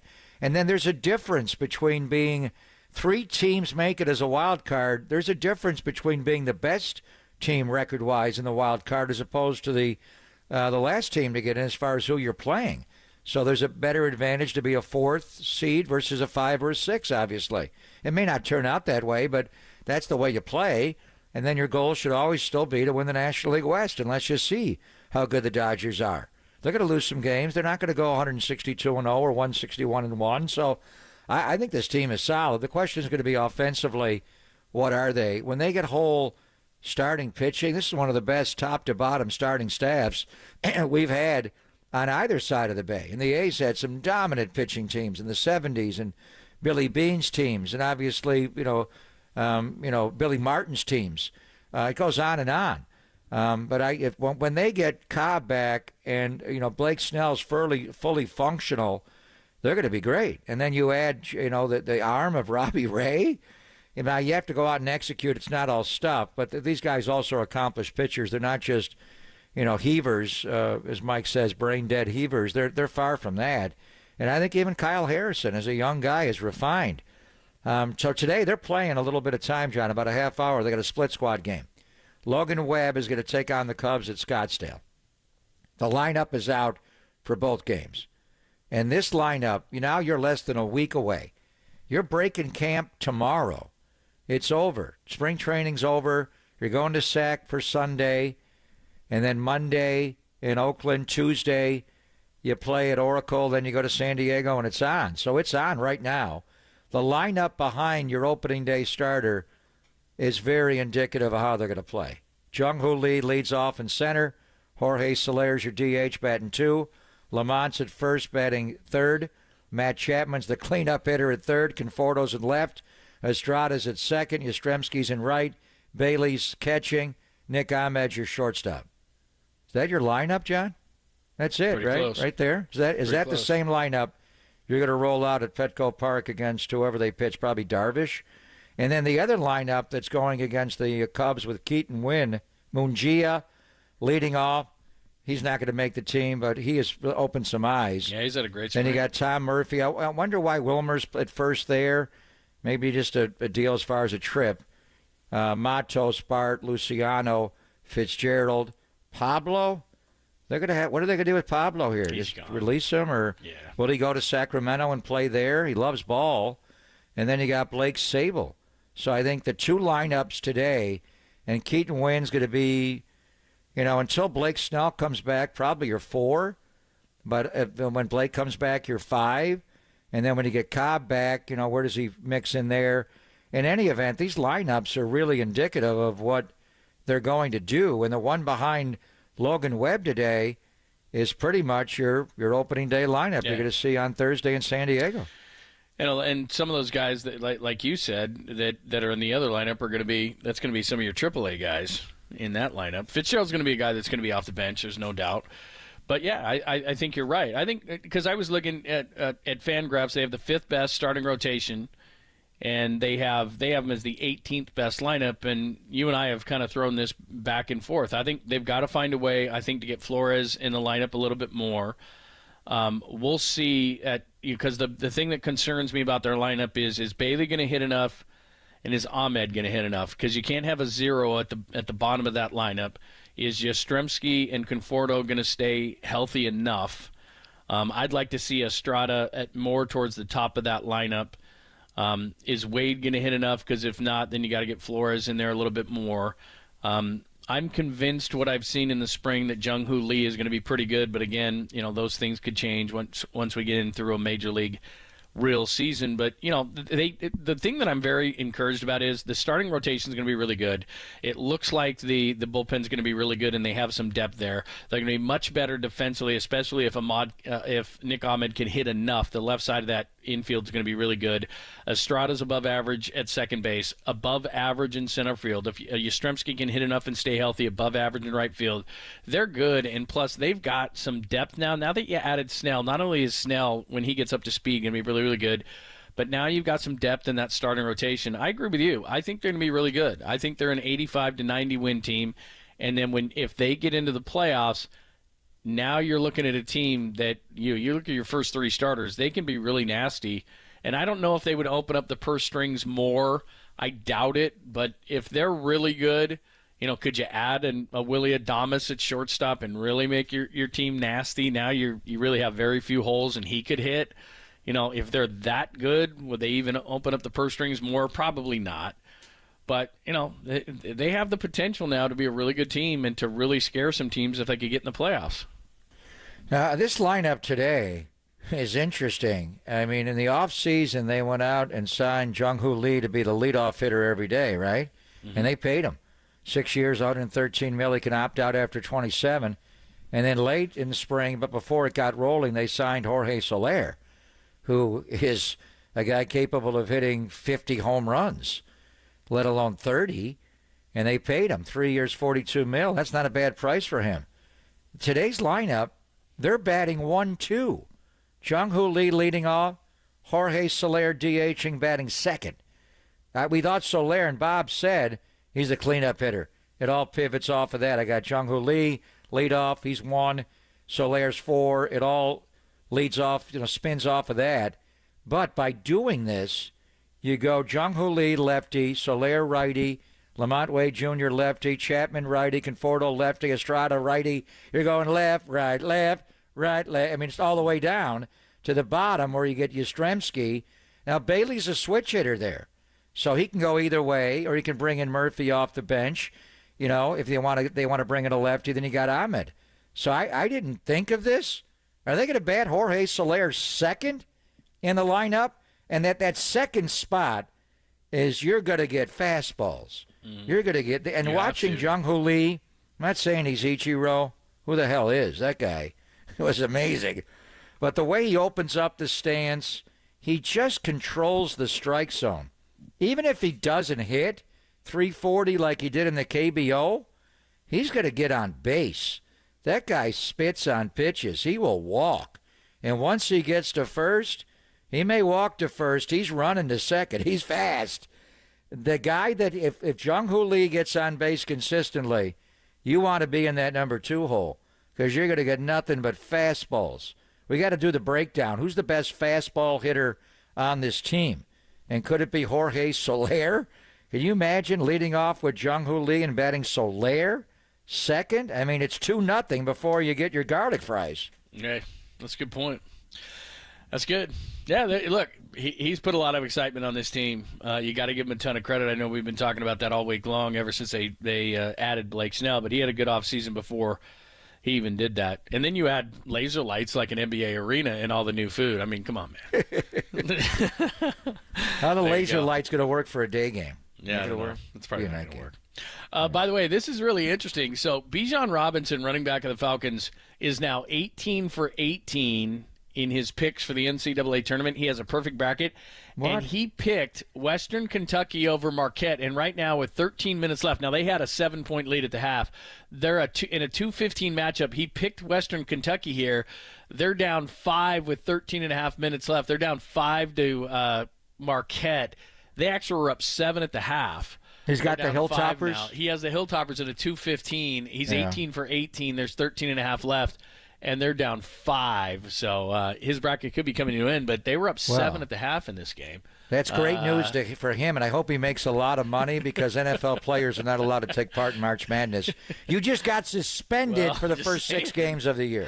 What the hell are you doing? They can do March Madness. He has a public bracket, and he's 18 for 18 so far. So anyway. So he's allowed to do a bracket, but what if he just called Shohei's guy down in Orange County and said, "I want to put 5 on each game"? He'd be in trouble for that, right? He You can't do probably that. would. I don't know. Yeah. You What's can't have the illegal guy. What's the difference? You can't have the illegal guy.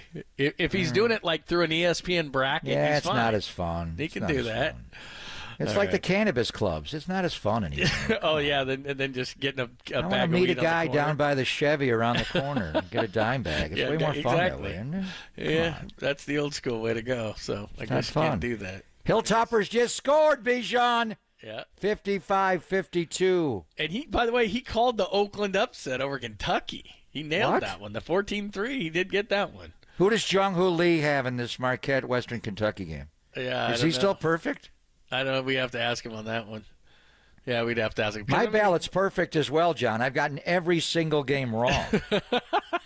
Is that, you know they that's pay you that one? perfection? By the way, That's if you perfection. get every game, there's $1 million bracket for if you get every game wrong, too. That's pretty tough to do, too. That's hard to do. Yeah, it is tough. It's the same as getting every game right. You're just going the other way. It's very difficult to do, too. So, anyway, give us your thoughts, your excitement level on the Giants. Ken Rosenthal's got that piece out right now.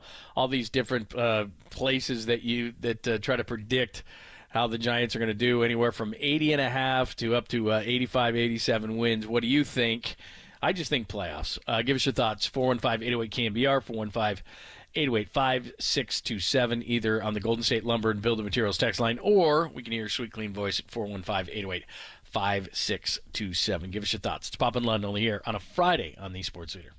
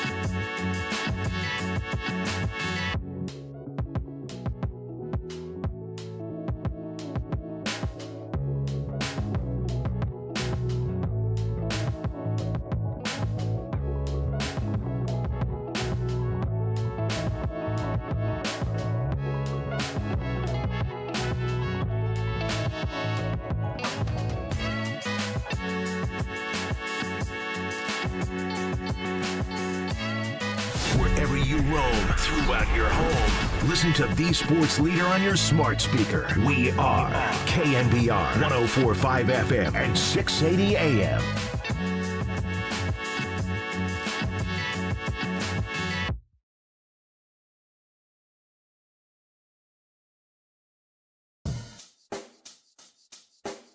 Check the mic and make sure it sound right, boys.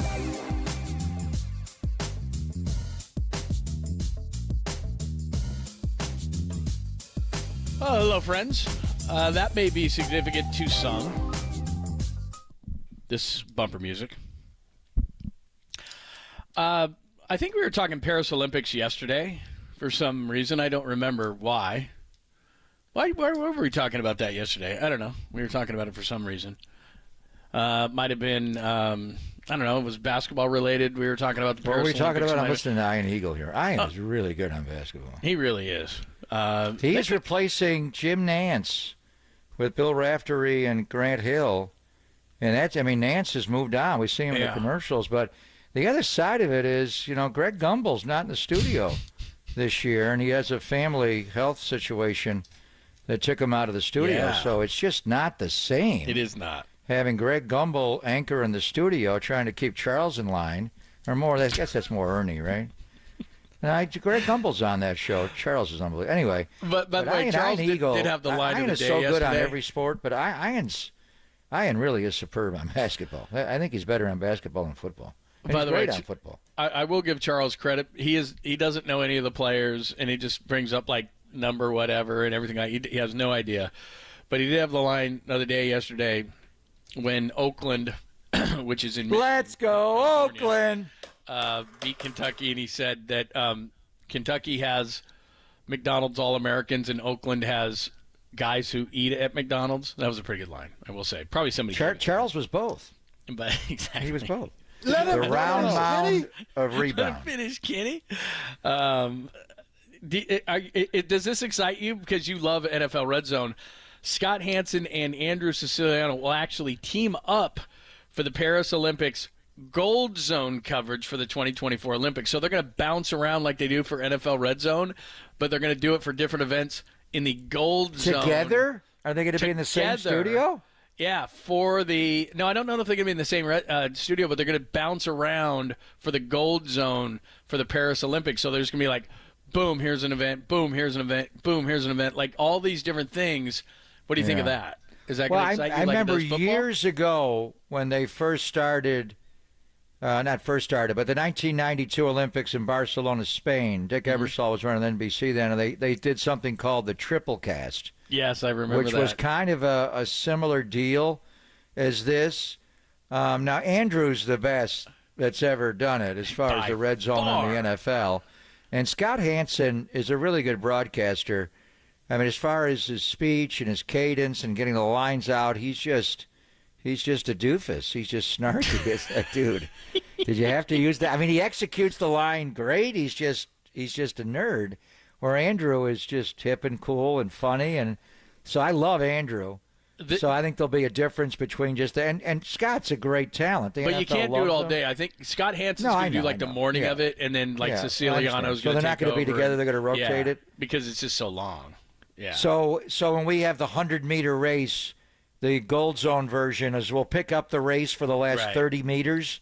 Yeah. No, they're not going to do that. No, they'll but just go from event to event to event and more. I don't know how they're going to work it out. So, I mean, these are the one Olympic Games that are going to be. What was that? That was Goldmember right there. Is what that was. Oh, is that what it was? Oh, yeah, I love Goldmember. Yeah. Should we go to the Gold Club to watch the Gold Club? Yeah. That's like Austin Powers, the most underrated trilogy of all time. I know. I wouldn't have pegged you for that, but I know you like that. Oh my! Why wouldn't you peg me? It was absolute genius, and they were all equally as strong. You just don't have. I mean, Godfather 1, Godfather 2. There've been some good, sequels. But as far as a trilogy, what is better? And don't bring up all the other ones, but sci-fi. No one's watching that. Right. Sorry, George Lucas. But I mean, as far as comedy as well. I mean, Austin Powers and well, Mike the original Myers was like, wow, that was really good. They were all good. They were all genius. The silhouettes. I mean, to me, it's anyway. Goldmember was the third and final one. I thought it was as good as the original. But anyway, Scott's a great broadcaster. He's just Siciliano's just the highest level. The highest level. So I read that and I just thought, I just think Siciliano is going to be really good at it. I mean, he's good at everything he does. Is amazing. He's great at everything. He's funny. I just think Paris is going to be great. I think I like the Summer Olympics over the Winter Olympics. I covered the Winter Olympics one year. It was good, but I like the Summer Olympics better. Yeah, Salt Lake City. Park City, that was a good one. It was, but it's just their liquor laws are so confusing, and so people would just all the time, because I was living there at the time, and so people would come up to me and go, what is this club thing, and why do I have to have a card, and what's going on? And I would have to explain and it what's to the them. 3-2 beer that I'm drinking? Exactly. Really? And I'm people not were just doing like, that. it's so confusing to people, especially from out of the country, and they're like, is this how your country works? And I'm like, no, it's not. And it was just, it was confusing. You know, the red zone was DirecTV. You know what I did this week, John, and it really kind of broke my heart? I canceled DirecTV. Oh, and you've always loved it for so long. I had 2 dishes on the side of the house for years. Not just one, but 2, because trees would get in the way, and you had to have a backup. And, I mean, there's no reason to have. I mean, DirecTV does allow you to watch a lot of the local RSNs, but there's other outlets. This thing called Boss Media they have is incredible. Right. You can get everything. So, and with YouTube TV taking away the Red Zone channel for the NFL, you don't need it anymore. But Rupert Murdoch, I'm sorry. I haven't agreed with you in my entire life, but I did have to align myself with DirecTV, but DirecTV's done. I canceled it. Yeah. Back in the day, you had to have it, though. I had 2 dishes. Yeah, you had to. Well, DirecTV changed everything because back in the day, I don't know what day you're going back to, but I go back, way back when you had the big satellite dishes. Right. My dad had 2 in the yard in Buffalo. One, they would get most of it on the satellite on the one dish, but NBC had this other satellite called the KU band, which like one Bills game a year was on that one. And then we would watch me and my brother watch me doing Warriors games or A's, and then my brother in Philly, and occasionally we'd be on the KU band. So my dad paid for a second dish, which he'd use like once a year, but he had those humongous satellite dishes. We had one in our yard. And then DirecTV comes in, and they're the smaller dishes. And then, but like sports bars like Ricky's, where when I first got to the Bay Area, I didn't have a satellite dish. We didn't have DirecTV. I was at Ricky's in San Leandro every week watching football. You had to go there, and then DirecTV comes in, providing the red, not just the red zone, but every NFL game. Hell, now you don't need any of that. You get it on the NFL app. You don't need to do it. But I kept it for just on the big screen at home. But YouTube TV eliminated that. So Siciliano made the red zone channel cool on DirecTV, but they're not doing it anymore. So I officially canceled DirecTV. Don't have it anymore. When it first came out and you could get all the games, I was like, what? It was amazing. It was the best thing ever. And then they added Red Zone because of fantasy and everything else, and that's what everybody watched. I mean, everybody just stayed home and they didn't watch full games anymore. And then Andrew did the Red Zone on DirecTV. Right. Scott did it on, I didn't even know there was, except you get it on cable. They had a cable Red Zone. He did it on Comcast. So now when they went to YouTube TV, and Scott's really good at it, but Andrew it's the perfect balance of stand-up comedy and humor with Andrew. And he knew every single player in the NFL. A lot of times, Scott, he has no idea who the gunner is. Who's Chase Lucas in Detroit? Well, now he's a Niner. Andrew knew all that stuff. So it was unbelievable. I always wanted to do that. I would love doing the red zone in the NFL. It would be amazing. So fun. But you got to be like quick. And here's the other thing too. He's told us you get no bathroom breaks. It's just they never go to commercial. So I don't know how you do it. Depends, John. The Red Zone channel is brought to you by Depends. Exactly. You get no break or for bedpans, latrines. I mean, what do you do here? It's amazing. Yeah. All right. 1 o'clock hour is on the way. We got your foreplay, the 4 pieces of sound you need to hear today. Then the TV voice of the Pacers is going to join us at 1:15. We'll get you ready. Can the Warriors be consistent? And when I say Warriors, I mean Andrew Wiggins. Can Andrew Wiggins be consistent tonight? We'll do that at 1:15. Then we got all sorts of other stuff for you in the 1 o'clock hour as well. Do all of that, and we'll keep you up to date on the tournament because After all, State Bijan Robinson. and UAB are tied, John, with 2:20 to play. We got some big games today. And Madness. Bijan Robinson is 18 for 18. Can Western Kentucky upset Marquette in the 2:15 to keep his bracket perfect? And last time we heard, Jung-Hoo Lee had a perfect bracket, so I don't know if his is still intact. So who do they have with the Aztecs against the Gene Bartos? Yeah, we got to check that out. We got to check that out, too. It's tied. Here we go. The Fighting Roddy Whites, he's a UAB guy. Oh, very good. Try to keep you up to date. Yeah, try to keep you up to date on those two. The old wide receiver? Yeah, all to come. By the way, the Colorado State, I couldn't think of anything yesterday. Joey Porter, come on. The tight end. The linebacker? Yeah, come on.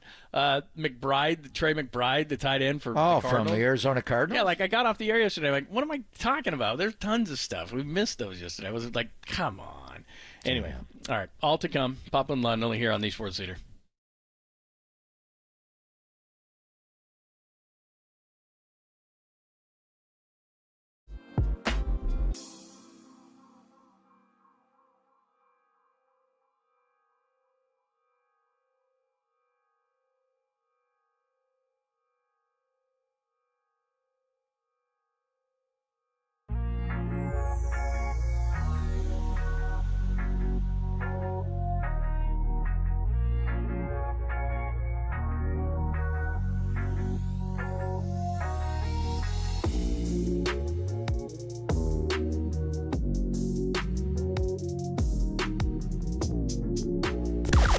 Now, from the O'Donnell Financial Sports Desk.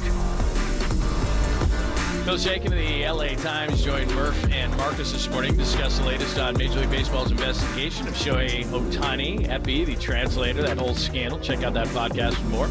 The KNBR app, YouTube, and the KNBR socials.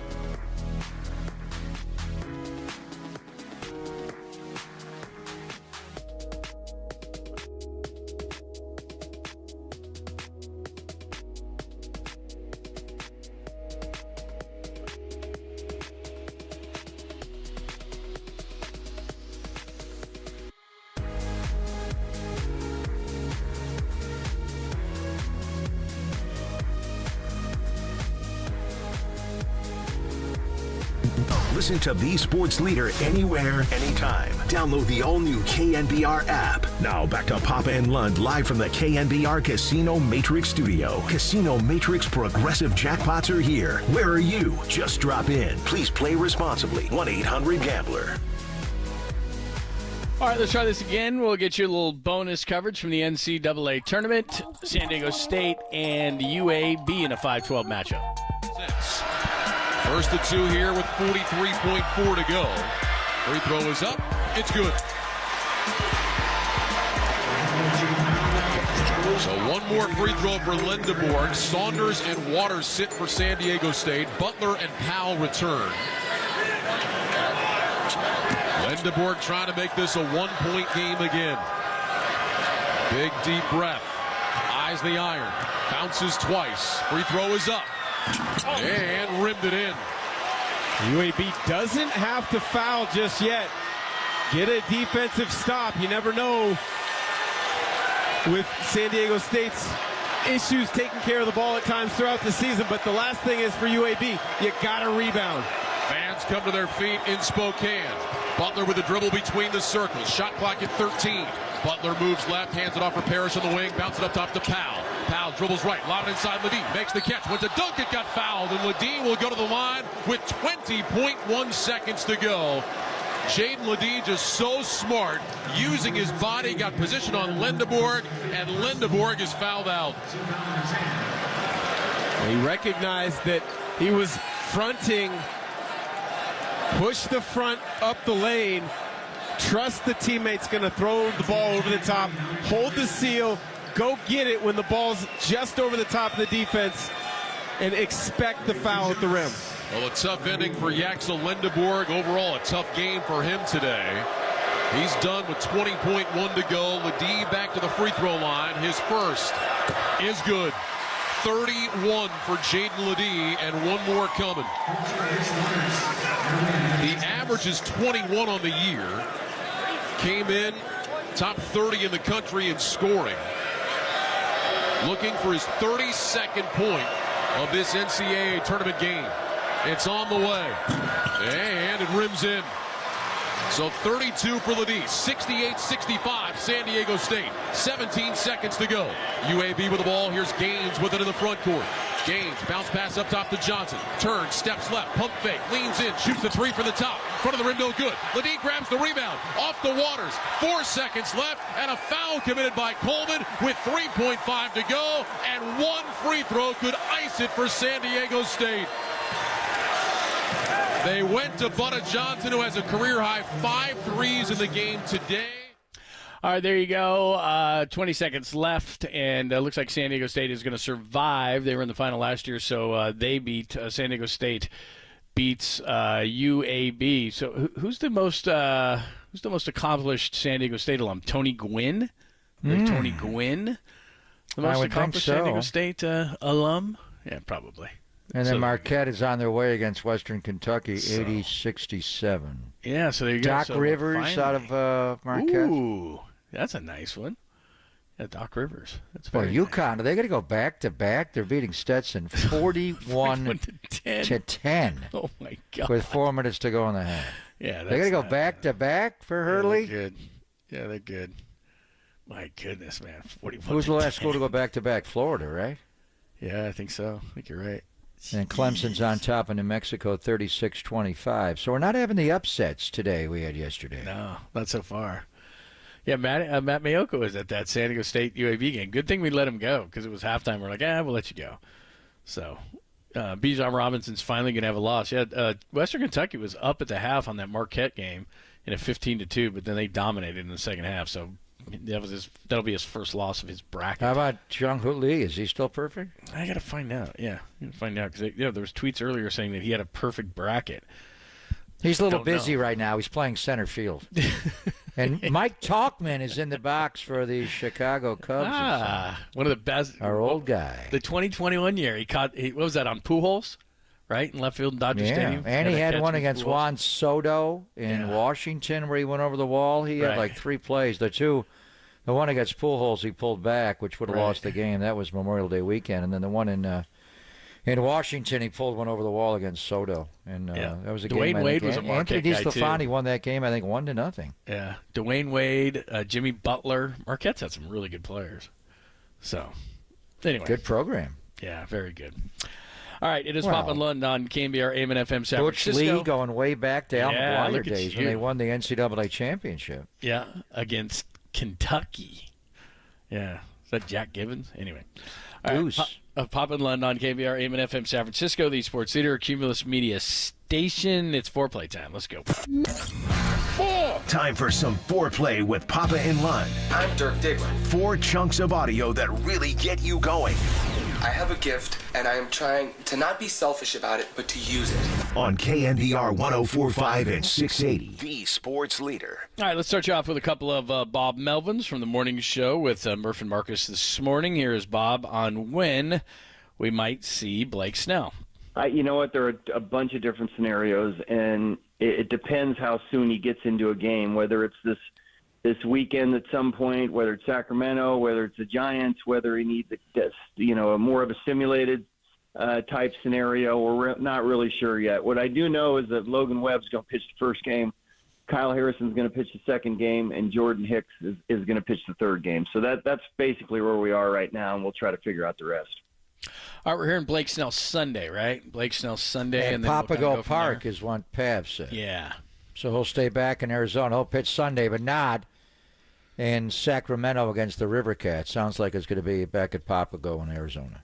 So probably it sounds like the first couple series we're not going to see a Blake Snell, but maybe something after that, right? Well, if he goes Sunday, then he would be lined up to pitch Friday in the home opener. Yeah.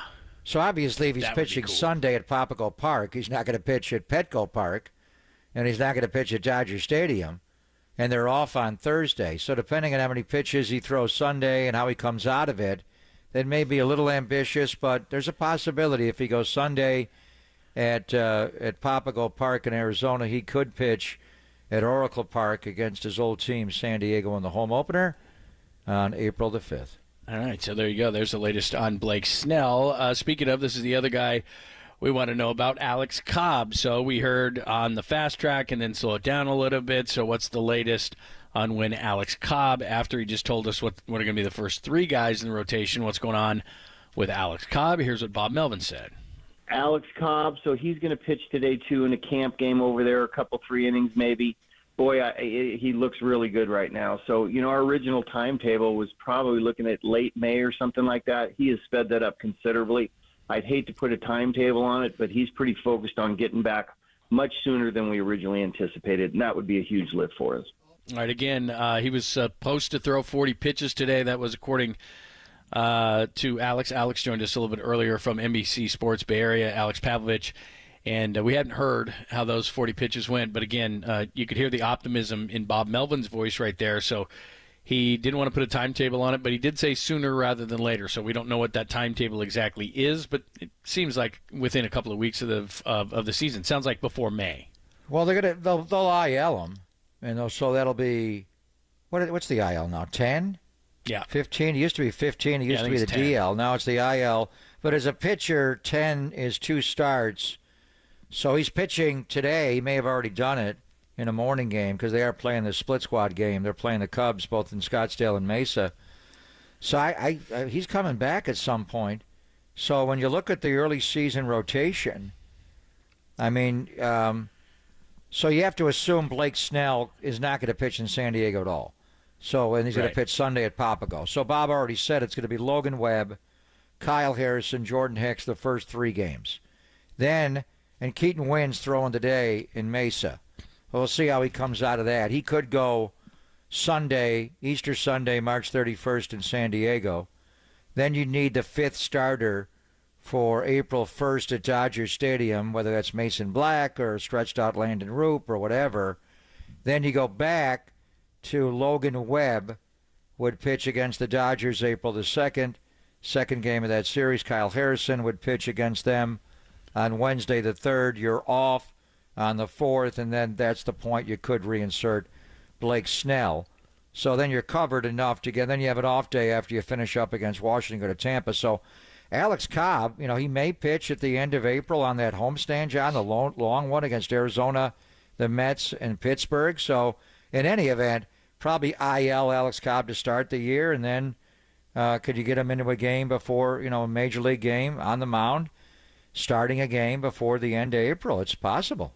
Yeah, it gets you excited, man, because Webb, Harrison, and then we're going to hear about Hicks coming up next. This was Brian Price with us yesterday, but at the beginning of spring, I was skeptical. I know he could, I know he's got great stuff. It's just he's doing it over a short period of time. But Brian Price told us yesterday, well, let him say it. Here's what he said about Jordan Hicks. I just think he's scratching the surface of his potential. I think he's got room to improve the delivery. He's got room to improve the overall pitch quality of his slider and his split. Fastball's already elite in regards to both velocity and movement, and then how to command it. That's going to get better. And just overall knowledge, the things that you learn as a starter, having to manage a lineup, 3 to 4 times when you throw a really good ball game, is a mental challenge more than a physical one. So I think he's up to the task. I'm excited to watch him continue to progress. He's made huge strides since he joined us, started coming out to Papago back in January. And he's made some big jumps, and I'm looking forward to him having a great year. I'm excited to watch him because when they first signed him to the 4 and 44, I was thinking, I don't know what to make of this. And I know he's got elite stuff, and obviously a great fastball, and he's done it in a reliever way over a number of years. But I wasn't sure what to make of it. And look, there's a long way to go in this process, but to hear Brian Price say that, I think Giants fans should be excited. Now, he's pitched a couple of times with TV cameras rolling, and we watched them both. The one that was on NBC Sports Bay Area's slider that day was overpoweringly good, and then he pitched against, who was it, the Angels the other day. And he walked, I think, the first 2 batters of the game, John, and right. He got into a bases-loaded situation. He gave up a run on the ground ball double play, but he settled in. He threw his splitter more in that game, as Brian Price told us yesterday. And he's got an electric fastball. He's not throwing 105, but he is, you wonder when you get rolling. He's hitting 99 on almost every pitch. And you don't always get a radar gun reading in these spring games, but fastball's electric. And then the slider is a put-away pitch. And then if he adds a split change, he's got enough to get through a lineup, 3 times. So here's the other angle where, could Blake Snell start the home opener? If he can't, it would be Jordan Hicks, because you would go Webb, Harrison in San Diego, the last 2 games at Dodger Stadium. The open date, because Bob's already said Hicks has the 3rd game of the year, that would be the Saturday in San Diego. Then he could pitch Friday home opener against San Diego as well. So possibly his first 2 starts either way are going to be against the Padre lineup, which is tough the second time. So I think that home opener, which is kind of big, obviously, it would be one of the 2 new guys, possibly. If Blake Snell could make it off the start appearance, whatever he's doing on the side Sunday at Papago, he could start the home opener, or if not, Jordan Hicks. But either way, John, your first 2 home games, you could roll out a combination of Blake Snell and Jordan Hicks in some form. All right. Let's talk to a buddy of yours. Chris Denari is going to join us coming up next. He is the TV voice of the Pacers, and they've got a better record than the Warriors. They're a plus 500 team on the road. This is not going to be an easy game tonight, as they played great last time. Of course, it was against Memphis, but they are a 500 team on the road, at home, and they are off on a road trip after this game. So what do the Pacers present? What kind of issues? We'll talk to the TV voice of the Pacers coming up next, only here on the Sports Leader.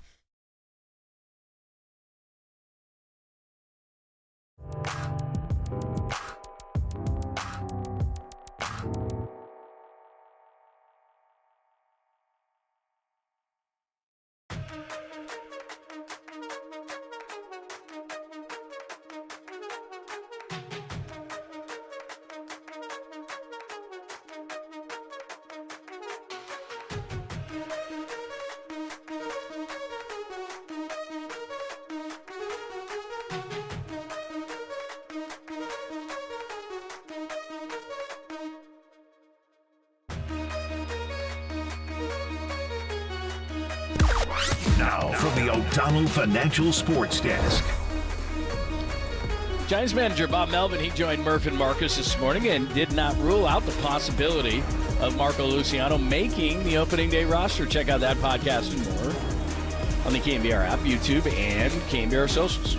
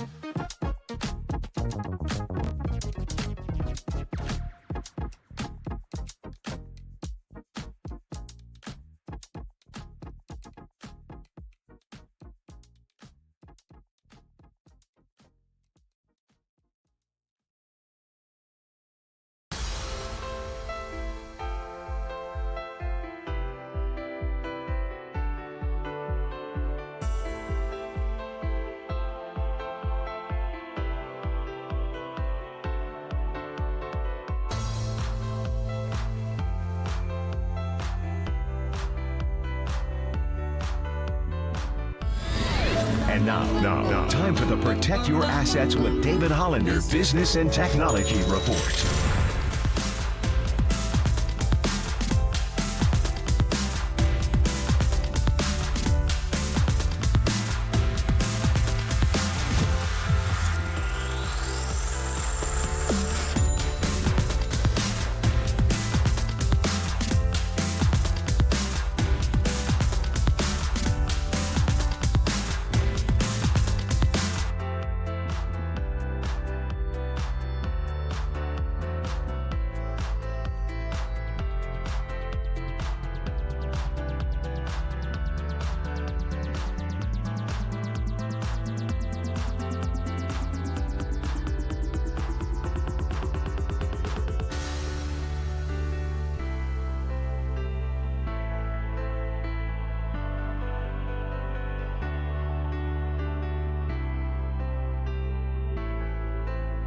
Listen to the sports leader anywhere, anytime. Download the all-new KNBR app. Now back to Papa and Lund live from the KNBR Casino Matrix Studio. Casino Matrix Progressive Jackpots are here. Where are you? Just drop in. Please play responsibly. 1-800-GAMBLER. Thanks for joining us, Papa and Lund, on a Friday. Pacers in town to take on the Warriors, trying to stay consistent after the win over Memphis on Wednesday. That's been a problem, as the Warriors just 18-18 at home. Saw the Pacers last on February 8th as they won in Indiana. And a friend of yours, Chris Denari, is the TV voice of the Pacers. He joins us courtesy of the UMA guest line. Hi, Chris. How are you? Hey, how are you? Long time no talk, Greg. Great to touch base with you. We go back a long way, don't we?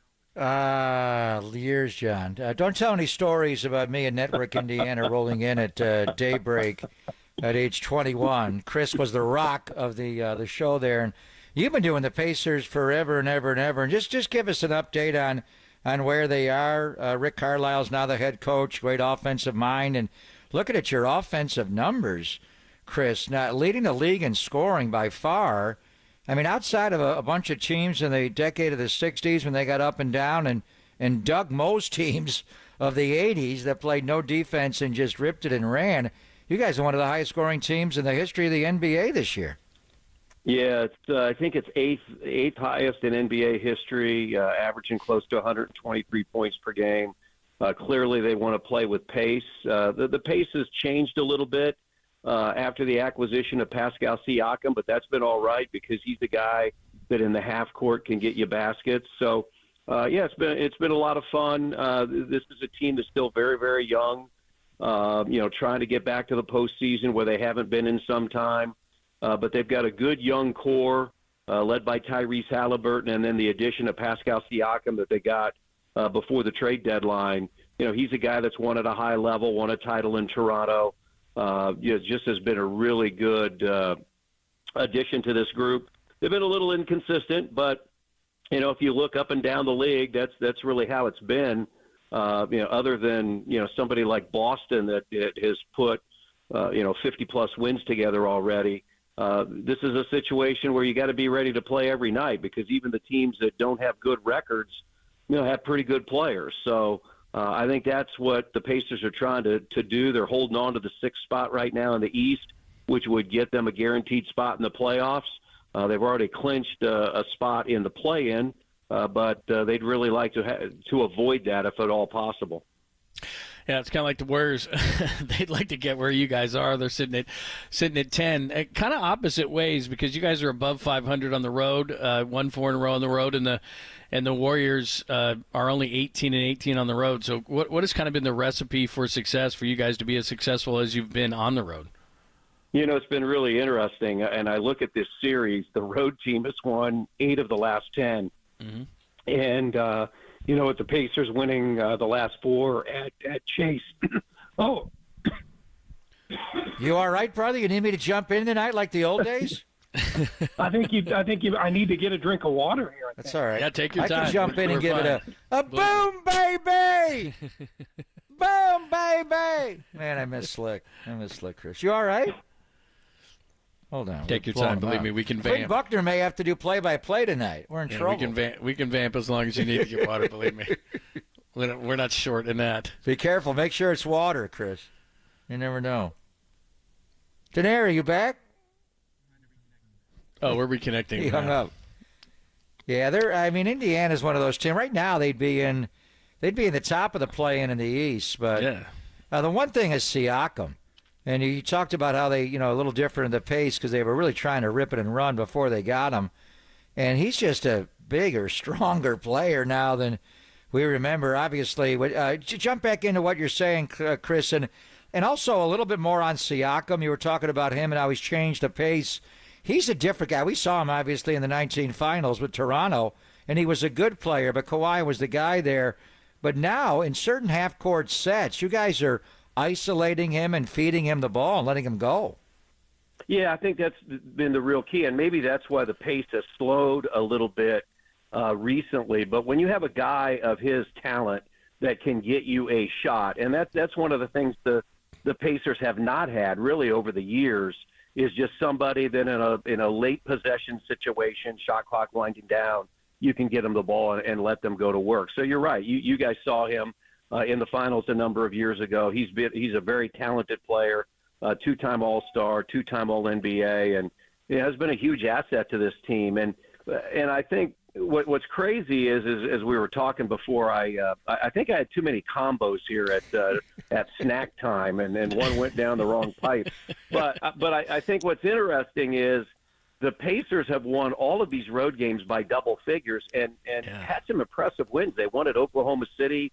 They won at Orlando, two very tough places to play. But yet at home, in clutch situations, they lost by 2 to Minnesota. They lost by 3 in overtime to Chicago. They lost by 5 in a close game at Cleveland. So it's been really weird to see. And as you guys said, Golden State's been better on the road than they've been at home. So I think that's just part of the NBA. And in this series, the Pacers, sort of unbelievably, I guess, have won 4 straight in San Francisco, and the road team has won 8 of the last 10. I mean, when these teams played back in February, Steph Curry hit 6 of 6 from 3 to start the game, and the Pacers were really never in it. It was all Golden State, about a month ago. So it'll be interesting to see how tonight's game plays out. Siakam's played 29 games now. Is he completely integrated into everything? He's rolling forward now. I think so. It's when he came back.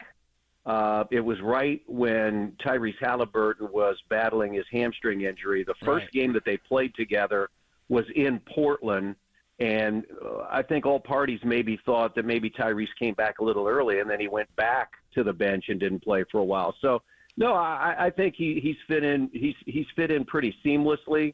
It's always going to be a transition when you bring somebody of the level of Siakam to your roster. But what it gives the Pacers is something they were looking to do: have 2 high-level 20-point scorers, and that's what they have in Siakam and Halliburton.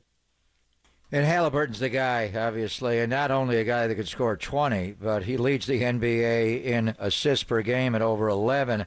And in the modern NBA game, you're seeing a lot of, scoring ones, like what is Steph, really a 1 or a 2. Halliburton will shoot it. I know he's in a bit of a funk, and you and Quinn were detailing that on the broadcast the other night against the Pistons. And the shot's funny, but he'll shoot it. But really, to me, he's looking to get everybody involved, and he's a pass-first guy, but he's long and lanky, and if you give him an opening, he'll squeeze off a shot or take it to the rim. You watch him every night, Chris. How good is Tyrese Halliburton? He's really good, and you're right. He's been in a slump of late that we've never really seen him in, and I thought he did a really nice job the other night in Detroit. He had 20 points, 9 assists, hit 9 of 13 from the field. He's really struggled more with his perimeter shot. He's been a lifelong 40% three-point shooter, as you said. He's got a little bit different of a shot, and he's in the 20s right now. But he's a guy that when the game starts, you may look down at the box score in the first quarter and see he hasn't scored yet, but he might have 7 assists because he will get his teammates involved. And there have been many games this year where when they've needed him in the third quarter, when they need him in clutch time to sort of go to work and get points, he's able to do that. I also think that, teams are finding different ways to defend him, and that's made it a little bit more difficult for him. They put more size, and so that's what the Pacers have had to adapt to. Rick Carlisle says, look, it's not all just not on Tyrese, it's all on his teammates as well. But I think every great player goes through a situation like this, and you get better because of it. Chris Denari's joining us. He's the voice of the Pacers and Warriors tonight from Chase Center. Just a broad view of the Eastern Conference. A lot of people are looking at this thing as the Celtics and everybody else, just the way that the Celtics have the type of season that the Celtics have had. How do you look at the Eastern Conference? Well, the Eastern Conference got sort of, thrown into a jumble when Joel Embiid went out because they've sort of free-fallen. They were a top 3-4 team, and now, they're below the Pacers in the play-in situation. I still like Milwaukee, but they're not as good defensively as they were when they had Drew Holiday. That's what the addition that Brad Stevens made in Boston. I mean, picking up Drew Holiday has made Boston even better. I mean, they've got the combo of Brown and Tatum. Porzingis has been huge for them. So, clearly they are, the top team in the East. But, you look at Cleveland, they're battling some injuries right now with Donovan Mitchell. The Knicks have not had Julius Randle. OG Anunoby's been a little bit on the shelf. So injuries have really hurt teams in the Eastern Conference. A team to watch, and I don't know what they'll do this year, but they are set up for the future is Orlando. I mean, they're very young, very talented with Franz Wagner and Paolo Banchero. I mean, they're up to fourth right now in the East. So it's going to be interesting to see how the remainder of the season plays out, but then looking forward to the future because there are a lot of good, young, talented players in the Eastern Conference. Good to hear your voice again, my friend. We go back many, many years. And just an overall word, because you grew up playing the game for your dad in high school and how much they love basketball in the Hoosier State, and you guys did a great job with the All-Star game this year. But where are the Pacers? When I was there, I always felt like, we didn't have great teams then, and then Reggie came in right after I left, and they got popular. But it's nothing like Hoosier Hysteria, the high school tournament, and then, college basketball. And it's weird that IU's not up on top anymore, and Purdue, they're going to tip off it a little bit here against Grambling State as a number 1 seed. Do you think the Boilermakers can go all the way to the Final Four? And do the Pacers still, when you rank it, is it still, the Big Ten basketball and high school basketball, and the Pacers kind of have to mix in there somewhere to get their popularity? Yeah, I think over the years, I think, Greg, going back, what was huge for the Pacers was a 3-year period in 12, 13, and 14 when they, in the final 2 years, went to the Eastern Conference Finals in back-to-back and got beat by LeBron and the Heat. But I think that really rejuvenated the franchise. They've renovated the field house. It's spectacular. I think this year we're nowhere close to what they do at Chase Center. I think they have over 500 straight sellouts. But I think we've had 15 sellouts. So we had a sellout on Monday night against Cleveland. And if you look back over the years, that just hasn't happened. So I think Tyrese Halliburton's been a huge factor. People enjoy the way they play. They're up-tempo. They play with pace. They play with joy. But you're right. Indiana is, it's about basketball, though. You have the Colts in the NFL clearly are very important to the city. But, with college basketball, with high school basketball, I mean, people love it. And I think that's what the city and our franchise was able to show during All-Star Weekend, just how important basketball is to the fabric of the Indianapolis community and the state of Indiana. So it's been great fun, and it's been great fun to see the Pacers, looked at a little differently here this year than they have maybe in the past. Good stuff. Chris, thank you so much for your insight and time. We appreciate it. We'll see you over at Chase Center tonight. All right. Thanks, guys. Appreciate it. Thank you, brother.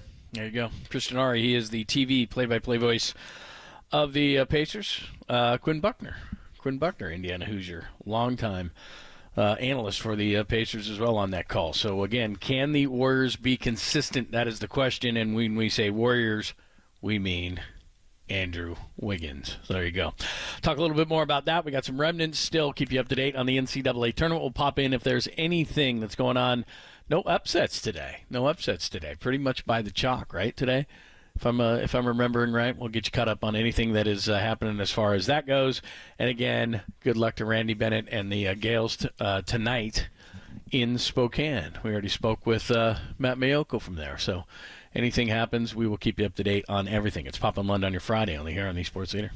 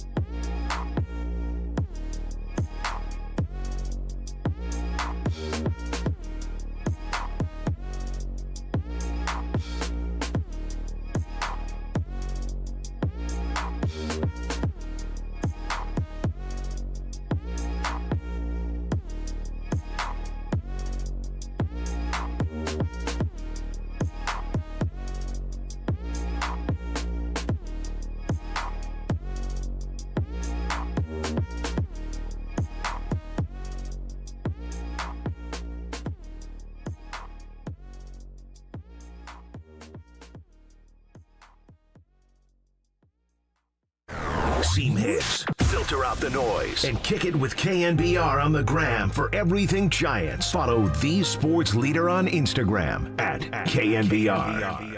But able to drop it in. Now Matt Mervis swings, grounds it towards second, diving to his right. Estrada out of his reach. Out into right center, another hit. Peralta around third, he'll score easily. Amaya takes the turn at second. He's safely into third. It's an RBI single for Matt Mervis, and it's 4-0 Cubs. And Giants manager Bob Melvin is coming out. The Giants wrapping up spring training against the Cubs. Did you happen to see Dan Hurley, the Connecticut coach, at half at all? Did you see his halftime conversation with Tracy Wolfson? So they're up 52-19 at the half against Stetson, which is the largest lead in the history of Connecticut basketball. They're highly successful, and they won the championship last year. And Tracy Wolfson says to Dan Hurley, he's shaking his head, and she says, "You're shaking your head, Coach. Why?" And he says, "If you throttle down in this tournament, you'll get beat. That is not acceptable basketball." They're up 33. That's his dad talking. He's a Hurley. He's a Hurley. Classic. And then he just stomps off. They're up 52-19 at the half. Anyway, that's well. They're going to win, and they're going to win big. What you heard Joe Rizzo say is Logan Webb's outing today. Yeah. And Bob Melvin came out of the dugout and took the baseball from Logan Webb. Logan Webb, I guess he's pitching down in a bullpen somewhere at Scottsdale Stadium because they have removed him from the pitching mound. And for Logan Webb, and this is his last start in the spring before opening day on Thursday in San Diego, he got one batter out. He gave up 5 hits and a walk. He left. It was 4-0, but both runners on base scored. He gave up 6 earned runs today and got 1 out. So he ends his spring with an ERA of 11.94. That is a bit of a concern. Now, he may go out on opening day and pitch well against San Diego, but he has not pitched well this spring. How many pitches did he throw? He only got 1 out. He threw 82 pitches in his last outing on Sunday. I assume he's down throwing more down there, but they wanted to get him out of the game. I mean, we're behind him is, Kyle Harrison and Jordan Hicks, and they're going to insert Blake Snell, and they got some arms, whether it's Black or Wynn or Roop or whatever, but he's the ace of the staff, John. He has had a terrible spring, and he got bombed today in his final spring game. My God. Let me look at his line here. I just gave it to you. He got 1 out, and he gave up 5 hits and a walk and 6 runs. So they were all singles. They were all singles that he gave up. He got 1 batter out. And the thing with him, we were talking to Brian Price about it. What worries me with him, he faced 8 batters. He got 1 out, gave up 6 hits and a walk. So not good. And he didn't get up and down. So really, regardless of what the results are, you want him to get ready for the season. So how does he go back out and, went down to the bullpen and pitched more? Did they simulate? Yeah, so 17 innings total in the spring. Yeah. His ERA's 12. It's 11.94. He hasn't pitched well. Yeah. But when you look at it, they didn't bomb him. It was just single, single, single. And again, what concerns me, it was a start early in the year last year with the White Sox, where because everything he throws is down in the zone, it's sinker, slider, change. He does have a 4-seam fastball, but he's changed. He's not a high zone pitcher anymore. He's down, down, down. I asked Brian Price about it, and he said, yeah, you're right. But what he said was he's got to pitch inside down and not just away down where they're diving out over the plate, looking down and just driving the ball the other. White Sox, their approach that day, and their hitter said it after, was to go opposite field, low and away, and drive the ball the other way on the ground. And they did it over and over again. I haven't seen the highlights. The other split squad game, the Cubs are televising, so we're watching that. So we'll look at the video, but I would guess that they just had a plan to go the other way against him. But he's a competitor. He's not going to be happy that he ends the spring by giving up 6 earned runs and 6 hits and a walk, and he got 1 batter out of the end of the spring with a 12 ERA. Come Thursday in San Diego, his ERA 0 again. No one cares. But there's a bigger issue with, to me, just stylistically on how he throws, and he got just singled to death today. Did they ask him? I'm asking the guys in the studio. Did Bob say anything about Logan today when they talked to him? I didn't see anything on the list, but I'll double check it. I'm just curious. Was he concerned at all? Well, he's the opening day starter. I mean, Yeah. I don't know what they. Now we asked Brian Price about it. He just said he needs to pitch inside more, not just he kind of deflected the fact that everything's down. When I asked him about throwing more four-seam fastballs, and his answer was, we got to pitch in. And I think overall as a staff. So he can pitch down in the strike zone, but he's got to pitch in the strike zone. So I don't know. I mean, did the Cubs have an extra base hit? It looks like they were all singles. Yeah. Yeah, they were all singles. I'm looking at the thing right now. Not good. It's no big deal. My first year doing baseball in 1990, Bob Welch had an ERA, I think it was 17 spring ERA.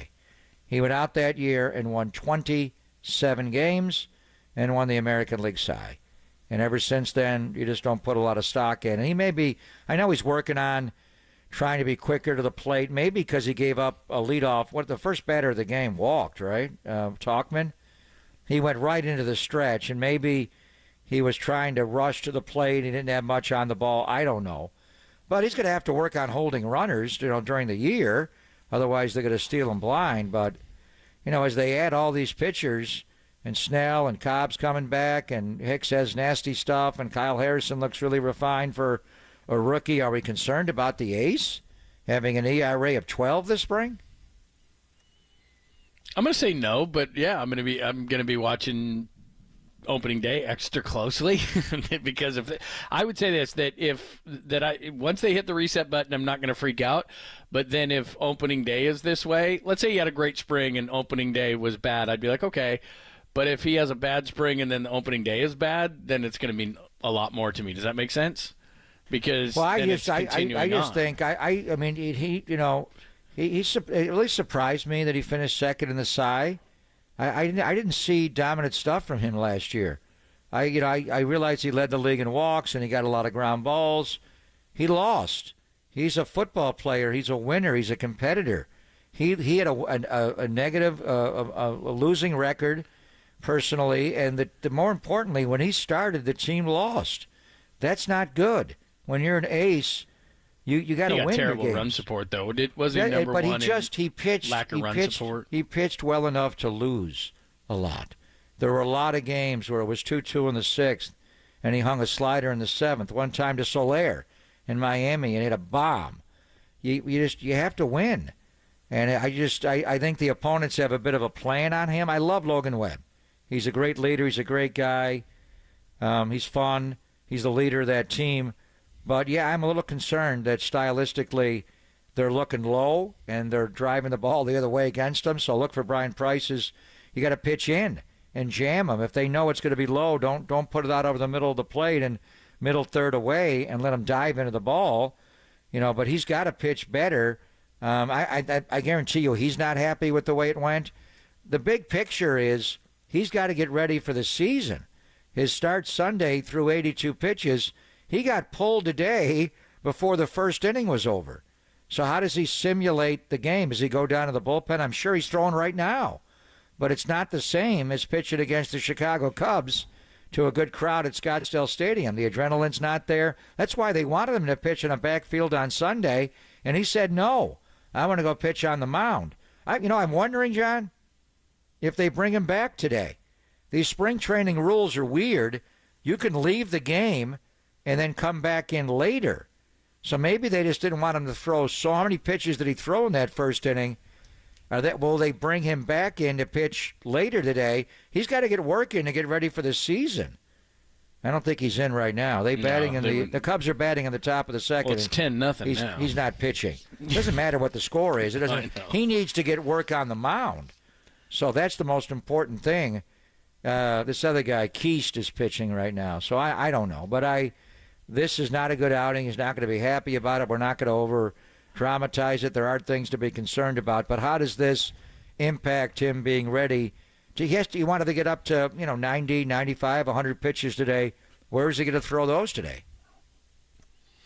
Yeah, I'd probably go to the side field. I would doubt they'd pop him back in there. They can, though. The rules allow you to do that. You can come back in. Wouldn't think. I'm just looking at what he did in terms of what he gave up. Yeah, no extra base hits. But yeah, not good. 6 hits and a walk, and you got one guy out. Yeah, I'm just trying to see if it was all singles. Yeah, so. And some of these guys are guys who are not making. I mean, these are young. I know some of these prospects for the Cubs, like Matt Shaw and Owen Cassidy and guys like this, but some of these guys are not guys that are going to make the team. I mean, obviously Tauchman and Suzuki and guys like this, Christopher Morel. I mean, these are guys that, obviously are going to be on the team, but, I mean, you shouldn't be getting racked like that against these guys. So, anyway, 1178. That's not a good spring. We shall see. All right, that's the outing for Logan Webb. That's the spring for Logan Webb. We'll see. All right, no, he is pitching. Webb's back in the game. Oh, is he really? I think so. I mean, how did his ERA go from 11.94 to 11.78? I think he's back in the game. Did he pitch the second inning? I think he did. Oh, really? Because now he's up to one of the third. I think he got one out in the first inning, and they put him back in to start the second. He is pitching. So okay. that's what the spring rules allow. So that's the way around it. So just forget the first inning. Go out and put up zeros, as many as you can now, and try to get as close to 100 pitches, and that'll be it. He is pitching. Okay. All right. We'll keep you up to date. All right. We got a couple of remnants before we get out of here at the top of the hour. It's Pop in London here on the Sports Leader.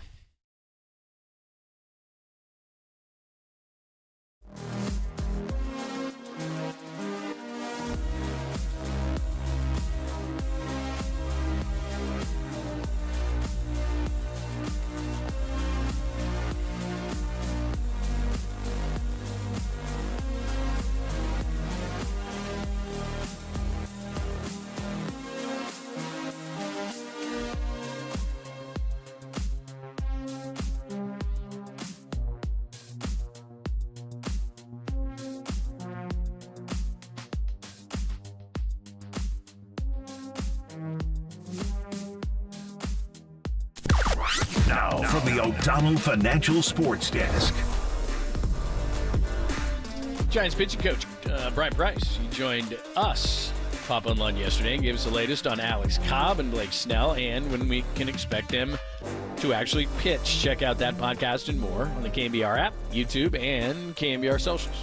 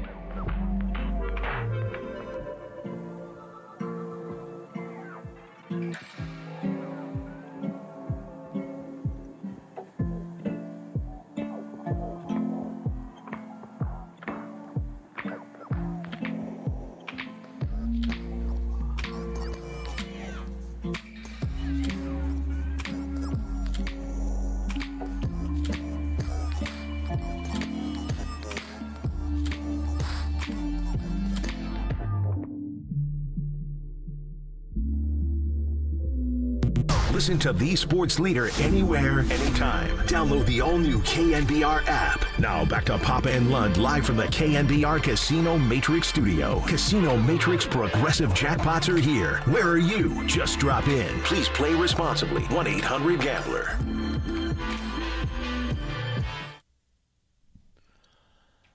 All right, thanks for joining us. Papa and Lund on a Friday. Get out and buy those lottery tickets. Mega Millions, a billion with a B. Billion with a B. That's when nobody plays when it's like millions, but when it's billions, everybody runs out, lines them up. So a billion, if you'd like to win $1 billion. It's $1 billion now? Yeah, it's up to $1 billion. So play today or forever hold your peace. That'd be nice. I'd still do this show. A billion with a B, so make sure that you do that. I guess the 49ers do this every single year. There's a lot of good receivers in this draft, but according to Matt Miller, one of the big draft gurus, so far the 49ers have met with Jalen McMillan from Washington, Xavier Leggett, the big wide receiver from South Carolina, Ladd McConkey, I like that guy, Georgia. Yeah, he's going to go high. Luke McCaffrey, Rice, Christian's and others. brother. Yeah, but not only Brendan Rice. Do you know that Terrell Owens' kid, he's also in this draft? I did not know that. Mm-hmm. So lots of big Jerry's receivers. son caught a 9 route from Caleb Williams the other day. I saw that. He's faster than his dad. Jerry was not a fast guy, but a lot of times, and I think they're going to pick receivers, and they've got to replenish that room. Obviously, your top 3 are in place. They're going to make a call on Debo at some point here, but Ronnie Bell's in the mix. Ray Ray's no longer on the team. You just got to, what is Danny Gray going to be? Danny tries hard. He was healthy. Just couldn't get back on the field, obviously. He doesn't play well enough on teams. I thought, maybe they give Danny Gray a chance to be a kickoff returner next year with Ray Ray being gone. They're going to need someone. But they're going to have to get some youth in the wide receiver room to be sure to offset some of the costs of your X and your Z. And, they put Juwan's making pretty good money as the F now, making almost $5 million on the tender. But a lot of times, and you see this when they pick players up, like Randy Gregory, Chase Young, obviously, they just want to file on these guys for when they're available later in their careers. And they're able, a lot of it is based on the on-campus visits when they allow 30 of them, John, to come into 49. So a lot of that is, we may draft you this year, but you may be available at the end of your rookie contract, and we'll pounce on you there. So there's a lot of that going on as well. This is not going to affect the Warriors, but you see Brandon Ingram. I saw that. A couple of weeks he'll be out? Yeah, he's going to be out a couple of weeks. They're 42-27. So that's not, I doubt it's going to affect the Warriors. Probably not, because the Warriors have 32 losses. But in terms of, could they dump back into the play-in games? So then you'd possibly have to play them at some point. The Suns have 29 losses. Mavericks at 6 have 29. So you look at where they are at 27 losses. Mavericks at the 6 at 29. Suns at 7, 29. Kings at 8 at 29. So those 3 teams are essentially tied. So that could have some say if the Pelicans struggle a little bit without Brandon Ingram. So again, there could be some juggling in the 5, 6, 7, 8 range. That would mean if the Warriors stay in 10 or 9, then who they would play next, which right now the 7, 8 is Phoenix, and the Kings drop down there. So although it wouldn't affect them as far as standings with a five back in the loss column, it could affect them in terms of would they possibly play the Pelicans in the 7, later 8. Later on. So that's without a doubt, and that's those 3 players together, and Zion is just staying on the court more. He had a dunk the other night. He's lost a ton of weight. You can see it. Yeah, there's no doubt. And then you got C.J. McCollum that pulls it all together. He's just he's a special player. He was next to Dame for years, so they got enough there to be a factor. And if you're able to keep those guys on the floor, and we'll see what the injury does to Brandon Ingram long term. But that him being out a couple of weeks here, we'll see where he's at. And he's had an issue with injuries. He's gotten bigger throughout his career. There's no doubt. But I always thought he was going to be the next Kevin Durant as far as just his size. So, and the Warriors do play New Orleans at the very end of the year. Now, a couple of weeks' time, he should be back. But if it lingers at all, they do have a game scheduled with them on April the 12th at Chase Center, the second to last game, next to last game of the year. So we'll see if he comes back. But they got to beat Indiana tonight. going to be a hard game. Pacers are playing a little better. They're not. Halliburton's not shooting the ball well tonight. So do you gap him a little bit and give him a little more room? I think Andrew Wiggins will be on him. And then what do they do with Siakam? That matchup with Jonathan Kuminga when they were here early in the year, John, he just went right through him. And Kuminga was able to score some on the other side, but Siakam is what Kuminga's going to be in 7, 8, 9 years, just bigger, stronger, and he's so long. So is this a game where Trace Jackson-Davis gets in earlier, start him? It's hard because you want Paul on the floor with him because they're so good together, and Clay as well. So you probably wouldn't do that, but I think you may have to play two bigs tonight, and Miles Turner is more of a three-point shooting pick-and-pop five. Draymond can roam off of him a little bit. So do you put Draymond on Siakam? I think you do if you don't make a lineup change. But the key matchup's going to be Andrew Wiggins and being able to stop Halliburton, who's he can score, right, but he orchestrates the whole offense. So the Giants did bring Logan Webb back in the second inning after giving up 6 hits and 6 runs and getting one out. And what does he do right away? He gives up a single to Dansby Swanson, a pass ball, another base hit to Peralta. He did get a double play ball, and he did get a ground out, so he was able to get out of it. And we'll see. I think he's going to pitch the top of the third here. But Logan Webb, after giving up 6 earned runs and getting 1 out in the first inning because of the spring rules, was able to come back, and he did pitch a scoreless second inning. So, man.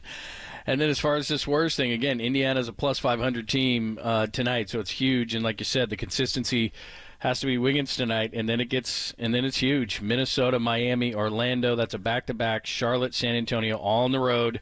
And then you have Dallas at home. And then if you stumble on this road trip, Houston has won 7 in a row, and then it's at Houston, at Dallas. So this is a huge road trip. And then you get one game at home, and then that Houston game could be big. They've won 7 in a row, and they're only 3 back in the loss column. So things are getting sticky, and then that gets into the final month of the season. So it's here, man. We are down the stretch officially. Well, after tonight, they're leaving for Minnesota. I don't know if they're going to leave the night after the game or tomorrow, but that game on Sunday will be a 4 o'clock game in the Twin Cities. Tough game. Then at Miami, you laid it out. It's a 5-game road trip, and you come home for 1 game against Dallas and go back on the road at Houston and at Dallas. And the Dallas games are changes in the schedule because of Dejon's death in Salt Lake City. Yep. So, I mean, obviously it's it's bigger than basketball, but those 2 additional games you missed against Dallas to get inserted there make it, to me, like an 8-game road trip after this game because you've got the 5 on the road. You come home for 1, and then you go right back out on the road again. So it's like an 8-game trip in 8 different cities, and one of the cities is San Francisco. So this will define what the Warriors are going to be about, certainly, between now and the home opener in 2 weeks' time when the Giants are home against San Diego in the home opener, and the Warriors play Dallas that night. This fortnight, these next 2 weeks, will decide whether the Warriors – I think you're looking at a play-in situation, maybe the playoffs if you can get hot here. And if it goes the other way, then you got Houston in on April the 4th. You could be in a play golf situation and not in. And then if you're in a play-in, it's the NBA's version of March Madness. It's one and done. Man. You lose, you are out. Speaking of which, St. Mary's, Grand Canyon, 7 o'clock tonight, John. Can't wait. And then if they win, Alabama would be, you'd think it's going to be Alabama. They got Charleston, College of Charleston tonight as well, and that'll be a Sunday game. So are the St. Mary's Gales finally going to get out of the second round and get to the Sweet 16 by the time we reconvene on Monday? I'll say yes. I don't know. They got North Carolina probably. Yeah, that's probably not good. Can they beat Alabama? Can they get to the I don't think they've been to the Sweet 16 since they played Villanova, right? And Omar Samhan days. Yeah. It's been a long time. That second round. A long time. Well, first just beat Grand Canyon, and you got to do it up in Spokane, which will be hard. But yeah, let's go Gales. All right, man. Have a great weekend. I am off to watch tournament basketball all weekend. It's funny. I was talking to my wife this morning. She's like, "Can we do anything this weekend?" And I was like, "Yeah, tournament basketball." She's like, "I thought like when football ended, this was going to get better." I'm like, "Yeah, not so much." And she's like, "Well, what about after that?" I'm like, then baseball season starts." She's like, "What about after that?" I'm like, "Yeah, then football's back." Take her to back. a nice place in Lafayette, Moraga, Orinda. Yes. Gals Go Wild. And a lot of people are out. Right in downtown Lafayette, John. It's like the Lafayette's version of Elliott's. You can play shuffleboard. What's that bar called? That is right nice. I know where you're talking. Yeah. Right there. Right, yeah, it's nice. I know where you're talking about. It does skew a little younger. Elliott's is an older crowd, so... Yeah, for sure. At Elliott's, nobody has any teeth in there at all. No, they don't. The other place in Lafayette, it's like they're too young to have teeth, and they're gumming their beers, but it's a good place to watch the Gales. That's a good spot right there. Yeah. Thanks as always to Walter and Danny. Tremendous job as always. Had a lot of fun today. By the way, morning show had Bob Melvin on. We had a ton of good stuff from Bob today. So if you missed it, Alex Pavlovich was hiding in the bathroom and gave us a lot of information on what's going on. And then Matty Mayoko live from Spokane gave us the update on the Niners. So make sure you check that out as well. Two of our favorites, Rod Brooks and Marcus Thompson, up next. Together. So you get a lot of great stuff out of those guys today. Awesome. They are coming up next. Pop, have a great weekend. All right, brother. We will reconvene on Monday. Go Gales! A lot of new stuff. Yeah, go Gales, man. Come on, Marcelonis, do something. The boys are next, only here on KNBR AM and FM San Francisco, the sports leader, a Cumulus Media station.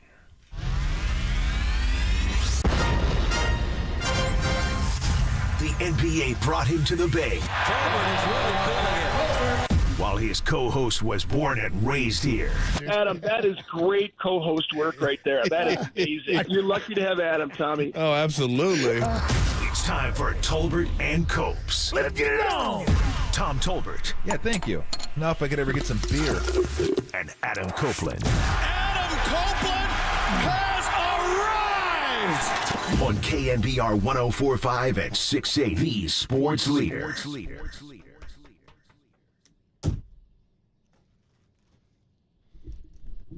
What is good, Bay Area? It is great to be back on the air at The Sports Leader.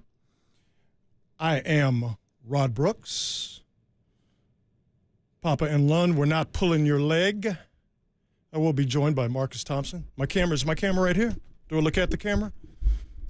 Both my sides are good sides. So I'm just for those of you who are watching on twitch.tv/The Sports Leader or on YouTube, for those who like to see how the sausage is made, I'm going to stare at the camera. This is my camera right here in front of me, right? So when Marcus gets here, where's Marcus's camera? Is it right here? My camera's right here. I'm going to be making I love to all of you for the next 4 hours. So get used to this bad boy right here. Get used to this moneymaker. It's good. Now I'm not going to go as far as Papa. I noticed this sitting here in the studio and watching Greg and John on the stream. I didn't know that Papa changed outfits basically for every break. So he's doing like costume changes like he's Madonna. Or, I should probably update that reference. Does Taylor Swift do costume changes? I don't know. It's Beyonce, right? He changes outfits like Beyonce. You know what? That's impressive. That's pretty good. I like that, Pop. But, it is good to be back at the leader. I will be joined by Marcus Thompson in just a second. Happy Friday to all of you. And I ask you, how's your bracket doing? I don't really care. It's not that I don't care about you, but I don't really care. The tournament is here, and I will just admit it. College basketball just ain't my thing, man. I don't, it's just not my jam. Don't bang with it. The tournament's fine for what it is. It's wall-to-wall basketball all day. It's basketball with consequences. Win or go home. They do call it madness for a reason. I have enjoyed thoroughly Kentucky being out. And I knew Kentucky was going to be in trouble because I saw the only college basketball game I watched this year during the regular season. I watched LSU Kentucky for reasons. LSU happens to be a team that I have a vested interest in. But LSU at basketball, men's basketball, not nearly as good as they are at women's basketball.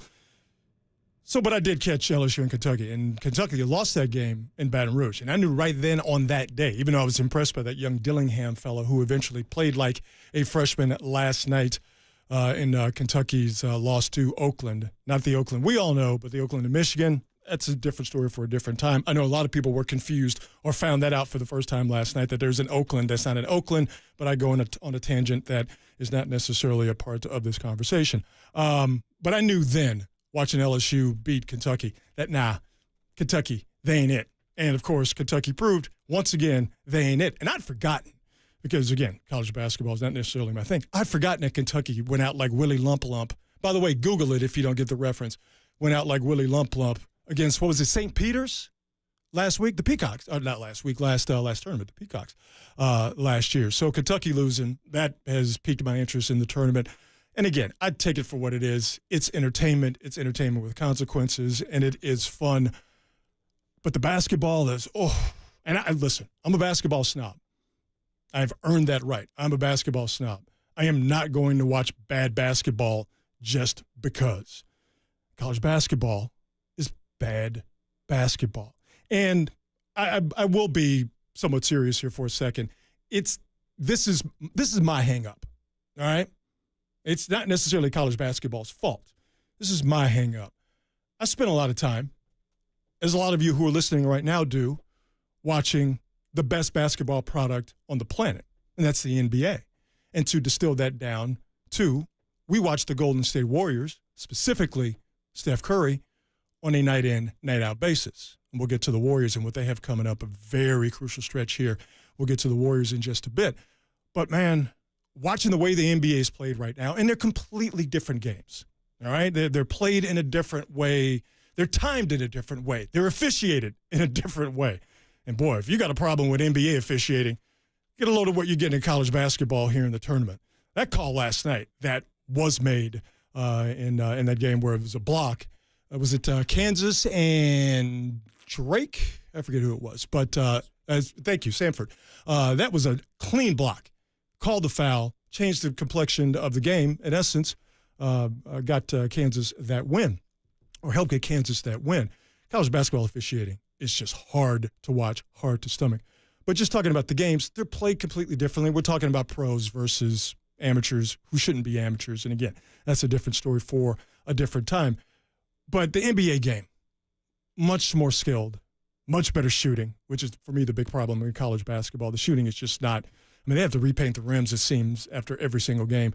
Much better shooting in the NBA, and it's just a much better flow. The college game is just too junky, too lumpy, just too many people standing around. And again, I don't blame college basketball. I definitely don't blame the players for it. But for me, when there is a much better alternative, an alternative in the NBA that does have flaws at times, but when there's a much better alternative, and again, we've gotten a chance to watch one of the best to ever do it, period, and watch the Warriors, win titles, be dynastic, and still be a part of the NBA dialogue on the regular as they are once again this year, even if they are not as good as they had been in previous years, going back to the championship years. Man, I watch the NBA and I watch the Warriors on the regular. It's just this college basketball thing, again, understanding what it is, understanding what the tournament is, but just flipping it on last night. Like, all right, you know what? Hey, man, college basketball's not my thing. I'll max and relax and I'll watch the tournament. And it was just, and it's one of those things where also it's different. Like college basketball, there has to be, in my estimation, there has to be sort of a flow from one season to the next. There has to be a familiarity, more to the point. There has to be familiarity. You have teams, right? Carolina, UConn, Michigan State. With those teams, you get coaches.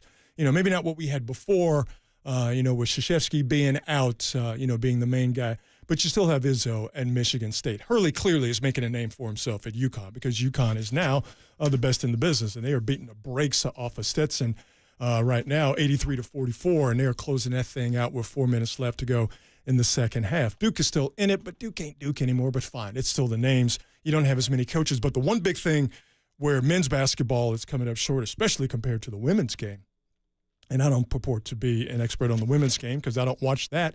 I don't watch that either, so I cannot make any value judgments on the women's game. But I will say this, people know a lot more of the ladies who are out there balling it up in college basketball than you do the men. You know the ladies. You know Caitlin Clark, Angel Reese, Sinead Johnson. The young ladies at LSU. I know I'm missing a couple of names, but you know the ladies. The guys, you don't. Names just don't ring a bell, and it's wild to think of that. Now again, it's not college basketball's fault. It's just the way things are going. With the one and done, don't necessarily have to go to college. I mean, things have changed greatly in college basketball, men's college basketball, over the last 20, 25, 30 years to kind of give myself, a good stretch of time. But in my estimation, combined with the NBA becoming a much better, and I think just a much more aesthetically pleasing product compared to the NBA, I just think it's rough times for college basketball. And again, there's nothing like the tournament. And the tournament is really men's college basketball's saving grace. Because regular season college basketballs, nobody's checking for that. Nobody's checking for it. But hey, man, you know what? Rooting for St. Mary's like a mug. Man, I'd love to see my guy Randy Bennett in the Final Four. Being a Houston cat, rooting for the Cougars. Always got to rep H-Town. U of H, that's the team that I'm pulling for. Other than that, fish ain't biting with college basketball. But we'll pay attention. I know a lot of you are paying attention because gambling. I'm sure Shohei Otani is really, really enjoying college basketball. I said this on Twitter a few days ago when the Otani gambling scandal, and it is a scandal. Oh, it's so scandalous. Hopefully, anyway, when this news came out, how wild would it be if the greatest baseball player any of us have ever seen with our own two eyes turns out to be or have a crippling gambling addiction? And he also plays for the LA Dodgers. Oh, please let it happen. Please, God, let it happen.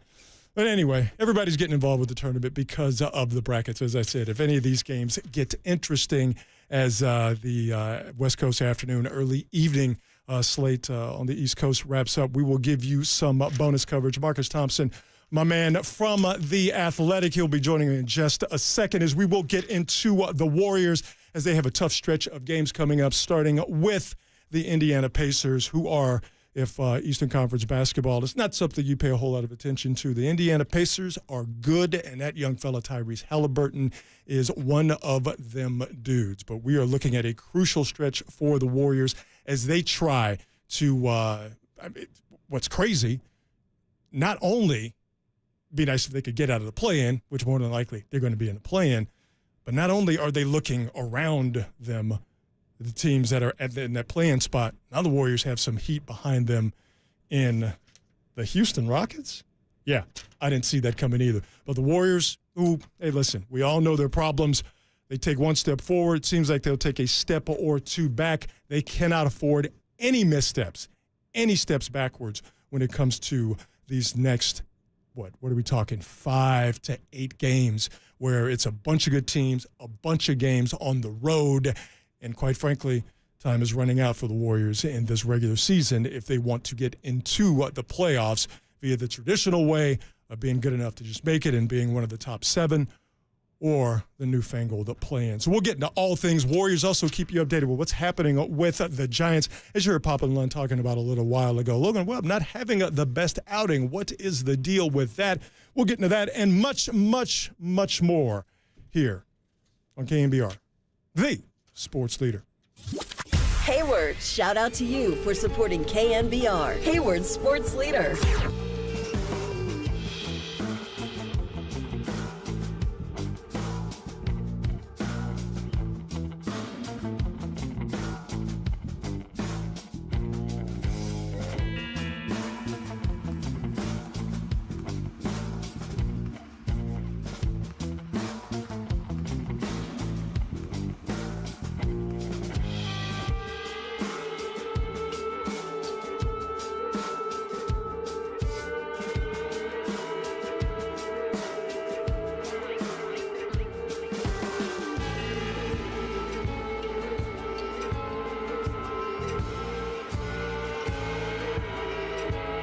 According to Matt Barrows, who will join me at 4:50 here on The Sports Leader, the 49ers will listen to trade offers for Brandon Ayuk.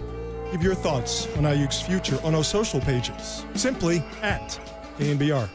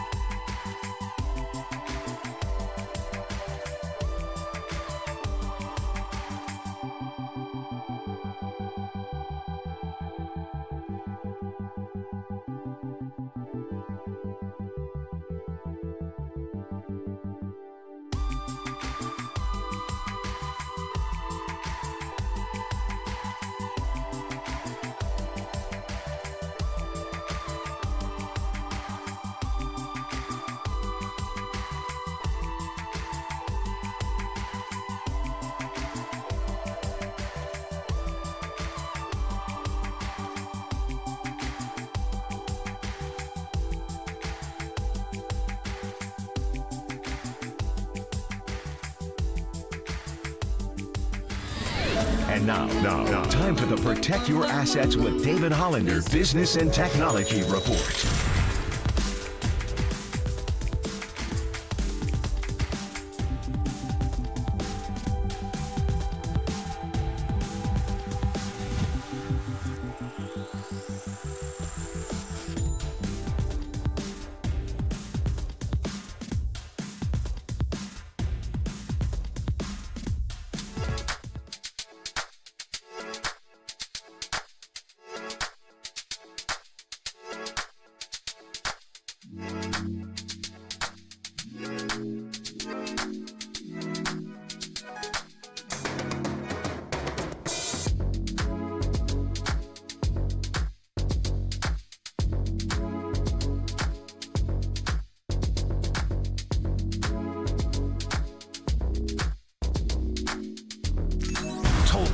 Tolbert and Copes. Now continue. Follow us on Twitter at KNBR. This is KNBR 104.5 and 680, the sports leader. Wiggins has rhythm tonight. Has shot the ball very well. Gets the rebound. Tosses it out to Paul. Wiggins is 8 for 13. Going to get another look. Wide open. Three-pointers count. That's 18 now for the team. And Wiggins has himself 22. The more wigs, the better for your Golden State Warriors. Will we get that tonight? And for the stretch run of the regular season, we'll get into that in just a second. Rod Brooks, Marcus Thompson, in for Tolbert and Copes. You know what? Let me get a couple of these Weezer tickets. Hook your boy up. I like Weezer. Monday, March 18th through today, Friday, March 22nd, we're giving away tickets to see Weezer. Get your face rocked off. Chase Center on October 9th of this year. When we give you the cue to call. Was that the cue to call right there? Give me a little bit more of that sweater song. Cue. When you hear that, be the 10th caller here in the studio at 415-896-KNBR, and you will win Weezer tickets furnished by Live Nation. Grab official rules right now at KNBR.com, and tickets are on sale if you don't get these free ones now through LiveNation.com. It's my man, like 50 grand, Marcus Thompson in the house. What's up, man? How you doing? Not much. Turn my man's mic on. Hook him up. Bring me some volume, please. I don't understand it. We good? We good? We got it? All right. It's Black Friday. Is that? I know what's happening. Yes, it is. Officially and unofficially, it is Black Friday. Ain't Black Friday always unofficial? Well, that is true. Here's how black this show is.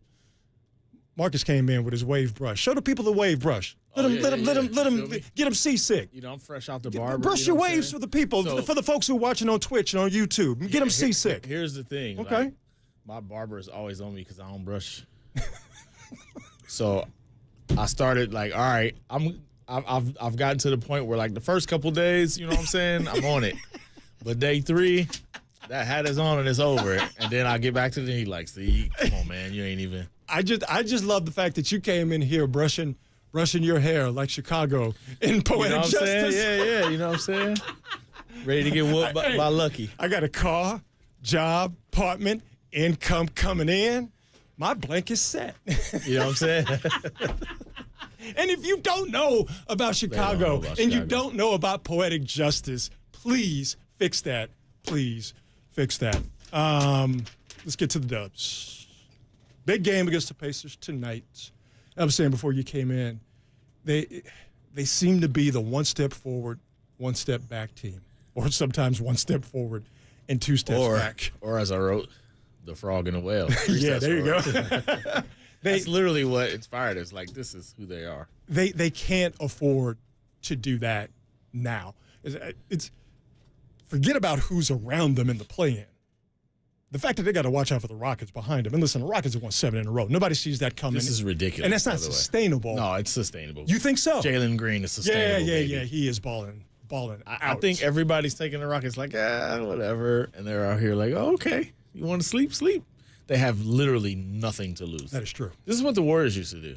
This is like, the 05, 06 Warriors. Like, this is how we believe happened, actually. Remember they won 10 of the last, 10 in a row or 10 in the last, 8 of the last 10 or something to close Young the enough season. not to know better. And when you tell them they should know better, they go, oh, and word? Everybody has already written them off, so they're not getting anybody's best effort. Okay. But you better wake up on them Rockets. Okay. You better not sleep. Şengün is out, but they still balling. But, See, but that's the thing to me where I know that Green has picked up the slack since Şengün, what he twist his ankle? It was a serious ankle sprain, if I remember correctly. So he's basically done for the season, or that's what they have intimated that he is. And Green has picked up in the absence. That's why I have a hard time saying it's sustainable. However, since Şengün has been out, they've won 7 games in a row. So I guess that shows you what I know. Yeah, it's a little bit more of like, without dumping the ball down, like they've got floor spread, everybody's cooking, it's wide open. Now, which is how these young off. Thundercats like to play. Yeah, now my play cousin, Thompson is out here cooking. You know what I'm saying? Town biz. That's what we do. So like they're just kind of wide open and playing kind of free. So yeah, it's sustainable in that sense. But I think at some point when they meet a good team who's like, all right, like we're gonna shut this off. Yeah, right. quit playing. Yeah, then it's different. I just don't think. And where are these teams coming from? Like, I mean, they beat the Cavaliers without Donovan Mitchell, but that's still a pretty good team, a defensive team. They couldn't stop them. I mean, look at their numbers: 135, 117, 137, 127. These dudes are getting buckets, and then they got Jazz, Blazers next. So that's 2 more before they at Oklahoma City. Right.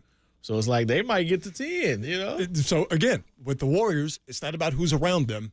It's also about who's behind them as well, which gets back to objects in the river are closer than they appear. And getting closer by the second, getting closer by the game. So the way the Warriors have gone about doing things, I mean, here, just looking, all right, fine. They handled the Grizzlies, lose to the Knicks. I'm going backwards here, okay? Beat the Lakers, lose to the Mavericks.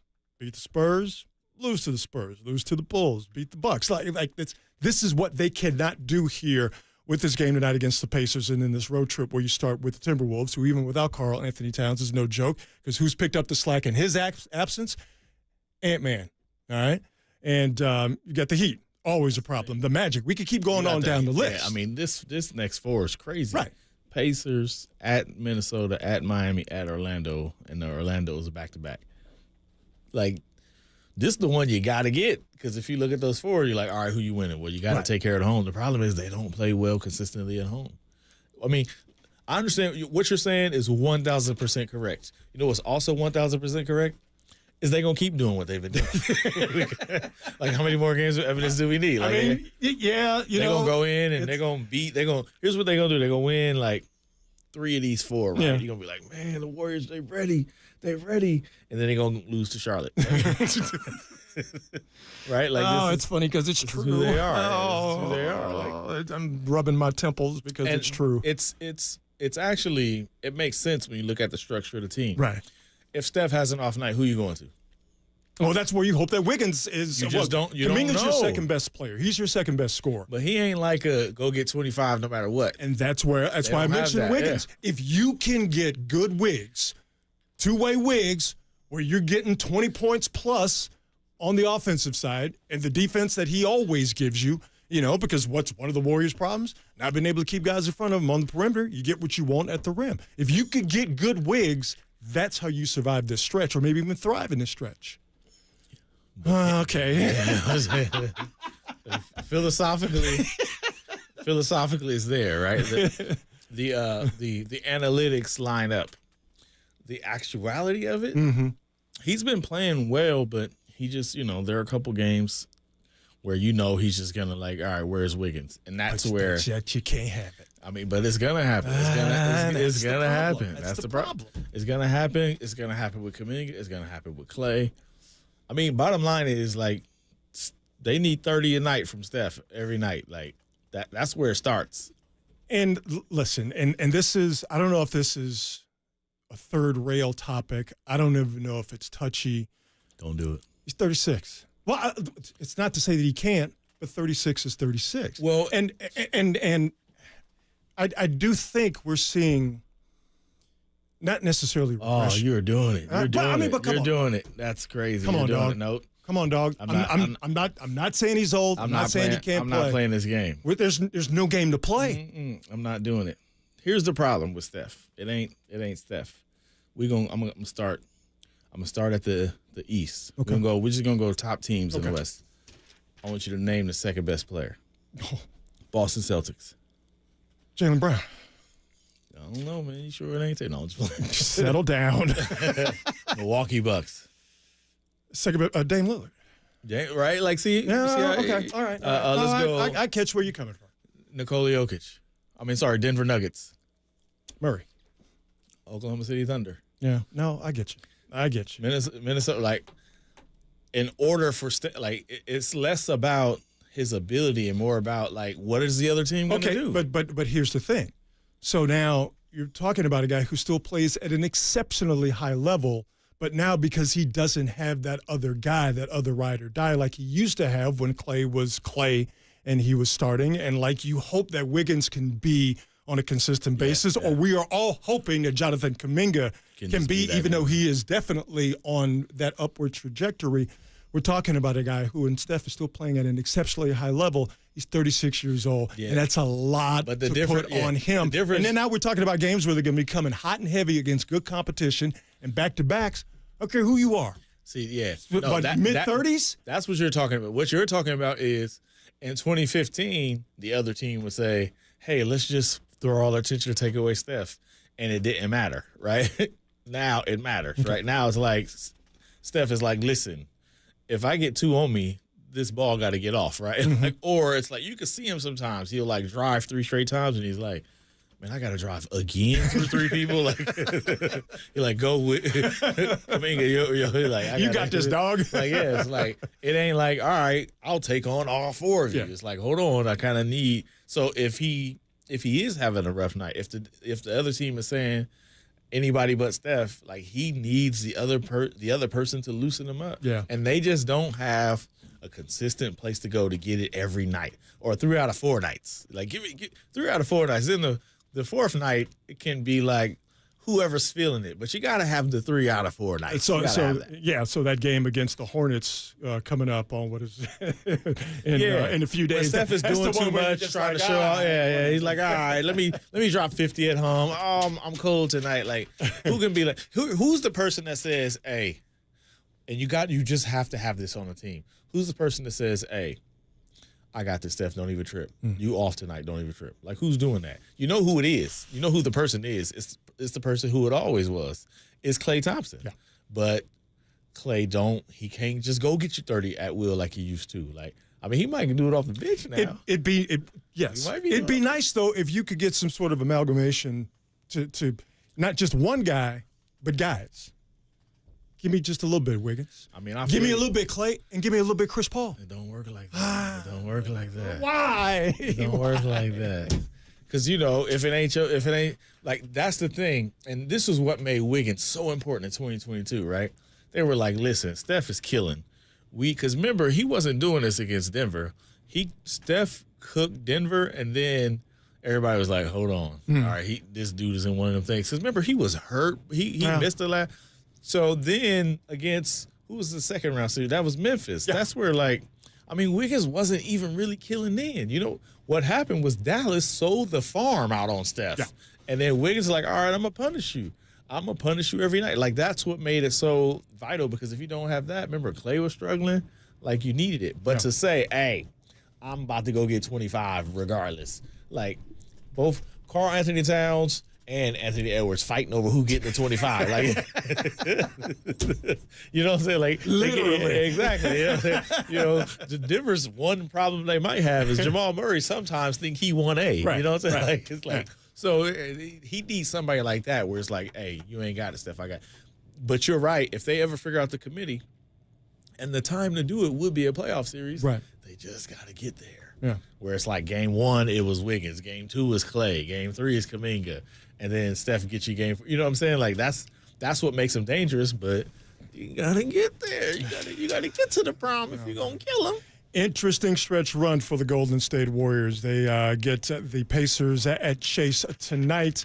Tyrese Halliburton, young fella, is always a fun watch. We'll keep the conversation rolling. Our good friend Mark Spears of Andscape and ESPN, he will join us at 2:50. We'll get into the Warriors and maybe take a spin around the NBA. We'll keep you updated as to what's happening in the NCAA tournament as the early afternoon games are starting to near completion, or a couple of them are at completion, and then we start to get those early afternoon games or early evening East Coast games. Those will start to get warmed up. If there's any bonus coverage, we will have that for you right here on KNBR 680, the sports leader.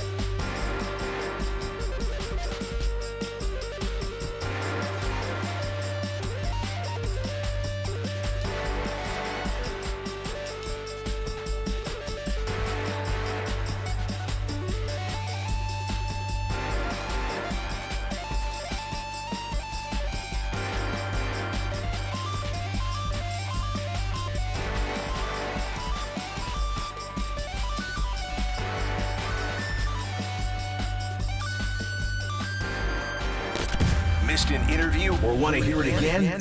Catch them all at knbr.com/podcasts. You're tuned in to Tolbert and Copes on KNBR 104.5 and 680, the sports leader. Tom and Adam off today. Knowing Tommy, what they doing anyway? I can tell you, I don't know what Adam's doing. I can tell you exactly what Tommy's doing. Tommy is posted up at some sports book, probably the South Point in Vegas, right? Brent Musburger's spot. Tom is posted up at a sports book. I don't know how many Coors Lights deep he's in, but we're probably getting close to double digits. What is it? Yeah, 230 on a Friday. We're probably past double digits. Arizona's already taking care of business. Tommy's feeling nice right about now. Kentucky out. You can't take. Ain't no more Wildcats in here. Kentucky done and Arizona. Tommy right now, feeling no pain. I'm so jealous. You feeling good? Oh, he's home? He's at the Warriors game? Oh, no. No, it's where he should be. No, you mean Tommy's not in the casino, right? Man. You're like, what does this world come to? I can't even. No, dog. But no. After hearing that nice layout of a good life, he probably leave now. He probably listen like, you know what? What am I doing here? Tommy, go straight. If you're listening right now. He on Southwest app right now. Go straight to the airport, man.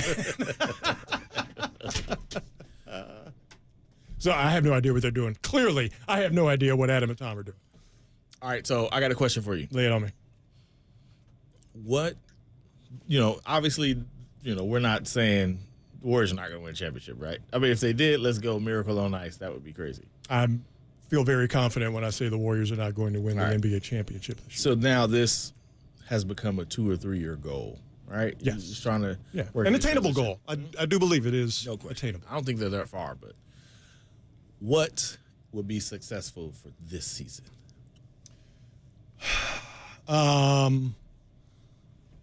Going at least 6 games into a Western Conference semifinal series. So second round. So basically last year, repeating last year. Yes. So not a first round series. No. Pushing Denver to 7. Ooh, okay. Well, I didn't think about if they get in as the 8th seed. I didn't think about the opponent in the first round and having a favorable representative showing it's gonna against be tough a certain opponent. Now, right? I'll stay with my original answer. It's at least getting into. Okay, see, ain't no easy win, Cletus. I understand that, but that goes to something that's been talked about, and I think it's a legitimate conversation. If the Warriors get their stuff straight in a manner in which we talked about in the last segment, where they're able to find secondary scoring, consistent scoring, whether it's one person as the secondary scorer or a group of people as a secondary scorer to Steph, if they get that, I do believe that the Warriors are the quintessential team you do not want to see in the first round if you are a young, in-the-game playoff team. Any team. I don't care. Well, I think Denver's a little bit of a different story. But even if you Denver, right, and you trying to repeat, and you looking at, we're going to have to do with Boston, we probably have to do with Minnesota or OKC in the West Final, you want to start against the Warriors? I mean, no, you don't want to start against them. That's what I'm saying. You're like, woo. But I think the Nuggets are looking at the Warriors like, this isn't optimal. This ain't a problem if we handle our business. Because we are structurally a problem for the Warriors. They coming out with a chunk of flesh. They coming out with without a doubt. Yeah, but I think if there's any team that's better equipped to deal with that, it's the Denver Nuggets. But I do think OKC would want no part of the Warriors. I don't think Minnesota would want any part of the Warriors. So I do think if you get that type of matchup, there will be an expectation, definitely here in the Bay Area, definitely with Warrior fans around the country, around the world. There will be an expectation that if they see either OKC or Minnesota, that's a series the Warriors should win. And I think the Warriors, you know them better than I do, talking to them on the regular, but I know I'm not off base when I say this. I know the Warriors would think, we get OKC or Minnesota, we should beat these guys. Yeah. I mean, what it would take is for those guys to show that they've got another level. And maybe they do. Maybe Ant got another level. You tip your cap and you be like, all right, this dude's for real. Or maybe Shea's got it. The only one way to find out. I don't think they go into the series thinking they got it. They go into the series thinking like, you're not ready. Right? You're not ready. The Jokic is the difference in the Denver series. It's like, he's got that other level. I do think there'll be a problem. But it's the same thing happened last year. Look what happened to the Lakers. They survived the Warriors, right? And if Clay makes 4 shots in Game 6, the Lakers might not make it out that series. Right. Game 7 is in Chase Center. What happened to them the next round? Swept. It's tough. Got Peter rolled. Say what you want. If you beat Steph and Draymond and Clay, you limping home, right? You gonna walk over here, but you gonna limp back. What happened? Ran across the Warriors, man. Did you lose? Not exactly. Yeah. But I'm lightheaded right now. Exactly. I'm losing a lot of blood at this point. I feel like I definitely see your point, and I think they agree with you. They know. Yeah, they agree with you. They know what they can and cannot do. I think a successful season for them is a good elongated first round series. Because more than anything, the most important thing at this point on is for Jonathan Kuminga to get in the playoffs. Yes, sir. That's the number one. And now, number 2 is like Podziemski, right? These guys who are going to be part of your core future. Like, Jonathan Kuminga ain't been in the playoffs. I mean, he's been in the playoffs, but he ain't been in the playoffs. Listen, if he hadn't watched that rebound bounce between him and 2 Sacramento Kings last year, he might have got more playoff experience. But I will never forget. I remember that play, watching that rebound bounce on the weak side, and he stared at it while 2 Kings converged on it. That was more than Steve Kerr was going to put up with. It was a wrap at that point. He was done. It was a wrap. He's not ready. And Jonathan Kuminga now has learned from that. All right, there was some bumps in the road, but we're not going to see that again. Yeah, nah. Plus, it don't matter if you see it or not. He need to be on the floor. The necessity of Kuminga being out there. Before Steve could pull up. Now he's like, where you go?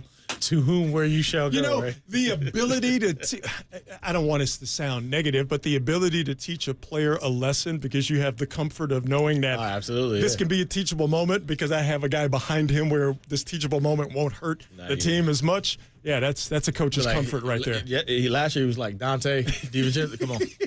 Now he's like, come on, Jonathan. Come on, Jonathan. Help me out. Time out. Let me yell at you a little bit because you're about to be right back out there. I do feel like he needs those minutes. And Trace Jackson-Davis needs those minutes. If you're going to build this thing moving forward, because like you said, they aren't far. No. Right? They aren't far. You look at the best teams, they aren't far. So if these guys are part of it, you need to get them in the playoffs because that's what's hurting you right now is that because you won a championship, because we're good, because you got all these veterans, Kuminga ain't got no playoff. You know who's got the most playoff experience? Moses Moody, the guy who's out of the rotation. Yeah. Because he was playing in that Dallas series. He was a guy they turned to. So you need Kuminga. You really need Kuminga to feel a series where he's not coming out the game, where he's got to make shots. He's going to need that lesson for the next time, for when it's a real championship run, he needs that. And boy, I think that the series that would fit him and his growth the best would be a series against either Minnesota. Yeah, that's where you need Oklahoma City. But that's one of the series where Steve Kerr gonna look down and be like, "Yo, I've got I don't have any more stallions down here. My options have reached their limit." Guy Santos, let's go. I need somebody who can run with these dudes, right? You don't have that many options, but he's got to play, and he's earned that right to say, all right, if I'm terrible, I'm gonna be terrible for 28 minutes, 30 minutes a night, right? I'm just gonna have to take an L this series, and we're gonna watch film all summer. We're gonna know exactly what I should be working on. They need that. Steph needs him to go through that because Steph needs him more than anybody, right? That he needs to go through that. And the other little secret one too is Clay. If this is Clay's role, he ain't never come off the bench in the playoffs. He ain't never been a sixth man in the playoffs. I mean, you worry less about Clay, but it's still we know Clay. Clay could get in his own head and just not starting a playoff game. He need to feel that. I can't even think about him allowing that to be a part of his mental makeup. He's never done it. And, Clay's a very emotional and passionate guy, right? He wants to win. Just on his boat with his dog, wearing linen. Just let him get staring at the sunset, thinking about coming off the bench in the playoffs. Because that's the conversation this summer. First off, all right, remember that number we talked about? You come down. And also, we're going to get you the 6th Man of the Year award, right? You're going to go full manager number. He needs to get comfortable in that, like how to do that in the playoff. Like, so to me, they gotta get there. They need to get there for their future, for their next championship. They need to get there now. Here's the playoffs. Here's a quick question though before we welcome in Mark Spears of Anscape and ESPN. So we are both in agreement as to what would constitute a successful Warrior season, and it's not a championship because we're both not hating, but we're both being realistic. This is a dangerous, maybe even leading question because I'm asking you to think and possibly speak for someone else, but I do it to be somewhat jokey, but also ask a legitimate question because this man's opinion carries a ton of weight. What do you think Joe Lacob's version of a successful season is? Hey, that play-in game needs to be at Chase Center. Like Joe to the point now, like, listen, I need all the home dates I can get. You know how much I'm paying for this 10 seed? I just and get me to 9 at least. I am projecting because I don't know. But there'll be times when I'm watching the game, and we all know where Joe Lacob sits, okay? But there'll be times I'll see him stand up, and he'll have his hands on his hips, and his back is to the camera, so I don't know what his facial expression looks like. So, which of course means I'm completely making this up in my head. You can see the. I could just feel. You can see the aura. I could just feel Joe Lacob is like, nah. This ain't it. Here's the thing that saves them. Right? Here's the thing that saves them. From what I know about Joe, he's so like in the moment, like. What do we do to fix this? Yeah. Like, he might just be like, all right, we got this, this, and this. I mean, I remember they lost game 7 in 2016. And, like, remember in the Oracle hallway we talking to him? He's like, what are we doing next season, right? They people, the story is Draymond was in the parking lot calling KD. I'm not sure Joe hadn't already. Hey, Joe might have sent them, like, let's go. He's one of them dudes like, all right, what's next? That's what I'm saying. What are we doing now? Like, all right, here's what we got. Not that anybody's going to lose their job or anything of that nature, but just like, no, this isn't good enough for me, for us. So I mean, Mike Dunleavy probably, like, whatever that last game is, like, right before it, he's probably already, all right, telling Joe, here's what we got. And Joe's got the plan. So, all right. So we're going to get Jokic, right? Like, all right, this is what we're going to So Giannis is coming, right? So Giannis is coming, right? He's figuring out that plan. I don't think he does too much, like, oh, you blew that last time. Like, he's more of a, like, all right, the money gone, money spent. This is money bags Joe, man. Joe get money. So he just want them dates. Right. Joe, like, hey, give me a couple home games a week. You know what I'm saying? At least give me a little bit of my change back, but we got to figure out what's next. That is the thing. Joe Lacob, definitely has a thirst for winning, and it drives him and has driven this team to success. But I've never thought that his desire to win borders on irrationality. You dig what I'm saying? No, yeah, absolutely. There is a genuine goodness in, like, hey, man, all he wants to do is win.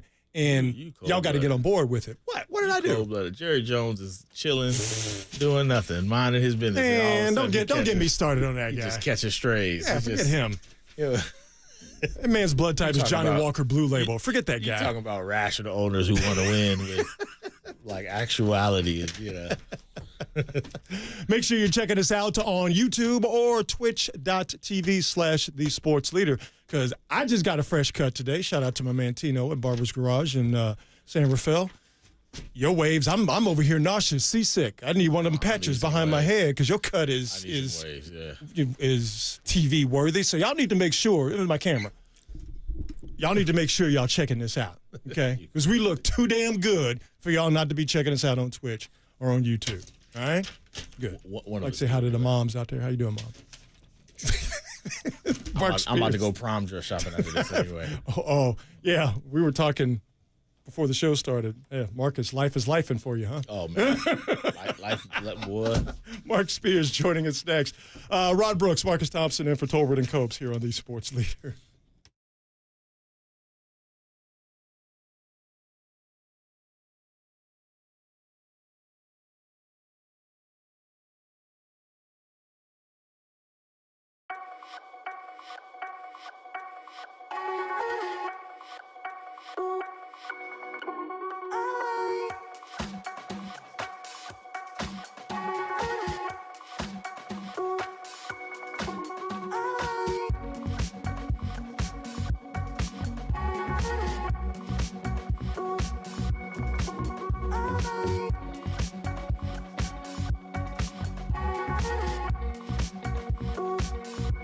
Bob Melvin joined Murph and Marcus this morning and gave some details on the Giants pitching rotation and when we could see Blake Snell.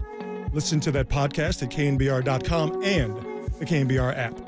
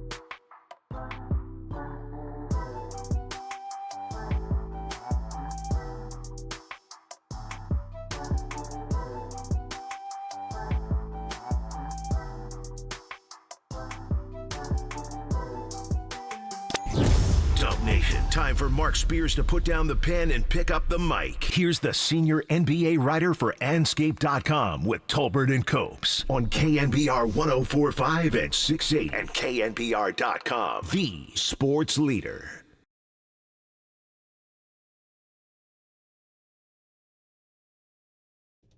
Mark Spears joining us from San Antonio, Texas. What he know about this? Well, he what's got up, the man? head nod, everything. Mark, how you doing, my friend? She didn't make love to me. Oh, okay. Well, up now. Wait a minute. Now, listen, we are all around the same age, so Didn't even talk to me. when this song came out, Rick James, Give It To Me, Baby, we were still real young kids, having no idea what the it in Give It To Me, Baby was. Then all of a sudden, we become men. We find out what the it is, and I asked this question, and I know my moms are watching this right now. Why were y'all letting me just walk around the house singing that song, Give It To Me, Baby, all the time? Well, I'm going to tell you something even funnier on this. You hear me? I got you. Yeah. So, God rest my dad's soul, Curtis Spears, man, Yes, he sir. passed away in January. And so when I was about 7th grade, going to Silverdale Junior High School in San Jose, my dad went to Rick James' concert. Yeah. So I was like, damn, you got to give me a T-shirt. So my dad goes to the concert. What'd he do? Son want a T-shirt? He got his son a T-shirt. That's good daddying right there. So the T-shirt says Super Freak on it. Sure. Right? Why wouldn't it? So I Couldn't go say to just school Rick the James. next day. I got the Super Freak T-shirt on, but I'm Carolyn Spears' son. My mom goes to Crossroads Bible Church, right? Like,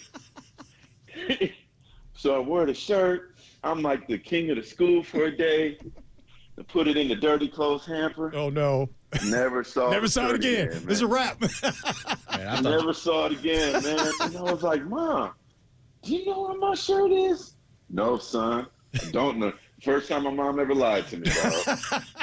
No, hey, she didn't lie to you. She didn't know where it was because it had been thrown in the garbage. She didn't know. She didn't know what landfill the it landfill went to. was. Yeah. Exactly, right? Yeah. So no, she's still right with the Lord. She never told you no lie. That's better than the alternative because some mamas would have been like, I'm gonna give it to you right now if you don't take that shirt off.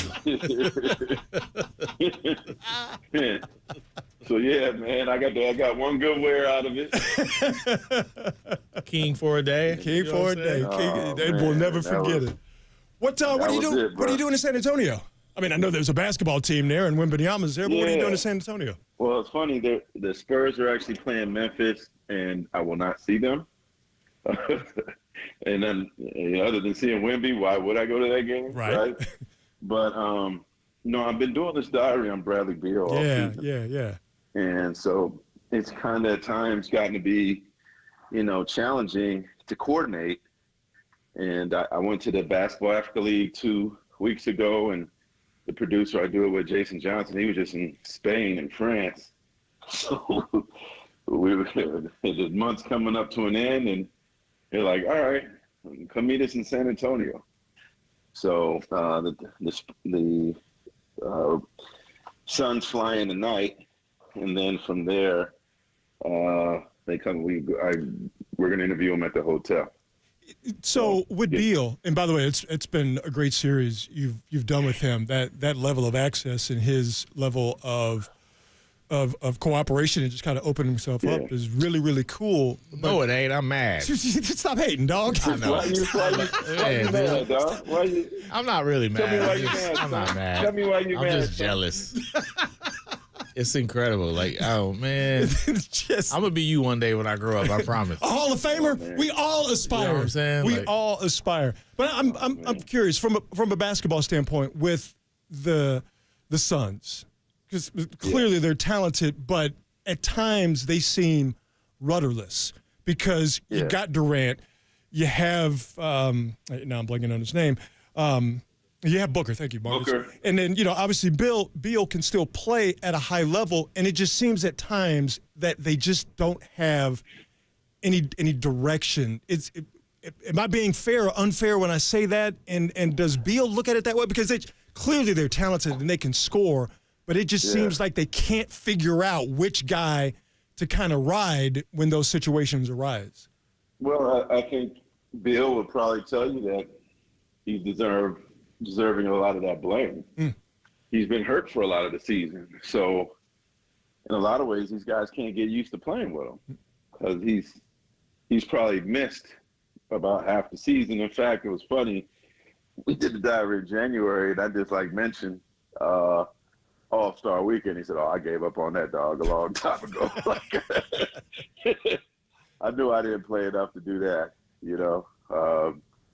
But he's had some pretty sensational games. He had a 40-plus piece back in Washington, and obviously Durant and, you know, Booker are special, but I think their bench isn't that great. They don't score easy, nothing really in the post. Right. But I think we're all a little nervous about anybody who plays them, right? Like they play one team, they lock in one team, and you got Durant and Book and a healthy Beal, they're capable of beating anybody. Yeah.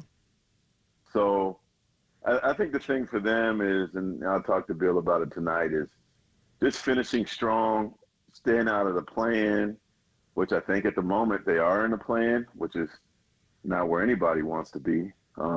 Because I think they could use one thing benefit that the top 6 teams have, which doesn't appear the Warriors will have, is that you get that 5 days now to pretty much know who your opponent is, prepare, get rest, you know. And I actually like that it's a great reward for the better teams in the league, is that you get a break, and so the Suns could use that break and to practice. Yeah. Speaking of teams that need to avoid the play-in, there was a point where we thought the Clippers were like elites in the West. Yeah. Now we got But the Clippers are going to clip, right? I mean, you know what, Mark? This was the year I thought they were done clipping. I thought the toenails was done. Man. I thought the hair was lined up. I thought they were done being the Clippers. Nope. And then James Harden is trying to block his teammate's shot. Like, yeah, man. Ty Lue's too good for this. Hey, bro, how much basketball the three of us been watching? Oh man, right? Too much. None of us have seen that. Never seen that before. Never. That's just crazy. The only place I ever saw that was like maybe on the playground, somebody mad at somebody, you know, in the hood, something like that. Or the funniest thing I ever heard, Terry Cannon, who played at San Jose State with me, he told this great story about Cedric Ceballos one time. He was mad because they were playing a pro-am at Long Beach and he wasn't passing to nobody. So they were down 2 or 1 or something like that with 20 seconds left. And Ceballos was so mad that his teammates were riding on him that he got the ball and just ran out the clock. Oh. Wow. And they lost. Petulance. I love it. Shot and grabbed his bag and walked out the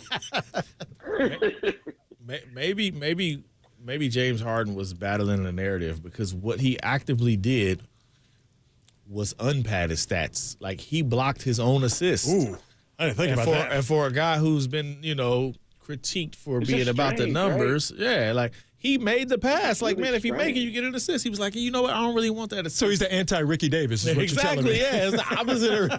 It's like, do you believe in the Clippers? Are they for real? It's hard, bro. You know, I didn't believe in them like the same way I didn't believe in the Nuggets for a while, because I always thought at some point the Nuggets were going to nugget, and they're going to fall down the hill. They do every season. I'm like, they're one of those teams that every year they get to the playoffs, they do well. Ever since Melo's come, they've been predominantly in the playoffs. And then finally they got over the hump. Yeah. I just, I don't know. I kind of feel like they're cursed.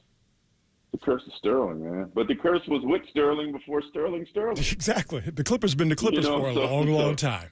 A long time. I mean, when your own players, Ron Harper said, "This shouldn't be sinking." It's not good about your team, man.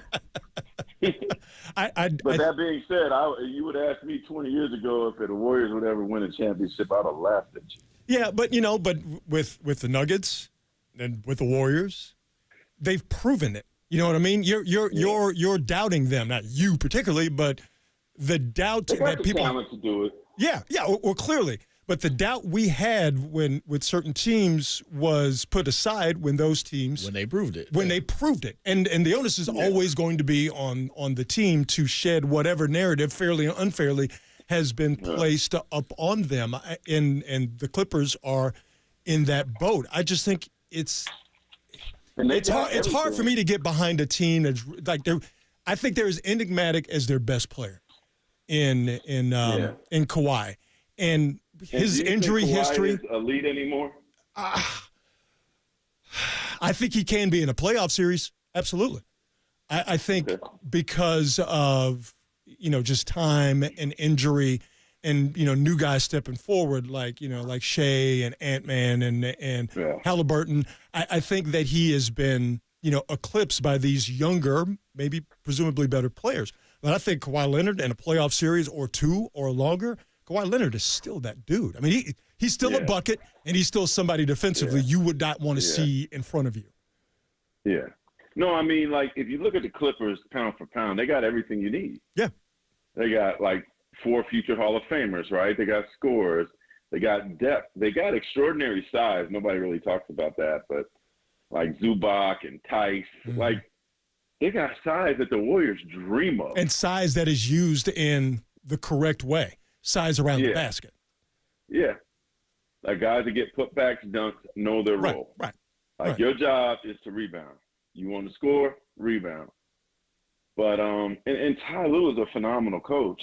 I mean, but if you think about it, you could probably make an argument, even with the Clippers.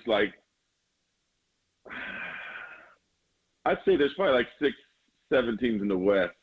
Do you think, you know what, they got a shot? And I might even throw the Warriors as a dark horse on that list. Sure. Mike Brown will be mad at me. I'm not going to put Sacramento on that list. Is Mike Brown putting Sacramento on the list? They just lost to Washington. But, I mean, it ain't like the Warriors are lighting it up either. But they're just I saw something how many teams in the West got over 40 wins, man.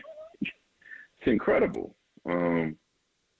Looks so like I just all the way down to Sacramento. Has that ever happened before?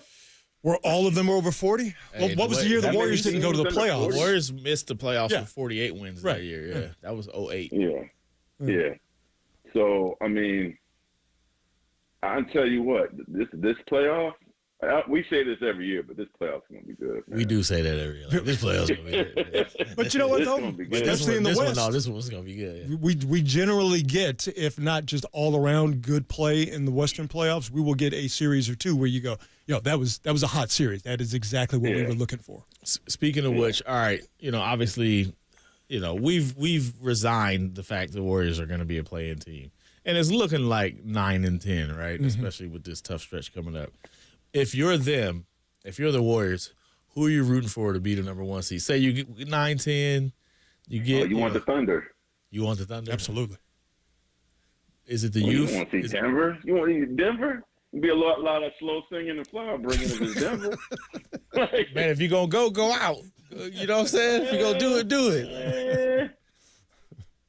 It's with Thunder. This is new. They haven't been there.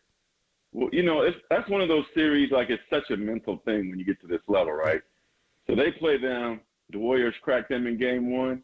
And if you look at the Warriors' games against them, they should have won 2 of them. Yep, no question. So they certainly can compete against the Thunder. I think everybody wants to shot. And they won one. As crazy as that might sound, be careful what you wish for, Scarecrow. But, I don't know, Mark. That youthful kind of energy and don't know no better. Look at your other options, though. You know what I mean? All the other options have players, but I still think Minnesota's size. If Cat's there. Yeah, that's a problem. All that length. That's a problem. Man, that's a problem. Ant-Man is a problem. Ant-Man. Man, I ain't trying to see Ant right now. Not like that. I will say this about Ant with my time around him. The dude don't care about MVP. He cares about All-Star to a certain point. This dude wants to win a championship.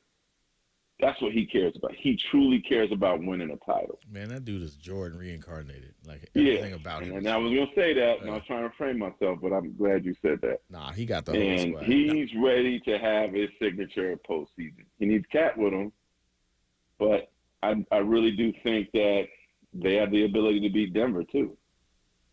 Ooh, see, look, I look at this like Goodwill Hunting. Remember, he was telling the story, and he said his dad laid out a belt, a stick, and a wrench on the table. It's like, which one you want to whoop him with? Yeah. He's like, give me the wrench. Like, Yeah. you know why? Because forget you, right? Forget that. Warriors should want Denver first round of the playoffs. If you're going to go against the monster. Yeah, here's the deal, though. Give me the wrench, baby. You are a psychopath if you want to be beaten with a tool. Give me the wrench. No, sorry. No, man. You go ahead and take that wrench. Yeah, it's bad enough I'm taking a beating. Now I got to something that's he was confessing solid. it. He's confessing it to his therapist, so he clearly wasn't of The sound mind. Thunder is like grandma going to get that switch Yeah. out the backyard. That's it. I'm When good. Denver is Mike Tyson coming to town. Nah. and you gotta go see him. I'm good. I am good. Yeah, give me the switch. Yeah. I'm gonna take grandma's switch. Give me the easiest road Now all the the time. switch ain't every gonna time. feel good. You're gonna hear that wind going off that switch with That the cut. season. You're going to have them little whelps. Yeah. Hey, before we let you go, the Rockets, and I shouldn't admit it, but I already did it. I mean, I'm from Houston, but I'm not buying it yet. They've won 7 in a row without Sengun. Everything's going well. My question is it sustainable? Will they keep the pressure Coming for one of them spots? on the Warriors as this season draws And to a Lakers, close? and Lakers. And the Lakers. Now, real quick, and let's see how fast you guys can pull it up. Look at their schedule. Look at their remaining schedule. All right. It is. Oh, good Lord.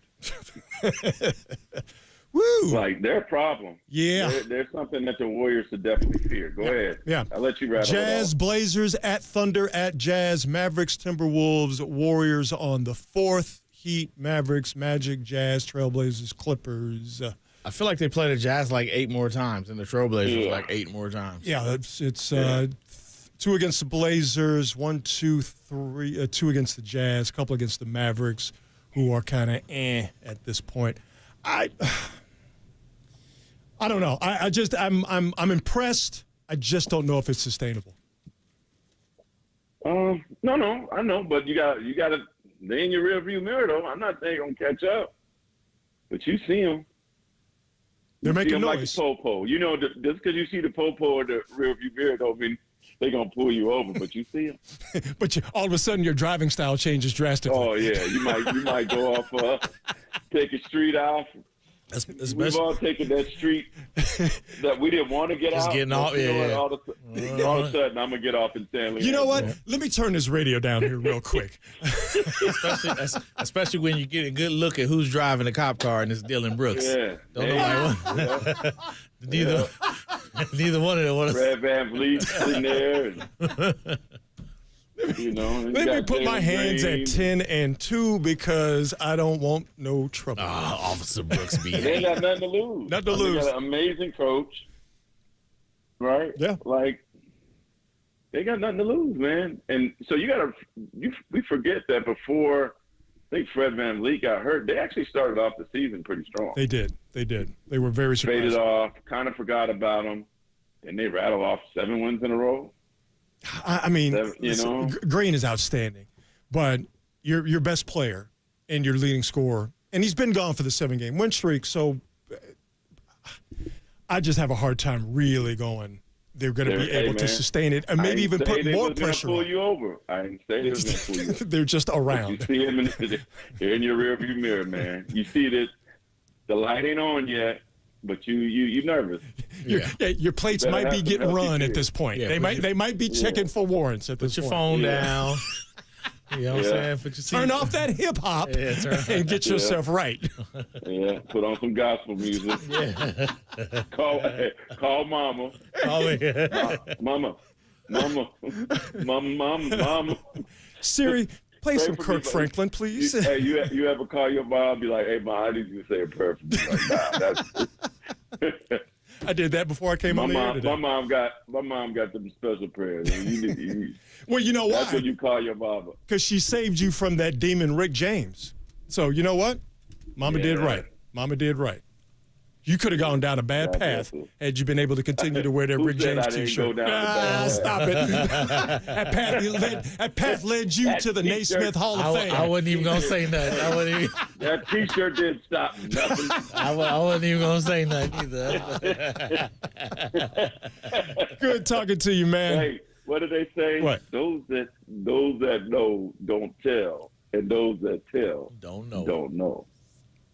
I got it, doctor, and I'm gone. Later. I'll talk to you, man. Be good. Love you, brother. That is the Hall of Famer, our friend Mark Spears, Anscape.com, ESPN, and ESPN.com. Rod Brooks, Marcus Thompson in for Tolbert and Copes. We'll get you updated on what's happening in the NCAA tournament. Auburn is having a tussle with Yale, and it's not over academics. I'm still mad at Florida Atlantic. We'll get into that and more coming up next here on the Sports Leader.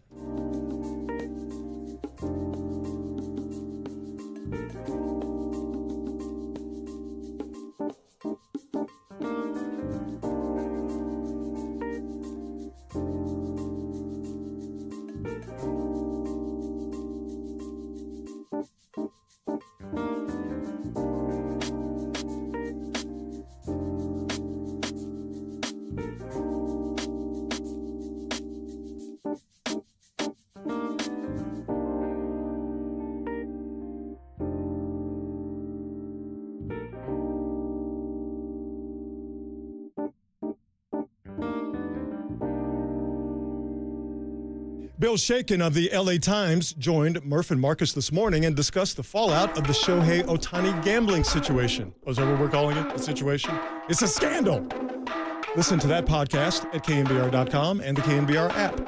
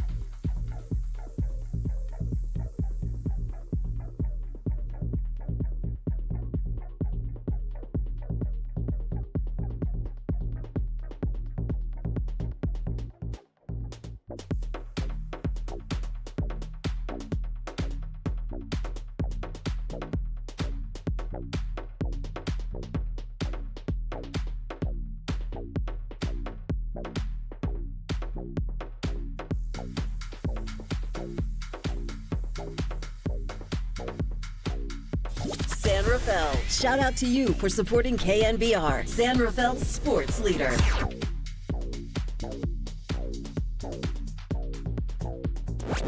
This is KNBR, and they are Tolbert and Copes. Listen to us here and follow us on Twitter, Instagram, and Facebook. We are KNBR 104.5 and 680, the sports leader. My brother, that is called leverage. Use it. I predict bonus coverage. Man, what you doing this weekend? Who you hanging out with? You getting ready for a cookout? Raph, come on, man. Woo, you out here. Getting some tournament games that are getting interesting down to the wire. Colorado and Florida. A 7-10 matchup, Florida being the higher seed, but the team on the lower end of the scoring spectrum. 79-72, 7 and change left in that game. And Yale-Auburn, 6:30 left to go in that game. It's a 4-13 matchup. Auburn the 4 up by 7, 68-61. It's college basketball. Are you an all basketball is good basketball kind of guy, or are you a basketball snob? I can like me? appreciate all basketball, but I'm definitely snobby about. It's not that look, I can watch college basketball. Here's what I don't like. This gets me every time. This ridiculous notion or concept or ideology that college basketball is better. No, every time I watch it, I'm it's like, just flat out who wrong. are these? Like, what are you talking about? Well, but you know what though? That's kind of code for other things. Because nobody who watches basketball, because it's not they play better defense. They don't. They just miss more shots. It's not from a stylistically, from an aesthetics point of view, it doesn't nearly have the flow and the movement that the NBA game has, and it's not college basketball's fault. It's just a different game played by and different players and coached differently. But it's not better than the NBA. And a lot of players who just aren't as talented. That's what I'm saying. Yeah. But like, it's crazy because we hear this argument every year, and then it's like, it's a very contrived game, right? Like, it's almost like you know, they say the NBA, you don't got to watch to the last 5 minutes. You really ain't got to watch college games to the last. And listen, the last 5 minutes of a college game will take as long as that Laker Warrior fiasco last Saturday. But I always know it's like there's another reason people are saying that. Right. When you're like, it's code. They pass the ball. Look, ain't nobody talking about. I'm not watching this because it's so. They make 87 passes. Like, no, that's not. Did you see that bounce pass? Yeah, like that is not the entertaining part of any level of basketball ever. At any level, nobody's like, oh man, the crisp perimeter passing. Like, no. Did you see him snapping around the horn? No, I didn't. I think it does an injustice to the college game to even like let them be college students. Yeah. Like, let's not compare them to. You're right, but then this is my hang up though, and this is my fault. Invariably, I end up comparing it because when it's on at the same time, when there's a college game on and an NBA game, particularly a Warriors game, that you know there's what, Rod? No way I'm going to watch a college game. That's what makes it worse. To be honest with you, it makes it worse to watch Steph Curry, Klay Thompson, Draymond Green, to where like when Steph shoots. Like everybody has said this, players have said this. When he shoots, you feel like it's going in. Yeah. When they shoot in college, you know it's not going in. I mean, that's probably the reward. Maybe that's the dopamine release when you get surprised when the shot goes in. Because it's like, oh, it went in, no, right? That's not how I like to live my life, by being surprised by something. Good things. Knowing that inherently it's not good, especially when there's a product that's even better that you can access immediately at the same time. It is really like, and like even to make the comparison, not just to make it about Steph, but like you cannot watch Caitlin Clark play basketball and then go watch this. Well, like everything you're saying now is what I said at the top of the show. And again, this is me. All right, this is Rod Brooks. This is my hang up. This is my, basketball worldview. Is that I can appreciate the tournament, okay, but regular season basketball, I have been spoiled by watching the NBA, which, and I guess now to a fault because they're trying to rein it back in now, has embraced free-flowing movement. And clearly the guys, the skill level, especially when it comes to shooting, is outstanding. Way up, yeah. Not only am I a fan of the NBA, but watching one of the greatest, and I'm not calling him the greatest shooter because I think that's pigeonholing him. one of the greatest to ever do it in Steph Curry, and watching him now for the past 15 years or whatever it's been, and then the Warriors to be a literal paradigm-shifting team in the entire game of basketball, to watch them on a nightly basis and then to try and watch a college game, it leaves me cold every single time. And again, that's not college basketball's fault. That's my hang-up, but that's the reality of the situation. It's like, going to Taco Bell after you've been to a nice Mexican restaurant. Yeah. Exactly. Yeah. Like, you know it's edible, but come on. Are we doing this because we want to, or are we doing this because we have to? Yeah, it just there's so many times I'm watching a college game, and it looks like somebody's about to get hurt. Like, it's just people diving randomly. It's just collisions. Some people just clumsy.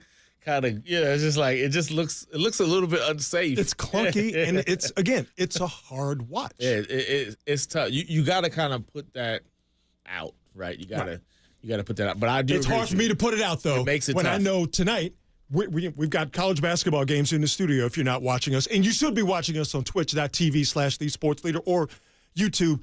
We have 3 televisions in here, and they all have college basketball on them. So we are getting our fill of college basketball. That was a bad play. It was just unbelievable. He just made why would you even throw that? Why would you do it? We're going to watch this. We're watching it right now. We're enjoying it for what it is. There's no way he's making that. Look. Tonight, I'm watching Warriors and Pacers, and I don't care what's happening in any NCAA tournament game tonight. Not by a long shot. It is really tough when you watching Steph makes it that much harder. It makes it difficult because he's such an aesthetically pleasing style of play, right? Yeah. But I was watching Minnesota last night. It was Minnesota and Denver. Yeah. I was I'm flipping back to see the score of the game, but I'm watching Jokic. What you talking about? That's the thing. And what is appealing about the college game? Because there is some appealing parts. You obviously know some of these dudes will be in the NBA, right? And you're some of these coaches are good and will scheme you up. And you do have teams in there that ring bells, like Carolina, like UConn, like Michigan State. Or Duke. watching the thing that was crazy to me. This is the part that bothers me, that gets me worked up about college. What's the guy from Oakland University? By the way, I got 58 million texts. You guys need to learn geography. Congratulations. Hey, what? Millions of Americans learned that there is not an Oakland University. And if Oakland, it was, California. they wouldn't be in a tournament, really. But Homeboy, right? Homeboy has, I think I looked it up. He's taken 355 shots this season. Oh, yeah. The guy who went crazy with the threes last night. I'm going to 347 of them were threes. Yeah. How does he get a 3 off? He was 10 for 20. He's not doing anything else. He's doing what his coach told him to do. But I'm saying, shoot that 3. How is the other team letting him shoot the 3? What we watch regularly, we just got through talking about with finding a solid number 2 next to Steph is, hey, you know what the other team is saying? Steph Curry, you're not shooting. How do you get 10 for 20 for a guy? This is the only thing he does. And it's not all right, we guard Shaq, where there's nothing you can do about it. This is a 24-year-old guard. This is the peak. Face guard him. How about he doesn't get a shot off? How about that? That's a very minor basketball adjustment that in college they just will not make it. Right. Just won't do it. Nope. He's the only guy. It's so unbelievable.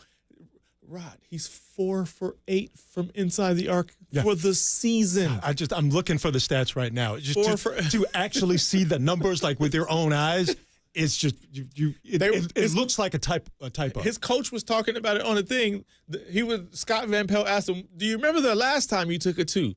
And he was like, "Yeah, it was this game so and so." And the coach was like, "Well, that was because the guy coming out to him fell, and he had to take the wide. It was a wide open layup. He's like the guy fell down trying to contest it, so it was a wide open layup. It's this guy's doing nothing else. And you know what they said?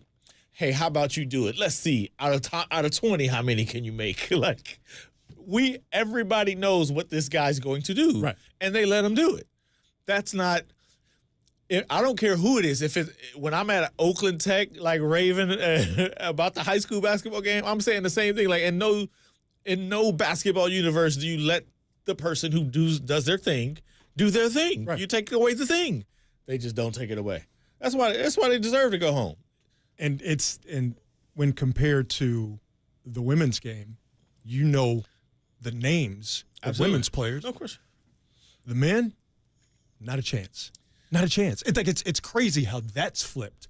And name recognition and seeing these players, men and women, seeing them for a couple of years or more. Shout out to cats like Trace Jackson Davis going to school for 4 years and then being ready to play in the NBA. Yeah. That's a different conversation for a different time. But being in college for 4 years, like getting starts in college as a quarterback, will help you on the next level. But you know the names of these women's players. You know their games. And you've seen them now for a couple, 3-4 years. The men, and again, it's a different game because of one and done, because of other factors. I'm not blaming anybody, but perception is reality. You don't know who any of these cats are. And the women, right? Because it's like real ball. Like, it's beefs and stuff, right? Like, it's rivalry. Like you know what I'm saying? Like, it's squabbling out here. Like, hey, man, these dudes one and done. Like, they ain't even got no time to create no beef. Like, come on, man. Ohio State hates Iowa. You know how many times they're so sick of Caitlin Clark? Cody McMahon's about to be like, yo, they got a star on the team. I forgot her name. She's like a grad. She's like in her 5th year graduate. She like, I'm so sick of losing to the. Like, it's going down. If I never go to Columbus, Ohio again, it'll be like, listen, LSU and South Carolina, serious beef. Yeah, like, you know what I'm saying? Serious beef. There's a respect there, but it's there's like, beef. yeah, man, like, nobody likes Kim Mulkey. Like, they respect that she good, but nobody likes her, like, outside of LSU, right? Nobody. So it's like that type of stuff you kind of have in the women's basketball space, which adds to the, like, it adds to it. Yeah. This is what you get in the pros because, these guys make so much money. You can criticize them. They talking trash to each other. They like all that stuff is part of it. It feels like that doesn't really exist in men's basketball. Like, even Duke, North Carolina was kind of tame this year. You know what's interesting is when Carolina beat Duke in Krzyzewski's last game. Yeah. Because guy you know well and went to school with, Bomani Jones, he talked about this. Not that was the end of the rivalry, but that was kind of we slamming the book. And if we're going to write another chapter in this rivalry, it's going to have to start with Duke actually kind of coming up and giving Carolina the business. Yeah. It's like they took Duke's soul when they beat him in that last game of Krzyzewski's. In Coach K's last game. In Durham. Yeah, in Durham. In Durham. Yeah, that was couldn't happen to a better group of people. That was gangster. Could not happen to a better group of people. Colorado has pulled away from Florida, and I don't know. I thought Florida was winning a championship. I heard. People was going. Come on, people would get so gassed off these conference tournaments. Like, yo, that's not the same. It's still Florida basketball until proven otherwise. They had a couple of good years, and then Corey Brewer and them, right? Yeah, Joe Kimanoa. Stop it. No. It's still the University of Florida until proven Al otherwise. Horford. Colorado stretched it out a little bit on them, 92-84. At what point do you pull out Prime if you're the Buffalo's basketball team? At what point do you have him show up at the Elite Eight get Prime out there? He's not coming out for. He ain't coming out for a first round game. He might be like Final Four. Yeah. You might be able to get him out for a regional final. You can get him out for an Elite Eight game. You are not going to get. You can't even get Deion Sanders to go out and recruit. You saw that quote, right? Where he said, I get the question was, why don't you go out and recruit, or what's your strategy on recruiting? He goes, I don't go out to the recruit's house. They come to my house. Like, really? That's the way it works? Just say you don't want to recruit. So if you can't get him to go out and do his job, which is to acquire football players to make the Colorado football team better, you think he'll come out for a second-round game at Albany? You know where you might – the crazy part is he might go to the women's basketball team game first. His daughter's on the team. And that's where we are with this conversation. Like, it's great for the women. Great for the women. I'm not crying for the men's game whatsoever. I think this is fantastic for the women. But that ascension of women's basketball, not that it's overtaken the men's tournament, because the men's tournament is it's its own thing. It's an entity. Yeah. It's like we're gonna watch this either way. Of course, right? Yeah. But the ascension of women's college basketball in these last 5 to 8 years has been wild. Oh no, it's incredible. It's incredible. But look, I will say this: if you listening, NCAA, and you want to take this to another level, there's something you can do. Very important task you can do. Okay. That will elevate the game to another level almost instantly. You gotta get better referees. Man, the officiating. It is brutal. awful. Brutal. Like, you never know what is happening. You never know what the call is. Like, I'm watching the game today, FAU game. My man, like, it's all dramatic call, step out of bounds. He's, like, pointing out of bounds, a clutch moment in the game, steps out of bounds, replay show. He ain't even close. Like, what are you talking about? And then the block that was called a foul, like. Oh, last night? Yeah, yeah. Like, you got to invest in better officials, man. And I'm not even faulting the officials. I'm assuming they making like $80 a game. Like, I don't know what they're making, but pay them, train them, and get some better officials. Yeah, man. But how you have a multi-billion-dollar tournament that CBS pays for and you have dime store officials? That don't make any sense. The officiating is just so inconsistent, and it makes it hard. Is Major League Baseball really turning up the heat on Shohei the Gambler Ohtani? They turning down the heat, baby. Or are they just paying lip service? This is clutch. We'll tell you what Major League Baseball has done with this Ohtani scandal, which I will call it that until proven otherwise. We'll get into that and more. Rod Brooks, Marcus Thompson, and Fort Tolbert and Copes on the Sports Leader.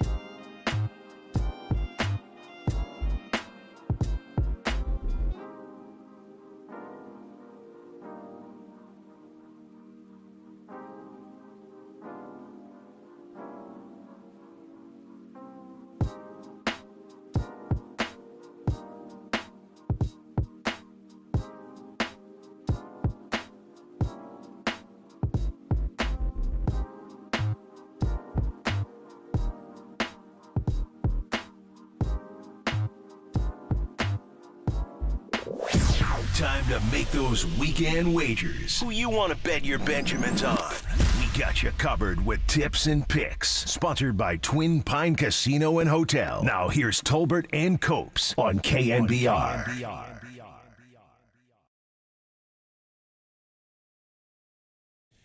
Yeah, bonus coverage is on the horizon.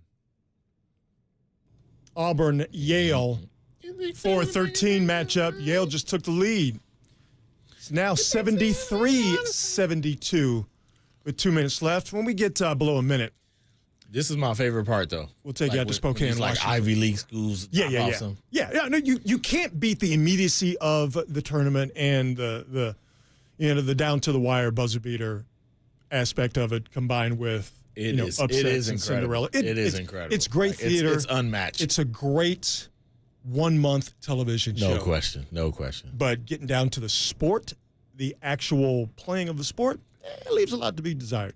Major League Baseball today has officially opened a formal investigation into the matter surrounding Shohei Otani, his former interpreter, and gambling. MLB is expected to request interviews with all parties, including Otani and Mizuhara, his former interpreter. They were homeboys from way back in the day in Japan. They was thick. Not anymore. Otani's like, still thick. Bro, you making the spot hot. I don't know how to say that in Japanese, and I don't even know if that's a translatable phrase in Japanese. Bro, you making the spot hot. But whatever the Japanese equivalent of that is, I'm sure that's what Otani has said to him publicly. Here's what's interesting, though. Otani has a right to refuse cooperation as a member of the Major League Baseball Players Association.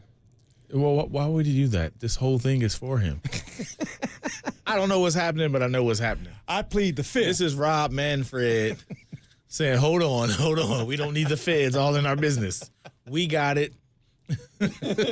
We got it. We'll take care of it. I know that we and Major League Baseball as a whole at times can seem to be ineffective at best, buffoonish at worst. But no. We got this. We're cool. And we'll know what's happening when they appoint Fisher as the head of the committee. We know what this is. It's funny because there's a lot of truth to it. This is how for real, if you were going to say, hey, I don't care what happened, we're not about to lose our biggest cash cow since Barry Bonds. Like, it's not happening, right? This is it is in Major League Baseball's best interest to make sure that Shohei Otani is free and clear. And if his homeboy's got to take the rap, then his homeboy's got to take the rap. And how could you best ensure, just say if you're Major League Baseball and you wanted to protect your biggest asset, sure, what's the best way for you to make sure this investigation that's been out of control? Well, make sure that the guy who's being investigated says absolutely nothing. And to do that, you got to take over the investigation. Interesting. Because look, real talk. Funny though, how that worked. We saw this with Balco, right? Like, It was like that one federal agent who was like, I don't care, I'm not letting this happen. Jeff Nowitzki? Yeah. Remember, it was Nowitzki. It's like one USADA dude who was like, yeah, nah, I don't get this is wrong. This is like, you don't need one of them dudes because otherwise, you know it. Like, nobody in their right mind thinks baseball is going to be like, you know what, Shohei, we don't want you in our league anymore. We can't believe you see what we did to Pete Rose. Yeah, you don't think we'll do that to you? That ain't going down. That ain't going down. And you know what? Nothing would be funnier than if the greatest baseball player any of us have ever seen has a ridiculous gambling habit. Nothing would be more hilarious. I don't even know if he should lose his career for that. Go to rehab, suspend him, and then come back and do your thing. No. He shouldn't. If he's not betting on baseball. If he's not betting on baseball. And this is the thing, because naturally Pete Rose's name comes up, and Pete Rose has been on. He bet on baseball. And there's signs in every single Major League Baseball clubhouse, and they've been there since 1919. All right, since the Black Sox scandal. Yeah. Do not bet on baseball. All right, everybody knows that's the third rail. That's what you don't do. Pete Rose bet on baseball. Forget that he only bet on he only bet on his teams to win. He's got inside information, and being a manager, he could impact the game. And he could put his own selfish financial desires, he could put that ahead of doing the right thing for his team and the players on that team. He could pull a guy who's hot and be like, I don't want to win too much, right? Or he could push a guy, or push a pitcher. And so that's why the Pete Rose thing. That's why I don't have a problem with him not being in the Hall of Fame, and that's why Pete Rose shouldn't get into the Hall of Fame, because he bet on baseball. He broke the rule that you shouldn't break, right? If Otani bet on baseball, it's a completely different story. If he didn't bet on baseball and he's just got a nasty gambling habit, leave that man alone. Especially since Major League Baseball is pushing gambling, all in bed with gambling. But I mean, doesn't that, even if you bet on baseball, it's like, hey, you kind of push. But it's, again, everybody in baseball, you can do all the drugs you want to do. Yep. Because they don't test for recreational drugs. You can do all the drinking you want to do.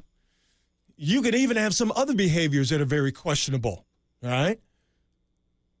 But, hey, man, they tell you from the rip, do not bet on baseball. And they got to stop telling you that then. Like, stop.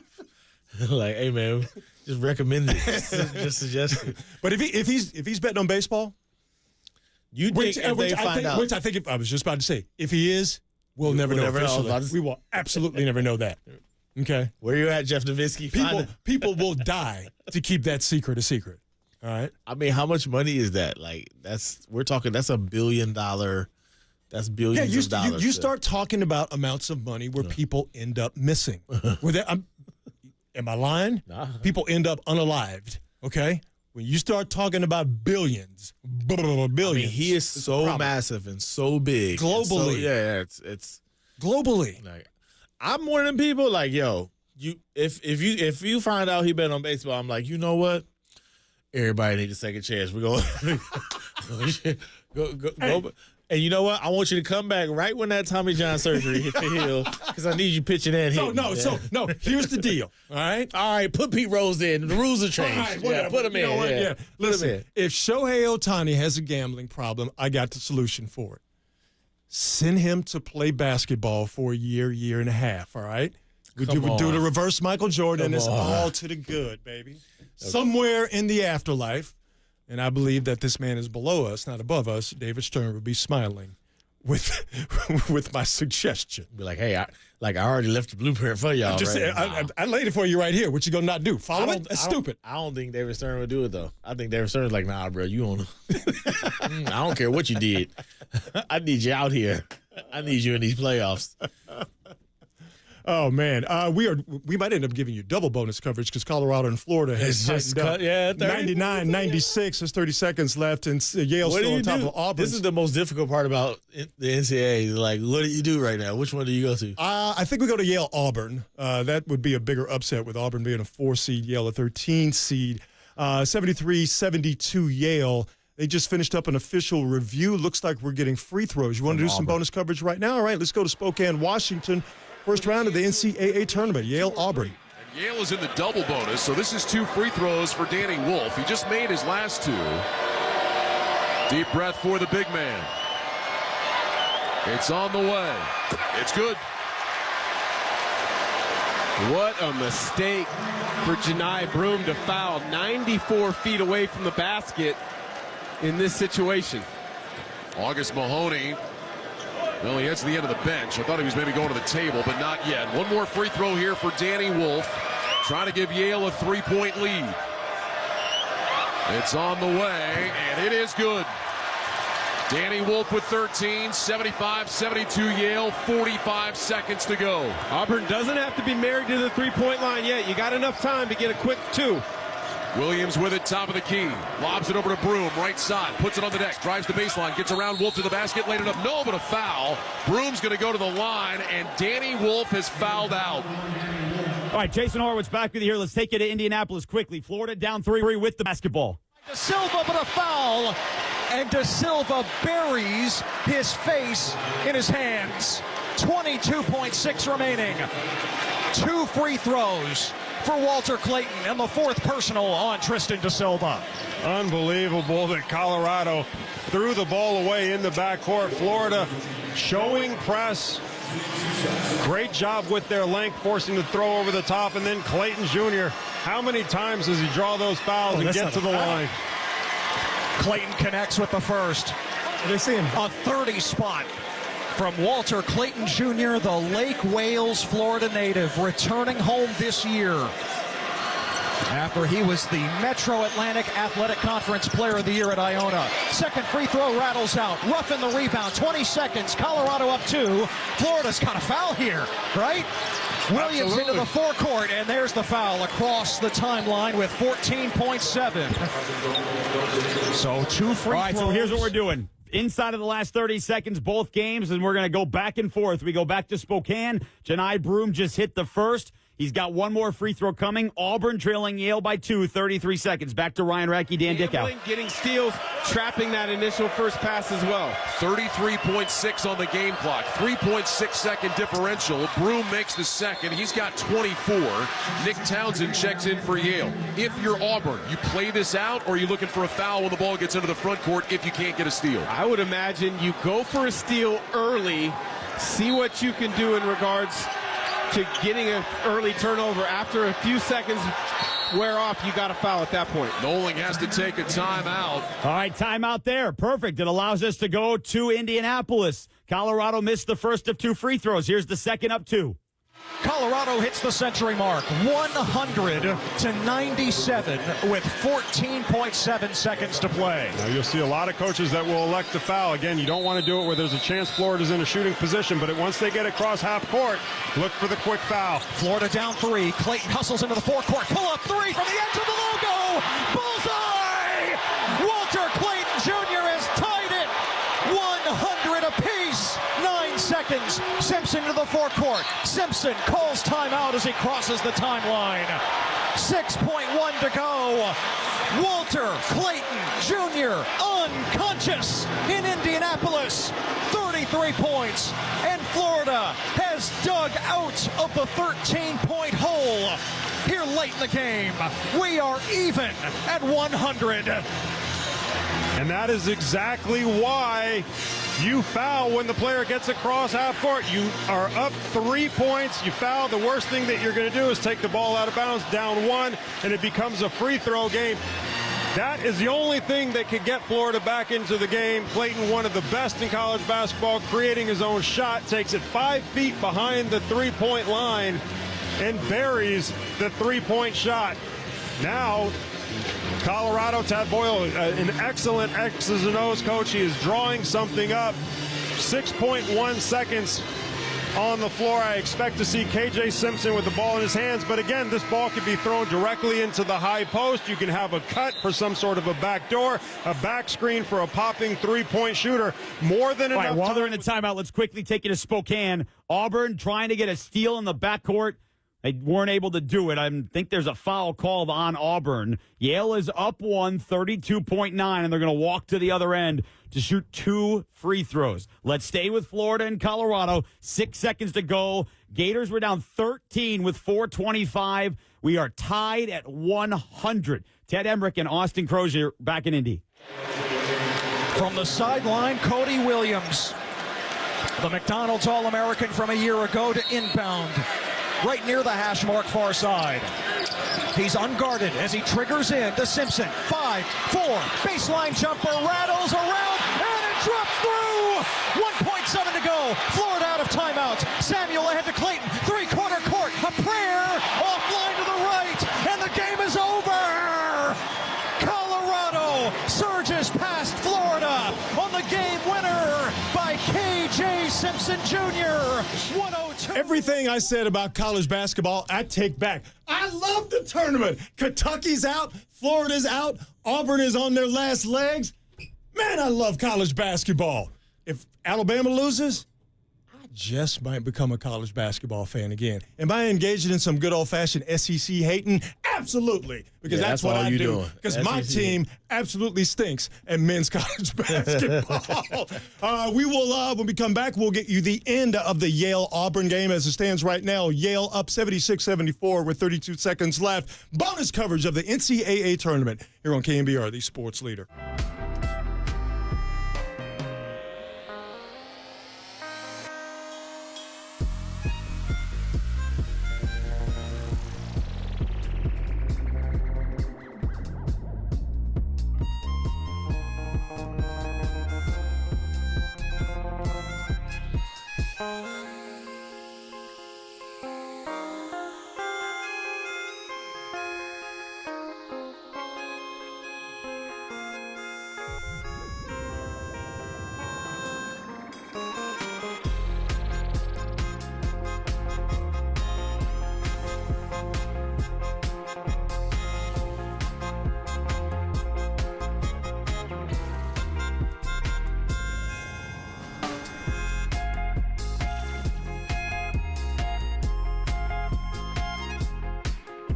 According to Matt Barrows, who will join me at 4:50 here on the Sports Leader, the 49ers will listen to trade offers for Brandon Ayuk. Give your thoughts on Ayuk's future on our social pages. Simply at KNBR.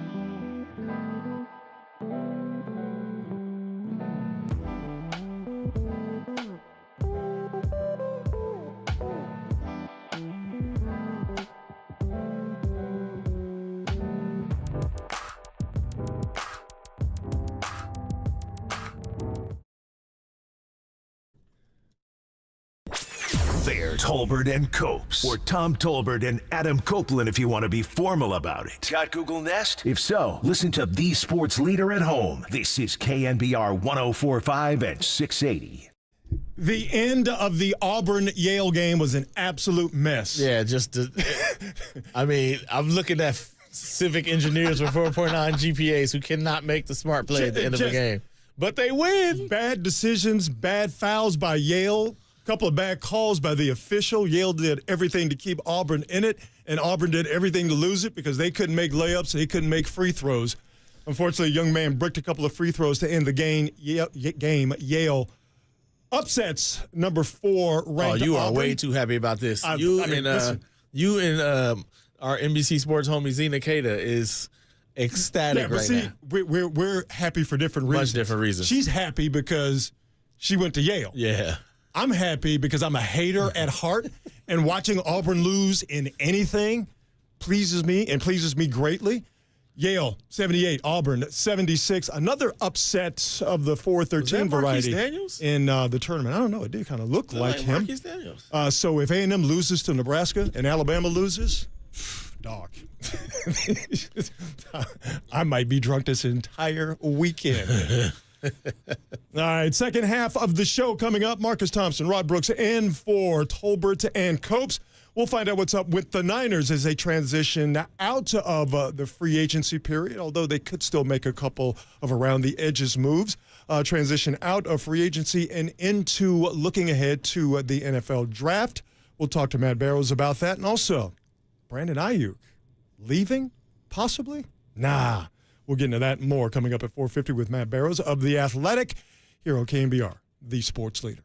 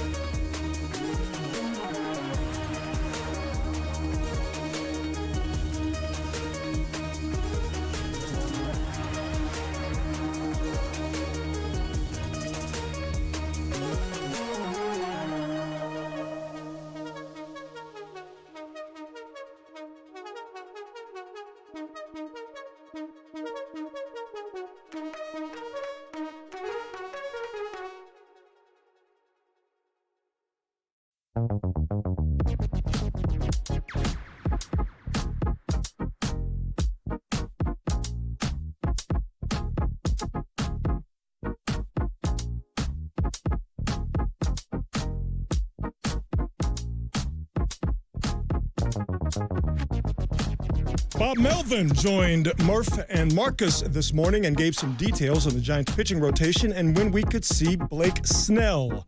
Listen to that podcast at knbr.com and the KNBR app.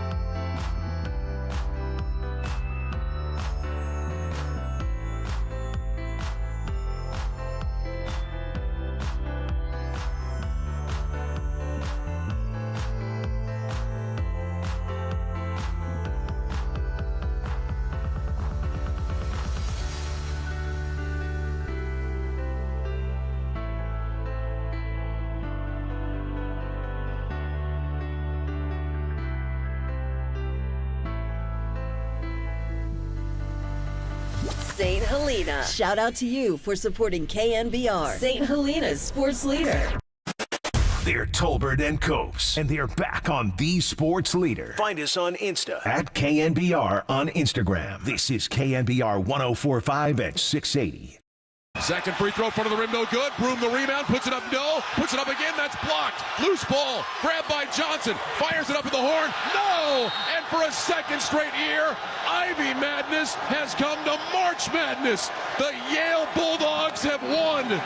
Yale upsets Auburn, and Yale is on to the second round.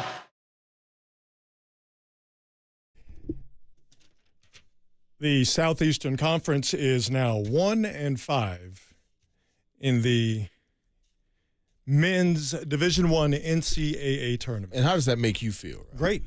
Because, again, I ain't doing nothing but hating. LSU not in the tournament, I want everybody to lose. All y'all. Were you rooting for McNeese State to lose to? Or No. Are you a Wade fan? No. Well, I mean, he had to go because he was a cheating SOB, but homie can coach. Homie can coach his ass off, and he can recruit. We know how he recruits and why he's so good at it. But can he recruit or can he pay? That's part of the deal, ain't it? Now it's above board. Yeah, you know, now he's like, come on, man. If they would have held firm with him, I mean, LSU would be a team that would be in the tournament perennially, and probably a team that would be the type of squad that would at least stick around to the second weekend of the tournament. But alas, that ain't the case. So since my team ain't good, I'm like the color Most purple. people kind of root for Until their you do right by me, I hope don't nothing good happen to you and the teams you root for. Why you don't go like the other way? What? Like, let's go with our people. You know what I'm saying? Now, see, I don't know. I'm not about that life. I'm not one of these cats that's chanting SEC when a team that's not mine is doing big things in a postseason tournament. I do not bang with that. That is not the SEC I grew up on. That's not we how y'all was do it. about hating on everybody and snitching hard. I don't know. So you got a tailback that is not from the state where the school is? Well, y'all must have paid for him. We telling. That's the SEC I grew up on, not this SEC where everybody roots for everybody. Damn all that. You think I want to see Kentucky flourish? You think I want to see A&M win and beat Nebraska? Absolutely not. I want A&M in the mud. I want A&M That's another level under of the hate. mud. That's another. See, out here on the West Coast, we're a little different. When Cal football wasn't at all, impressive, except for his couple years, we wanted to see USC win. Oh, my God. I can't. Man, please. We root for the like, hey man, go ahead and represent the West Coast. And hey, listen, if that's how you get down, that's how you get down. I don't even place a value judgment on that. I'm just saying for me, because I'm bitter and broken inside. Hey, I wanted to see Miles Simon and Mike Bibby win it. No, absolutely not. You think I'm excited about Tennessee having a good basketball team? No. I saw Allen Houston give us buckets way too many times. And if you go watch Tennessee play football or basketball and they really giving you the business, do you know the in the ninth circle of hell, do you know the song that's being played? Rocky Top. Rocky Top. All right? You think I want them to flourish? Man, please. You don't get over that trauma. Man, absolutely not. And I feel like if we can't make it, I want my cousins to make it. And like, them your cousins in the conference. No, they're not. Not the cousins I like. There's always a couple of cousins where you're like, damn, why he got to come over right now? You know he don't do nothing but eat up all the snacks. Break my toys. Break my toys. Yeah. Andy getting the girls because he's a new face in the town. If there are any of my cousins who are watching right now on YouTube or Twitch, I'm not talking about you. I'm talking about you. Yeah, I was like, I'm talking about you, yeah. And the girls talking about, who your cousin? Be like, man, I've been trying to holler at you forever. You talking about who my cousin? He gone. He gone after this weekend. Let me ask you a philosophical question. Does it ever seem like gamblers are actually having a good time? No. Well, okay, so here's my philosophical question. Would you rather have a gambling habit or would you rather have like a recreational drug habit? Because at least when you're doing some drugs, you're having some fun. I ain't never seen a gambler where they were just like, this is awesome. Oh, so look, though, I'm wired for the gambling because, as you can tell clearly, I ain't wired for the gambling. As I tell and this is why I don't gamble because I'm wired for it, boy. That get in my veins. I'm like straight. See, it doesn't appeal. But like I tell my daughter this all the time. The best fun ain't actually fun.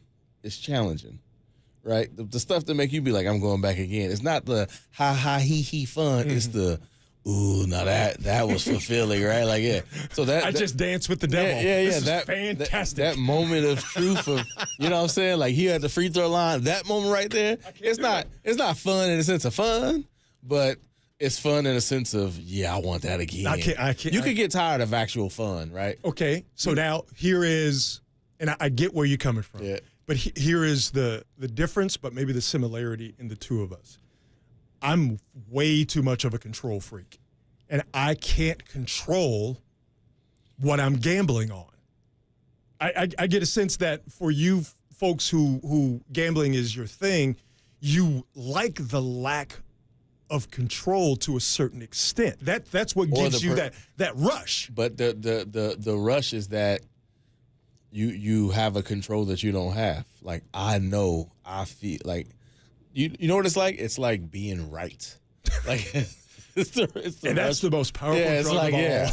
I know something you don't know, right? And I am right.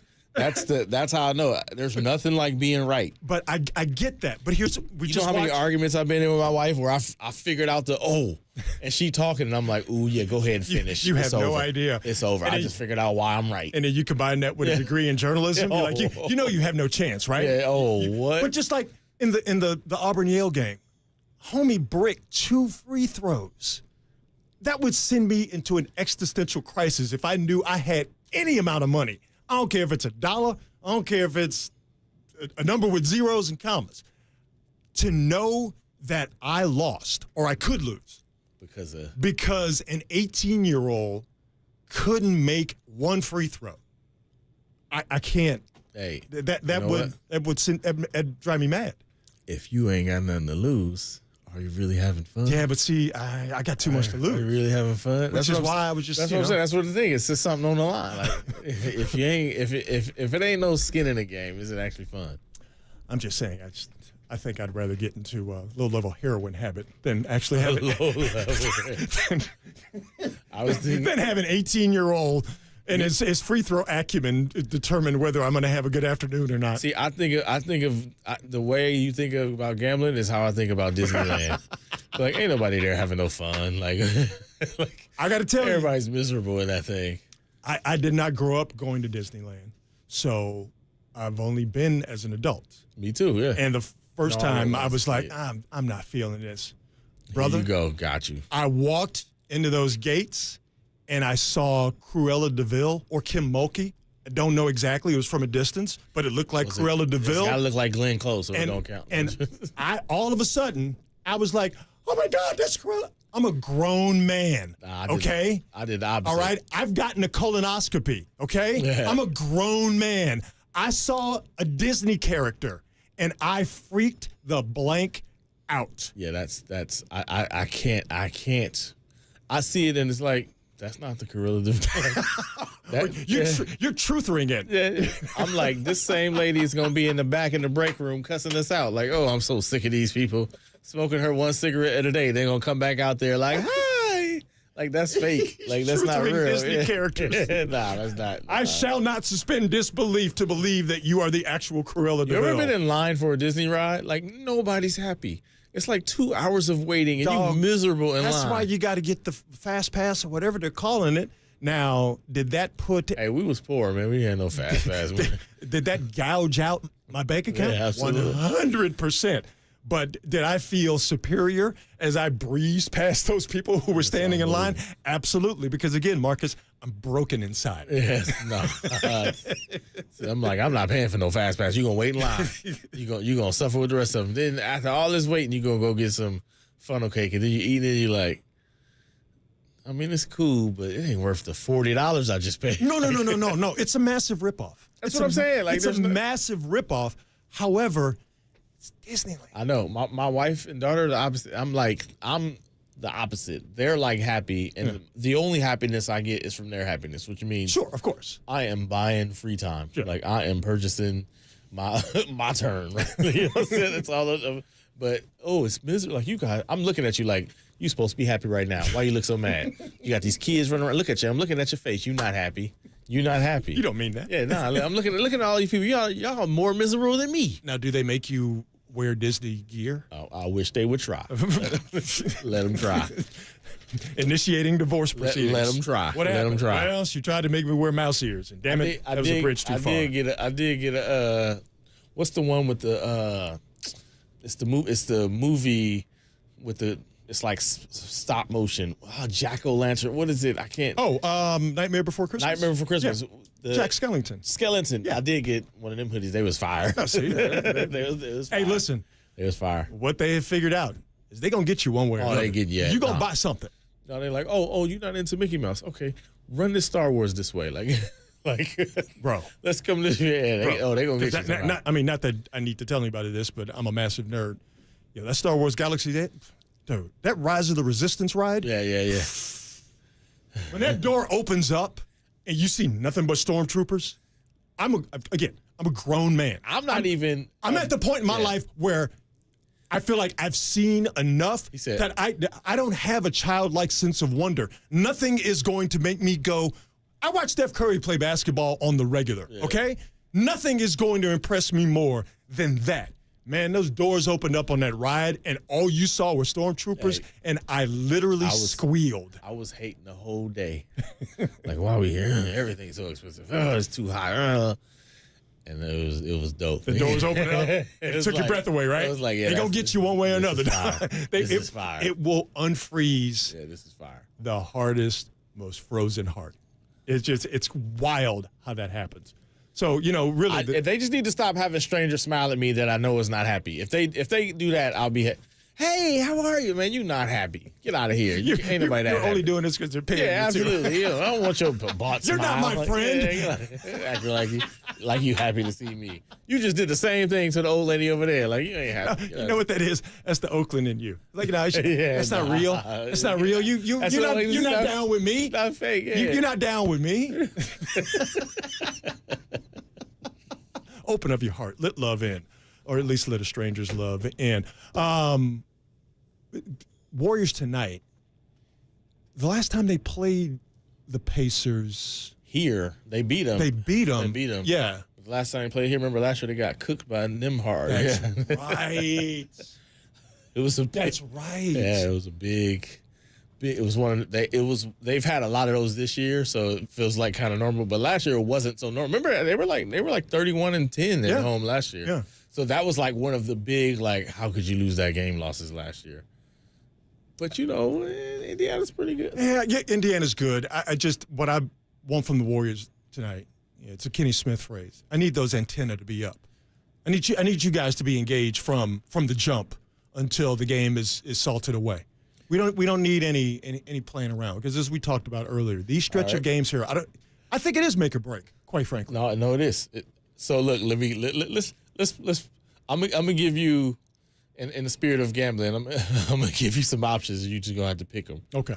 Who from the Pacers goes crazy from 3 tonight? Is it? If I see one more dude in the corner wide open against the Warriors, which I'm probably going to see tonight, I'm going to absolutely lose my you-know-what. Come on, man. This leaving dudes in the corner, it's got to stop. All right, is it? Now I'm mad. Could be Tyrese Halliburton. Is it Aaron Nesmith? Is it Miles Turner? Oh, my God.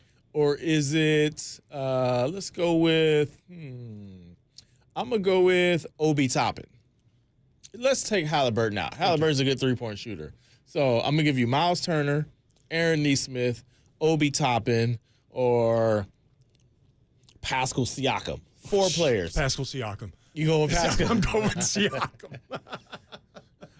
You think almost Warrior, maybe should have been Warrior Pascal Siakam. Pascal Siakam, who is shooting? He's shooting 38%. Okay. All right. I guess correctly. I'm going with Obi Toppin. That was going to be when you Toppin was going to be my first choice until you mentioned Obi Siakam. Toppin's going crazy. Because the unexpected guy would be that guy. The guy. It just, always. They've been leaving guys. I think you even tweeted about this a couple of games ago, is that their main defensive focus from now until the sun burns out should be we ain't leaving nobody open in the corner. I'm sitting here watching Steph Curry. Santi Aldama is on fire. Right. He's pointing, going crazy, talking at the bench. He's like 5 for 6 from 3, and the ball's the other side. And I'm watching Steph sagging to the paint. First off, Steph's like 6'3", right? He ain't blocking the shot at the rim. He ain't doing nothing. I don't know why he's sagging off. And then you could literally see it like, oh, Steph's like, oh, what am I doing? And then he gets up and he closes, and gets on Santi Aldama because you can't let this dude shoot. But it was like his first instinct was like, all right, the ball's over there. Let me go to the paint. It's like, how many times do you have to get burned? I mean, they touch the stove all year. They just keep touching it. They turn the stove on, get the coil real hot, right? So it's glowing red, and then they go, hey, anybody want to put their hand on this first? Or you want me to do it? And they all just take turns just burning their fingerprints off of their hand. And he's not the only one who does it. No, it's wild to see it happen.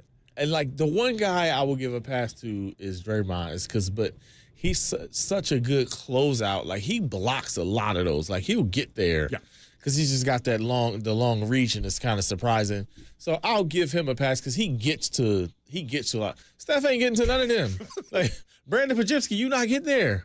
You're not getting there. Like at best, you might could feel their breath as they shoot, but you ain't blocking the rim. You know what I'm saying? Like you're not blocking the sight of vision. Yeah, you're not. And put it this way, you definitely ain't running them off of it. Yeah, exactly. Chris Paul, you're not getting it. Like you're not getting to the shot. You might as well just stay. And then look, the part that's the killer is you ain't doing that if they come to the rim either. Like just go take away the three and let TJD deal with them dudes if they come inside. Like, I don't understand, but part of it is because they don't have a big man, so they gotta overcompensate for the fact that they don't have size. But it's one of the most unbelievable things to watch, where everybody in the gym knows, hey, this guy's hot. You probably should. Yeah, there he is, open again. It seems like though offensively, the turnover thing is not as acute as it had been. It's crazy. It's earlier this year, which is fantastic. What pill did they take? It felt like it just stopped. Yeah. It was just like, I don't know what the service is, but knock on it that all of a sudden tonight they don't turn the ball over 15 times. They have like 43 assists and 7 turnovers. It looks like Warrior basketball. What? Exactly. And it seems like they've stopped as Stan Van Gundy calls it, the indiscriminate fouling, as well. So, but it goes back to, kind of the point I made in the beginning of the show, that they will take a step forward or two and then take a step back. And, okay, so they're fouling and their turnover problems. They've taken steps to that not being problems, but they still can't keep guys in front of them. And inexplicably, they just allow guys to just get whatever they want from the best shot in basketball from, a pure analytics and number standpoint is that corner three. If I was a coach, I'm like, yay. If you leave a guy in the corner, you can come on and sit next to me. Well, that's my rule. They're at the point. You leave a guy in the corner, but you can't use minutes or take away minutes or take away playing time as a punishment for doing the wrong thing on the court because of where you are in the season right now. Yeah, you can't. You're in a battle to stay in the play-in. I think if you tell them no threes, they'll do it. But that's not. They have to kind of gang up in the paint just to protect it. And when it works, it works. That's the other thing. When it works, that's true. It works, right? You get out, you close out, and this is something they always talk about in the locker room. And somehow they don't ever, even though it keeps happening, they don't say this is going to happen. They aren't in their heads like, whoa, we know how this goes. Every time they're like, everybody gets hot on us. Everybody has their career. So they're playing the percentages where this guy's a 32% shooter. You normally be like, let him shoot. Right. But no, he's playing the Warriors. He's going 6 for 7. And you at some point you got to just know that. But when it does work, that guy's making 32% and you're off the other way. Yeah. That's the difficult part. Like when it works, like it kind of really works. Yeah.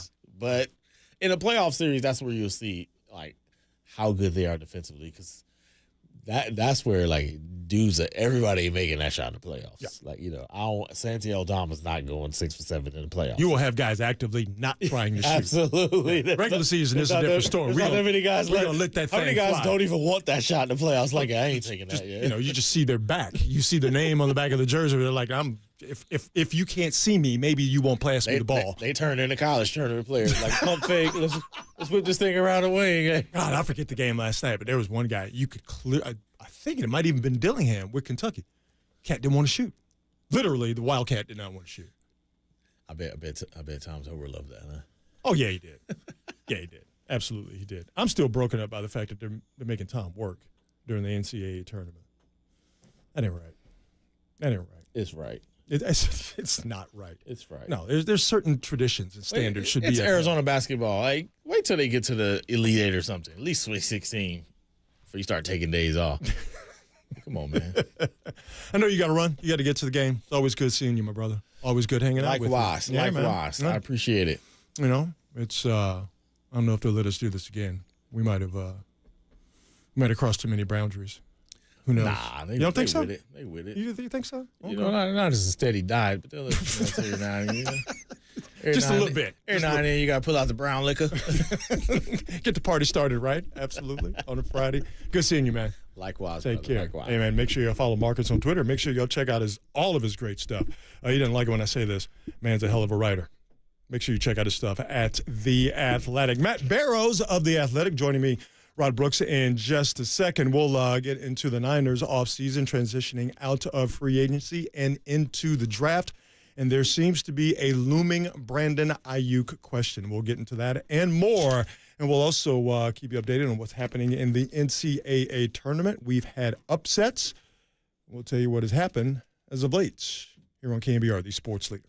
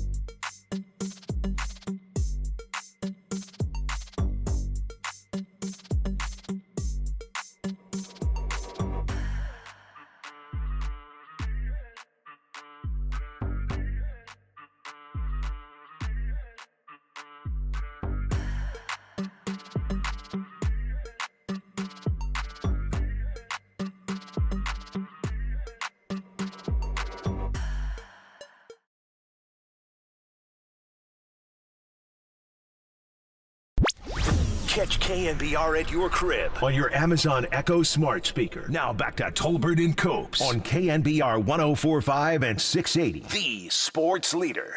You know what? There are a bunch of different scenarios, and it depends how soon he gets into a game, whether it's this weekend at some point, whether it's Sacramento, whether it's the Giants, whether he needs a more of a simulated type scenario. We're not really sure yet. What I do know is that Logan Webb's going to pitch the first game, Kyle Harrison's going to pitch the second game, and Jordan Hicks is going to pitch the third game. So that's basically where we are right now, and we'll try to figure out the rest.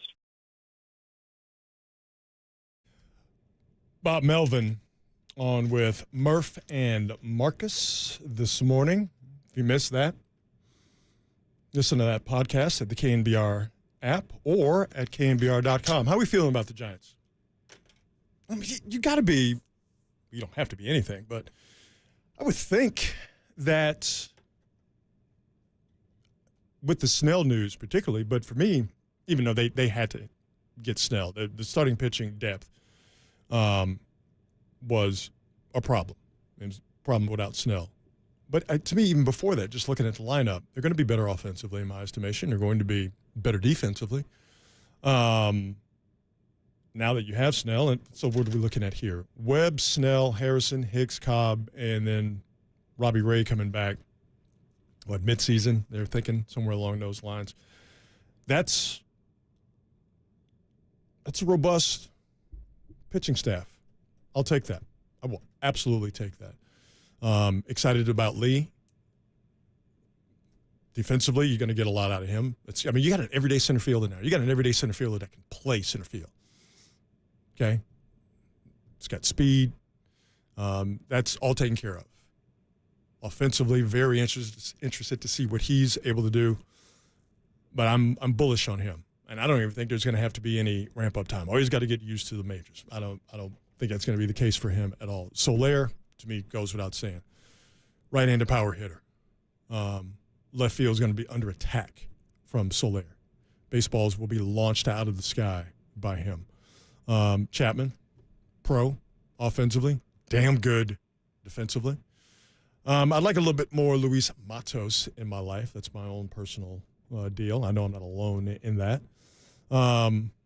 Bailey, defensively, he's plus.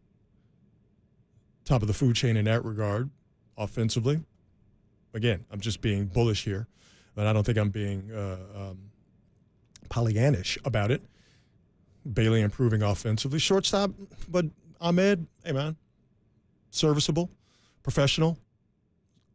I'll take that at that position. It's there's not too many, flashy shortstops out there that you can just grab. So to get a guy who can man that very important position and there is no severe drop-off at that position, I'm perfectly fine with that. So like I said, offensively, I think they're going to be better. Defensively, ain't no think about it. They are going to be better. The right field situation with Yastrzemski, Slater, looks like he's got, an elbow situation. So I don't want anybody to get injured, but I want more Matos in my life, as I said a little while ago. Does Matos take that job? Does Yastrzemski have a bounce-back year, or is he starting to, or continuing, unfortunately, to continue in a downward trajectory? But, again, if I get a little bit more Matos in that situation and he takes that over, I think you're better, at that corner outfield position. Confortable. I have a hard time, me personally, seeing this Giants team not being one of the 5 best teams in the National League. I think they're fine with their bullpen. I think they're better managerially. They're just in a better space overall. I know it's going to be problematic for a lot of people that the Dodgers are the Dodgers and they are going to be the team to beat in the division. I think you got to put that aside. Now, it'd be great if the Dodgers, the way they've started this season, continues over the course of the rest of the season, but let's be realistic. That's just simply not going to happen. They're too good. They're too talented, and I take no great pleasure in saying any of that, but we have to be realistic about it. For me, I think almost just don't even pay attention to them. As difficult as that's going to be, because Major League Baseball is going to do everything they can to make sure that we are cognizant of the Dodgers being, well, the Dodgers. But for me, if you're a Giants fan, so what? Whatever. We're not even worried about the division. All right? Be one of the 5 best teams. Get in as a wild card team.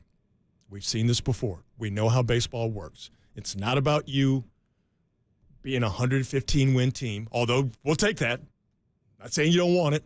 Not saying that wouldn't be great for the Giants. But you don't have to be a team that is in first place after the first week of the season all the way through the end of the season. Win 115 games. Oh, my God, these guys are just going to walk into a championship series. How many times, very recently, how many times have we seen a team win their division, clearly be exceptional over the course of the regular season? And in the playoffs, what happens? They lose quickly, and they lose hilariously. It's not even, you just get into the playoffs. And what's going to get into the playoffs in the National League? High 80s win total. I have a hard time seeing this Giants team, with the additions that they've made, with what they are bringing back from the previous regime, if you will, and what they have pitching-wise, and what they've acquired in Snell, I have a hard time. And, of course, what's the main thing? Injury, all right? Knock on wood, they stay healthy. But we understand the game is the game, all right? Guys get injured. You just hope it's nothing serious, but that's going to happen over the course of the season. But with what they brought to this offseason and into the season and what they needed to acquire, they were able to do that. To me, this is at a minimum, at an absolute minimum, this is a high 80s win team. They win 88, 89, 90 games. They're in, right? I cannot see where between 88 and 92 wins does not get you into the National League playoffs. They do that, they're in. Now we're talking about a different story. But considering where the Giants have been, and with the exception of, what was it, a few years ago, that one playoff run and that series against the Dodgers that ended on that horrible check swing call, it hasn't been good. It hasn't been good by any stretch of the imagination. To me, this is the first offseason in a long time, and going into the regular season where you look and you go, you know what? This is a real, legitimate, representative team. And they'll be able to handle the rigors of a 162-game season. They'll be able to win enough games over that 162-game season. And if everything stays straight health-wise, you got a rotation where you got Webb, Snell, Cobb, Ray, Harrison, Hicks. I'll take that. I'll take that any day of the week. So for me, as an interested observer, because I don't purport to be a dyed-in-the-wool Giants fan. That would be disrespectful to all of you out there that are actual Giants fans. I want the Giants to win because I know how much it means to you. I'm married into a Giants family. I know far too many people who work here at KNBR, who work at NBC Sports Bay Area, who the Giants win. That is of extreme importance to them. I want the Giants to win, but it would be disingenuous for me to say, "Oh, I'm a Giants fan. I'm one of you guys." No, but I'm one of you guys in regards of I want this team to win, and I think I'm like a lot of people, especially with the Snell signing, who we are in agreement that, all right, Giants are ready. Giants are ready. This is their year, and here in the next couple of years where, all of the the things that didn't go right over the last few years, yeah, that's dirt off your shoulder now. Like the old days, and I'm not going to mention names, and it's not to crap on the previous regime, but that's as dead as Napoleon. And I think what they have going on right now, I mean, now we can look back on it. You knew with the Melvin signing that the Giants understood that the direction they went in before, they tried it, it didn't work. They had to change, and they had to change, almost 180 degrees. And the Melvin signing, again, now that we have all of the information, we're looking back with all the information. The Melvin signing was kind of the first shot where they were going to do all of the necessary things to get this thing back on the level it should be. And kudos to the Giants for that. I have issues with some other moves they made, non-baseball related, that I will get into before the show is over. But from a baseball perspective, which is the most important thing, All right, San Francisco Giants Baseball Club, their number one job is to win baseball games. I think they have set themselves up very well this year to win baseball games. They've spent some money. I think they have they've kicked some narratives about players not wanting to be here and that silly, almost cussed on the radio. I got to get my radio brain back right because I almost podcaster brain and social media brain almost took over. Almost, oh boy, it was right there. It was almost some flooring filth coming out of my mouth. So, Lord have mercy, that was close. Man, I do some Tai Chi just to calm myself down. But the Giants' main objective, other than breaking even, all right, I had to be snarky there for a second, but is to win baseball games, and I think they've done the right thing to ensure that happens. So I'm excited for the season, and I'm excited to watch this Giants team. To get to know some of these guys, Lee in particular. But I also think, just from an aesthetics point of view, just watching them play baseball, it's going to be much more pleasing to watch, and I think it's going to look a lot more familiar. I've never had a problem with the opener strategy. Anybody using it, the Giants or anybody using it, because I understand the game is different now, and you got to do what you got to do to win. But I also understood why people didn't like it. It's like wearing your shoes on the wrong feet. Yeah, you got on shoes, but it just don't feel right. Sure, you can walk in them, but it just doesn't feel right. The opener thing, for a lot of people, it just doesn't feel right. And I get that. I understand that. But again, for me, it didn't bother me. We ain't going to have too many of these opener situations with the Giants anymore. And you know what? I'm cool with that. And I know a lot of you are more than cool with that. You're ecstatic about that. So, I just think from an aesthetics point of view, and it's just going to feel a lot more familiar. And even though baseball is changing for a lot of people too rapidly, but I think we all understand that change is just a part of sports, and baseball, even though it's the oldest and the most stuck to tradition sport, it's changing too. Maybe not necessarily for the better for a lot of people, but it's changing. There are some changes to where people go, really, is this necessary? And I think the opener strategy was one of those changes that Giants fans just didn't really bang with at all. You're not going to have to deal with that. So it's going to be better baseball. It's going to be winning baseball, but I think it's going to be familiar baseball. And I got no problem with that. I got absolutely no problem with that. Other issues, like I said, we'll talk about this as the show goes on. I'm going to transition to the Niners here and their offseason free agency, what they've done, what they could still do here to fill in some holes. This Brandon Ayuk situation and the draft coming up in April. Matt Barrows of The Athletic joining me, Rod Brooks, in for Tolbert and Copes next here on KNBR, the sports leader.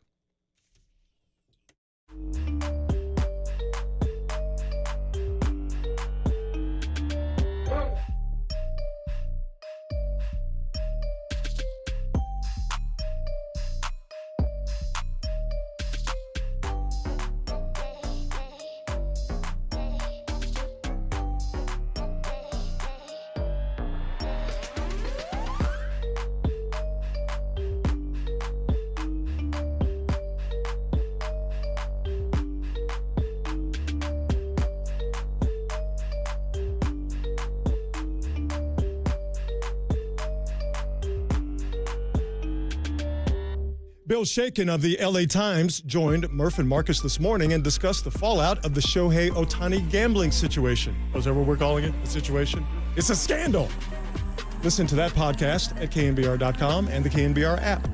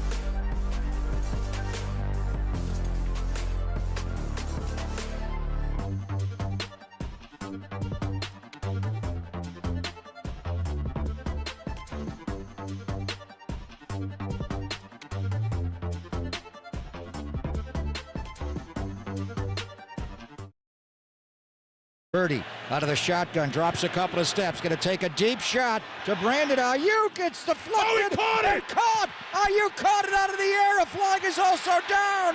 Did Ayuk score? He got touchdown on the 2-yard line. That's going to be DPI and a deflection, and Brandon Ayuk never gave up on the football and came down with it at the 2 or 3 yard line. Enjoy KNBR in FM at 104.5 FM. Now back to Tolbert and Copes. Tom Tolbert and Adam Copeland on the Sports Leader. Rod Brooks in for Tom and Adam. Matt Barrows of The Athletic covers the Niners and does a damn good job at it. Nice enough to join me here on KNBR, the Sports Leader. Matty B, what's up, man? How you doing? I'm doing well, Rod. How are you? I am doing just fine. I can tell that the pain of the Super Bowl loss for the Niners is subsiding for a lot of fans because Niners Twitter is going crazy over players' social media posts. I can tell that now they've found a way. They found a way to move on. Things are normalizing. They are putting way too much stock in what guys are saying on social media and trying to place value judgments on it. So nature is healing in Niners land. Yeah, we haven't had a collective freak out in a couple of months. So I think, people are starting to wake up again. But you're right. There was definitely a sort of period of mourning after the Super Bowl where people just didn't want to tune in. No. And nothing, we really keep track of our numbers and every story and how many views they get. And for a while, people just went into hibernation over the 49ers. So Brandon Ayuk, to me, it's pretty simple. I understand that there's money involved, there's negotiation involved, but to me, his value to this team is too important, and I think he understands the situation. He wouldn't have been in tears in front of his locker a couple of days after the Super Bowl if he didn't have a strong desire to stay with this team. I understand that, things get said, you try to negotiate for more money. I just have a hard time seeing him leaving, and I also have a hard time seeing any team putting enough of a package together that would persuade the Niners to go, a guy that has a rapport with Brock Purdy that was seemingly instant, yeah, you know what, we're going to go ahead and let him go. I just have a hard time buying it. Yeah, I agree with you with all those things. Just think of how painstaking it was to get Brandon Ayuk to this level. I mean, right. There was a lot of work, on everybody's part that went into that. These guys talk about it, joke about it all the time. Kyle Shanahan is very hard on his receivers. He expects a lot out of his receivers, and they're usually not very good early on.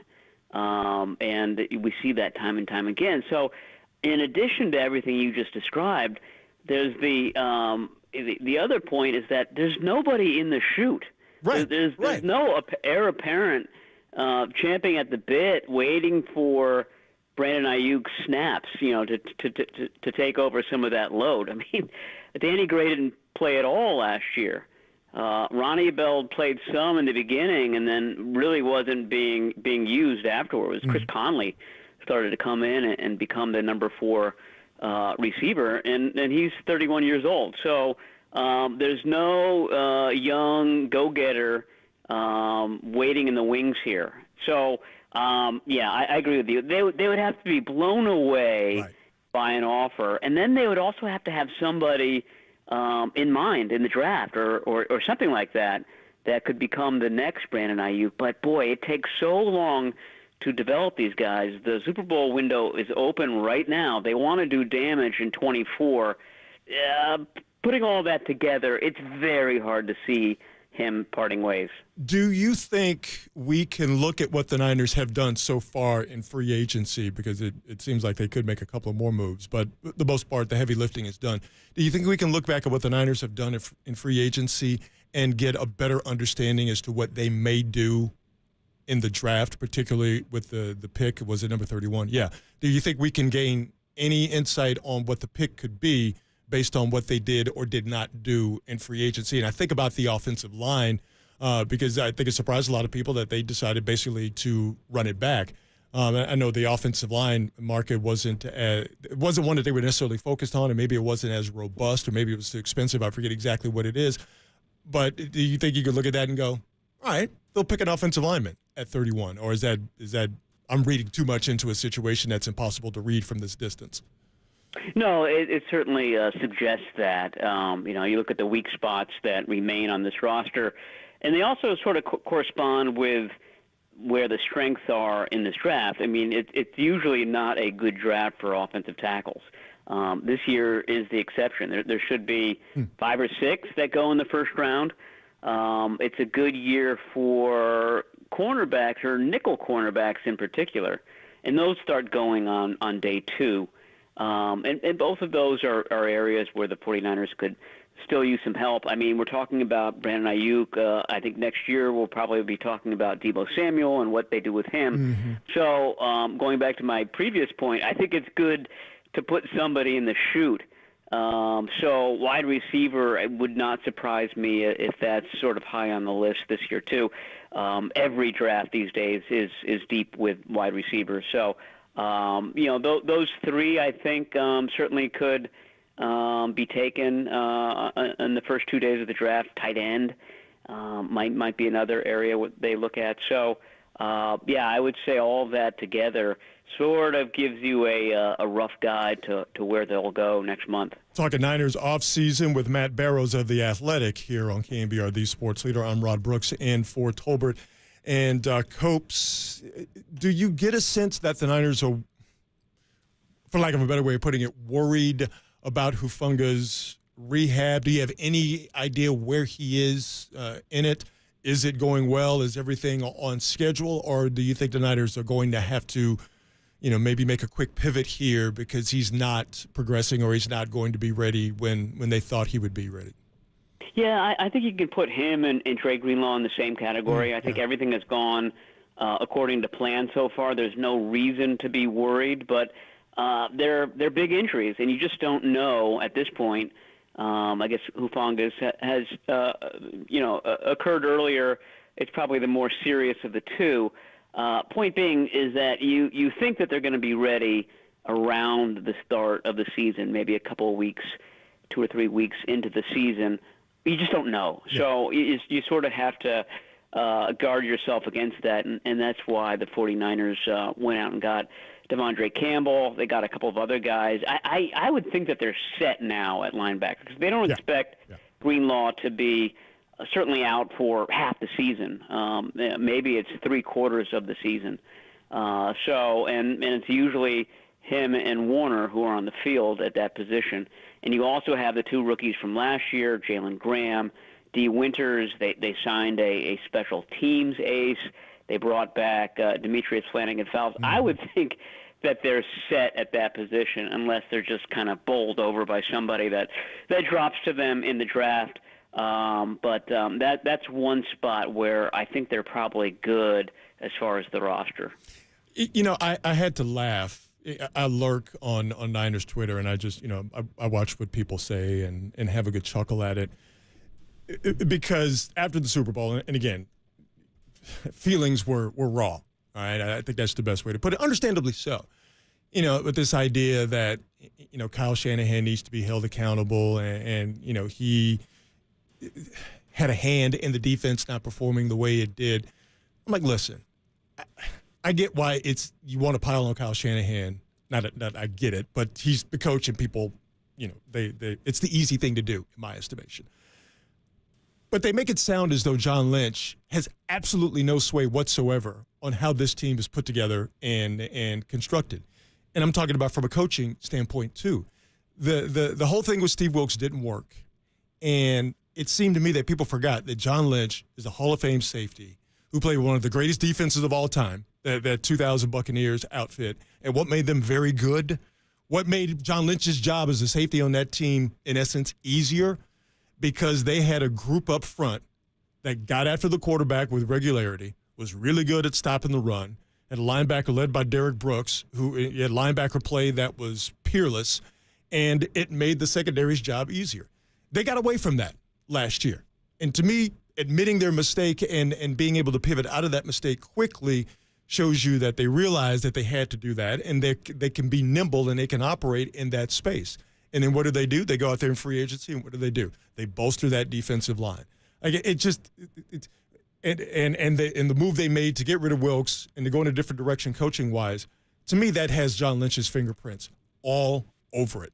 If there is anybody who was dissatisfied by the way that defense played at times, especially in the playoffs, especially those 2 NFC playoff games, it was a guy who's in the Hall of Fame because of his safety play, and his safety play particularly on that 2000 Bucs squad.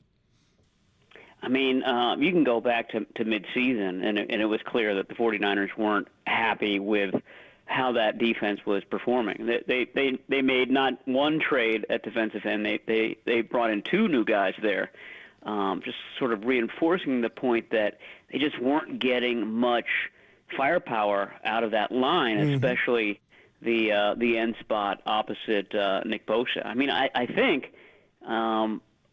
that Cleveland Ferrell led the way. We're talking about DNs. After Bosa's sack count, it was Ferrell leading the way with 3.5, which is a modest number, to put it lightly. So they're bringing in a guy in Leonard Floyd who's had at least 9 over the past 4 years, and he hasn't had a bookend like Nick Bosa at any of those points. So I think, if they get 9 out of that position after they've been getting 3.5, 4.5, very, very low numbers, since 2019, I think that's going to be key. All of a sudden, you're not able to double Nick Bosa like you usually can.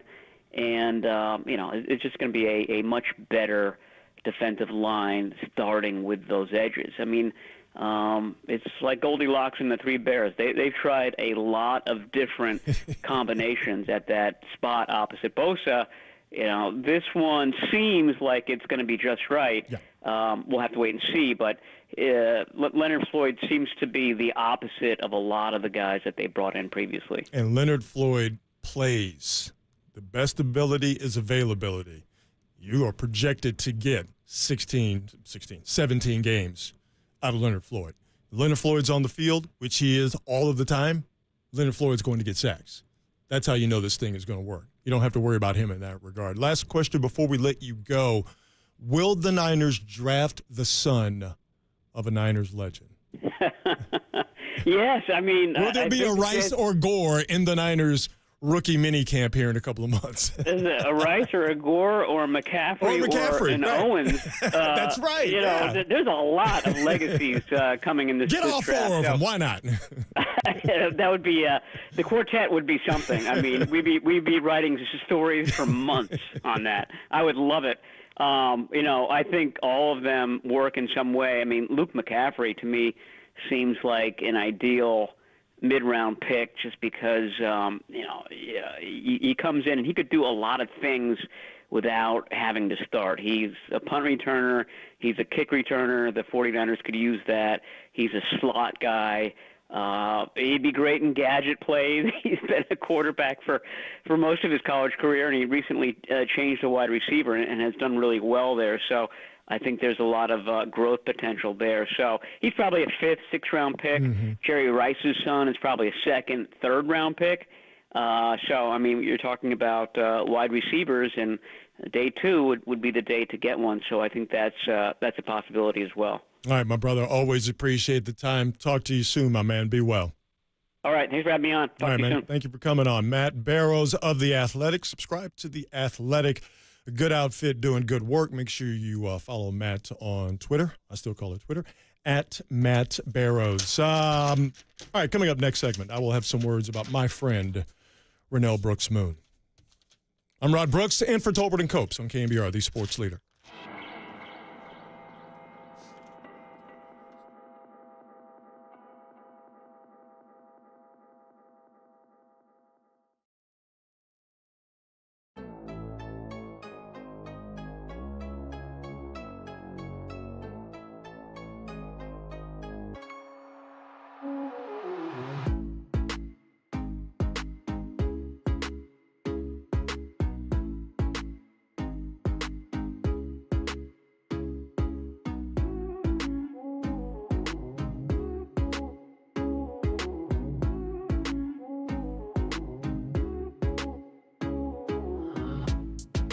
Bob Melvin joined Murph and Marcus this morning and gave some details on the Giants' pitching rotation and when we could see Blake Snell. Listen to that podcast at knbr.com and the KNBR app.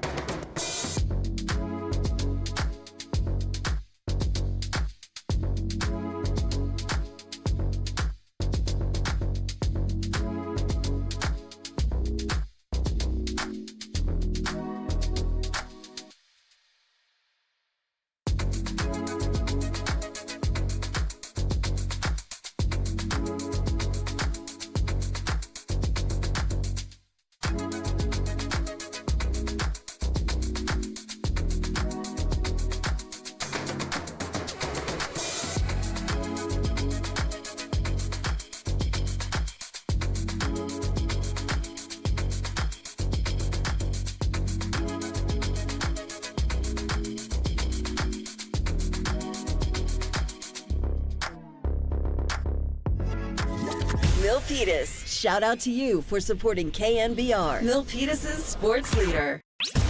Play KNBR at your pad on your Apple HomePod. Tolbert and Copes now continue on KNBR 104.5 and 680, the sports leader. Left fielder, number 25, Barry Bonds. Rod Brooks, by the way, no relation to Renel Brooks-Moon. That we know. We have joked that we're going to do the Ancestry.com thing. We might be actual kinfolk. We might be related. But her Brooks family, educated, learned people. My family, bootleggers, wildcatters, rapscallions. So as far as we know at this point, we are not related. But Renel Brooks-Moon is a friend of mine, and someone who I have looked up to since the day I walked into the KNBR studios all the way back in August of 1997 to be one of the original hosts on the Ticket 1050.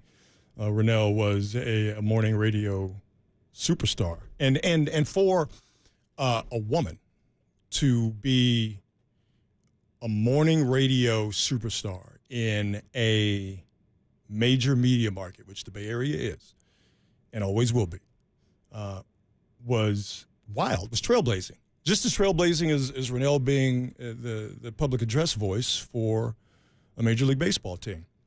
Because morning radio was very male-dominated, and, you know, it was shock jockey, and it was, you know, boy talk, guy talk was what the consultants called it. And boy, did we go crazy with the guy talk. When the consultant said, you need to do that, man, did we go crazy with it. But she was able to, at KMEL, she was able to carve out her own space in that male-dominated morning radio area, and she did it. And did it with class, did it with grace. And she swung and hung with the big boys. And how could you not respect that? And I did. And then to get to know her as a person has been one of the joys of me moving here and being a part of the Bay Area media community and the Bay Area community at large. I've had a chance to correspond with Renel over these past few days, and there's parts of our conversations that will remain private for understandable and obvious reasons. I can say this, Renel has had, as a lot of people have, because life be lifin', has had some personal tragedy over the last few years, particularly losing her mother, who she was understandably very close to. So things have been tough for her before the split with the Giants became public. But the outpouring of love and support that all of you, the overwhelming majority of you, I should say, have given Renel in this time of great discomfort to her has uplifted her spirit immensely. So with floating around danger, speaking for Renel, I feel very confident in saying that she loves and thanks all of you for your support. It means a whole hell of a lot to her. So thank you from Renel through me to you for doing that. I thought when this news came out, and I'd heard about it before it became public earlier this week, I thought because of all of the support and love Renel has gotten from you Giants fans and even non-Giants fans, I did find it somewhat odd and funny that you had Dodger fans who were saying, really? Renel? You gonna get rid of Renel? Why? That doesn't make sense. Like, when Dodger fans can see that this is a mistake, then maybe it's a mistake. I thought the Giants would see the error of their ways and and reinstate Renel. I actually thought that. Clearly, I was wrong. I thought the Giants would see the support that she has and continues to get, and they would come back to the negotiating table, or they would find a way to make it work, at least through this season, so Renel could have 25 years at the ballpark, celebrate a silver anniversary as the PA voice at Oracle Park, and have the send-off be done the right way. But it didn't happen that way. And listen, if the whole thing is about money, all right, the Giants are well within their right to make the move. I don't like it, but that's my thing. I know a lot of you don't like it. Some of you don't care. And, hey, that's cool too, all right? The Giants are a business, okay? San Francisco Giants Baseball Club has always been a business, and they're in the business to win baseball games and to make money. I absolutely do not begrudge them for making a business decision. I just don't like the way it was done. Because to me, when saving money or looking at those margins, attacking those margins to try and save money becomes a focus as a baseball club, to me, you lose humanity when you do that. And over the last few years, I feel like the Giants have lost their humanity. And in my opinion, Rod Brooks' opinion, that lack of humanity showed in how they discarded Renel. Okay, this is my opinion. I just don't think you treat people that way. And I don't think you treat a person who has been a big part of your organization for the past 24 years. I just don't think you treat them that way. Because she is just as important in that park as McCovey Cove is. All right? And the thing is, just like her radio days, she's a trailblazer. A black woman's voice who commanded that ballpark. It was a part of the fabric of that ballpark. To me, how do you not find a way? How do you not find a way to have what was going to be an eventual parting? How do you not find a way to have it be, to just have it be, not go down like this? And like I said, it just feels like the Giants, they just showed a lack of humanity there. And this is why people were willing to believe Scott Boras when the Correa fiasco took place, even though the Giants were in the right. This is why a large portion of the fan base wouldn't give the Giants the benefit of the doubt when it came to losing Harper and Judge and Otani, even though they were never going to sign with the team. This type of behavior is why the Giants were sympathetic to Brandon Crawford's side of the story, even though the Giants, they did right by Brandon Crawford. This is why the Giants believe that they wronged J.D. Davis, even though I don't think J.D. Davis was deserving of a courtesy call when they signed Matt Chapman. The Giants lost the benefit of the doubt because they lost their humanity. And they didn't used to be like this, in my estimation. The Giants are now a baseball monopoly for all intents and purposes in Northern California, and boy, I really hate that. I hope they don't get into the business of throwing their weight around. Because this is the Bay. We don't do that. All right? In business and in sport, we play hard, we play tough, but we play fair. All right? That's just not how we get down here in the Bay Area. Again, they're well within their right to do what they did. I and others are well within our right to not like it. But it's done. It's over with. We move on.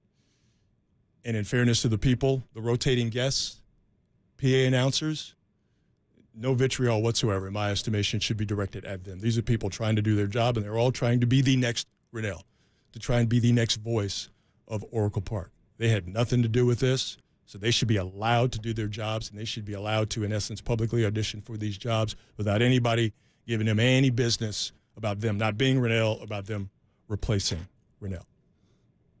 All right? We're moving on in this story, but we should not forget the person that was a big part of your ballpark experience and enjoying the ballpark. We should not forget the name Renel Brooks-Moon. And even though she's not going to be that voice you hear all the time, she should be a person that we should always remember that when you would go to the park and you were having a fantastic time, even if the game wasn't all that great, even if the team wasn't all that great, you got to that park and it was fun. She was a part of that experience. And I just ask that we don't forget her. I'd say that's a fair ask, wouldn't you? All right. My good friend, my coworker, Carlos Ramirez of NBC Sports Bay Area will join me next, part of NBC Sports Bay Area's Niners and Giants coverage. We'll talk to Carlos a little bit about the Niners, and we'll get into this Giants season. That is shaping up to be one that we're going to like it. We're going to like it. Rod Brooks in for Tolbert and Copes here on the Sports Leader. KNBR, the Sports Leader. Tolbert and Copes is sponsored by Xfinity. Go to knbr.com/contest to compare your bracket to mine for the KNBR $1 Million Bracket Challenge, presented by Xfinity. At home or on the go, you'll get the fastest internet to all your devices.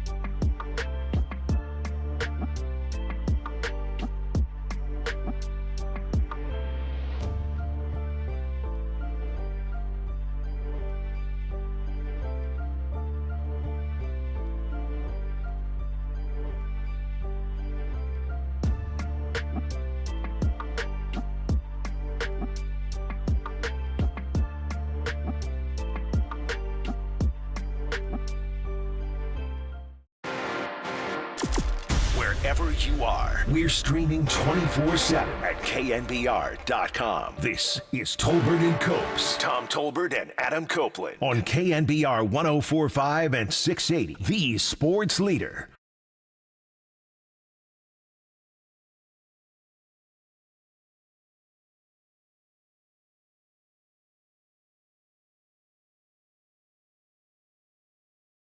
It's a slow build. I'll give you some tournament scores. Texas A&M and Nebraska, it's an 8-9 matchup. Nebraska being the 8 seed. 15 and change left to go in that game. A&M up 69-54. Boo. 4 seed Duke taking on the Catamounts of Vermont. 36-34. 16 minutes to go in the second half. Go Catamounts. Grambling and Purdue, that's a 116 matchup. I got to rep Grambling. Grambling State University of Louisiana. Purdue up 29-19 and in another boo fest. Number 4 seed Alabama 25. Charleston 13 seed at 19. My brother Carlos Ramirez, my partner in crime on NBC Sports Bay Area's coverage, pre- and post-game coverage of Niner football, and also on Giants coverage on NBC Sports Bay Area. My man Carlos Ramirez, and that's enough to join me here on KNBR, the sports leader. My brother, what is happening? What's happening, brother? Great. How about you? Good. I'm getting ready for baseball season, which, by the way, I'll have a new role with the state. It's a surprise. Oh, really? A new role with NBC Sports Bay Area covering baseball, which I'm very excited about. Oh, so you're not going to tell me? It's a surprise? No, it's a tease. That's what we call a tease in the business. Well, I don't want to be teased. You're gonna be teased. I have contractual obligations that impede me from sharing my new role. I signed a contract. I shut my mouth. I don't care what you want, Brooks. I ain't falling for it. So no. No, it's called a tease. So now people at home and driving to their from their offices to their places of residence are like, what's this dude gonna do now? And now we're gonna have to tune in and figure it out. Well, you know what? I was just saying a little while ago that, now that everything is set, there are no more moves to make. The Giants have made. Are we sure? The Farhan said they out. I think they're done. But if they want to make a couple more, hey, listen, knock yourself out. I'm all about it. But I think where the Giants are right now, I was saying this a little while ago, they're a high 80s win team. That's good enough to get you into the postseason. And it's going to be fun baseball. They're going to be better offensively. I cannot wait to watch Lee play center field. They're going to be better offensively. They're going to be better defensively. With Chapman at third base, you got Bailey back there catching. He's not going to slack off. I'm just, from an aesthetics point of view, I'm excited to watch this team play because I think it's just going to be a much more pleasing brand of baseball to watch, and it's going to lead to wins, enough wins to get into the postseason. Yeah. I 100% agree with you on every single topic you just brought up. It feels like a regular baseball operation, like a very much well-built, constructed baseball operation from top to bottom, right? And again, you and I have been, you more so than I have, we have been really passionate about also what Renel means to the city and the market. And that's a whole different, that's a non-baseball conversation and a non-sporting conversation, right? But from a sporting perspective, this is as good as off-season as I can remember since I've been here, and even before not covering this team. I've covered the Giants for the past 5 seasons, both with Telemundo and NBC Sports Bay Area, and this is by far, this is the best off-season of the Farhan Zaidi era. It's the best off-season probably, I don't know, since they got Barry, because I don't remember this amount of talent all at once coming into the team, plus the talent coming up from the farm system, and now there's an adult at the wheel for the Giants. Now there's a grown-up at the wheel as the manager of the team, a baseball savant, a person who you can deal with in a different manner, in a different way, in Bob Melvin. And Gabe Kapler did a very good job here, but it didn't work. To me, it didn't work. It didn't work both on the field and off the field. It was just a different vibe, a different situation. It feels very much, again, like a baseball operation, a traditional one, but at the same time a modern one, with the addition of Jung-Ho Lee and Jorge Soler. That's the athleticism this team desperately needed. And if Matos makes a team, which it looks like he will with the Slater injury, and then you have Estrada coming back and healthier, and then you have Patrick Bailey being a young backstop with some serious weight gain in the good way, because he did lose a lot of weight last season. He addressed it. He lost so much weight that his production suffered. So now he not only gained the weight that he lost back, he even gained some more. So he can, being a catcher is the most demanding position in baseball, period. End of story. And if you're not well built for that grind, you're going to suffer. And he is now properly physically built and has the experience of going through it to understand what his body needs to endure the 162 or how many ever games is going to catch, which is it won't be 162, but the 6 months of grind in baseball that it's required from that spot every single day. I want to go back to the Melvin hire because I said this earlier, and obviously I'm using all of the moves that they've made to bolster my point, but going to Bob Melvin, that was the indication that they were going to go back to what has worked and a style of baseball that is familiar to people here in the Bay Area. Because again, like I said, I don't think people here in the Bay Area have a problem with doing things differently. I mean, hell, that's what the Bay Area is built on. But I do think there's you can, especially when it comes to baseball, too much of a departure from the norm becomes a problem. And when you combine that with the fact that it just didn't work, to the Giants' absolute credit, they made a conscious decision to find the things in the new approach that did work, stick with them, but all the stuff that didn't, hey man, we got to cut it and we got to get back to what is thought of as normal. And I think again is more pleasing to the Bay Area baseball fan. Yeah, and to me, you make great points.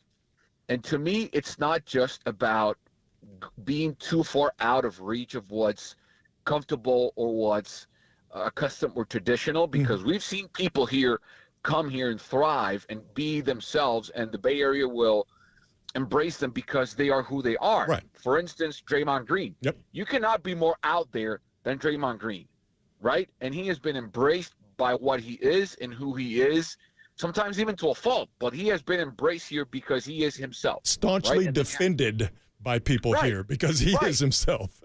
Right. And then you have a guy like George Kittle. I mean, he's not a traditional football player. I mean, he is, but he's not his demeanor you wouldn't describe as, traditional or in a way, right?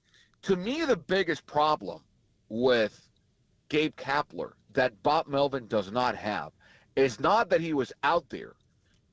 It's his demeanor never felt authentic. It didn't feel organic. You can be a smart person, but you have to be organic about it. You have to be authentic about it. And those instances where he showed his true authenticity connected with people, connected with the club, connected with media. But to me, there were far. There weren't as many as, and maybe that's who he is. But it was very rare you could have a normal human being type conversation with Gabe Kapler. It was some face-offs with media when you sometimes ask a question and he didn't have the answer, he would go out of his way to just not say, I don't know, or you know what, which is a normal answer by someone who is authentic and not ashamed or scared to say, I don't know. Yeah. Having the self-awareness or authenticity or just confidence to say, you know what, that's a great question. I don't know. I'll get back to you with that. Or can you help me? That is regular adult human behavior. And if you're in a leadership position, that's required. And specifically when you're going to 162 on a team in this market who, again, and I'm a living embodiment of that, Rod, because this city and this market, I feel has embraced me. I wasn't born here. I wasn't born in this country.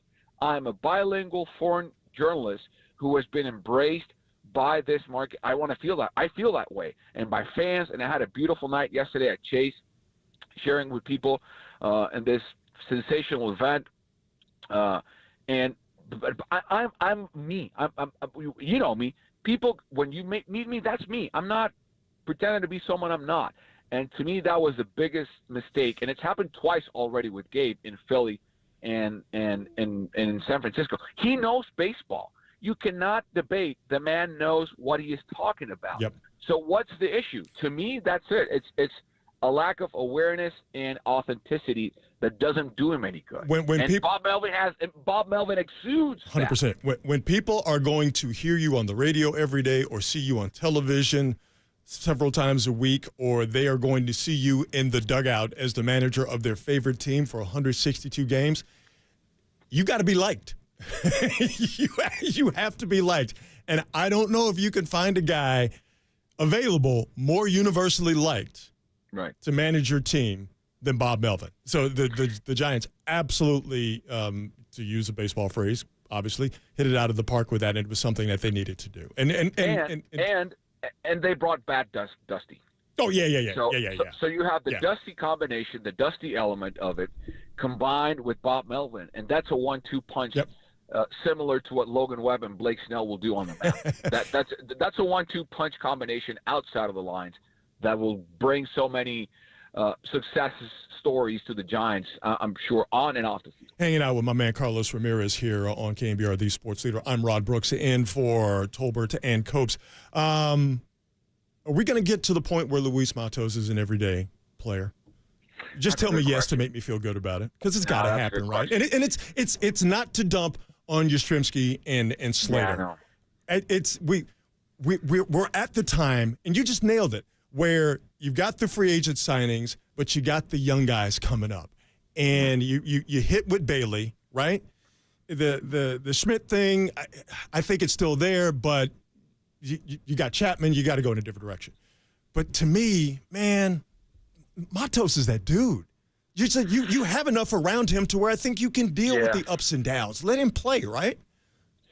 Yeah, I mean, the advantage he has right now is your three starting outfielders are all left-handed. It's Yastrzemski, it's Jung-Ho Lee, and it's Conforto, right? Right. So at some point, you're going to need a fourth outfielder who is right-handed, because you're not going to platoon the way you did with Gabe, but you still need that platoon advantage. And if you have a right-handed hitter who can play corner outfield or even some center field, then that's Matos if Slater is not healthy. And again, baseball is a game of attrition in a different way that football is. Football is a daily battle. It's a weekly battle where your body is subjected to, the war that is every football game. Baseball is death by a thousand cuts. Right. You need to survive the grind of 162 over 180 days. And for that, you need depth. You need an amount of resources you can tap into, because people will get hurt. I'm sorry to say it, but it will happen. Knock on wood, it doesn't. But more likely than not, someone will get hurt. And then you need that someone to come up and fill in, and you feel comfortable with whoever that person is. And if you're Farhan and if you're Bob Melvin and Dusty, you got to feel very comfortable with that 5, even 6-man off-field rotation with the 3 lefties and then the 3 righties in Slater, Ramos, and Matos. Mm-hmm. But to your point, I think Matos is number 1 in that righty outfield rotation, and he is legitimately fighting to be that number 4 outfielder. And you know how it is. I mean, maybe Slater gets Wally pipped by Luis Matos, and if he grabs shots, here's what I'll say: if Luis Matos plays and he plays the way we think he can do, even if Slater gets healthy, they're not going to send him back down. It's going to be undeniable. Care what he does. Right. It's going to be undeniable. Right. But he has to earn that and keep that job. He's going to, and then they'll have to make decisions if they need to, right? But Matos does have more options, so on and so forth. I get that, but he's been sensational. He's put on some weight as well, good weight. You can see the different muscle buildup in him this season, aside from the long hair, which looks tremendous. It's all there. It's all there. He's a smart player who understands what the team needs from him. I'm excited to see what he does, too. And before I transition to the Niners, just getting back to... No. No. It's all good. We're looking forward. We're not looking back. But it's just getting back to a style of baseball and just a way of operating from a baseball perspective that Bay Area fans are used to, less reliance on the opener. We've had discussions about this. I don't have a problem with the opener because I understand that things are changing and I understand why teams use it, but I also understand why people don't like it. But there's going to be less reliance on an opener because the Giants are now stronger with their pitching staff with the addition of Snell and Cobb being healthy, which is awesome, and Ray, hopefully coming sooner rather than later. But you're getting away from that. You're getting away from the platoon stuff that really turned a lot of people off, especially players. We heard the rumblings, we heard the grumblings. They don't like that stuff. And I also hope, just talking about Matos, just that goofing around with bringing guys up and sending them down, and bringing them up and sending them down. I understand why it was done. You can do it. People just don't like it. You know what I mean? So to get away from that and to just get back to something that's a more familiar brand of baseball, I think the Giants being able to read the room in that regard and then being able to act on it by nailing it from the first move to get Bob Melvin to the last move to get Blake Snell, I just give them a ton of credit for realizing what they needed to do and going out there and spending the resources to do it. Yeah, agreed. There are 3 big boxes they needed to check this offseason, and they checked them all and then some. Yeah. One, it was be more athletic, which they said they would do last season. They didn't, and now they saw the consequences of that. They saw what the D-backs did. The D-backs basically out-athleticized. What they outran and outplayed physically every team in baseball from midseason on. They were a track meet. It was a baseball. It's the U.S. Olympics track team having a baby with a baseball team. That's what the D-backs were last season. Settle down. And it's what it was. I mean, you saw how they ran the bases. Oh, you're right. Saw how they ran. You're right. Yes. Yeah, I mean, you saw what happened. They were a very athletic baseball team from top to bottom, and that's how they won baseball games. But out grinding and out physicaling everyone else in the diamond. So, I think the Giants learned that lesson and saw what the D-backs did. They went out and got Jung-Ho Lee, athletic, great player, defense. Then they got Soler, athletic, great hitter, right-handed hitter. And then you get Chapman, athletic, third base. Even Nick Ahmed is an improvement over Brandon Crawford's athletic ability, who he has been dealing with knee injuries over the last couple of seasons. And I know people are hurt because of the way he left and he went to the Cardinals. But if you take your heart out of the equation, I understand the move from a baseball perspective. And if you've seen a couple of games over the spring, you can see what Nick Ahmed brings with the glove. He's a professional baseball player. Right. Dude, that left side of the infield with Chapman and Ahmed, is solid. Good luck getting a grounder by them. Good luck. You're going to have to smash the baseball on that 5.5 hole to get it to the left fielder. And hey, so you don't need a shift, which you can't do anyway, but you don't need a shift to do it. You can play the game defensively in a traditional way with a 5 and a 6 over there on the left side of the infield, and they were just cleaning things up. Absolutely. Right. So that was one thing. The second one was you talked about it, the rotation. I mean, they addressed that, and then some.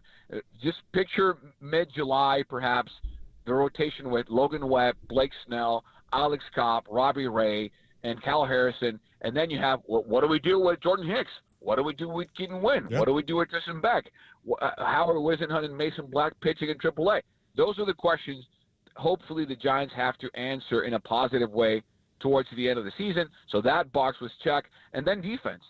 Going back to the athletic ability, Jung-Ho Lee I think is a gold glove caliber center fielder. Matt Chapman is a platinum glove third baseman. Nick Ahmed is a shortstop with a couple of gold gloves. So everywhere where they needed to improve, they improved significantly. And again, there's an adult at the wheel right now for the Giants. All right, hanging out with my man Carlos Ramirez of NBC Sports Bay Area, part of their Giants coverage, and my partner on the desk with our man Dante Whitner on Niners pre- and post-game shows on NBC Sports Bay Area, 1 hour before and 1 hour after your Niner game. The Super Bowl is still hard. I still haven't watched it, by the way. It's on my TV, and I'll think about, okay, I'm ready to watch it. And then I'll get No. Listen to me. I am never watching that game again. But I have to watch it, not out of morbid curiosity. No, you don't. I have a job to do. And No. Listen to me. There are things in life you need only see once. I'm going to give you a movie example. Did you watch American History X? I only watched it once. Okay, thank you. The teeth on the curb scene? The curbing, yes. Yeah. I only need to see it once. I don't need to see it again. I'm done. I got this. It's such a brilliant movie. One of the best movies ever made. The best Ed Norton movie by a mile. Dude, I cannot see it again. I can't watch that movie again. No. I am never. And wait, we were actually in the building to see the teeth get dislodged by the curb. No, why do I need to watch it in 4K from different angles? No. You know what? Duly noted. I'm still going to watch it, but I understand your point. But you know, similar to the Giants, where they realized where they were and they had to change. And I said this to Matt Barrows a little while ago before we let you go, that the Niners defensively, and we knew this in the middle of the season, and even though they won the games, you know, we were talking about this on the air and also off the air, that defensively the Niners are not where they needed to be. And unfortunately, that cropped up in the Super Bowl. The Dre Greenlaw injury had a lot to do with it, but they were not where they needed to be. And to me, this offseason, as for now, and maybe even in the draft, has John Lynch's fingerprints all over it. From the decision to not retain Steve Wilkes. Like, people think, oh, that's a Kyle Shanahan move. Yeah, Kyle Shanahan had something to do with it, but you can't tell me that John Lynch didn't have a strong voice. And, hey, listen, we need to punt on this because this is not working, and we've known it's not worked for a good while here over this season. But from, you know, going away from Wilkes and going in a different direction coaching-wise to what they've done free agency wise and what they may do in the draft, to me, this is John Lynch, Hall of Fame safety, who knows how championship defenses are built and made, you know, in the time that he spent in the NFL with the Broncos and particularly the Buccaneers. This is him saying, we were not where we needed to be. Let's get back to that point. And I think when you have a voice like that in your front office, a very strong voice, I think you're a much better football team for it. Yeah, I agree. I don't think there's any way you look at this defense now versus the defense that finished the Super Bowl. And I emphasize finish because Dre Greenlaw did not finish that game. I think if you look at the construction of the roster right now, it is significantly better than the one that played the Super Bowl. Yep. And I don't think there's any question. Leonard Floyd, Devondre Campbell, Chase Lucas, on the offensive, Isaac Yiadom. Yeah. I mean, they brought in Brandon Parker on the offensive line. I think Darnold and Dobbs might be a wash on the backup situation behind Brock. I think Dobbs is more athletic than Sam. I think Sam has a better arm than Dobbs. So you can pick and choose whoever you want, but I think there's no significant decrease on the quarterback room when you replace Sam with Josh Dobbs. Ezekiel Turner, I mean, another great pickup. The guys who left, I don't think, there's no loss, with all due respect, aside from Eric Armstead, that is a big, significant piece, emotional for that team, and also as a leader of the football team. Aside from him and Dre's injury, which is not a roster situation, meaning they didn't let him go or cut him or anything, he was just hurt. I mean, with all due respect to Charlie Warner, who did a great job, and Chase Young, and Cleveland Farrell did an amazing job last season, but I think the people they brought in to replace him will also do a tremendous job. Isaiah Oliver, Javon Kinlaw, even Oren Burks, Ray McLeod, the guys who left, I don't think anyone says, oh, how could the 49ers let so-and-so go? Perhaps aside from, again, Eric Armstead, from a leadership perspective and what he meant to the team. That's the only one. But I don't know how you look at this roster and don't think to yourself, yes, this is a better football team. Adding to another year for Brock. They have, and let's see what happens over the draft. And I said it a couple of weeks ago when we spoke here on KNBR, and I'll say it again. I would be shocked if the 49ers don't go offensive line heavy on this draft because of how they approach free agency, going defensive heavy. I'm in complete agreement. Always good talking to you, my brother. Let's watch a Champions League match here over the next few weeks as it starts to get really good. How about that? It's been a while since we hung out. Let's watch my Barcelona kick PSG's butt. I thought you were a Chelsea guy. Yeah. My first love is Barcelona, but Chelsea too. But I have a split heart. You don't want to know what I do when they play at Champions League. It's a mess. Well, I know we don't have to worry about that with Chelsea. Touche. Yeah, but Barcelona is very much my first love. My massive football love forever will be Barcelona and the Venezuela national soccer team, as well as the U.S. men's national team. But and shout out Bay FC. I'm going to go there. Yeah. Ooh, Now, you know what? We need to check out a game for sure. Let's do that. I'm going to the home opener on March 30th. I am checking. Well, where's my invite, dog? I thought what? Let's go. I'm telling you right now. Listen, man, I invited you to a basketball game and you ditched me. Well, because I had to go see the Wildcats with my family. Well, fine, but don't tell me I've never invited you somewhere. I've invited you more than you have me. So what are you talking about? I mean, why you got to put it like that? I'm not lying. Hey, I keep my receipts. I love you, brother. I'll talk to you soon. I love you.